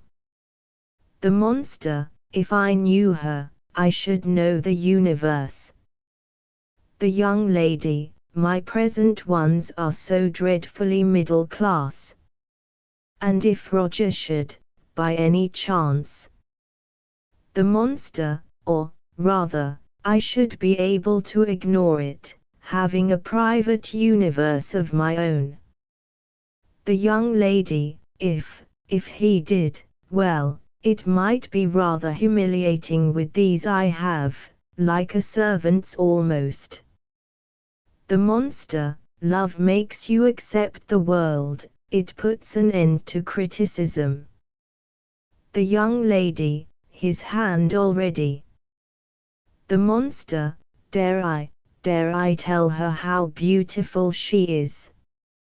The young lady, on the whole, I think I'd better get it now, though it will cost more.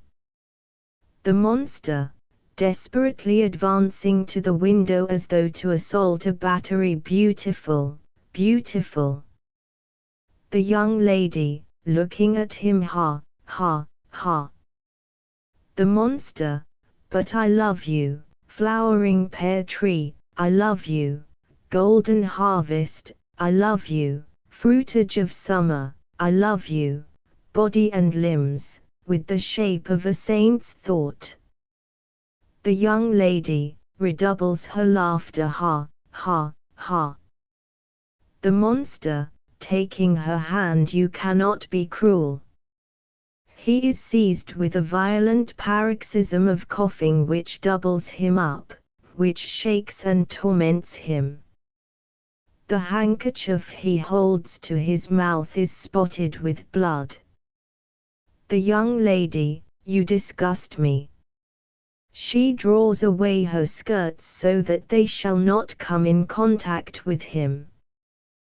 The monster, but I swear to you, he is once more interrupted by his cough. The young lady, please go away. In a different voice, Roger. She advances to meet a snub-nosed lubber with curly hair and a face like a groom's, who passes along the street at this moment. Roger, I've got the motorbike waiting at the corner. The young lady, let's go, then. Roger, pointing to the monster, what's that? The young lady, oh, it's nothing in particular. Both roar with laughter. Roger escorts her out, patting her familiarly on the back as they walk along. The monster, looking after her, there is a wound under my left pap. She has deflowered all women. I cannot. Lord, whispered Mrs. Viviash, how this young man bores me. I confess, replied Gumbrel, I have rather a taste for moralities. There is a pleasant uplifting vagueness about these symbolical generalized figures which pleases me. You were always charmingly simple-minded, said Mrs. Viviash. But who's this? As long as the young man isn't left alone on the stage, I don't mind. Another female figure has appeared in the street beyond the window. It is the prostitute. Her face, painted in 2 tones of red, white, green, blue and black, is the most tasteful of naturemorts. The prostitute, hello, ducky. The monster, hello. The prostitute, are you lonely? The monster, yes. The prostitute, would you like me to come in to see you? The monster, very well. The prostitute, shall we say 30 bob? The monster, as you like. The prostitute, come along then. She climbs through the window and they go off together through the door on the left of the stage. The curtains descend for a moment, then rise again. The monster and the prostitute are seen issuing from the door at which they went out. The monster, taking out a checkbook and a fountain pen, 30 shillings. The prostitute, thank you. Not a check. I don't want any checks. How do I know it isn't a dud one that they'll refuse payment for at the bank? Ready money for me, thanks. The monster, but I haven't got any cash on me at the moment. The prostitute, well, I won't take a check. Once bitten, twice shy, I can tell you. The monster, but I tell you I haven't got any cash. The prostitute, well, all I can say is, here I stay till I get it. And, what's more, if I don't get it quick, I'll make a row. The monster, but this is absurd. I offer you a perfectly good check. The prostitute, and I won't take it. So there. The monster, well then, take my watch. It's worth more than 30 bob. He pulls out his gold half-hunter. The prostitute, thank you, and get myself arrested as soon as I take it to the pop shop. No, I want cash, I tell you. The monster, but where the devil do you expect me to get it at this time of night? The prostitute, I don't know. But you've got to get it pretty quick. The monster, you're unreasonable. The prostitute, aren't there any servants in this house? The monster, yes. The prostitute, well, go and borrow it from one of them.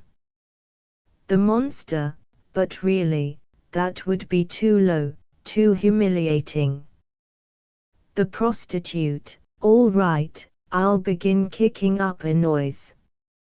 I'll go to the window and yell till all the neighbors are woken up and the police come to see what's up. You can borrow it from the copper then. The monster, you really won't take my check. I swear to you it's perfectly all right. There's plenty of money to meet it. The prostitute, oh, shut up. No more dilly-dallying. Get me my money at once, or I'll start the row. 1, 2, 3. She opens her mouth wide as if to yell. The monster, all right. He goes out. The prostitute, nice state of things we're coming to, when young rips try and swindle us poor girls out of our money. Mean, stinking skunks. I'd like to slit the throats of some of them. The monster, coming back again, here you are. He hands her money. The prostitute, examining it, thank you, dearie. Any other time you're lonely. The monster, no, no. The prostitute, where did you get it finally? The monster, I woke the cook. The prostitute, goes off into a peal of laughter. Well, so long, ducky. She goes out. The monster, soulless somewhere there must be love like music. Love harmonious and ordered, two spirits, two bodies moving contrapuntally together.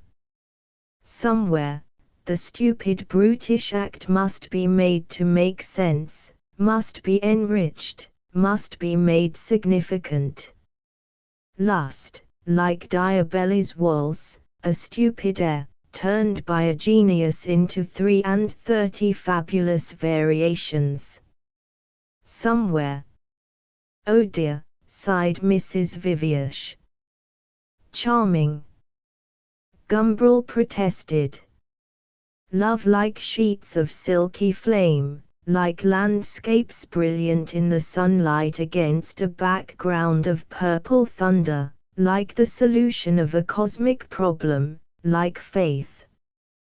Crikey, said Mrs. Viviash. Somewhere, somewhere. But in my veins creep the maggots of the pox. Really, really. Mrs. Viviash shook her head. Too medical, crawling towards the brain, crawling into the mouth, burrowing into the bones. Insatiably. The monster threw himself to the ground, and the curtain came down. And about time too, declared Mrs. Viviash. Charming. Gumbrel stuck to his guns. Charming, charming. There was a disturbance near the door. Mrs. Viviash looked round to see what was happening. And now on top of it all she said, here comes Coleman, raving, with an unknown drunk. Have we missed it? Coleman was shouting. "Have we missed all the lovely bloody farce?" "Lovely bloody," his companion repeated with drunken raptures, and he went into fits of uncontrollable laughter. He was a very young boy with straight dark hair and a face of Hellenic beauty, now distorted with tipsiness. Coleman greeted his acquaintances in the hall, shouting a jovial obscenity to each. "And Bumbrel Gumbrel," he exclaimed, catching sight of him at last in the front row. "And Heteramira." He pushed his way through the crowd, followed unsteadily by his young disciple. "So you're here," he said, standing over them and looking down with an enigmatic malice in his bright blue eyes. "Where's the physiologue?" "Am I the physiologue's keeper?" asked Gumbrel. "He's with his glands and his hormones, I suppose. Not to mention his wife." He smiled to himself. "Where the hormones, there moan I," said Coleman, skidding off sideways along the slippery word. "I hear, by the way, that there's a lovely prostitute in this play." "You've missed her," said Mrs. Viviash. "What a misfortune," said Coleman. "We've missed the delicious trull," he said, turning to the young man. The young man only laughed. "Let me introduce, by the way," said Coleman. "This is Dante," he pointed to the dark-haired boy, "and I am Virgil. We're making a round tour, or, rather, a descending spiral tour of hell. But we're only at the first circle so far. These, Allyri, are two damned souls, though not, as you might suppose, Paolo and Francesca." The boy continued to laugh, happily and uncomprehendingly. "Another of these interminable entr'actes," complained Mrs. Viviash. "I was just saying to Theodore here that if there's one thing I dislike more than another, it's a long entr'act. Would hers ever come to an end?" "And if there's one thing I dislike more than another," said the boy, breaking silence for the first time, with an air of the greatest earnestness, it's one thing more than another." "And you're perfectly right in doing so," said Coleman. "Perfectly right. I know," the boy replied modestly. When the curtain rose again, it was on an aged monster, with a black patch over the left side of his nose, no hair, no teeth, and sitting harmlessly behind the bars of an asylum. The monster, asses, apes and dogs. Milton called them that, he should have known. Somewhere there must be men, however. The variations on Diabelli prove it. Brunelleschi's dome is more than the magnification of Cleodamrode's breast. Somewhere there are men with power, living reasonably. Like our mythical Greeks and Romans. Living cleanly. The images of the gods are their portraits. They walk under their own protection.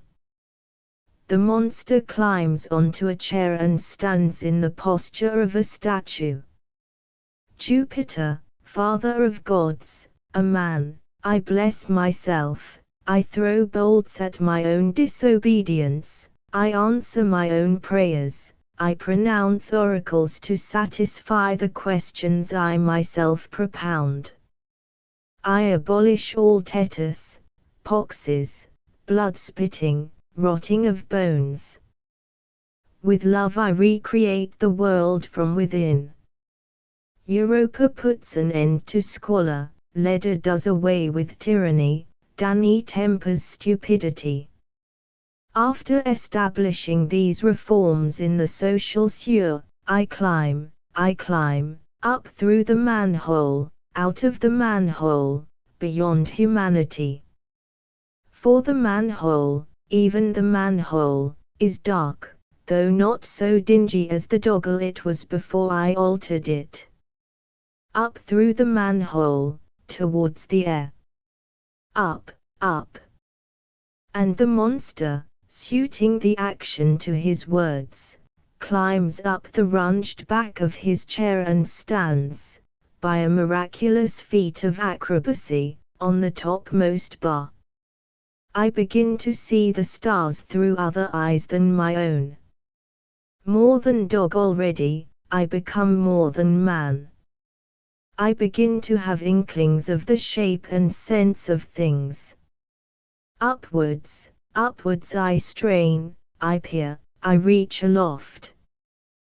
The balanced monster reaches, strains and peers. And I seize. As he shouts these words, the monster falls heavily, head foremost, to the floor. He lies there quite still. After a little time the door opens and the doctor of the first scene enters with a warder. The warder, I heard a crash. The doctor, who has by this time become immensely old and has a beard like Father Thames, it looks as though you were right. He examines the monster. The warder, he was forever climbing onto his chair. The doctor, well, he won't any more. His neck's broken.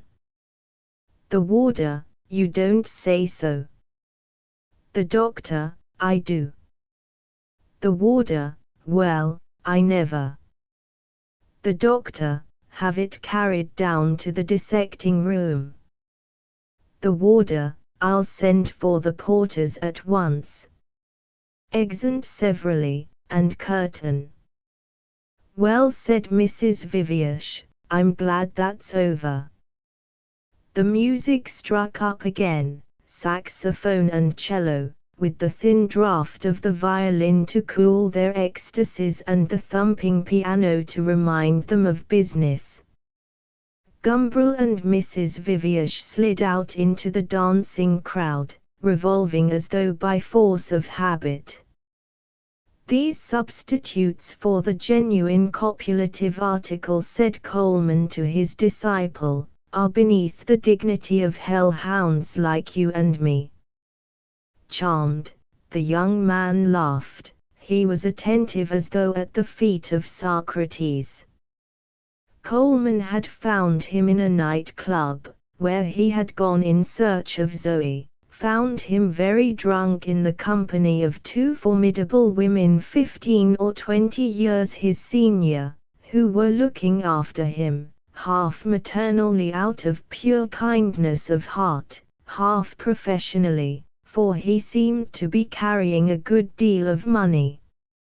He was incapable of looking after himself. Coleman had pounced on him at once, claimed an old friendship which the youth was too tipsy to be able to deny, and carried him off. There was something, he always thought, peculiarly interesting about the spectacle of children tobogganing down into the cesspools. I like this place, said the young man. Tastes differ. Coleman shrugged his shoulders. The German professors have catalogued thousands of people whose whole pleasure consists in eating dung. The young man smiled and nodded, rather vaguely. Is there anything to drink here? He asked. Too respectable, Coleman answered, shaking his head. I think this is a bloody place, said the young man. Ah, but some people like blood. And some like boots. And some like long gloves and corsets. And some like birch rods. and some like sliding down slopes and can't look at Michelangelo's Night on the Medici tombs without dying the little death, because the statue seems to be sliding. And some, but I want something to drink, insisted the young man. Coleman stamped his feet, waved his arms. Abwa, Abwa, he shouted, like the newborn Gargantua. Nobody paid any attention. The music came to an end. Gumbrel and Mrs. Viviers reappeared. Dante, said Coleman, calls for drink. We must leave the building. Yes. Anything to get out of this, said Mrs. Viviers. What's the time? Gumbrel looked at his watch. 1:30. Mrs. Viviers sighed. Can't possibly go to bed, she said, for another hour at least. They walked out into the street. The stars were large and brilliant overhead. There was a little wind that almost seemed to come from the country. Gumbrel thought so, at any rate, he thought of the country. The question is, where, said Coleman. You can come to my bordello, if you like, but it's a long way off and Zoe hates us all so much, she'll probably set on us with the meat chopper.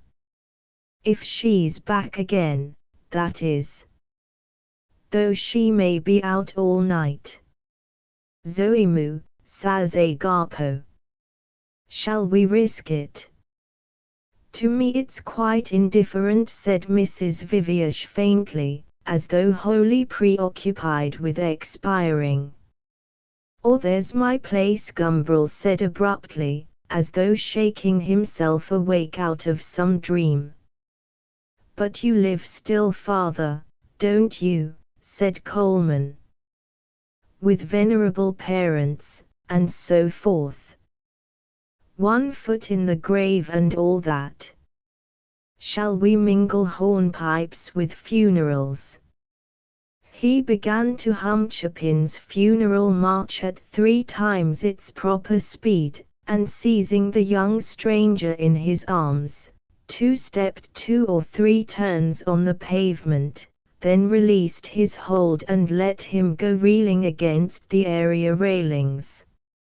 No, I don't mean the family mansion, said Gumbrel. I mean my own rooms. They're quite near. In Great Russell Street. I never knew you had any rooms, Theodore, said Mrs. Viviers. Nobody did. Why should they know now? Because the wind seemed almost a country wind. There's drink there, he said. Splendid, cried the young man. They were all splendid people. There's some gin, said Gumbrel. Capital aphrodisiac. Coleman commented.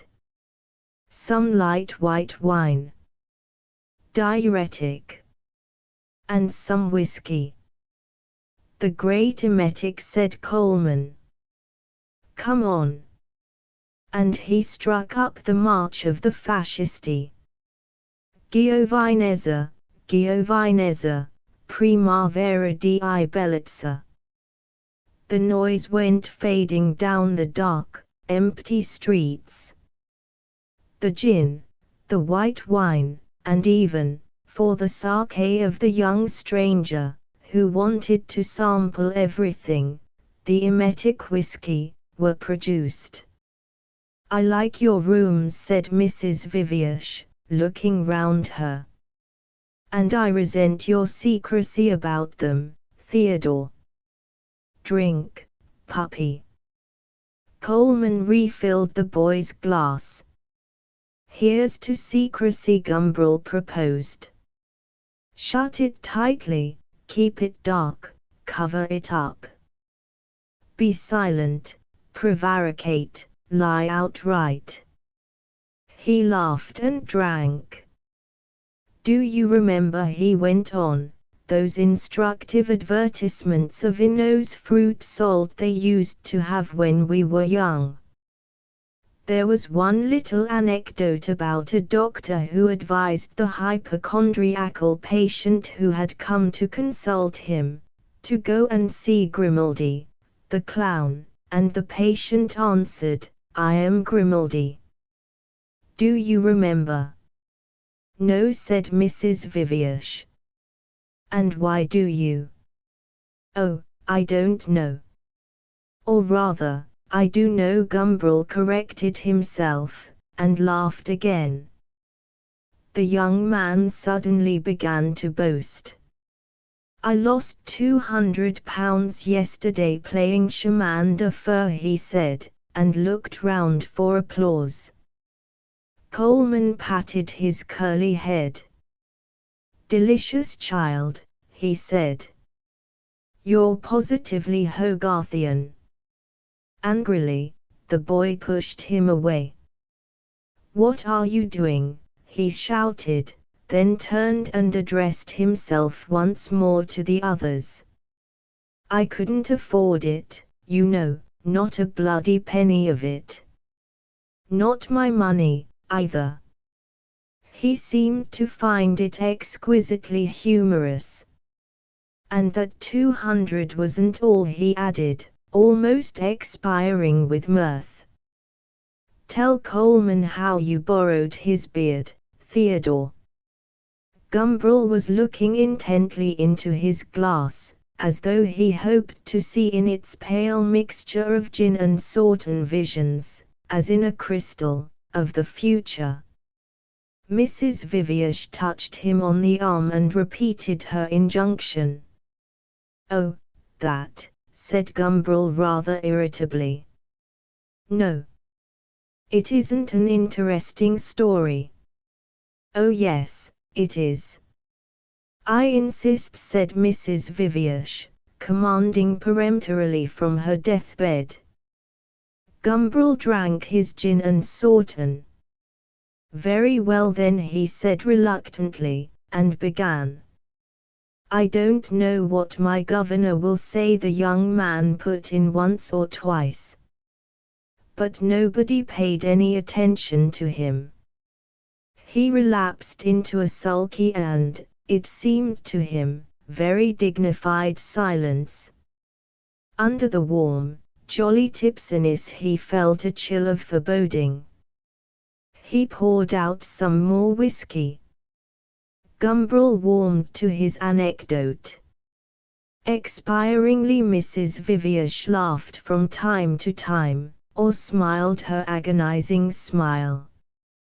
Coleman whooped like a redskin.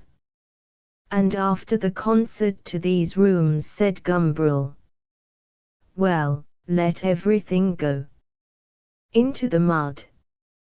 Leave it there, and let the dogs lift their hind legs over it as they pass. Ah, the genuine Platonic fumblers, commented Coleman. I am Grimaldi, Gumbrel laughed. Further than this it was difficult to see where the joke could go. There, on the couch, where Mrs. Viviash and Coleman were now sitting, she had lain sleeping in his arms. Tossing, in Elizabethan, said Coleman. Unreal, eternal in the secret darkness. A night that was an eternal parenthesis among the other nights and days. I feel I'm going to be sick, said the young man suddenly. He had wanted to go on silently and haughtily sulking, but his stomach declined to take part in the dignified game. Good Lord, said Gumbrel, and jumped up. But before he could do anything effective, the young man had fulfilled his own prophecy. The real charm about debauchery, said Coleman philosophically, is its total pointlessness, futility, and above all its incredible tediousness. If it really were all roses and exhilaration, as these poor children seem to imagine, it would be no better than going to church or studying the higher mathematics. I should never touch a drop of wine or another harlot again. It would be against my principles. I told you it was emetic, he called to the young man. And what are your principles? Asked Mrs. Viviash. Oh, strictly ethical, said Coleman. You're responsible for this creature, said Gumbrel, pointing to the young man, who was sitting on the floor near the fireplace, cooling his forehead against the marble of the mantelpiece. You must take him away. Really, what a bore. His nose and mouth were all wrinkled up with disgust. I'm sorry, the young man whispered. He kept his eyes shut and his face was exceedingly pale. But with pleasure, said Coleman. What's your name? He asked the young man, and where do you live? My name is Porteus, murmured the young man. Good Lord, cried Gumbrel, letting himself fall onto the couch beside Mrs. Viviash. That's the last straw. Chapter 17. The 2 o'clock snorted out of Charing Cross, but no healths were drunk, this time, to Viscount Lascelles. A desiccating sobriety made arid the corner of the third-class carriage in which Gumbrel was sitting. His thoughts were an interminable desert of sand, with not a palm in sight, not so much as a comforting mirage.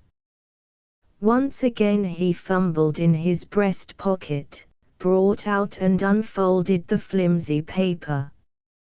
Once more he read. How many times had he read before? Your telegram made me very unhappy.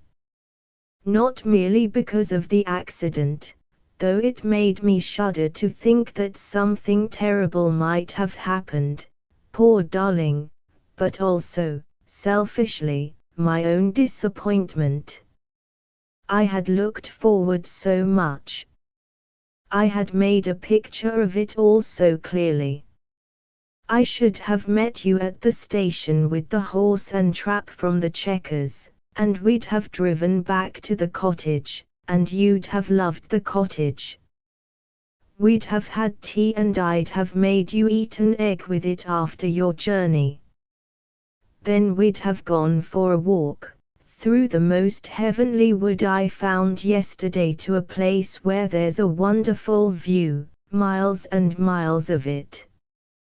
And we'd have wandered on, and sat down under the trees, and the sun would have set, and the twilight would slowly have come to an end, and we'd have gone home again and found the lamps lighted and supper ready, not very grand, I'm afraid, for Mrs. Vole isn't the best of cooks. And then the piano, for there is a piano, and I had the tuner come specially from Hastings yesterday, so that it isn't so bad now. And you'd have played, and perhaps I would have made my noises on it. And at last it would have been time for candles and bed. When I heard you were coming, Theodore, I told Mrs. Vole a lie about you. I said you were my husband, because she's fearfully respectable, of course, and it would dreadfully disturb her if you weren't. But I told myself that, too. I meant that you should be. You see, I tell you everything. I'm not ashamed. I wanted to give you everything I could, and then we should always be together, loving one another. And I should have been your slave, I should have been your property and lived inside your life. But you would always have had to love me. And then, just as I was getting ready to go and call at the Checkers for the horse and trap, your telegram came. I saw the word accident and I imagined you all bleeding and smashed. Oh, dreadful, dreadful.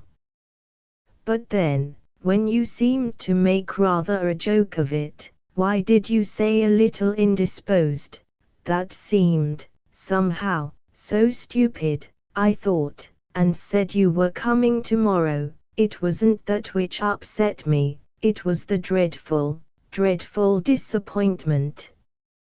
It was like a stab, that disappointment, it hurt so terribly, so unreasonably much.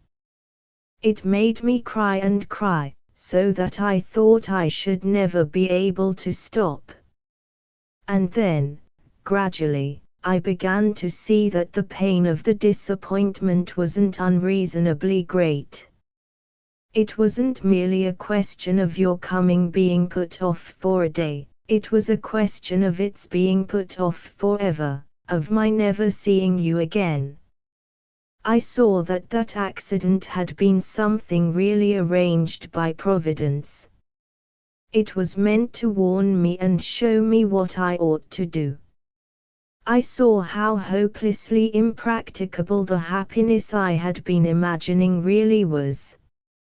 I saw that you couldn't love me in anything like the same way as I loved you. I was only a curious adventure, a new experience, a means to some other end. Mind, I'm not blaming you in the least. I'm only telling you what is true, what I gradually came to realize as true. If you'd come, what then? I'd have given you everything, my body, my mind, my soul, my whole life. I'd have twisted myself into the threads of your life. And then, when in due course you wanted to make an end to this curious little adventure, you would have had to cut the tangle and it would have killed me, it would also have hurt you. At least I think it would. In the end, I thanked God for the accident which had prevented you coming.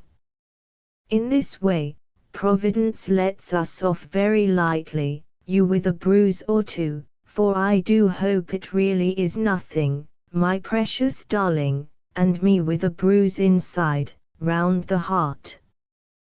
But both will get well quite soon. And all our lives, we shall have an afternoon under the trees, an evening of music and in the darkness, a night, an eternity of happiness, to look back on. I shall go away from Robertsbridge at once. Goodbye, Theodore. What a long letter. The last you'll ever get from me. The last, what a dreadful hurting word that is. I shall take it to post at once, for fear, if I leave it, I may be weak enough to change my mind and let you come tomorrow.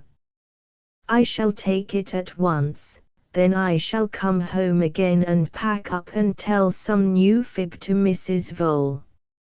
And after that, perhaps I shall allow myself to cry again. Goodbye. Aridly, the desert of sand stretched out with not a tree and not even a mirage, except perhaps the vague and desperate hope that he might get there before she started, that she might conceivably have changed her mind. Ah, if only he'd read the letter a little earlier. But he hadn't woken up before 11, he hadn't been down before past. Sitting at the breakfast table, he had read the letter through. The eggs and bacon had grown still colder, if that was possible, than they were. He had read it through, he had rushed to the ABC. There was no practicable train before the 2 o'clock. If he had taken the 7:27 he would certainly have got there before she started. Ah, if only he had woken up a little earlier. But then he would have had to go to bed a little earlier. And in order to go to bed earlier, he would have had to abandon Mrs. Viviash before she had bored herself to that ultimate point of fatigue at which she did at last feel ready for repose. And to abandon Mrs. Viviash, that was really impossible. She wouldn't allow herself to be left alone. If only he hadn't gone to the London Library yesterday. A wanton, unnecessary visit it had been. For after all, the journey was short, he didn't need a book for the train. And the Life of Beckford, for which he had asked, proved, of course, to be out, and he had been utterly incapable of thinking of any other book, among the 200,000 or 300,000 on the shelves, that he wanted to read. And, in any case, what the devil did he want with the Life of Beckford? Hadn't he his own life, the life of Gumbrel, to attend to? Wasn't one life enough, without making superfluous visits to the London Library in search of other lives? And then what a stroke of bad luck to have run into Mrs. Viviash at that very moment. What an abject weakness to have let himself be bullied into sending that telegram. A little indisposed. Oh, my God! Gumbrel shut his eyes and ground his teeth together. He felt himself blushing with a retrospective shame. And of course it was quite useless taking the train, like this, to Robertsbridge. She'd be gone, of course. Still, there was always the desperate hope. There was the mirage across the desiccated plains, the mirage one knew to be deceptive and which, on a second glance, proved not even to be a mirage, but merely a few livery spots behind the eyes. Still, it was amply worth doing, as a penance, and to satisfy the conscience and to deceive oneself with an illusion of action. And then the fact that he was to have spent the afternoon with Rosie and had put her off, that too was highly satisfying. And not merely put her off, but, ultimate clownery in the worst of deliriously bad taste, played a joke on her. Impossible. Come to you, meet me 213 Sloane Street, second floor, a little indisposed. He wondered how she'd get on with Mr. Mercaptan, for it was to his rococo boudoir and crebillance old sofa that he had on the spur of the clownish moment, as he dashed into the post office on the way to the station, sent her. Aridly, the desiccated waist extended. Had she been right in her letter? Would it really have lasted no more than a little while, and ended as she prophesied, with an agonizing cutting of the tangle? Or could it be that she had held out the one hope of happiness? Wasn't she perhaps the one unique being with whom he might have learned to await in quietness the final coming of that lovely terrible thing, from before the sound of whose secret footsteps more than once and ignobly he had fled? He could not decide. It was impossible to decide until he had seen her again, till he had possessed her, mingled his life with hers. And now she had eluded him, for he knew very well that he would not find her. He sighed and looked out of the window. The train pulled up at a small suburban station. Suburban, for though London was already some way behind, the little sham half-timbered houses near the station, the newer tile and rough-cast dwellings farther out on the slope of the hill proclaimed with emphasis the presence of the businessman, the holder of the season ticket. Gumbrel looked at them with a pensive disgust which must have expressed itself on his features, for the gentleman sitting in the corner of the carriage facing his, suddenly leaned forward, tapped him on the knee, and said, "I see you agree with me, sir, that there are too many people in the world." Gumbrel, who up till now had merely been aware that somebody was sitting opposite him, now looked with more attention at the stranger.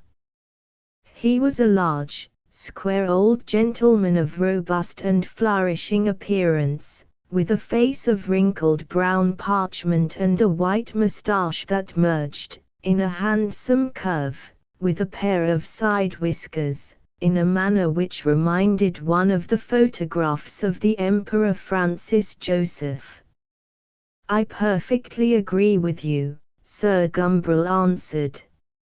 If he had been wearing his beard, he would have gone on to suggest that loquacious old gentlemen in trains are among the supernumeraries of the planet. As it was, however, he spoke with courtesy, and smiled in his most engaging fashion. "When I look at all these revolting houses," the old gentleman continued, shaking his fist at the snuggeries of the season ticket holders, "I am filled with indignation. I feel my spleen ready to burst, sir, ready to burst." "I can sympathize with you," said Gumbrel. "The architecture is certainly not very soothing." "It's not the architecture I mind so much," retorted the old gentleman. "That's merely a question of art, and all nonsense so far as I'm concerned. What disgusts me is the people inside the architecture, the number of them, sir. And the way they breed. Like maggots, sir, like maggots. Millions of them, creeping about the face of the country, spreading blight and dirt wherever they go, ruining everything. It's the people I object to." "Ah, well," said Gumbrel, "if you will have sanitary conditions that don't allow plagues to flourish properly, if you will tell mothers how to bring up their children, instead of allowing nature to kill them off in her natural way, if you will import unlimited supplies of corn and meat, what can you expect? Of course the numbers go up." The old gentleman waved all this away. "I don't care what the causes are," he said. "That's all one to me. What I do object to, sir, is the effects. Why, sir, I am old enough to remember walking through the delicious meadows beyond Swiss Cottage. I remember seeing the cows milked in West Hampstead, sir. And now, what do I see now, when I go there? Hideous red cities pullulating with Jews, sir. Pullulating with prosperous Jews. Am I right in being indignant, sir? Do I do well, like the prophet Jonah, to be angry?" "You do, sir," said Gumbrel, with growing enthusiasm, "and the more so since this frightful increase in population is the world's most formidable danger at the present time. With populations that in Europe alone expand by millions every year, no political foresight is possible. A few years of this mere bestial propagation will suffice to make nonsense of the wisest schemes of today, or would suffice," he hastened to correct himself, "if any wise schemes were being matured at the present."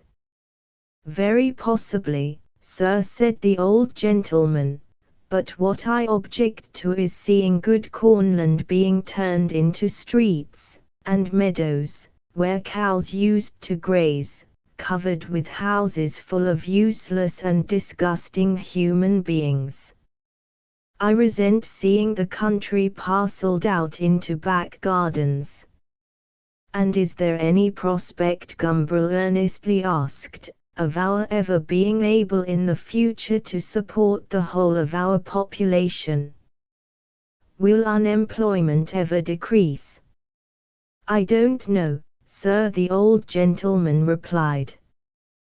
But the families of the unemployed will certainly increase. You are right, sir, said Gumbrel, they will. And the families of the employed and the prosperous will as steadily grow smaller. It is regrettable that birth control should have begun at the wrong end of the scale. There seems to be a level of poverty below which it doesn't seem worthwhile practicing birth control, and a level of education below which birth control is regarded as morally wrong. Strange how long it has taken for the ideas of love and procreation to dissociate themselves in the human mind. In the majority of minds they are still, even in this so-called 20th century, indivisibly wedded. Still, he continued hopefully, progress is being made, progress is certainly, though slowly, being made. It is gratifying to find, for example, in the latest statistics, that the clergy, as a class, are now remarkable for the smallness of their families. The old jest is out of date. Is it too much to hope that these gentlemen may bring themselves in time to preach what they already practice? It is too much to hope, sir, the old gentleman answered with decision. You are probably right, said Gumbrel. If we were all to preach all the things we all practice, continued the old gentleman, the world would soon be a pretty sort of bear garden, I can tell you. Yes, and a monkey house. And a warthoggery. As it is, sir, it is merely a place where there are too many human beings. Vice must pay its tribute to virtue, or else we are all undone. I admire your wisdom, sir, said Gumbrel. The old gentleman was delighted. And I have been much impressed by your philosophical reflections, he said. Tell me, are you at all interested in old brandy? Well, not philosophically, said Gumbrel. As a mere empiric only. As a mere empiric. The old gentleman laughed. Then let me beg you to accept a case. I have a cellar which I shall never drink dry, alas. Before I die. My only wish is that what remains of it shall be distributed among those who can really appreciate it. In you, sir, I see a fitting recipient of a case of brandy. You overwhelm me, said Gumbrel. You are too kind, and, I may add, too flattering. The train, which was a mortally slow one, came grinding for what seemed the 100th time to a halt. Not at all, said the old gentleman. If you have a card, sir. Gumbrel searched his pockets. I have come without one. Never mind, said the old gentleman. I think I have a pencil.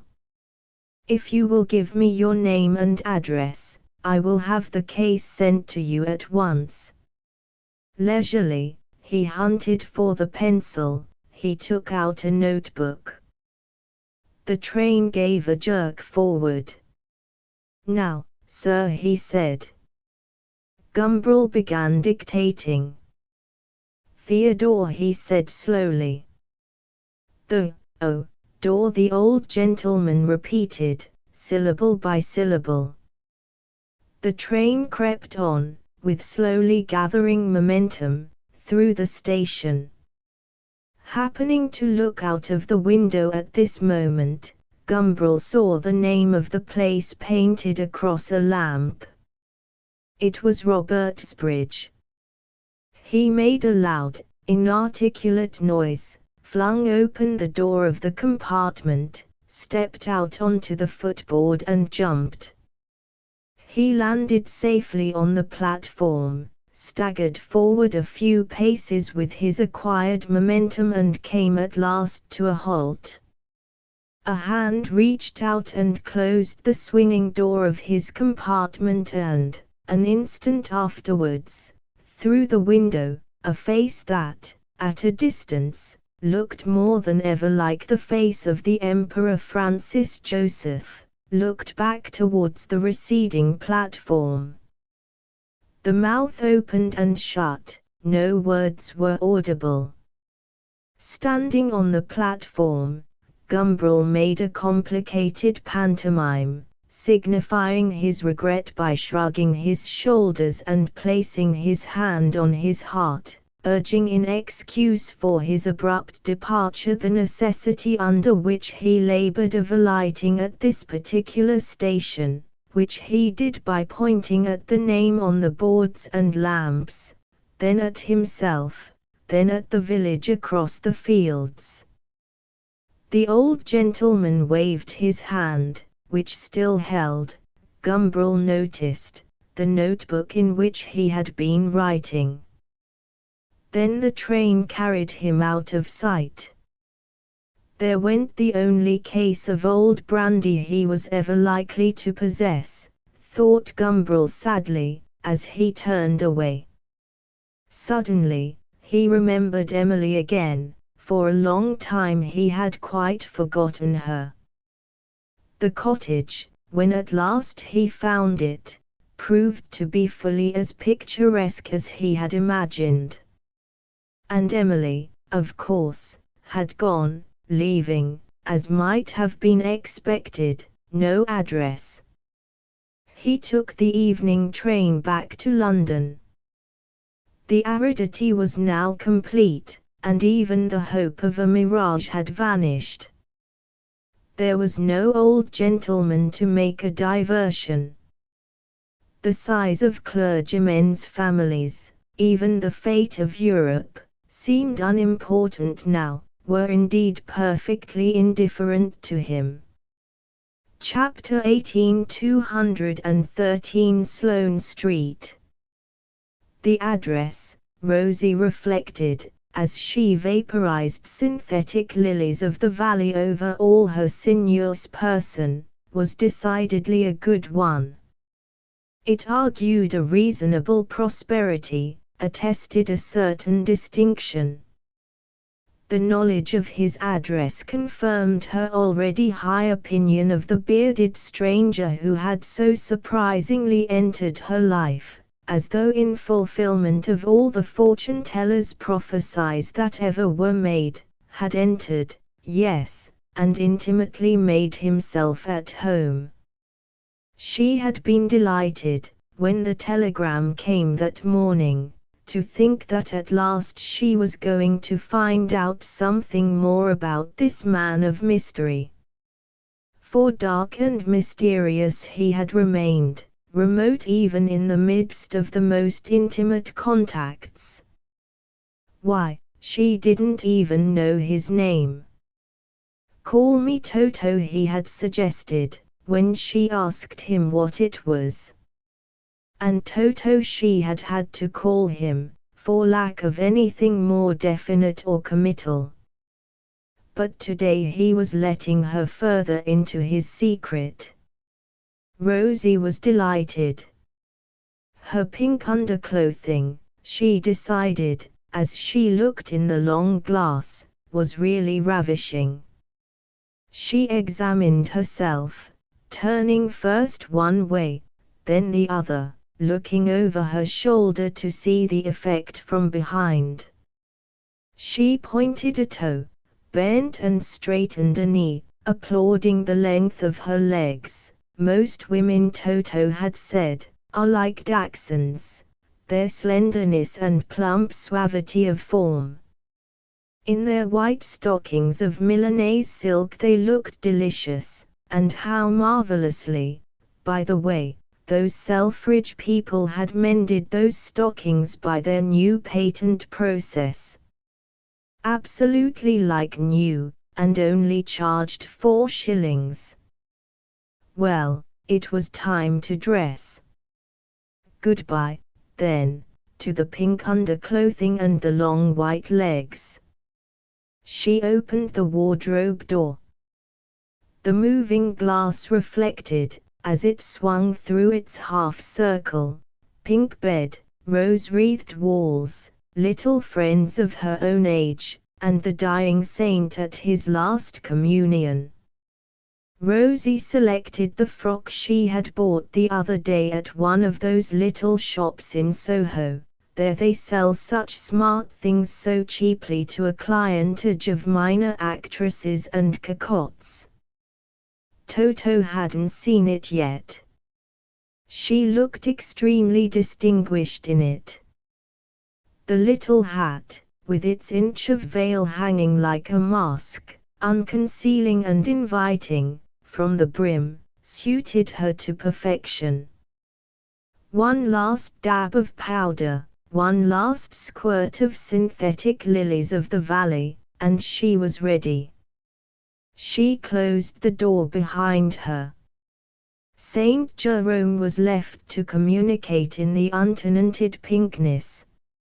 Mr. Mercaptan sat at his writing table, an exquisitely amusing affair in papier-mâché, inlaid with floral decorations in mother-of-pearl and painted with views of Windsor Castle and Tintern in the romantic manner of Prince Albert's later days, polishing to its final and gem-like perfection one of his middle articles. It was on a splendid subject, the Jus Primae Noctis, or Droit du Seigneur, that delicious droit wrote Mr. Mercaptan, on which, one likes to think, the sovereigns of England insist so firmly in their motto, Diuit mon droit de Seigneur. That was charming, Mr. Mercaptan thought, as he read it through. And he liked that bit which began elegiacally, but, alas, the right of the first night belongs to a Middle Age as mythical, albeit happily different, as those dismal epochs invented by Morris or by Chesterton. The Lord's right, as we prettily imagine it, is a figment of the Baroque imagination of the 17th century. It never existed. Or at least it did exist, but as something deplorably different from what we love to picture it. And he went on, eruditely, to refer to that Council of Carthage which, in 398, demanded of the faithful that they should be continent on their wedding night. It was the Lord's right, the droit of a heavenly seigneur. On this text of fact, Mr. Mercaptan went on to preach a brilliant sermon on that melancholy sexual perversion known as continence. How much happier we all should be if the real historical droit du Seigneur had in fact been the mythical right of our pretty prurient imaginations. He looked forward to a golden age when all should be seigneurs possessing rights that should have broadened down into universal liberty. And so on. Mr. Mercaptan read through his creation with a smile of satisfaction on his face. Every here and there he made a careful correction in red ink. Over pretty prurient imaginations his pen hung for a full minute in conscientious hesitation. Wasn't it perhaps a little too strongly alliterative, a shade, perhaps, cheap? Perhaps pretty lascivious or delicate prurient would be better. He repeated the alternatives several times, rolling the sound of them round his tongue, judicially, like a tea-taster. In the end, he decided that pretty prurient was right. Pretty prurient, they were the Mart's Justs, decidedly, without a question. Mr. Mercaptan had just come to this decision and his poised pen was moving farther down the page, when he was disturbed by the sound of arguing voices in the corridor, outside his room. "What is it, Mrs. Goldie?" he called irritably, for it was not difficult to distinguish his housekeeper's loud and querulous tones. He had given orders that he was not to be disturbed. In these critical moments of correction one needed such absolute tranquility. But Mr. Mercaptan was to have no tranquility this afternoon. The door of his sacred boudoir was thrown rudely open, and there strode in, like a Goth into the elegant marble vomitorium of Petronius Arbiter, a haggard and dishevelled person whom Mr. Mercaptan recognized, with a certain sense of discomfort, as Casimir Lippitt. "To what do I owe the pleasure of this unexpected?" Mr. Mercaptan began with an essay in offensive courtesy. But Lippitt, who had no feeling for the finer shades, coarsely interrupted him. "Look here, Mercaptan," he said. "I want to have a talk with you." "Delighted, I'm sure," Mr. Mercaptan replied. "And what, may I ask, about?" He knew, of course, perfectly well, and the prospect of the talk disturbed him. "About this," said Lippitt, and he held out what looked like a roll of paper. Mr. Mercaptan took the roll and opened it out. It was a copy of the Weekly World. "Ah," said Mr. Mercaptan, in a tone of delighted surprise, "the World. You have read my little article." "That was what I wanted to talk to you about," said Lippitt. Mr. Mercaptan modestly laughed. "It hardly deserves it," he said, preserving a calm of expression which was quite unnatural to him, and speaking in a studiedly quiet voice. Lippitt pronounced with careful deliberation, "It is a disgusting, malicious, ignoble attack on me," he said.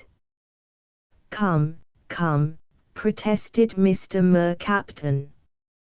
"A critic must be allowed to criticize." "But there are limits," said Lippitt. "Oh, I quite agree," Mr. Mercaptan eagerly conceded. "But, after all, Lippitt, you can't pretend that I have come anywhere near those limits. If I had called you a murderer, or even an adulterer, then, I admit, you would have some cause to complain. But I haven't. There's nothing like a personality in the whole thing." Lippitt laughed derisively, and his face went all to pieces, like a pool of water into which a stone is suddenly dropped. "You've merely said I was insincere, an actor, a mountebank, a quack, raving fustian, spouting mock heroics. That's all." Mr. Mercaptan put on the expression of one who feels himself injured and misunderstood. He shut his eyes, he flapped deprecatingly with his hand. "I merely suggested," he said, "that you protest too much. You defeat your own ends, You lose emphasis by trying to be over-emphatic. All this folie de grandeur, all this hankering after terribility, sagely Mr. Mercaptan shook his head, it's led so many people astray. And, in any case, you can't really expect me to find it very sympathetic. Mr. Mercaptan uttered a little laugh and looked affectionately round his boudoir, his retired and perfumed powdery within whose walls so much civilization had finely flowered. He looked at his magnificent sofa, gilded and carved, upholstered in white satin, and so deep, for it was a great square piece of furniture, almost as broad as it was long, that when you sat right back, you had of necessity to lift your feet from the floor and recline at length. It was under the white satin that Crebillon's spirit found, in these late degenerate days, a sympathetic home. He looked at his exquisite Conde fans over the mantelpiece, his lovely Marie Laurencin of 2 young girls, pale-skinned and berry-eyed, walking embraced in a shallow myopic landscape amid a troop of bounding heraldic dogs. He looked at his cabinet of bibelots in the corner where the nigger mask and the superb Chinese phallus in sculptured rock crystal contrasted so amusingly with the Chelsea china, the little ivory Madonna, which might be a fake, but in any case was quite as good as any medieval French original, and the Italian medals.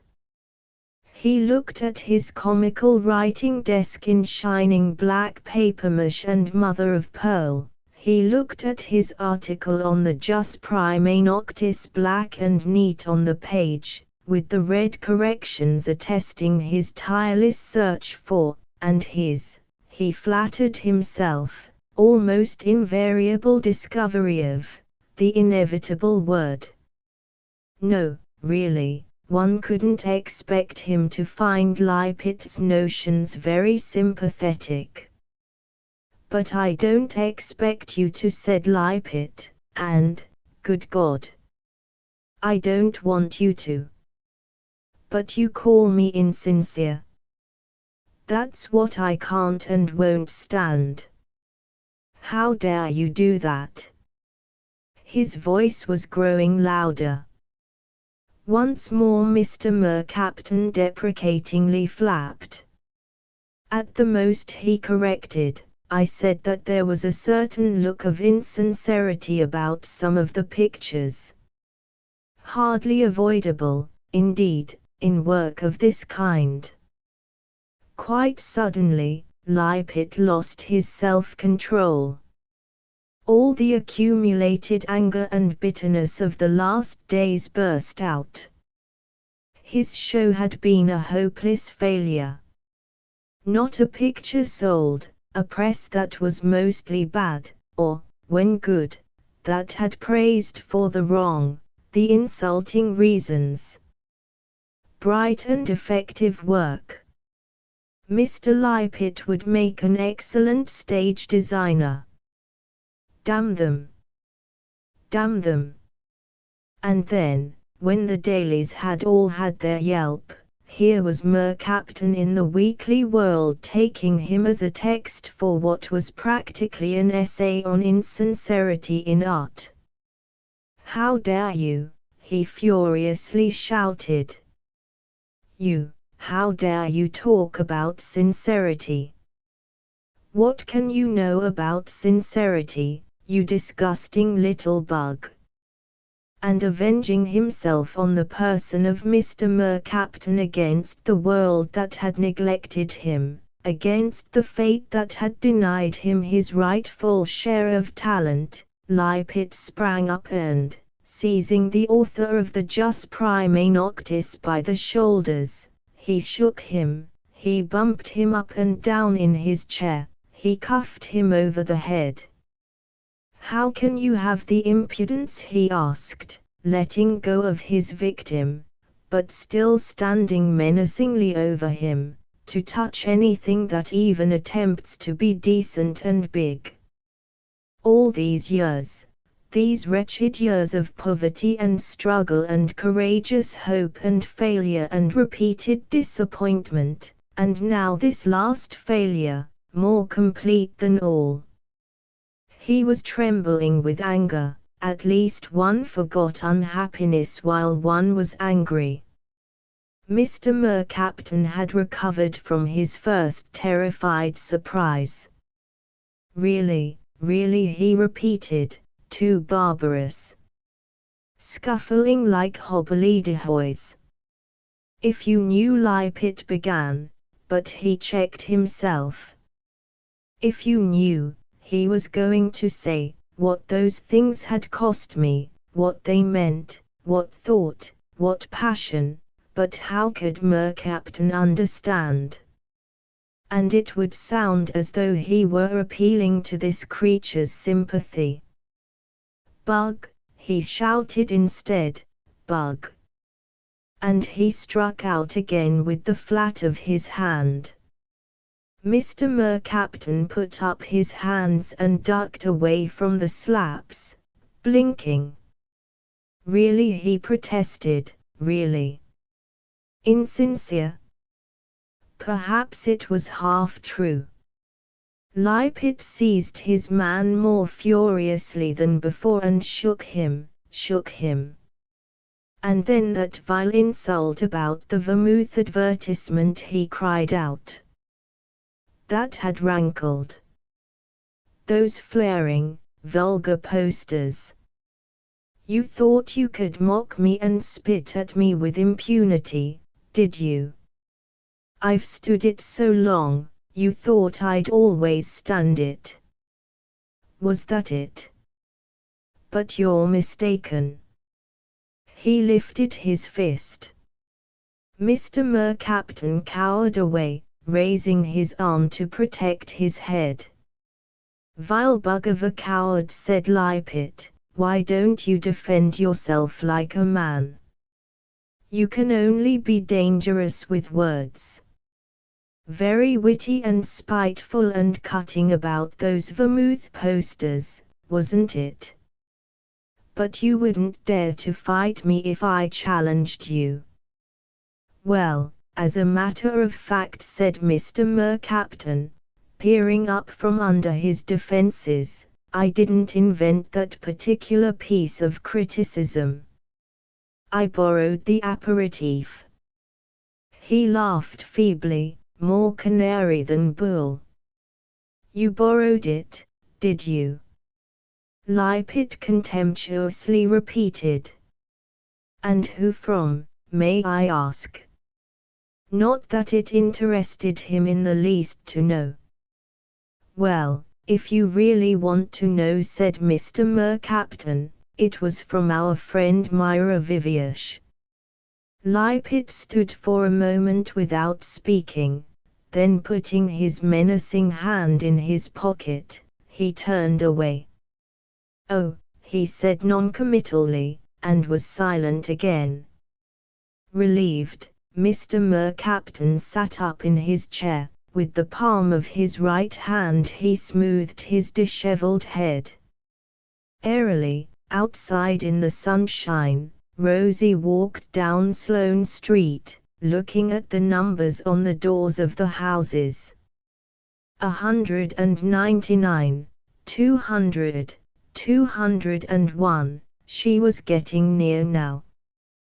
Perhaps all the people who passed, strolling so easily and elegantly and disengagedly along, perhaps they all of them carried behind their eyes a secret, as delightful and amusing as hers. Rosie liked to think so, it made life more exciting. How nonchalantly distinguished, Rosie reflected, she herself must look. Would anyone who saw her now, sauntering along like this, would anyone guess that, 10 houses farther down the street, a young poet, or at least very nearly a young poet, was waiting, on the second floor, eagerly for her arrival. Of course they wouldn't and couldn't guess. That was the fun and the enormous excitement of the whole thing. Formidable in her light-hearted detachment, formidable in the passion which at will she could give rein to and check again, the great lady swam beautifully along through the sunlight to satisfy her caprice. Like Diana, she stooped over the shepherd boy. Eagerly the starving young poet waited in his garret. 212, 213. Rosie looked at the entrance and was reminded that the garret couldn't after all be very sordid, nor the young poet absolutely starving. She stepped in and, standing in the hall, looked at the board with the names. Ground floor, Mrs. Budge. First floor, Efter M. Rowbottom. Second floor P. Mercaptan. P. Mercaptan. But it was a charming name, a romantic name, a real young poet's name. Mercaptan, she felt more than ever pleased with her selection. The fastidious lady could not have had a happier caprice. Mercaptan. Mercaptan. She wondered what the P stood for. Peter, Philip, Patrick, Pendennis even. She could hardly have guessed that Mr. Mercaptan's father, the eminent bacteriologist, had insisted, 34 years ago, on calling his firstborn past year. A little tremulous, under her outward elegant calm, Rosie mounted the stairs. 25 steps to the first floor, one flight of 13, which was rather disagreeably ominous, and one of 12. Then 2 flights of 11, and she was on the second landing, facing a front door, a bell push like a round eye, a brass nameplate. For a great lady thoroughly accustomed to this sort of thing, she felt her heart beating rather unpleasantly fast. It was those stairs, no doubt. She halted a moment, took 2 deep breaths, then pushed the bell. The door was opened by an aged servant of the most forbiddingly respectable appearance. Mr. Mercaptan at home. The person at the door burst at once into a long, rambling, angry complaint, but precisely about what Rosie could not for certain make out. Mr. Mercaptan had left orders, she gathered, that he wasn't to be disturbed. But someone had come and disturbed him, fairly shoved his way in, so rude and inconsiderate all the same. And now he'd been once disturbed, she didn't see why he shouldn't be disturbed again. But she didn't know what things were coming to if people fairly shoved their way in like that. Bolshevism, she called it. Rosie murmured her sympathies, and was admitted into a dark hall. Still querulously denouncing the Bolsheviks who came shoving in, the person led the way down a corridor and, throwing open a door, announced, in a tone of grievance, "A lady to see you, Master Paster," for Mrs. Goldie was an old family retainer, and one of the few who knew the secret of Mr. Mercaptan's Christian name, one of the fewer still who were privileged to employ it. Then, as soon as Rosie had stepped across the threshold, she cut off her retreat with a bang and went off, muttering all the time, towards her kitchen. It certainly wasn't a garret. Half a glance, the first whiff of potpourri, The feel of the carpet beneath her feet had been enough to prove that. But it was not the room which occupied Rose's attention, it was its occupants. One of them, thin, sharp-featured and, in Rose's very young eyes, quite old, was standing with an elbow on the mantelpiece. The other, sleeker and more genial in appearance, was sitting in front of a writing desk near the window. And neither of them, Rosie glanced desperately from one to the other, hoping vainly that she might have overlooked a blonde beard. Neither of them was Toto. The sleek man at the writing desk got up, advanced to meet her. "An unexpected pleasure," he said, in a voice that alternately boomed and fluted. "Too delightful. But to what do I owe? Who, may I ask?" He had held out his hand. Automatically Rosie proffered hers. The sleek man shook it with cordiality, almost with tenderness. I think I must have made a mistake," she said. "Mr. Mercaptan." The sleek man smiled. "I am Mr. Mercaptan. You live on the second floor." "I never laid claims to being a mathematician," said the sleek man, smiling as though to applaud himself, "but I have always calculated that." He hesitated. "Enfin, que madame se trouve, en effet, on the second floor. Lipit will bear me out, I'm sure." He turned to the thin man, who had not moved from the fireplace, but had stood all the time motionlessly, his elbow on the mantelpiece, looking gloomily at the ground. Lipit looked up. "I must be going," he said abruptly. And he walked towards the door. Like vermouth posters, so that was Myra's piece of mockery. All his anger had sunk like a quenched flame.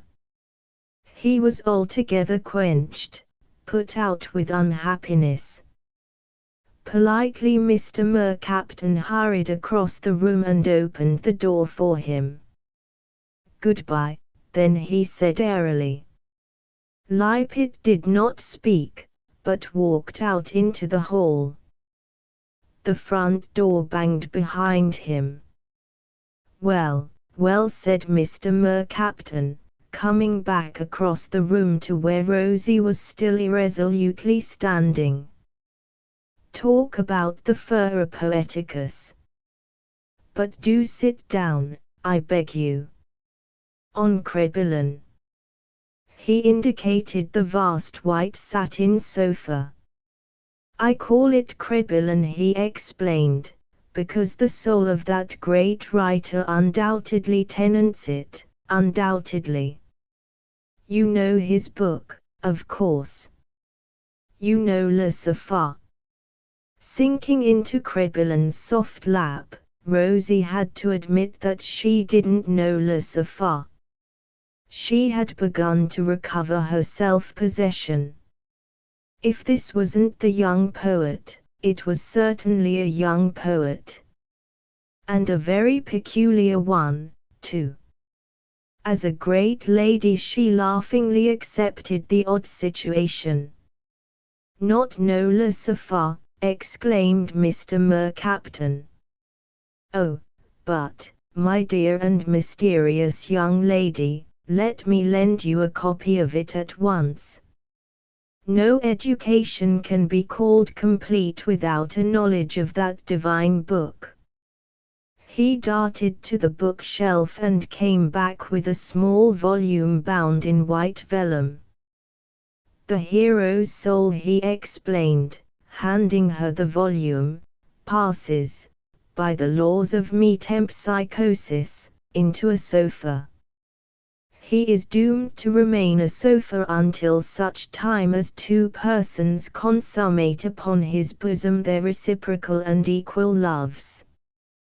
The book is the record of the poor sofa's hopes and disappointments. "Dear me," said Rosie, looking at the title page.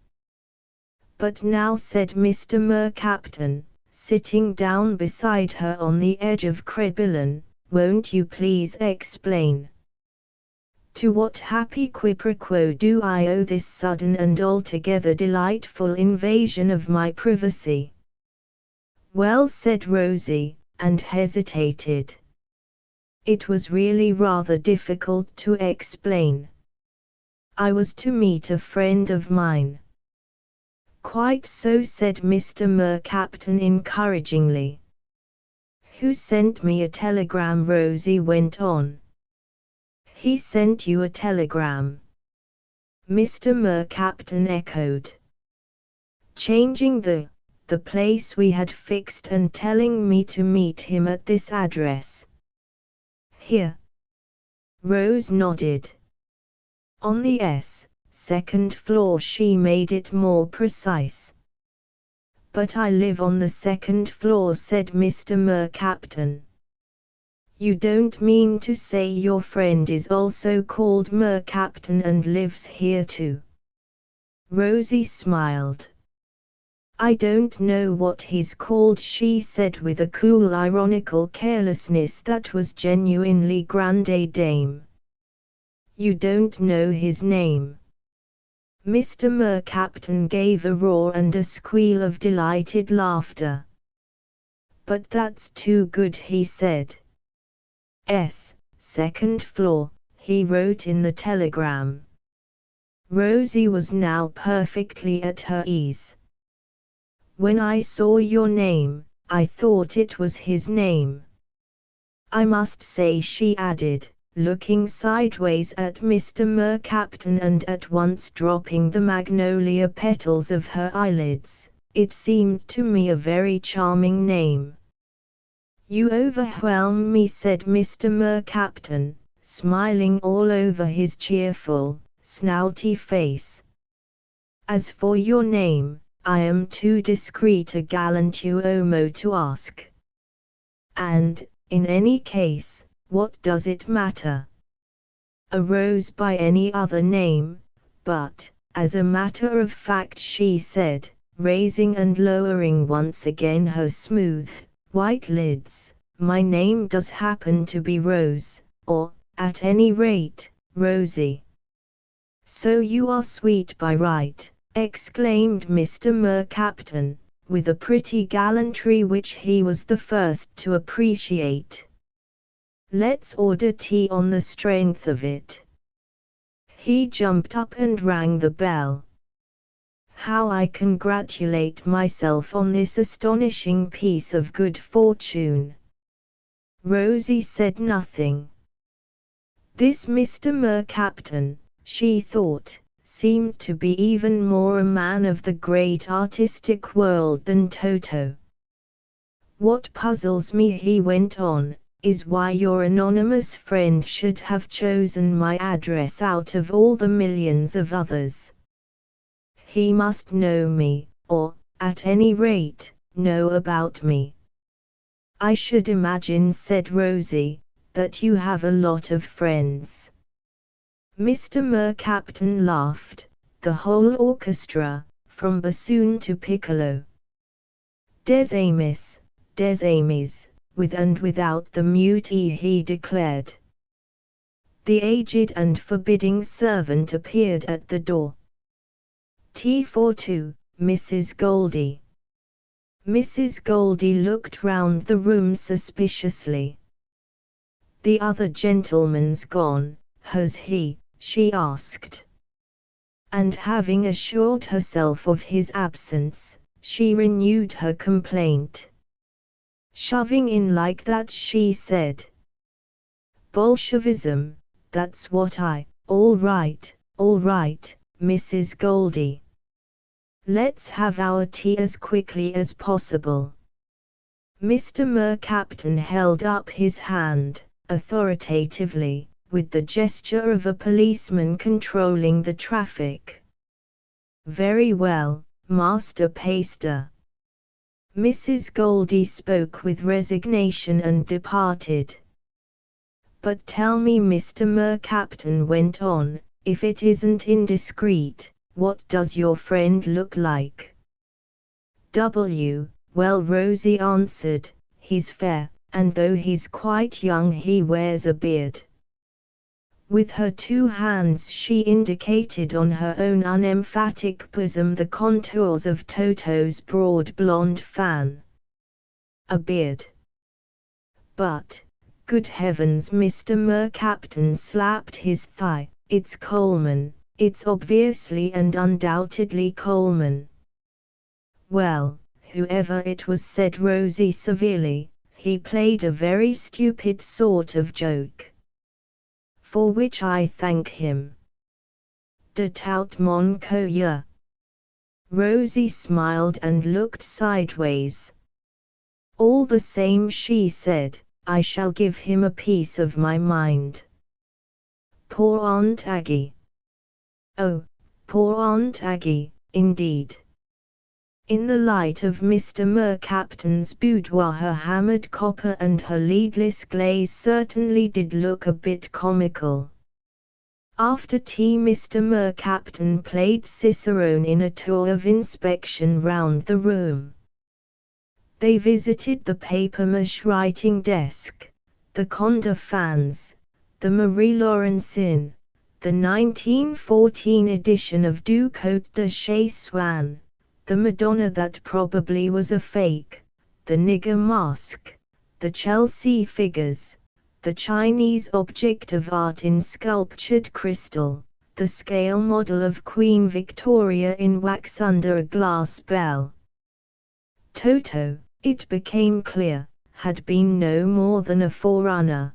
The definitive revelation was Mr. Mercaptan's. Yes, poor Aunt Aggie. And indeed, when Mr. Mercaptan began to read her his little middle on the Droit du Seigneur, it was poor everybody. Poor mother, with her absurd, old-fashioned, prudish views. Poor, earnest father, with his Unitarianism, his Hibbert Journal, his letters to the papers about the necessity for a spiritual regeneration. "Bravo!" she cried from the depths of Crébillon.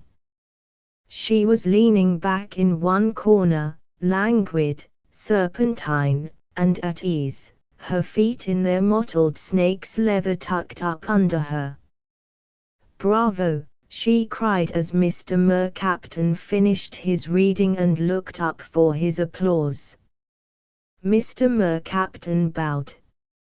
"You express so exquisitely what we," and waving her hand in a comprehensive gesture, she pictured to herself all the other fastidious ladies, all the marchionesses of fable, reclining, as she herself at this moment reclined, on upholstery of white satin, what we all only feel and aren't clever enough to say. Mr. Mercaptan was charmed. He got up from before his writing desk, crossed the room and sat down beside her on Crébillon. "Feeling," he said, "is the important thing." Rosie remembered that her father had once remarked, in blank verse, "The things that matter happen in the heart." "I quite agree," she said. Like movable raisins in the suet of his snouty face, Mr. Mercaptan's brown little eyes rolled amorous avowals. He took Rose's hand and kissed it. Crébillon creaked discreetly as he moved a little nearer. It was only the evening of the same day. Rosie lay on her sofa, a poor, higher-purchase thing indeed, compared with Mr. Mercaptan's grand affair in white satin and carved and gilded wood, but still a sofa, lay with her feet on the arm of it and her long suave legs exposed, by the slipping of the kimono, to the top of her stretched stockings. She was reading the little vellum-jacketed volume of Cribillon, which Mr. Mercaptan had given her when he said goodbye, or rather, a bientôt, mon ami, given, not lent, as he had less generously offered at the beginning of their afternoon, given with the most graceful of allusive dedications inscribed on the fly-leaf, to by no other name as sweet, with gratitude, from Cribillon delivered. A bientôt, she had promised to come again very soon. She thought of the essay on the Jus Primae Noctis, what we've all been feeling and none of us clever enough to say. We on the sofas, ruthless, lovely and fastidious. I am proud to constitute myself, Mr. Mercaptan had said of it, l'esprit d'escalier des dames galants. Rosie was not quite sure what he meant, but it certainly sounded very witty indeed. She read the book slowly. Her French, indeed, wasn't good enough to permit her to read it anyhow else. She wished it were better. Perhaps if were better she wouldn't be yawning like this. It was disgraceful, she pulled herself together. Mr. Mercaptan had said that it was a masterpiece. In his study, Shewater was trying to write his paper on the regulative functions of the kidneys. He was not succeeding. Why wouldn't she see me yesterday? He kept wondering. With anguish he suspected other lovers, desired her, in consequence, the more. Gumbrel had said something, he remembered, that night they had met her by the coffee stall. What was it? He wished now that he had listened more attentively. She's bored with me. Already. It was obvious. Perhaps he was too rustic for her. Shewater looked at his hands. Yes, the nails were dirty. He took an orange stick out of his waistcoat pocket and began to clean them. He had bought a whole packet of orange sticks that morning. Determinedly he took up his pen. The hydrogen ion concentration in the blood, he began a new paragraph.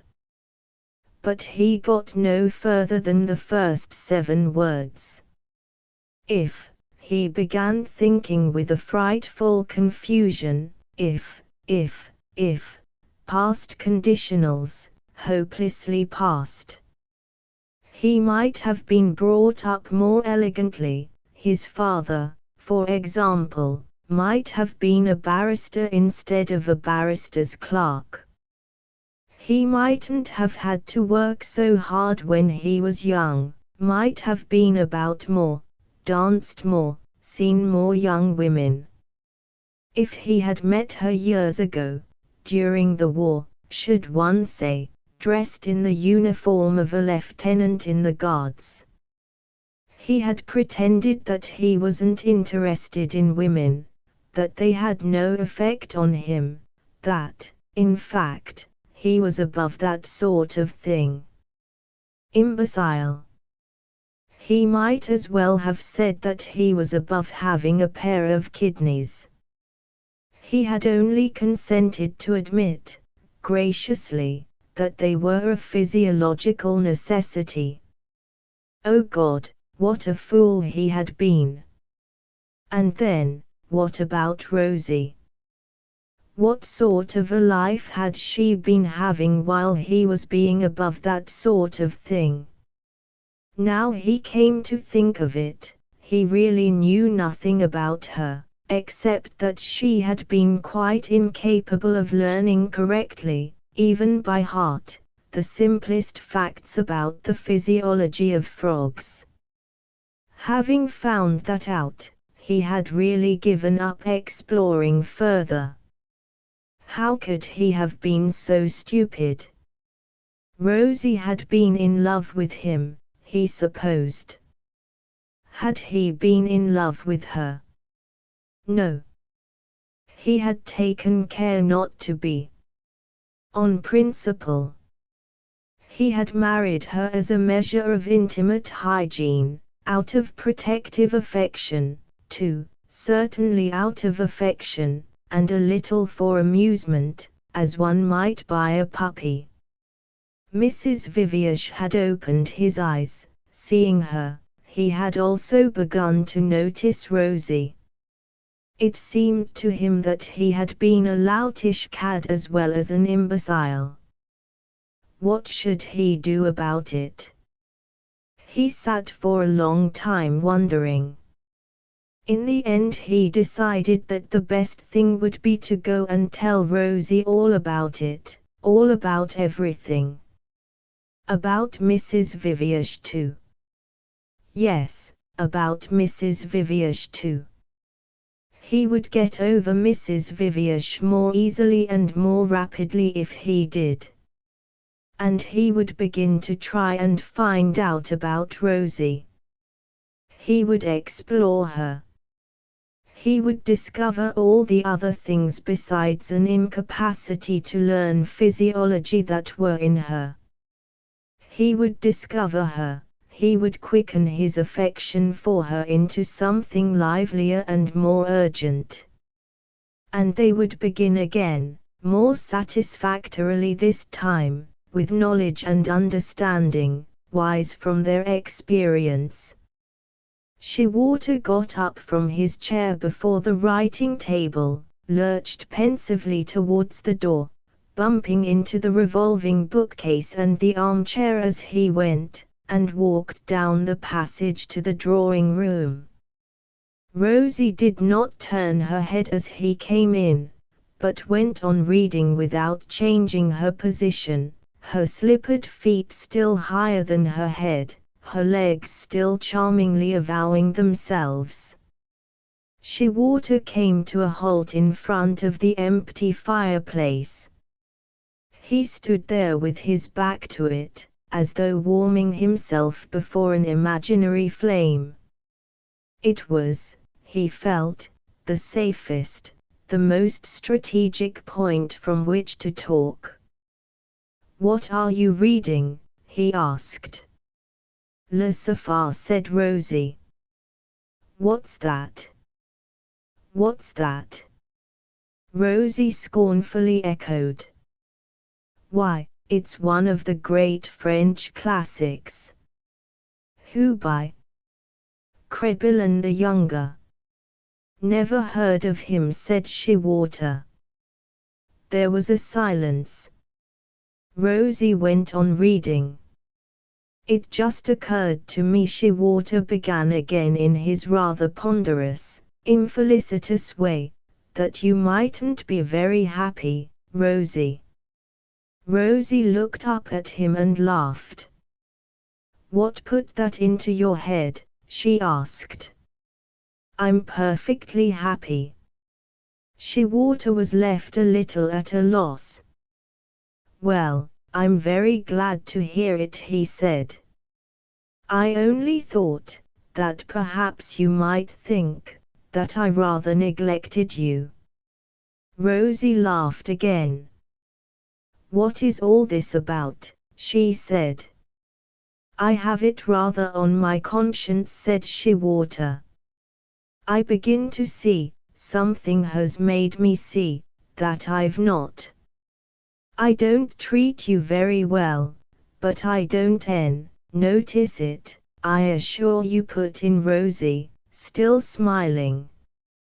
"I leave you out too much," Shewater went on with a kind of desperation, running his fingers through his thick brown hair. "We don't share enough together. You're too much outside my life."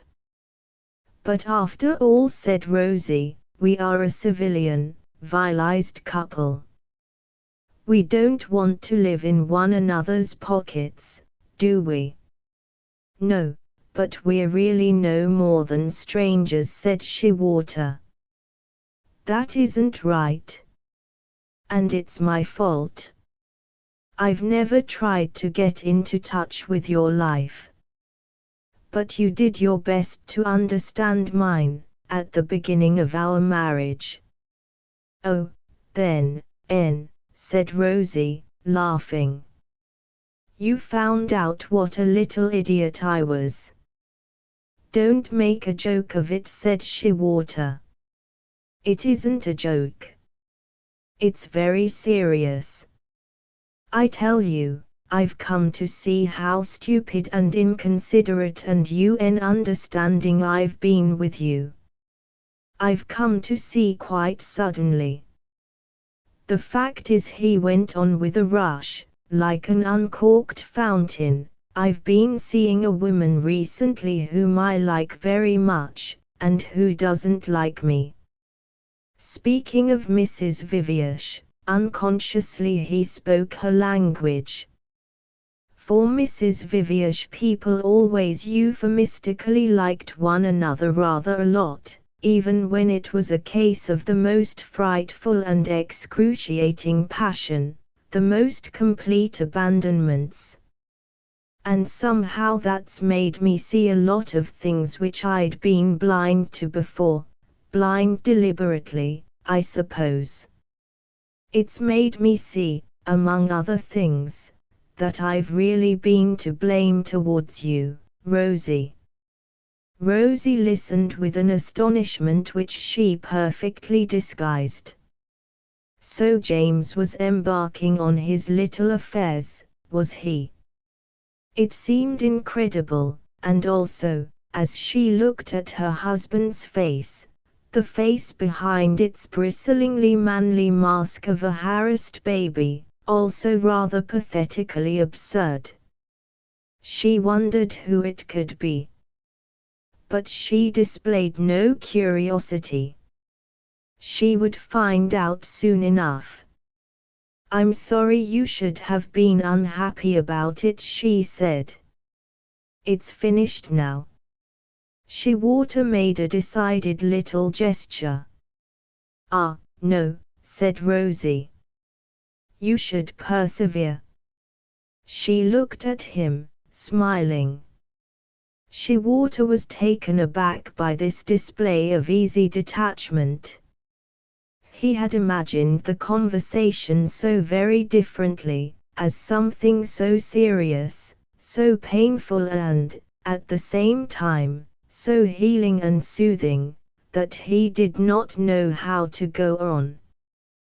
But I thought, he said hesitatingly, that we, after this experience, I would try to get closer to you. Oh, it sounded ridiculous. We might start again, from a different place, so to speak.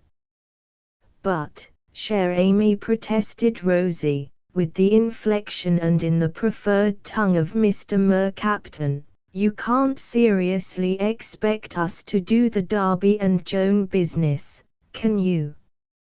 You're distressing yourself quite unnecessarily on my account. I don't find you neglect me or anything like it. You have your life, naturally. And I have mine. We don't get in one another's way. But do you think that's the ideal sort of married life? Asked Shewater. It's obviously the most civilian, civilized, Rosie answered, laughing. Confronted by Rose's civilization, Shewater felt helpless. Well, if you don't want, he said. I'd hoped. I'd thought. He went back to his study to think things over. The more he thought them over, the more he blamed himself.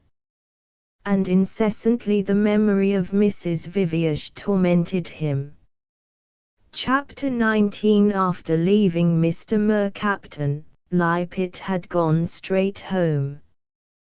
The bright day seemed to deride him.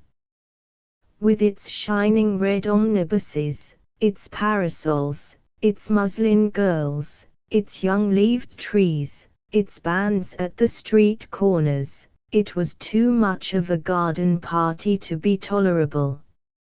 He wanted to be alone. He took a cab back to the studio. He couldn't afford it, of course, but what did that matter? What did that matter now? The cab drove slowly and as though with reluctance down the dirty mews. He paid it off, opened his little door between the wide stable doors, climbed the steep ladder of his stairs and was at home. He sat down and tried to think. Death, death, death, death, he kept repeating to himself, moving his lips as though he were praying. If he said the word often enough, if he accustomed himself completely to the idea, death would come almost by itself. He would know it already, while he was still alive. He would pass almost without noticing out of life into death. Into death, he thought, into death. Death like a well. The stone falls, falls, second after second, and at last there is a sound, a far-off, horrible sound of death, and then nothing more. The well at Carisbrooke, with a donkey to wind the wheel that pulls up the bucket of water, of icy water. He thought for a long time of the well of death.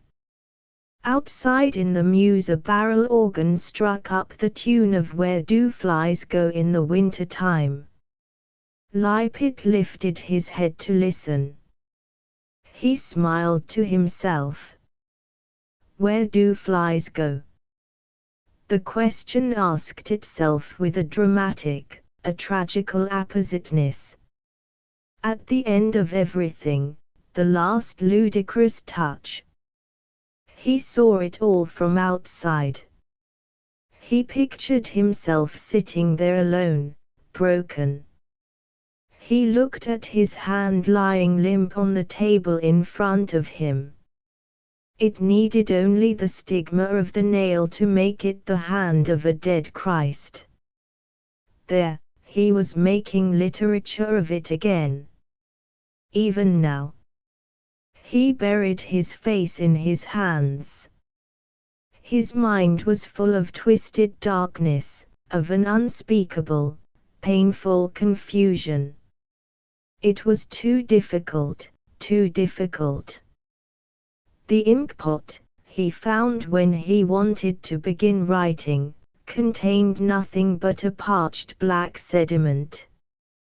He had been meaning for days past to get some more ink, and he had always forgotten. He would have to write in pencil. Do you remember, he wrote, do you remember, Myra, that time we went down into the country, you remember, under the hog's back at that little inn they were trying to make pretentious. Hotel Bull, do you remember? How we laughed over the Hotel Bull. And how we liked the country outside its doors. All the world in a few square miles.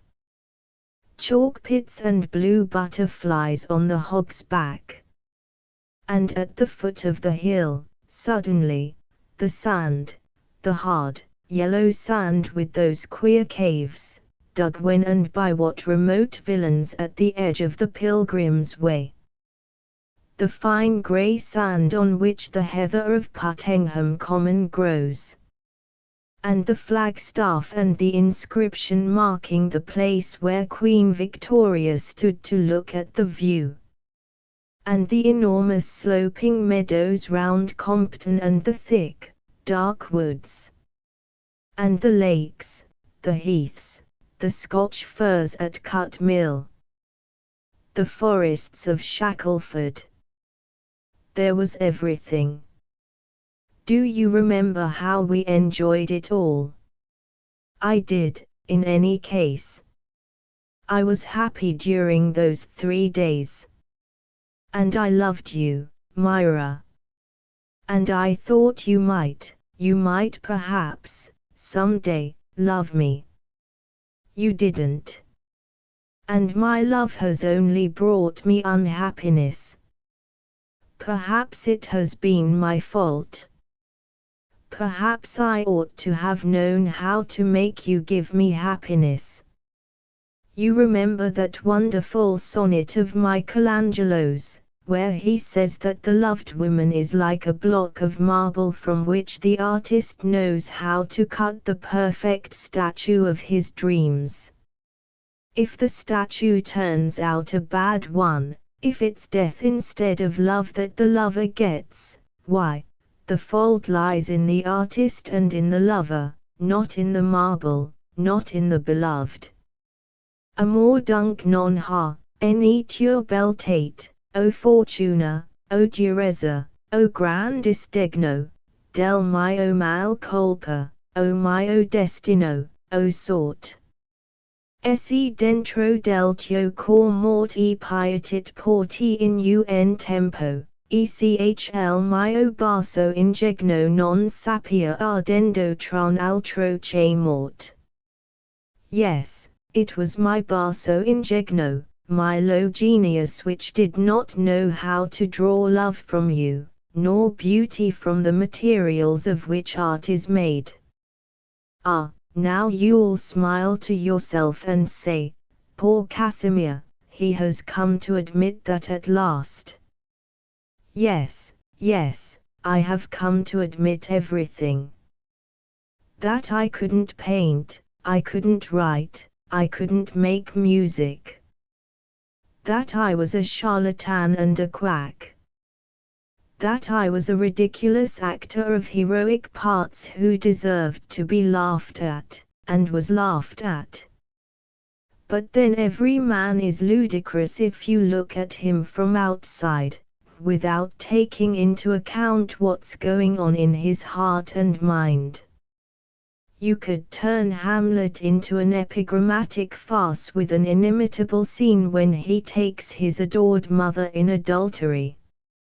You could make the wittiest Guy de Maupassant short story out of the life of Christ, by contrasting the mad rabbi's pretensions with his abject fate. It's a question of the point of view. Everyone's a walking farce and a walking tragedy at the same time. The man who slips on a banana skin and fractures his skull describes against the sky, as he falls, the most richly comical arabesque. And you, Myra, what do you suppose the unsympathetic gossips say of you? What sort of a farce of the boulevards is your life in their eyes? For me, Myra, you seem to move all the time through some nameless and incomprehensible tragedy. For them you are what? Merely any sort of a wanton, with amusing adventures. And what am I? A charlatan, a quack, a pretentious, boasting, rhodomontading imbecile, incapable of painting anything but vermouth posters. Why did that hurt so terribly? I don't know. There was no reason why you shouldn't think so if you wanted to. I was all that, and grotesquely laughable. And very likely your laughter was justified, your judgment was true. I don't know. I can't tell. Perhaps I am a charlatan. Perhaps I'm insincere, boasting to others, deceiving myself. I don't know, I tell you. Everything is confusion in my mind now. The whole fabric seems to have tumbled to pieces, it lies in a horrible chaos. I can make no order within myself. Have I lied to myself? Have I acted and postured the great man to persuade myself that I am one? Have I something in me, or nothing? Have I ever achieved anything of worth, anything that rhymed with my conceptions, my dreams, for those were fine, of that, I am certain. I look into the chaos that is my soul and, I tell you, I don't know. But what I do know is that I've spent nearly 20 years now playing the charlatan at whom you all laugh. That I've suffered, in mind and in body too, almost from hunger, sometimes, in order to play it. That I've struggled, that I've exultantly climbed to the attack, that I've been thrown down, many times, that I've picked myself up and started again. Well, I suppose all that's ludicrous, if you like to think of it that way. It is ludicrous that a man should put himself to prolonged inconvenience for the sake of something which doesn't really exist at all. It's exquisitely comic, I can see. I can see it in the abstract, so to speak. But in this particular case, you must remember I'm not a dispassionate observer. And if I am overcome now, it is not with laughter. It is with an indescribable unhappiness, with the bitterness of death itself. Death, death, death. I repeat the word to myself, again and again. I think of death, I try to imagine it, I hang over it, looking down, where the stones fall and there is one horrible noise, and then silence again, looking down into the well of death. It is so deep that there is no glittering eye of water to be seen at the bottom. I have no candle to send down. It is horrible, but I do not want to go on living. Living would be worse than. Lippitt was reaching out for another sheet of paper when he was startled to hear the sound of feet on the stairs. He turned towards the door. His heart beat with violence. He was filled with a strange sense of apprehension. In terror he awaited the approach of some unknown and terrible being.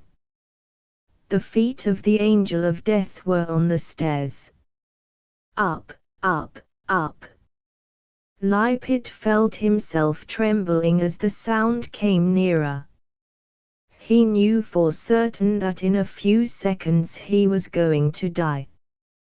The hangman had already pinioned him, the soldiers of the firing squad had already raised their rifles.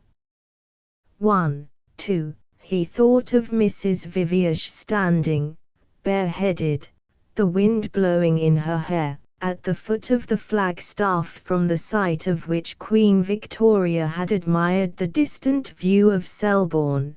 He thought of her dolorously smiling. He remembered that once she had taken his head between her two hands and kissed him. "Because you're such a golden ass," she had said, laughing. 3. There was a little tap at the door.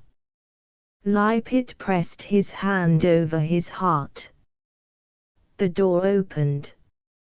A small, bird-like man with a long, sharp nose and eyes as round and black and shining as buttons stepped into the room. "Mr. Lygate, I presume," he began. Then looked at a card on which a name and address were evidently written. "Lippitt, I mean. 1,000 pardons. Mr. Lippitt, I presume." Lippitt leaned back in his chair and shut his eyes. His face was as white as paper. He breathed hard and his temples were wet with sweat, as though he had been running. I found the door down below open, so I came straight up. I hope you'll excuse, the stranger smiled apologetically. Who are you? Lipit asked, reopening his eyes. His heart was still beating hard. After the storm it calmed itself slowly. He drew back from the brink of the fearful well. The time had not yet come to plunge. My name, said the stranger, is Boldero, Herbert Boldero. Our mutual friend Mr. Gumbrel, Mr. Theodore Gumbrel, Jr. He made it more precise, suggested that I might come and see you about a little matter in which he and I are interested and in which perhaps you, too, might be interested. Lipit nodded, without saying anything. Mr. Boldero, meanwhile, was turning his bright, bird-like eyes about the studio. Mrs. Vivier's portrait, all but finished now, was clamped to the easel. He approached it, a connoisseur. It reminds me very much, he said, of Bakerzoo. Very much indeed, if I may say so. Also a little of, he hesitated, trying to think of the name of that other fellow Gumbrel had talked about. But being unable to remember the unimpressive syllables of Derain, he played for safety and said, of Orpen. Mr. Boldero looked inquiringly at Lipit to see if that was right. Lipit still spoke no word and seemed, indeed, not to have heard what had been said. Mr. Boldero saw that it wasn't much good talking about modern art. This chap, he thought, looked as though something were wrong with him. He hoped he hadn't got influenza. There was a lot of the disease about. This little affair I was speaking of, he pursued, in another tone, is a little business proposition that Mr. Gumbrel and I have gone into together. A matter of pneumatic trousers. He waved his hand airily. Lipit suddenly burst out laughing, an embittered Titan. Where do flies go? Where do souls go? The barrel organ, and now pneumatic trousers. Then, as suddenly, he was silent again. More literature. Another piece of acting. Go on, he said, I'm sorry. Not at all, said Mr. Boldero indulgently. I know the idea does seem a little humorous, if I may say so, at first. But I assure you, there's money in it, Mr. Ligate, Mr. Lipit. Money. Mr. Boldero paused a moment dramatically. Well, he went on, our idea was to launch the new product with a good swinging publicity campaign. Spend a few thousands in the papers and then get it good and strong into the underground and on the hoardings, along with Obridge's and John Bull and the Golden Ballot. Now, for that, Mr. Lipit, we shall need, as you can well imagine, a few good striking pictures. Mr. Gumbrel mentioned your name and suggested I should come and see you to find out if you would perhaps be agreeable to lending us your talent for this work. And I may add, Mr. Lipit, he spoke with real warmth, that having seen this example of your work, he pointed to the portrait of Mrs. Vivier's, I feel that you would be eminently capable of.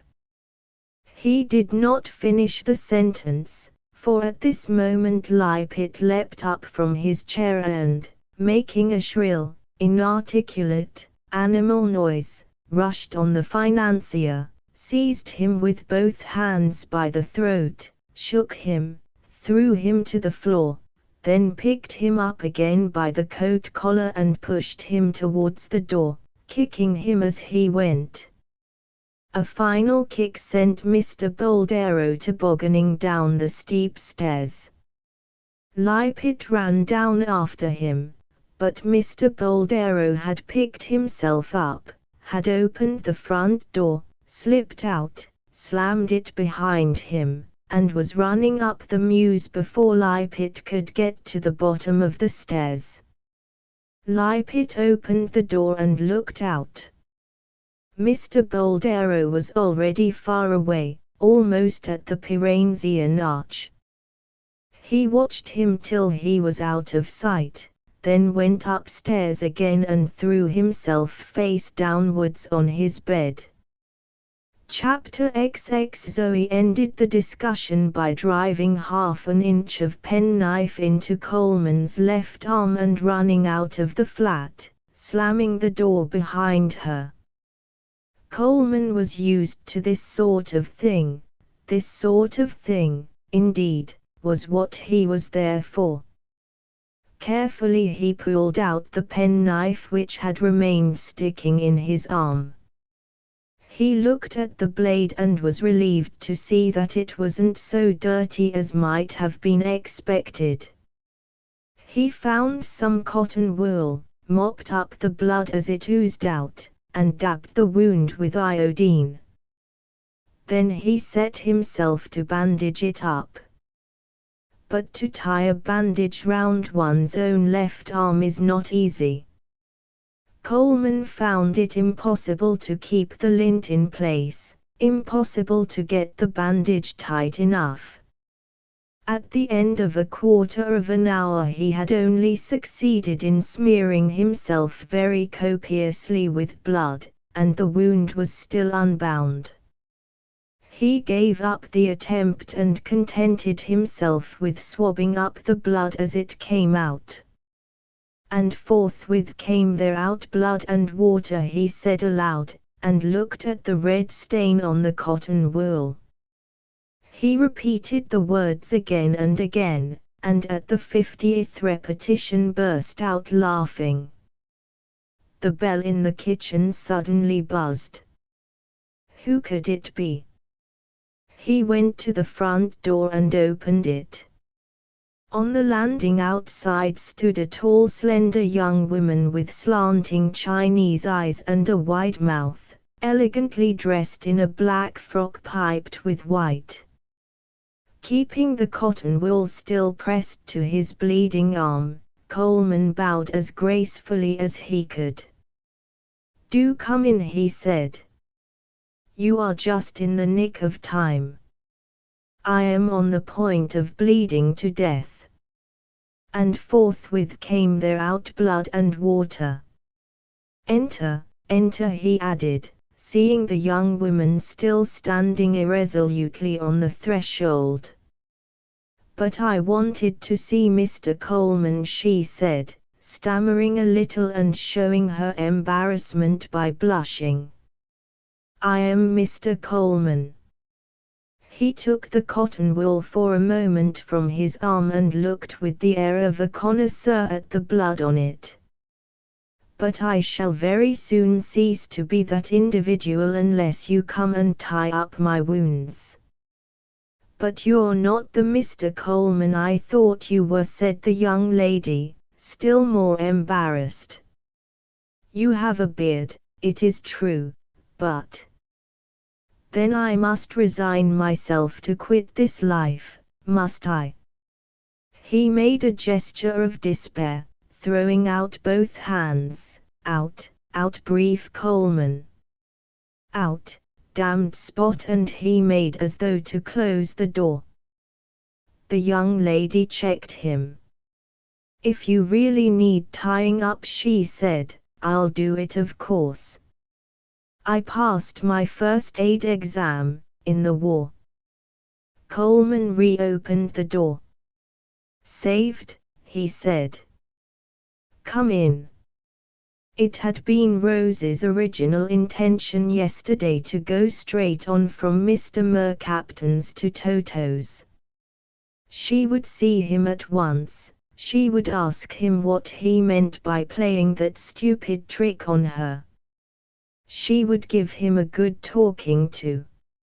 She would even tell him that she would never see him again. But, of course, if he showed himself sufficiently contrite and reasonably explanatory, she would consent, oh, very reluctantly, to take him back into favor.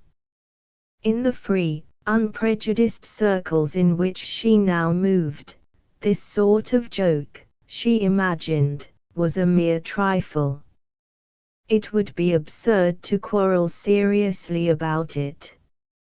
But still, she was determined to give Toto a lesson.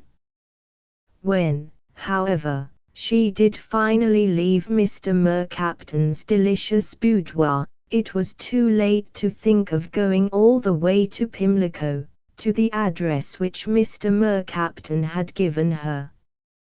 She decided to put it off till the next day. And so the next day, duly, she had set out for Pimlico, and to see a man called Coleman. It seemed rather dull and second-rate after Sloane Street and Mr. Mercaptan. Poor Toto, the sparkle of Mr. Mercaptan had made him look rather tarnished. That essay on the Jus Primae Noctis, walking through the unsavory mazes of Pimlico, she thought of it, and, thinking of it, smiled. Poor Toto! And also, she mustn't forget, stupid, malicious, idiotic Toto.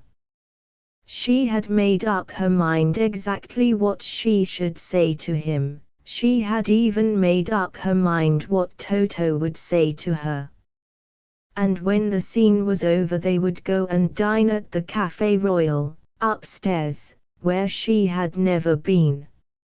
And she would make him rather jealous by telling him how much she had liked Mr. Mercaptan, but not too jealous. Silence is golden, as her father used to say when she used to fly into tempers and wanted to say nasty things to everybody within range. Silence, about some things, is certainly golden. In the rather gloomy little turning off Lupus Street to which she had been directed, Rosie found the number, in the row of bells and cards, the name. Quickly and decidedly she mounted the stairs. Well, she was going to say as soon as she saw him, I thought you were a civilized being. Mr. Mercaptan had dropped a hint that Coleman wasn't really civilized. A hint was enough for Rosie. But I see, she would go on, that I was mistaken. I don't like to associate with bores. The fastidious lady had selected him as a young poet, not as a ploughboy. Well rehearsed, Rosie rang the bell. And then the door had opened on this huge bearded Cossack of a man, who smiled, who looked at her with bright, dangerous eyes, who quoted the Bible and who was bleeding like a pig. There was blood on his shirt, blood on his trousers, blood on his hands, bloody finger marks on his face, even the blonde fringe of his beard, she noticed, was dabbled here and there with blood. It was too much, at first, even for her aristocratic equanimity. In the end, however, she followed him across a little vestibule into a bright, whitewashed room empty of all furniture but a table, a few chairs and a large box spring and mattress, which stood like an island in the middle of the floor and served as bed or sofa as occasion required. Over the mantelpiece was pinned a large photographic reproduction of Leonardo's study of the anatomy of love. There were no other pictures on the walls. "All the apparatus is here," said Coleman, and he pointed to the table. "Lint, bandages, cotton wool, iodine, gauze, oiled silk. I have them all ready in preparation for these little accidents." "But do you often manage to cut yourself in the arm?" asked Rosie. She took off her gloves and began to undo a fresh packet of lint. "One gets cut," Coleman explained. "Little differences of opinion, you know. If your eye offend you, pluck it out. Love your neighbor as yourself. Argle, if his eye offend you, you see. We live on Christian principles here." "But who are we?" asked Rosie, giving the cut a last dressing of iodine and laying a big square of lint over it. "Merely myself and, how shall I put it, my helpmate," Coleman answered. "Ah, you're wonderfully skillful at this business," he went on. "You're the real hospital nurse type, all maternal instincts. When pain and anguish wring the brow, an interesting mangle thou, as we used to say in the good old days when the pun and the spoonerismus were in fashion." Rosie laughed. "Oh, I don't spend all my time tying up wounds," she said, and turned her eyes for an instant from the bandage. After the first surprise she was feeling her cool self again. "Brava!" cried Coleman. "You make them too, do you? Make them first and cure them afterwards in the grand old homeopathic way. Delightful. You see what Leonardo has to say about it." With his free hand he pointed to the photograph over the mantelpiece. Rosie, who had noticed the picture when she came into the room, preferred not to look at it too closely a second time. "I think it's rather revolting," she said, and was very busy with the bandage. "Ah, but that's the point, that's the whole point," said Coleman, and his clear blue eyes were alive with dancing lights. "That's the beauty of the grand passion. It is revolting. You read what the fathers of the church have to say about love. They're the men. It was Odo of Cluny, wasn't it, who called women a saccus stercoris, a bag of muck. Psyches enim considerat qua intra neresit qua intra faucisit qua intra ventum latient, swords ubique repariat." The Latin rumbled like eloquent thunder in Coleman's mouth. "It nec extremis digitis flemma vel stercus tangere patima, quomodo ipsum stercoris saccum ampulcti desideramus." He smacked his lips. "Magnificent," he said. "I don't understand Latin," said Rosie, "and I'm glad of it. And your bandage is finished. Look. Interesting mangle." Coleman smiled his thanks. "But Bishop Odo, I fear, wouldn't even have spared you, not even for your good works. Still less for your good looks, which would only have provoked him to dwell with the more insistency on the visceral secrets which they conceal." Really, Rosie protested.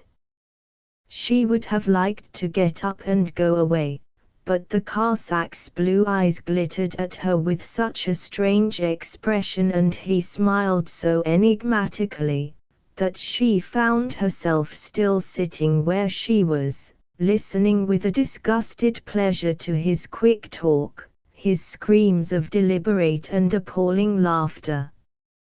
"Ah," he exclaimed, throwing up his hands, "what sensualists these old fellows were! What a real voluptuous feeling they had for dirt and gloom and sordidness and boredom, and all the horrors of vice. They pretended they were trying to dissuade people from vice by enumerating its horrors. But they were really only making it more spicy by telling the truth about it. O escavermium, O massa pulveris! What nauseating embracements!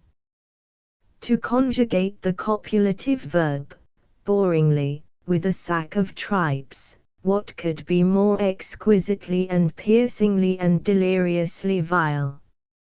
And he threw back his head and laughed, the blood-dabbled tips of his blonde beard shook. Rosie looked at them, fascinated with disgust. "There's blood on your beard," she felt compelled to say. "What of it? Why shouldn't there be?" Coleman asked. Confused, Rosie felt herself blushing. "Only because it's rather unpleasant. I don't know why. But it is." "What a reason for immediately falling into my arms," said Coleman. "To be kissed by a beard is bad enough at any time. But by a bloody beard, imagine." Rosie shuddered. "After all," he said, "what interest or amusement is there in doing the ordinary things in the obvious way? Life au naturel." He shook his head. "You must have garlic and saffron. Do you believe in God?" "Not much," said Rosie, smiling. "I pity you. You must find existence dreadfully dull. As soon as you do, everything becomes 1,000 times life-size. Phallic symbols 500 feet high." He lifted his hand. "A row of grinning teeth you could run the 100 yards on." He grinned at her through his beard. "Wounds big enough to let a coach and six drive into their purulent recesses. Every slightest act eternally significant. It's only when you believe in God, and especially in hell, that you can really begin enjoying life. For instance, when in a few moments you surrender yourself to the importunities of my bloody beard, how prodigiously much more you'd enjoy it if you could believe you were committing the sin against the Holy Ghost, if you kept thinking calmly and dispassionately all the time the affair was going on, 'All this is not only a horrible sin, it is also ugly, grotesque, a mere defecation, eh?'" Rosie held up her hand. "You're really horrible," she said. Coleman smiled at her. Still, she did not go. "He who is not with me is against me," said Coleman. "If you can't make up your mind to be with, it's surely better to be positively against than merely negatively indifferent." "Nonsense," exclaimed Rosie feebly. "When I call my lover a nymphomaniacal dog, she runs the penknife into my arm." "Well, do you enjoy it?" asked Rosie. Piercingly he answered. "It is at once sordid to the last and lowest degree and infinitely and eternally significant." Coleman was silent and Rosie too said nothing. Futilely she wished it had been Toto instead of this horrible, dangerous car sack. Mr. Mercaptan ought to have warned her. But then, of course, he supposed that she already knew the creature. She looked up at him and found his bright eyes fixed upon her. He was silently laughing.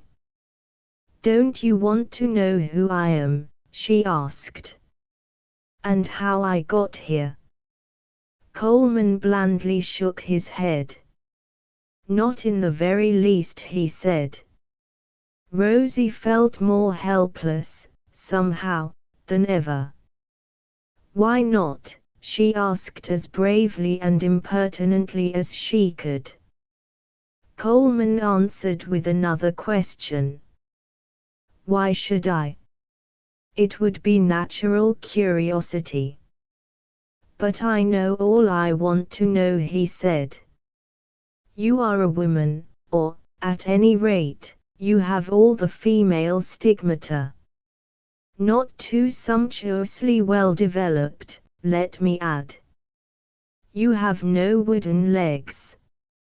You have eyelids that flutter up and down over your eyes like a moving shutter in front of a signaling lamp, spelling out in a familiar code the letters AMOR, and not, unless I am very much mistaken, those others, CASTITAS. You have a mouth that looks as though it knew how to taste and how to bite." Rosie jumped up. "I'm going away," she said. Coleman leaned back in his chair and hallooed with laughter. "Bite, bite, bite," he said. 32 times. And he opened and shut his mouth as fast as he could, so that his teeth clicked against one another with a little dry, bony noise. Every mouthful 32 times. That's what Mr. Gladstone said. And surely Mr. Gladstone, he rattled his sharp, white teeth again, surely Mr. Gladstone should know. "Goodbye," said Rosie from the door. "Goodbye," Coleman called back, and immediately afterwards jumped to his feet and made a dash across the room towards her. Rosie uttered a cry, slipped through the door and, slamming it behind her, ran across the vestibule and began fumbling with the latches of the outer door. It wouldn't open, it wouldn't open. She was trembling, fear made her feel sick. There was a rattling at the door behind her. There was a whoop of laughter, and then the Cossack's hands were on her arms, his face came peering over her shoulder, and the blonde beard dabbled with blood prickled against her neck and face. "Oh, don't, don't, don't," she implored, turning away her head. Then all at once she began violently crying. "Tears!" exclaimed Coleman in rapture, "genuine tears." He bent eagerly forward to kiss them away, to drink them as they fell. "What an intoxication," he said, looking up to the ceiling like a chicken that has taken a sip of water. He smacked his lips. Sobbing uncontrollably, Rosie had never in all her life felt less like a great, fastidious lady. Chapter XXI. "Well," said Gumbrel, "here I am again. Already." Mrs. Viviash had been reduced, by the violence of her headache, to coming home after her luncheon with Piers Cotton for a rest. She had fed her hungry pain on Pyramidon and now she was lying down on the dewfully upholstered sofa at the foot of her full-length portrait by Jacques Emile Blanche. Her head was not much better, but she was bored. When the maid had announced Gumbrel, she had given word that he was to be let in. "I'm very ill," she went on expiringly. "Look at me," she pointed to herself, "and me again. She waved her hand towards the sizzling brilliance of the portrait. Before and after. Like the advertisements, you know. Every picture tells a story. She laughed faintly, then made a little grimace and, sucking in the breath between her lips, she put her hand to her forehead. My poor Myra. Gumbrel pulled up a chair to the sofa and sat there like a doctor at his patient's bedside. But before and after what? He asked, almost professionally. Mrs. Viviash gave an all but imperceptible shrug. I don't know, she said. Not influenza, I hope. No, I don't think so. Not love, by any chance. Mrs. Viviash did not venture another laugh, she contented herself with smiling agonizingly. That would have been a just retribution, Gumbrel went on, after what you've done to me. What have I done to you? Mrs. Viviash asked, opening wide her pale blue eyes. Merely wrecked my existence. But you're being childish, Theodore. Say what you mean without these grand, silly phrases. The dying voice spoke with impatience. Well, what I mean, said Gumbrel, is merely this. You prevented me from going to see the only person I ever really wanted to see in my life. And yesterday, when I tried to see her, she was gone. Vanished. And here am I left in the vacuum. Mrs. Viviash shut her eyes. We're all in the vacuum, she said. You'll still have plenty of company, you know. She was silent for a moment. Still, I'm sorry, she added. Why didn't you tell me? And why didn't you just pay no attention to me and go all the same? I didn't tell you, Gumbrel answered, because, then, I didn't know. And I didn't go because I didn't want to quarrel with you. Thank you, said Mrs. Viviash, and patted his hand, but what are you going to do about it now? Not quarreling with me is only a rather negative satisfaction, I'm afraid. I propose to leave the country tomorrow morning, said Gumbrel. Ah, the classical remedy. But not to shoot big game, I hope. She thought of Viviash among the Tikitikai and the Tetses. He was a charming creature, charming, but what? Good heavens, exclaimed Gumbrel. What do you take me for? Big game. He leaned back in his chair and began to laugh, heartily, for the first time since he had returned from Robertsbridge, yesterday evening. He had felt then as though he would never laugh again. Do you see me in a pith helmet, with an elephant gun? Mrs. Viviash put her hand to her forehead. I see you, Theodore, she said, but I try to think you would look quite normal, because of my head. I go to Paris first, said Gumbrel. After that, I don't know.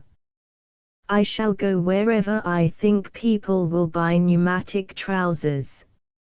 I'm traveling on business.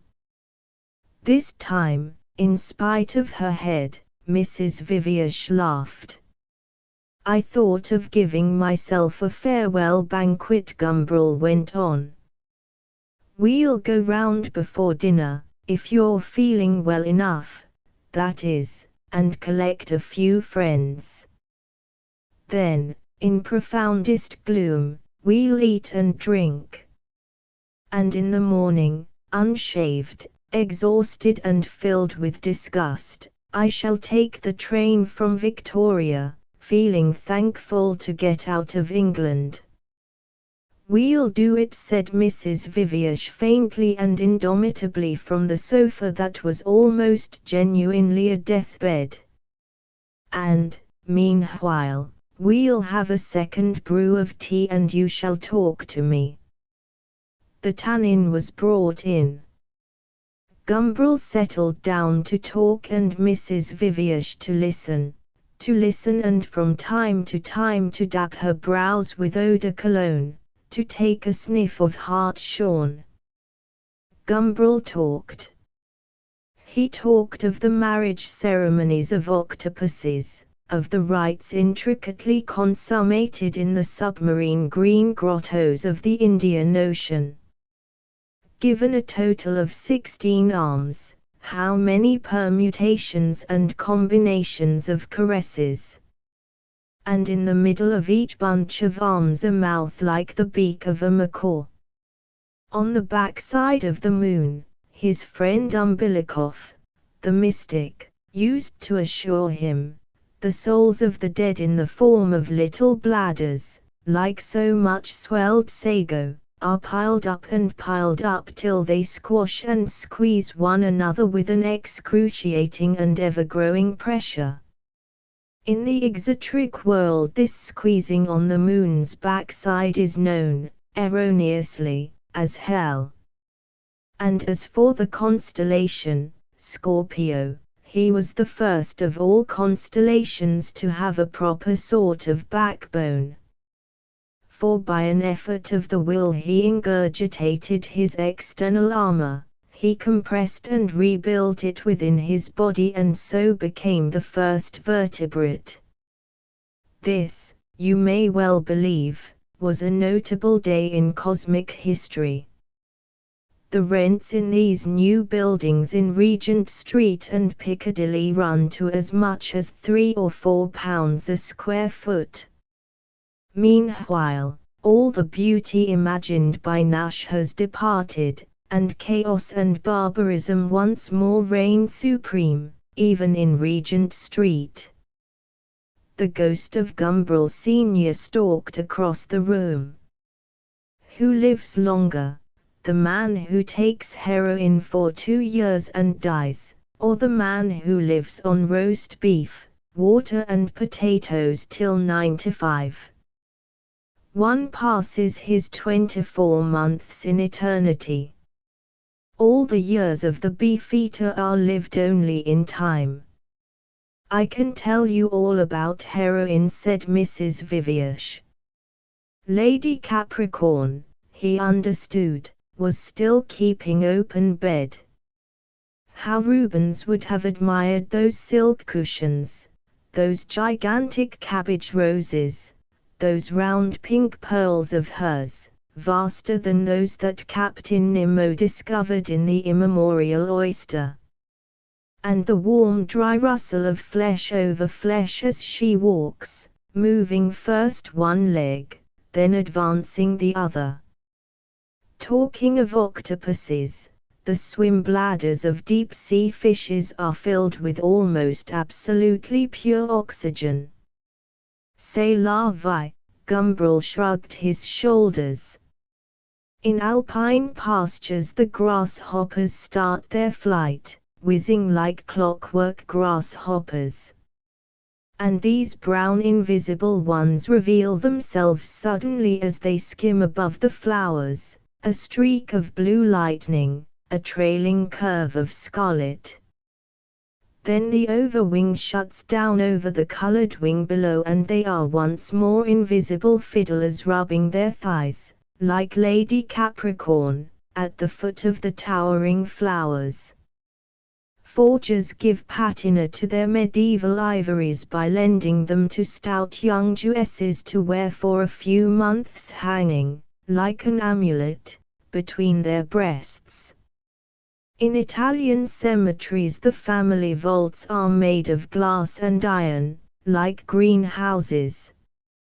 Sir Henry Griddle has finally married the hog-faced gentlewoman. Piero della Francesca's fresco of the Resurrection at San Sepolcro is the most beautiful picture in the world, and the hotel there is far from bad. Scriabin equals Le Tchaikovsky de numbers jour. The dullest landscape painter is Marchand.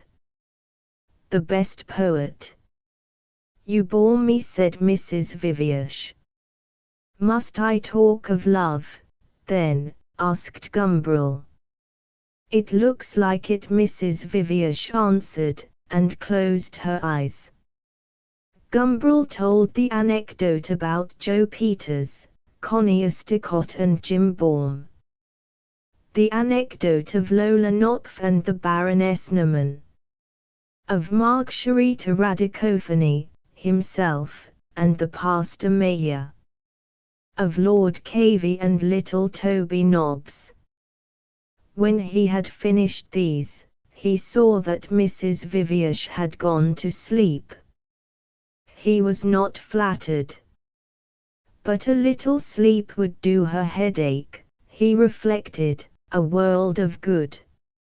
And knowing that if he ceased to speak, she would probably be woken by the sudden blankness of the silence, he went on quietly talking to himself. When I'm abroad this time, he soliloquized, I shall really begin writing my autobiography. There's nothing like a hotel bedroom to work in. He scratched his head thoughtfully and even picked his nose, which was one of his bad habits, when he was alone.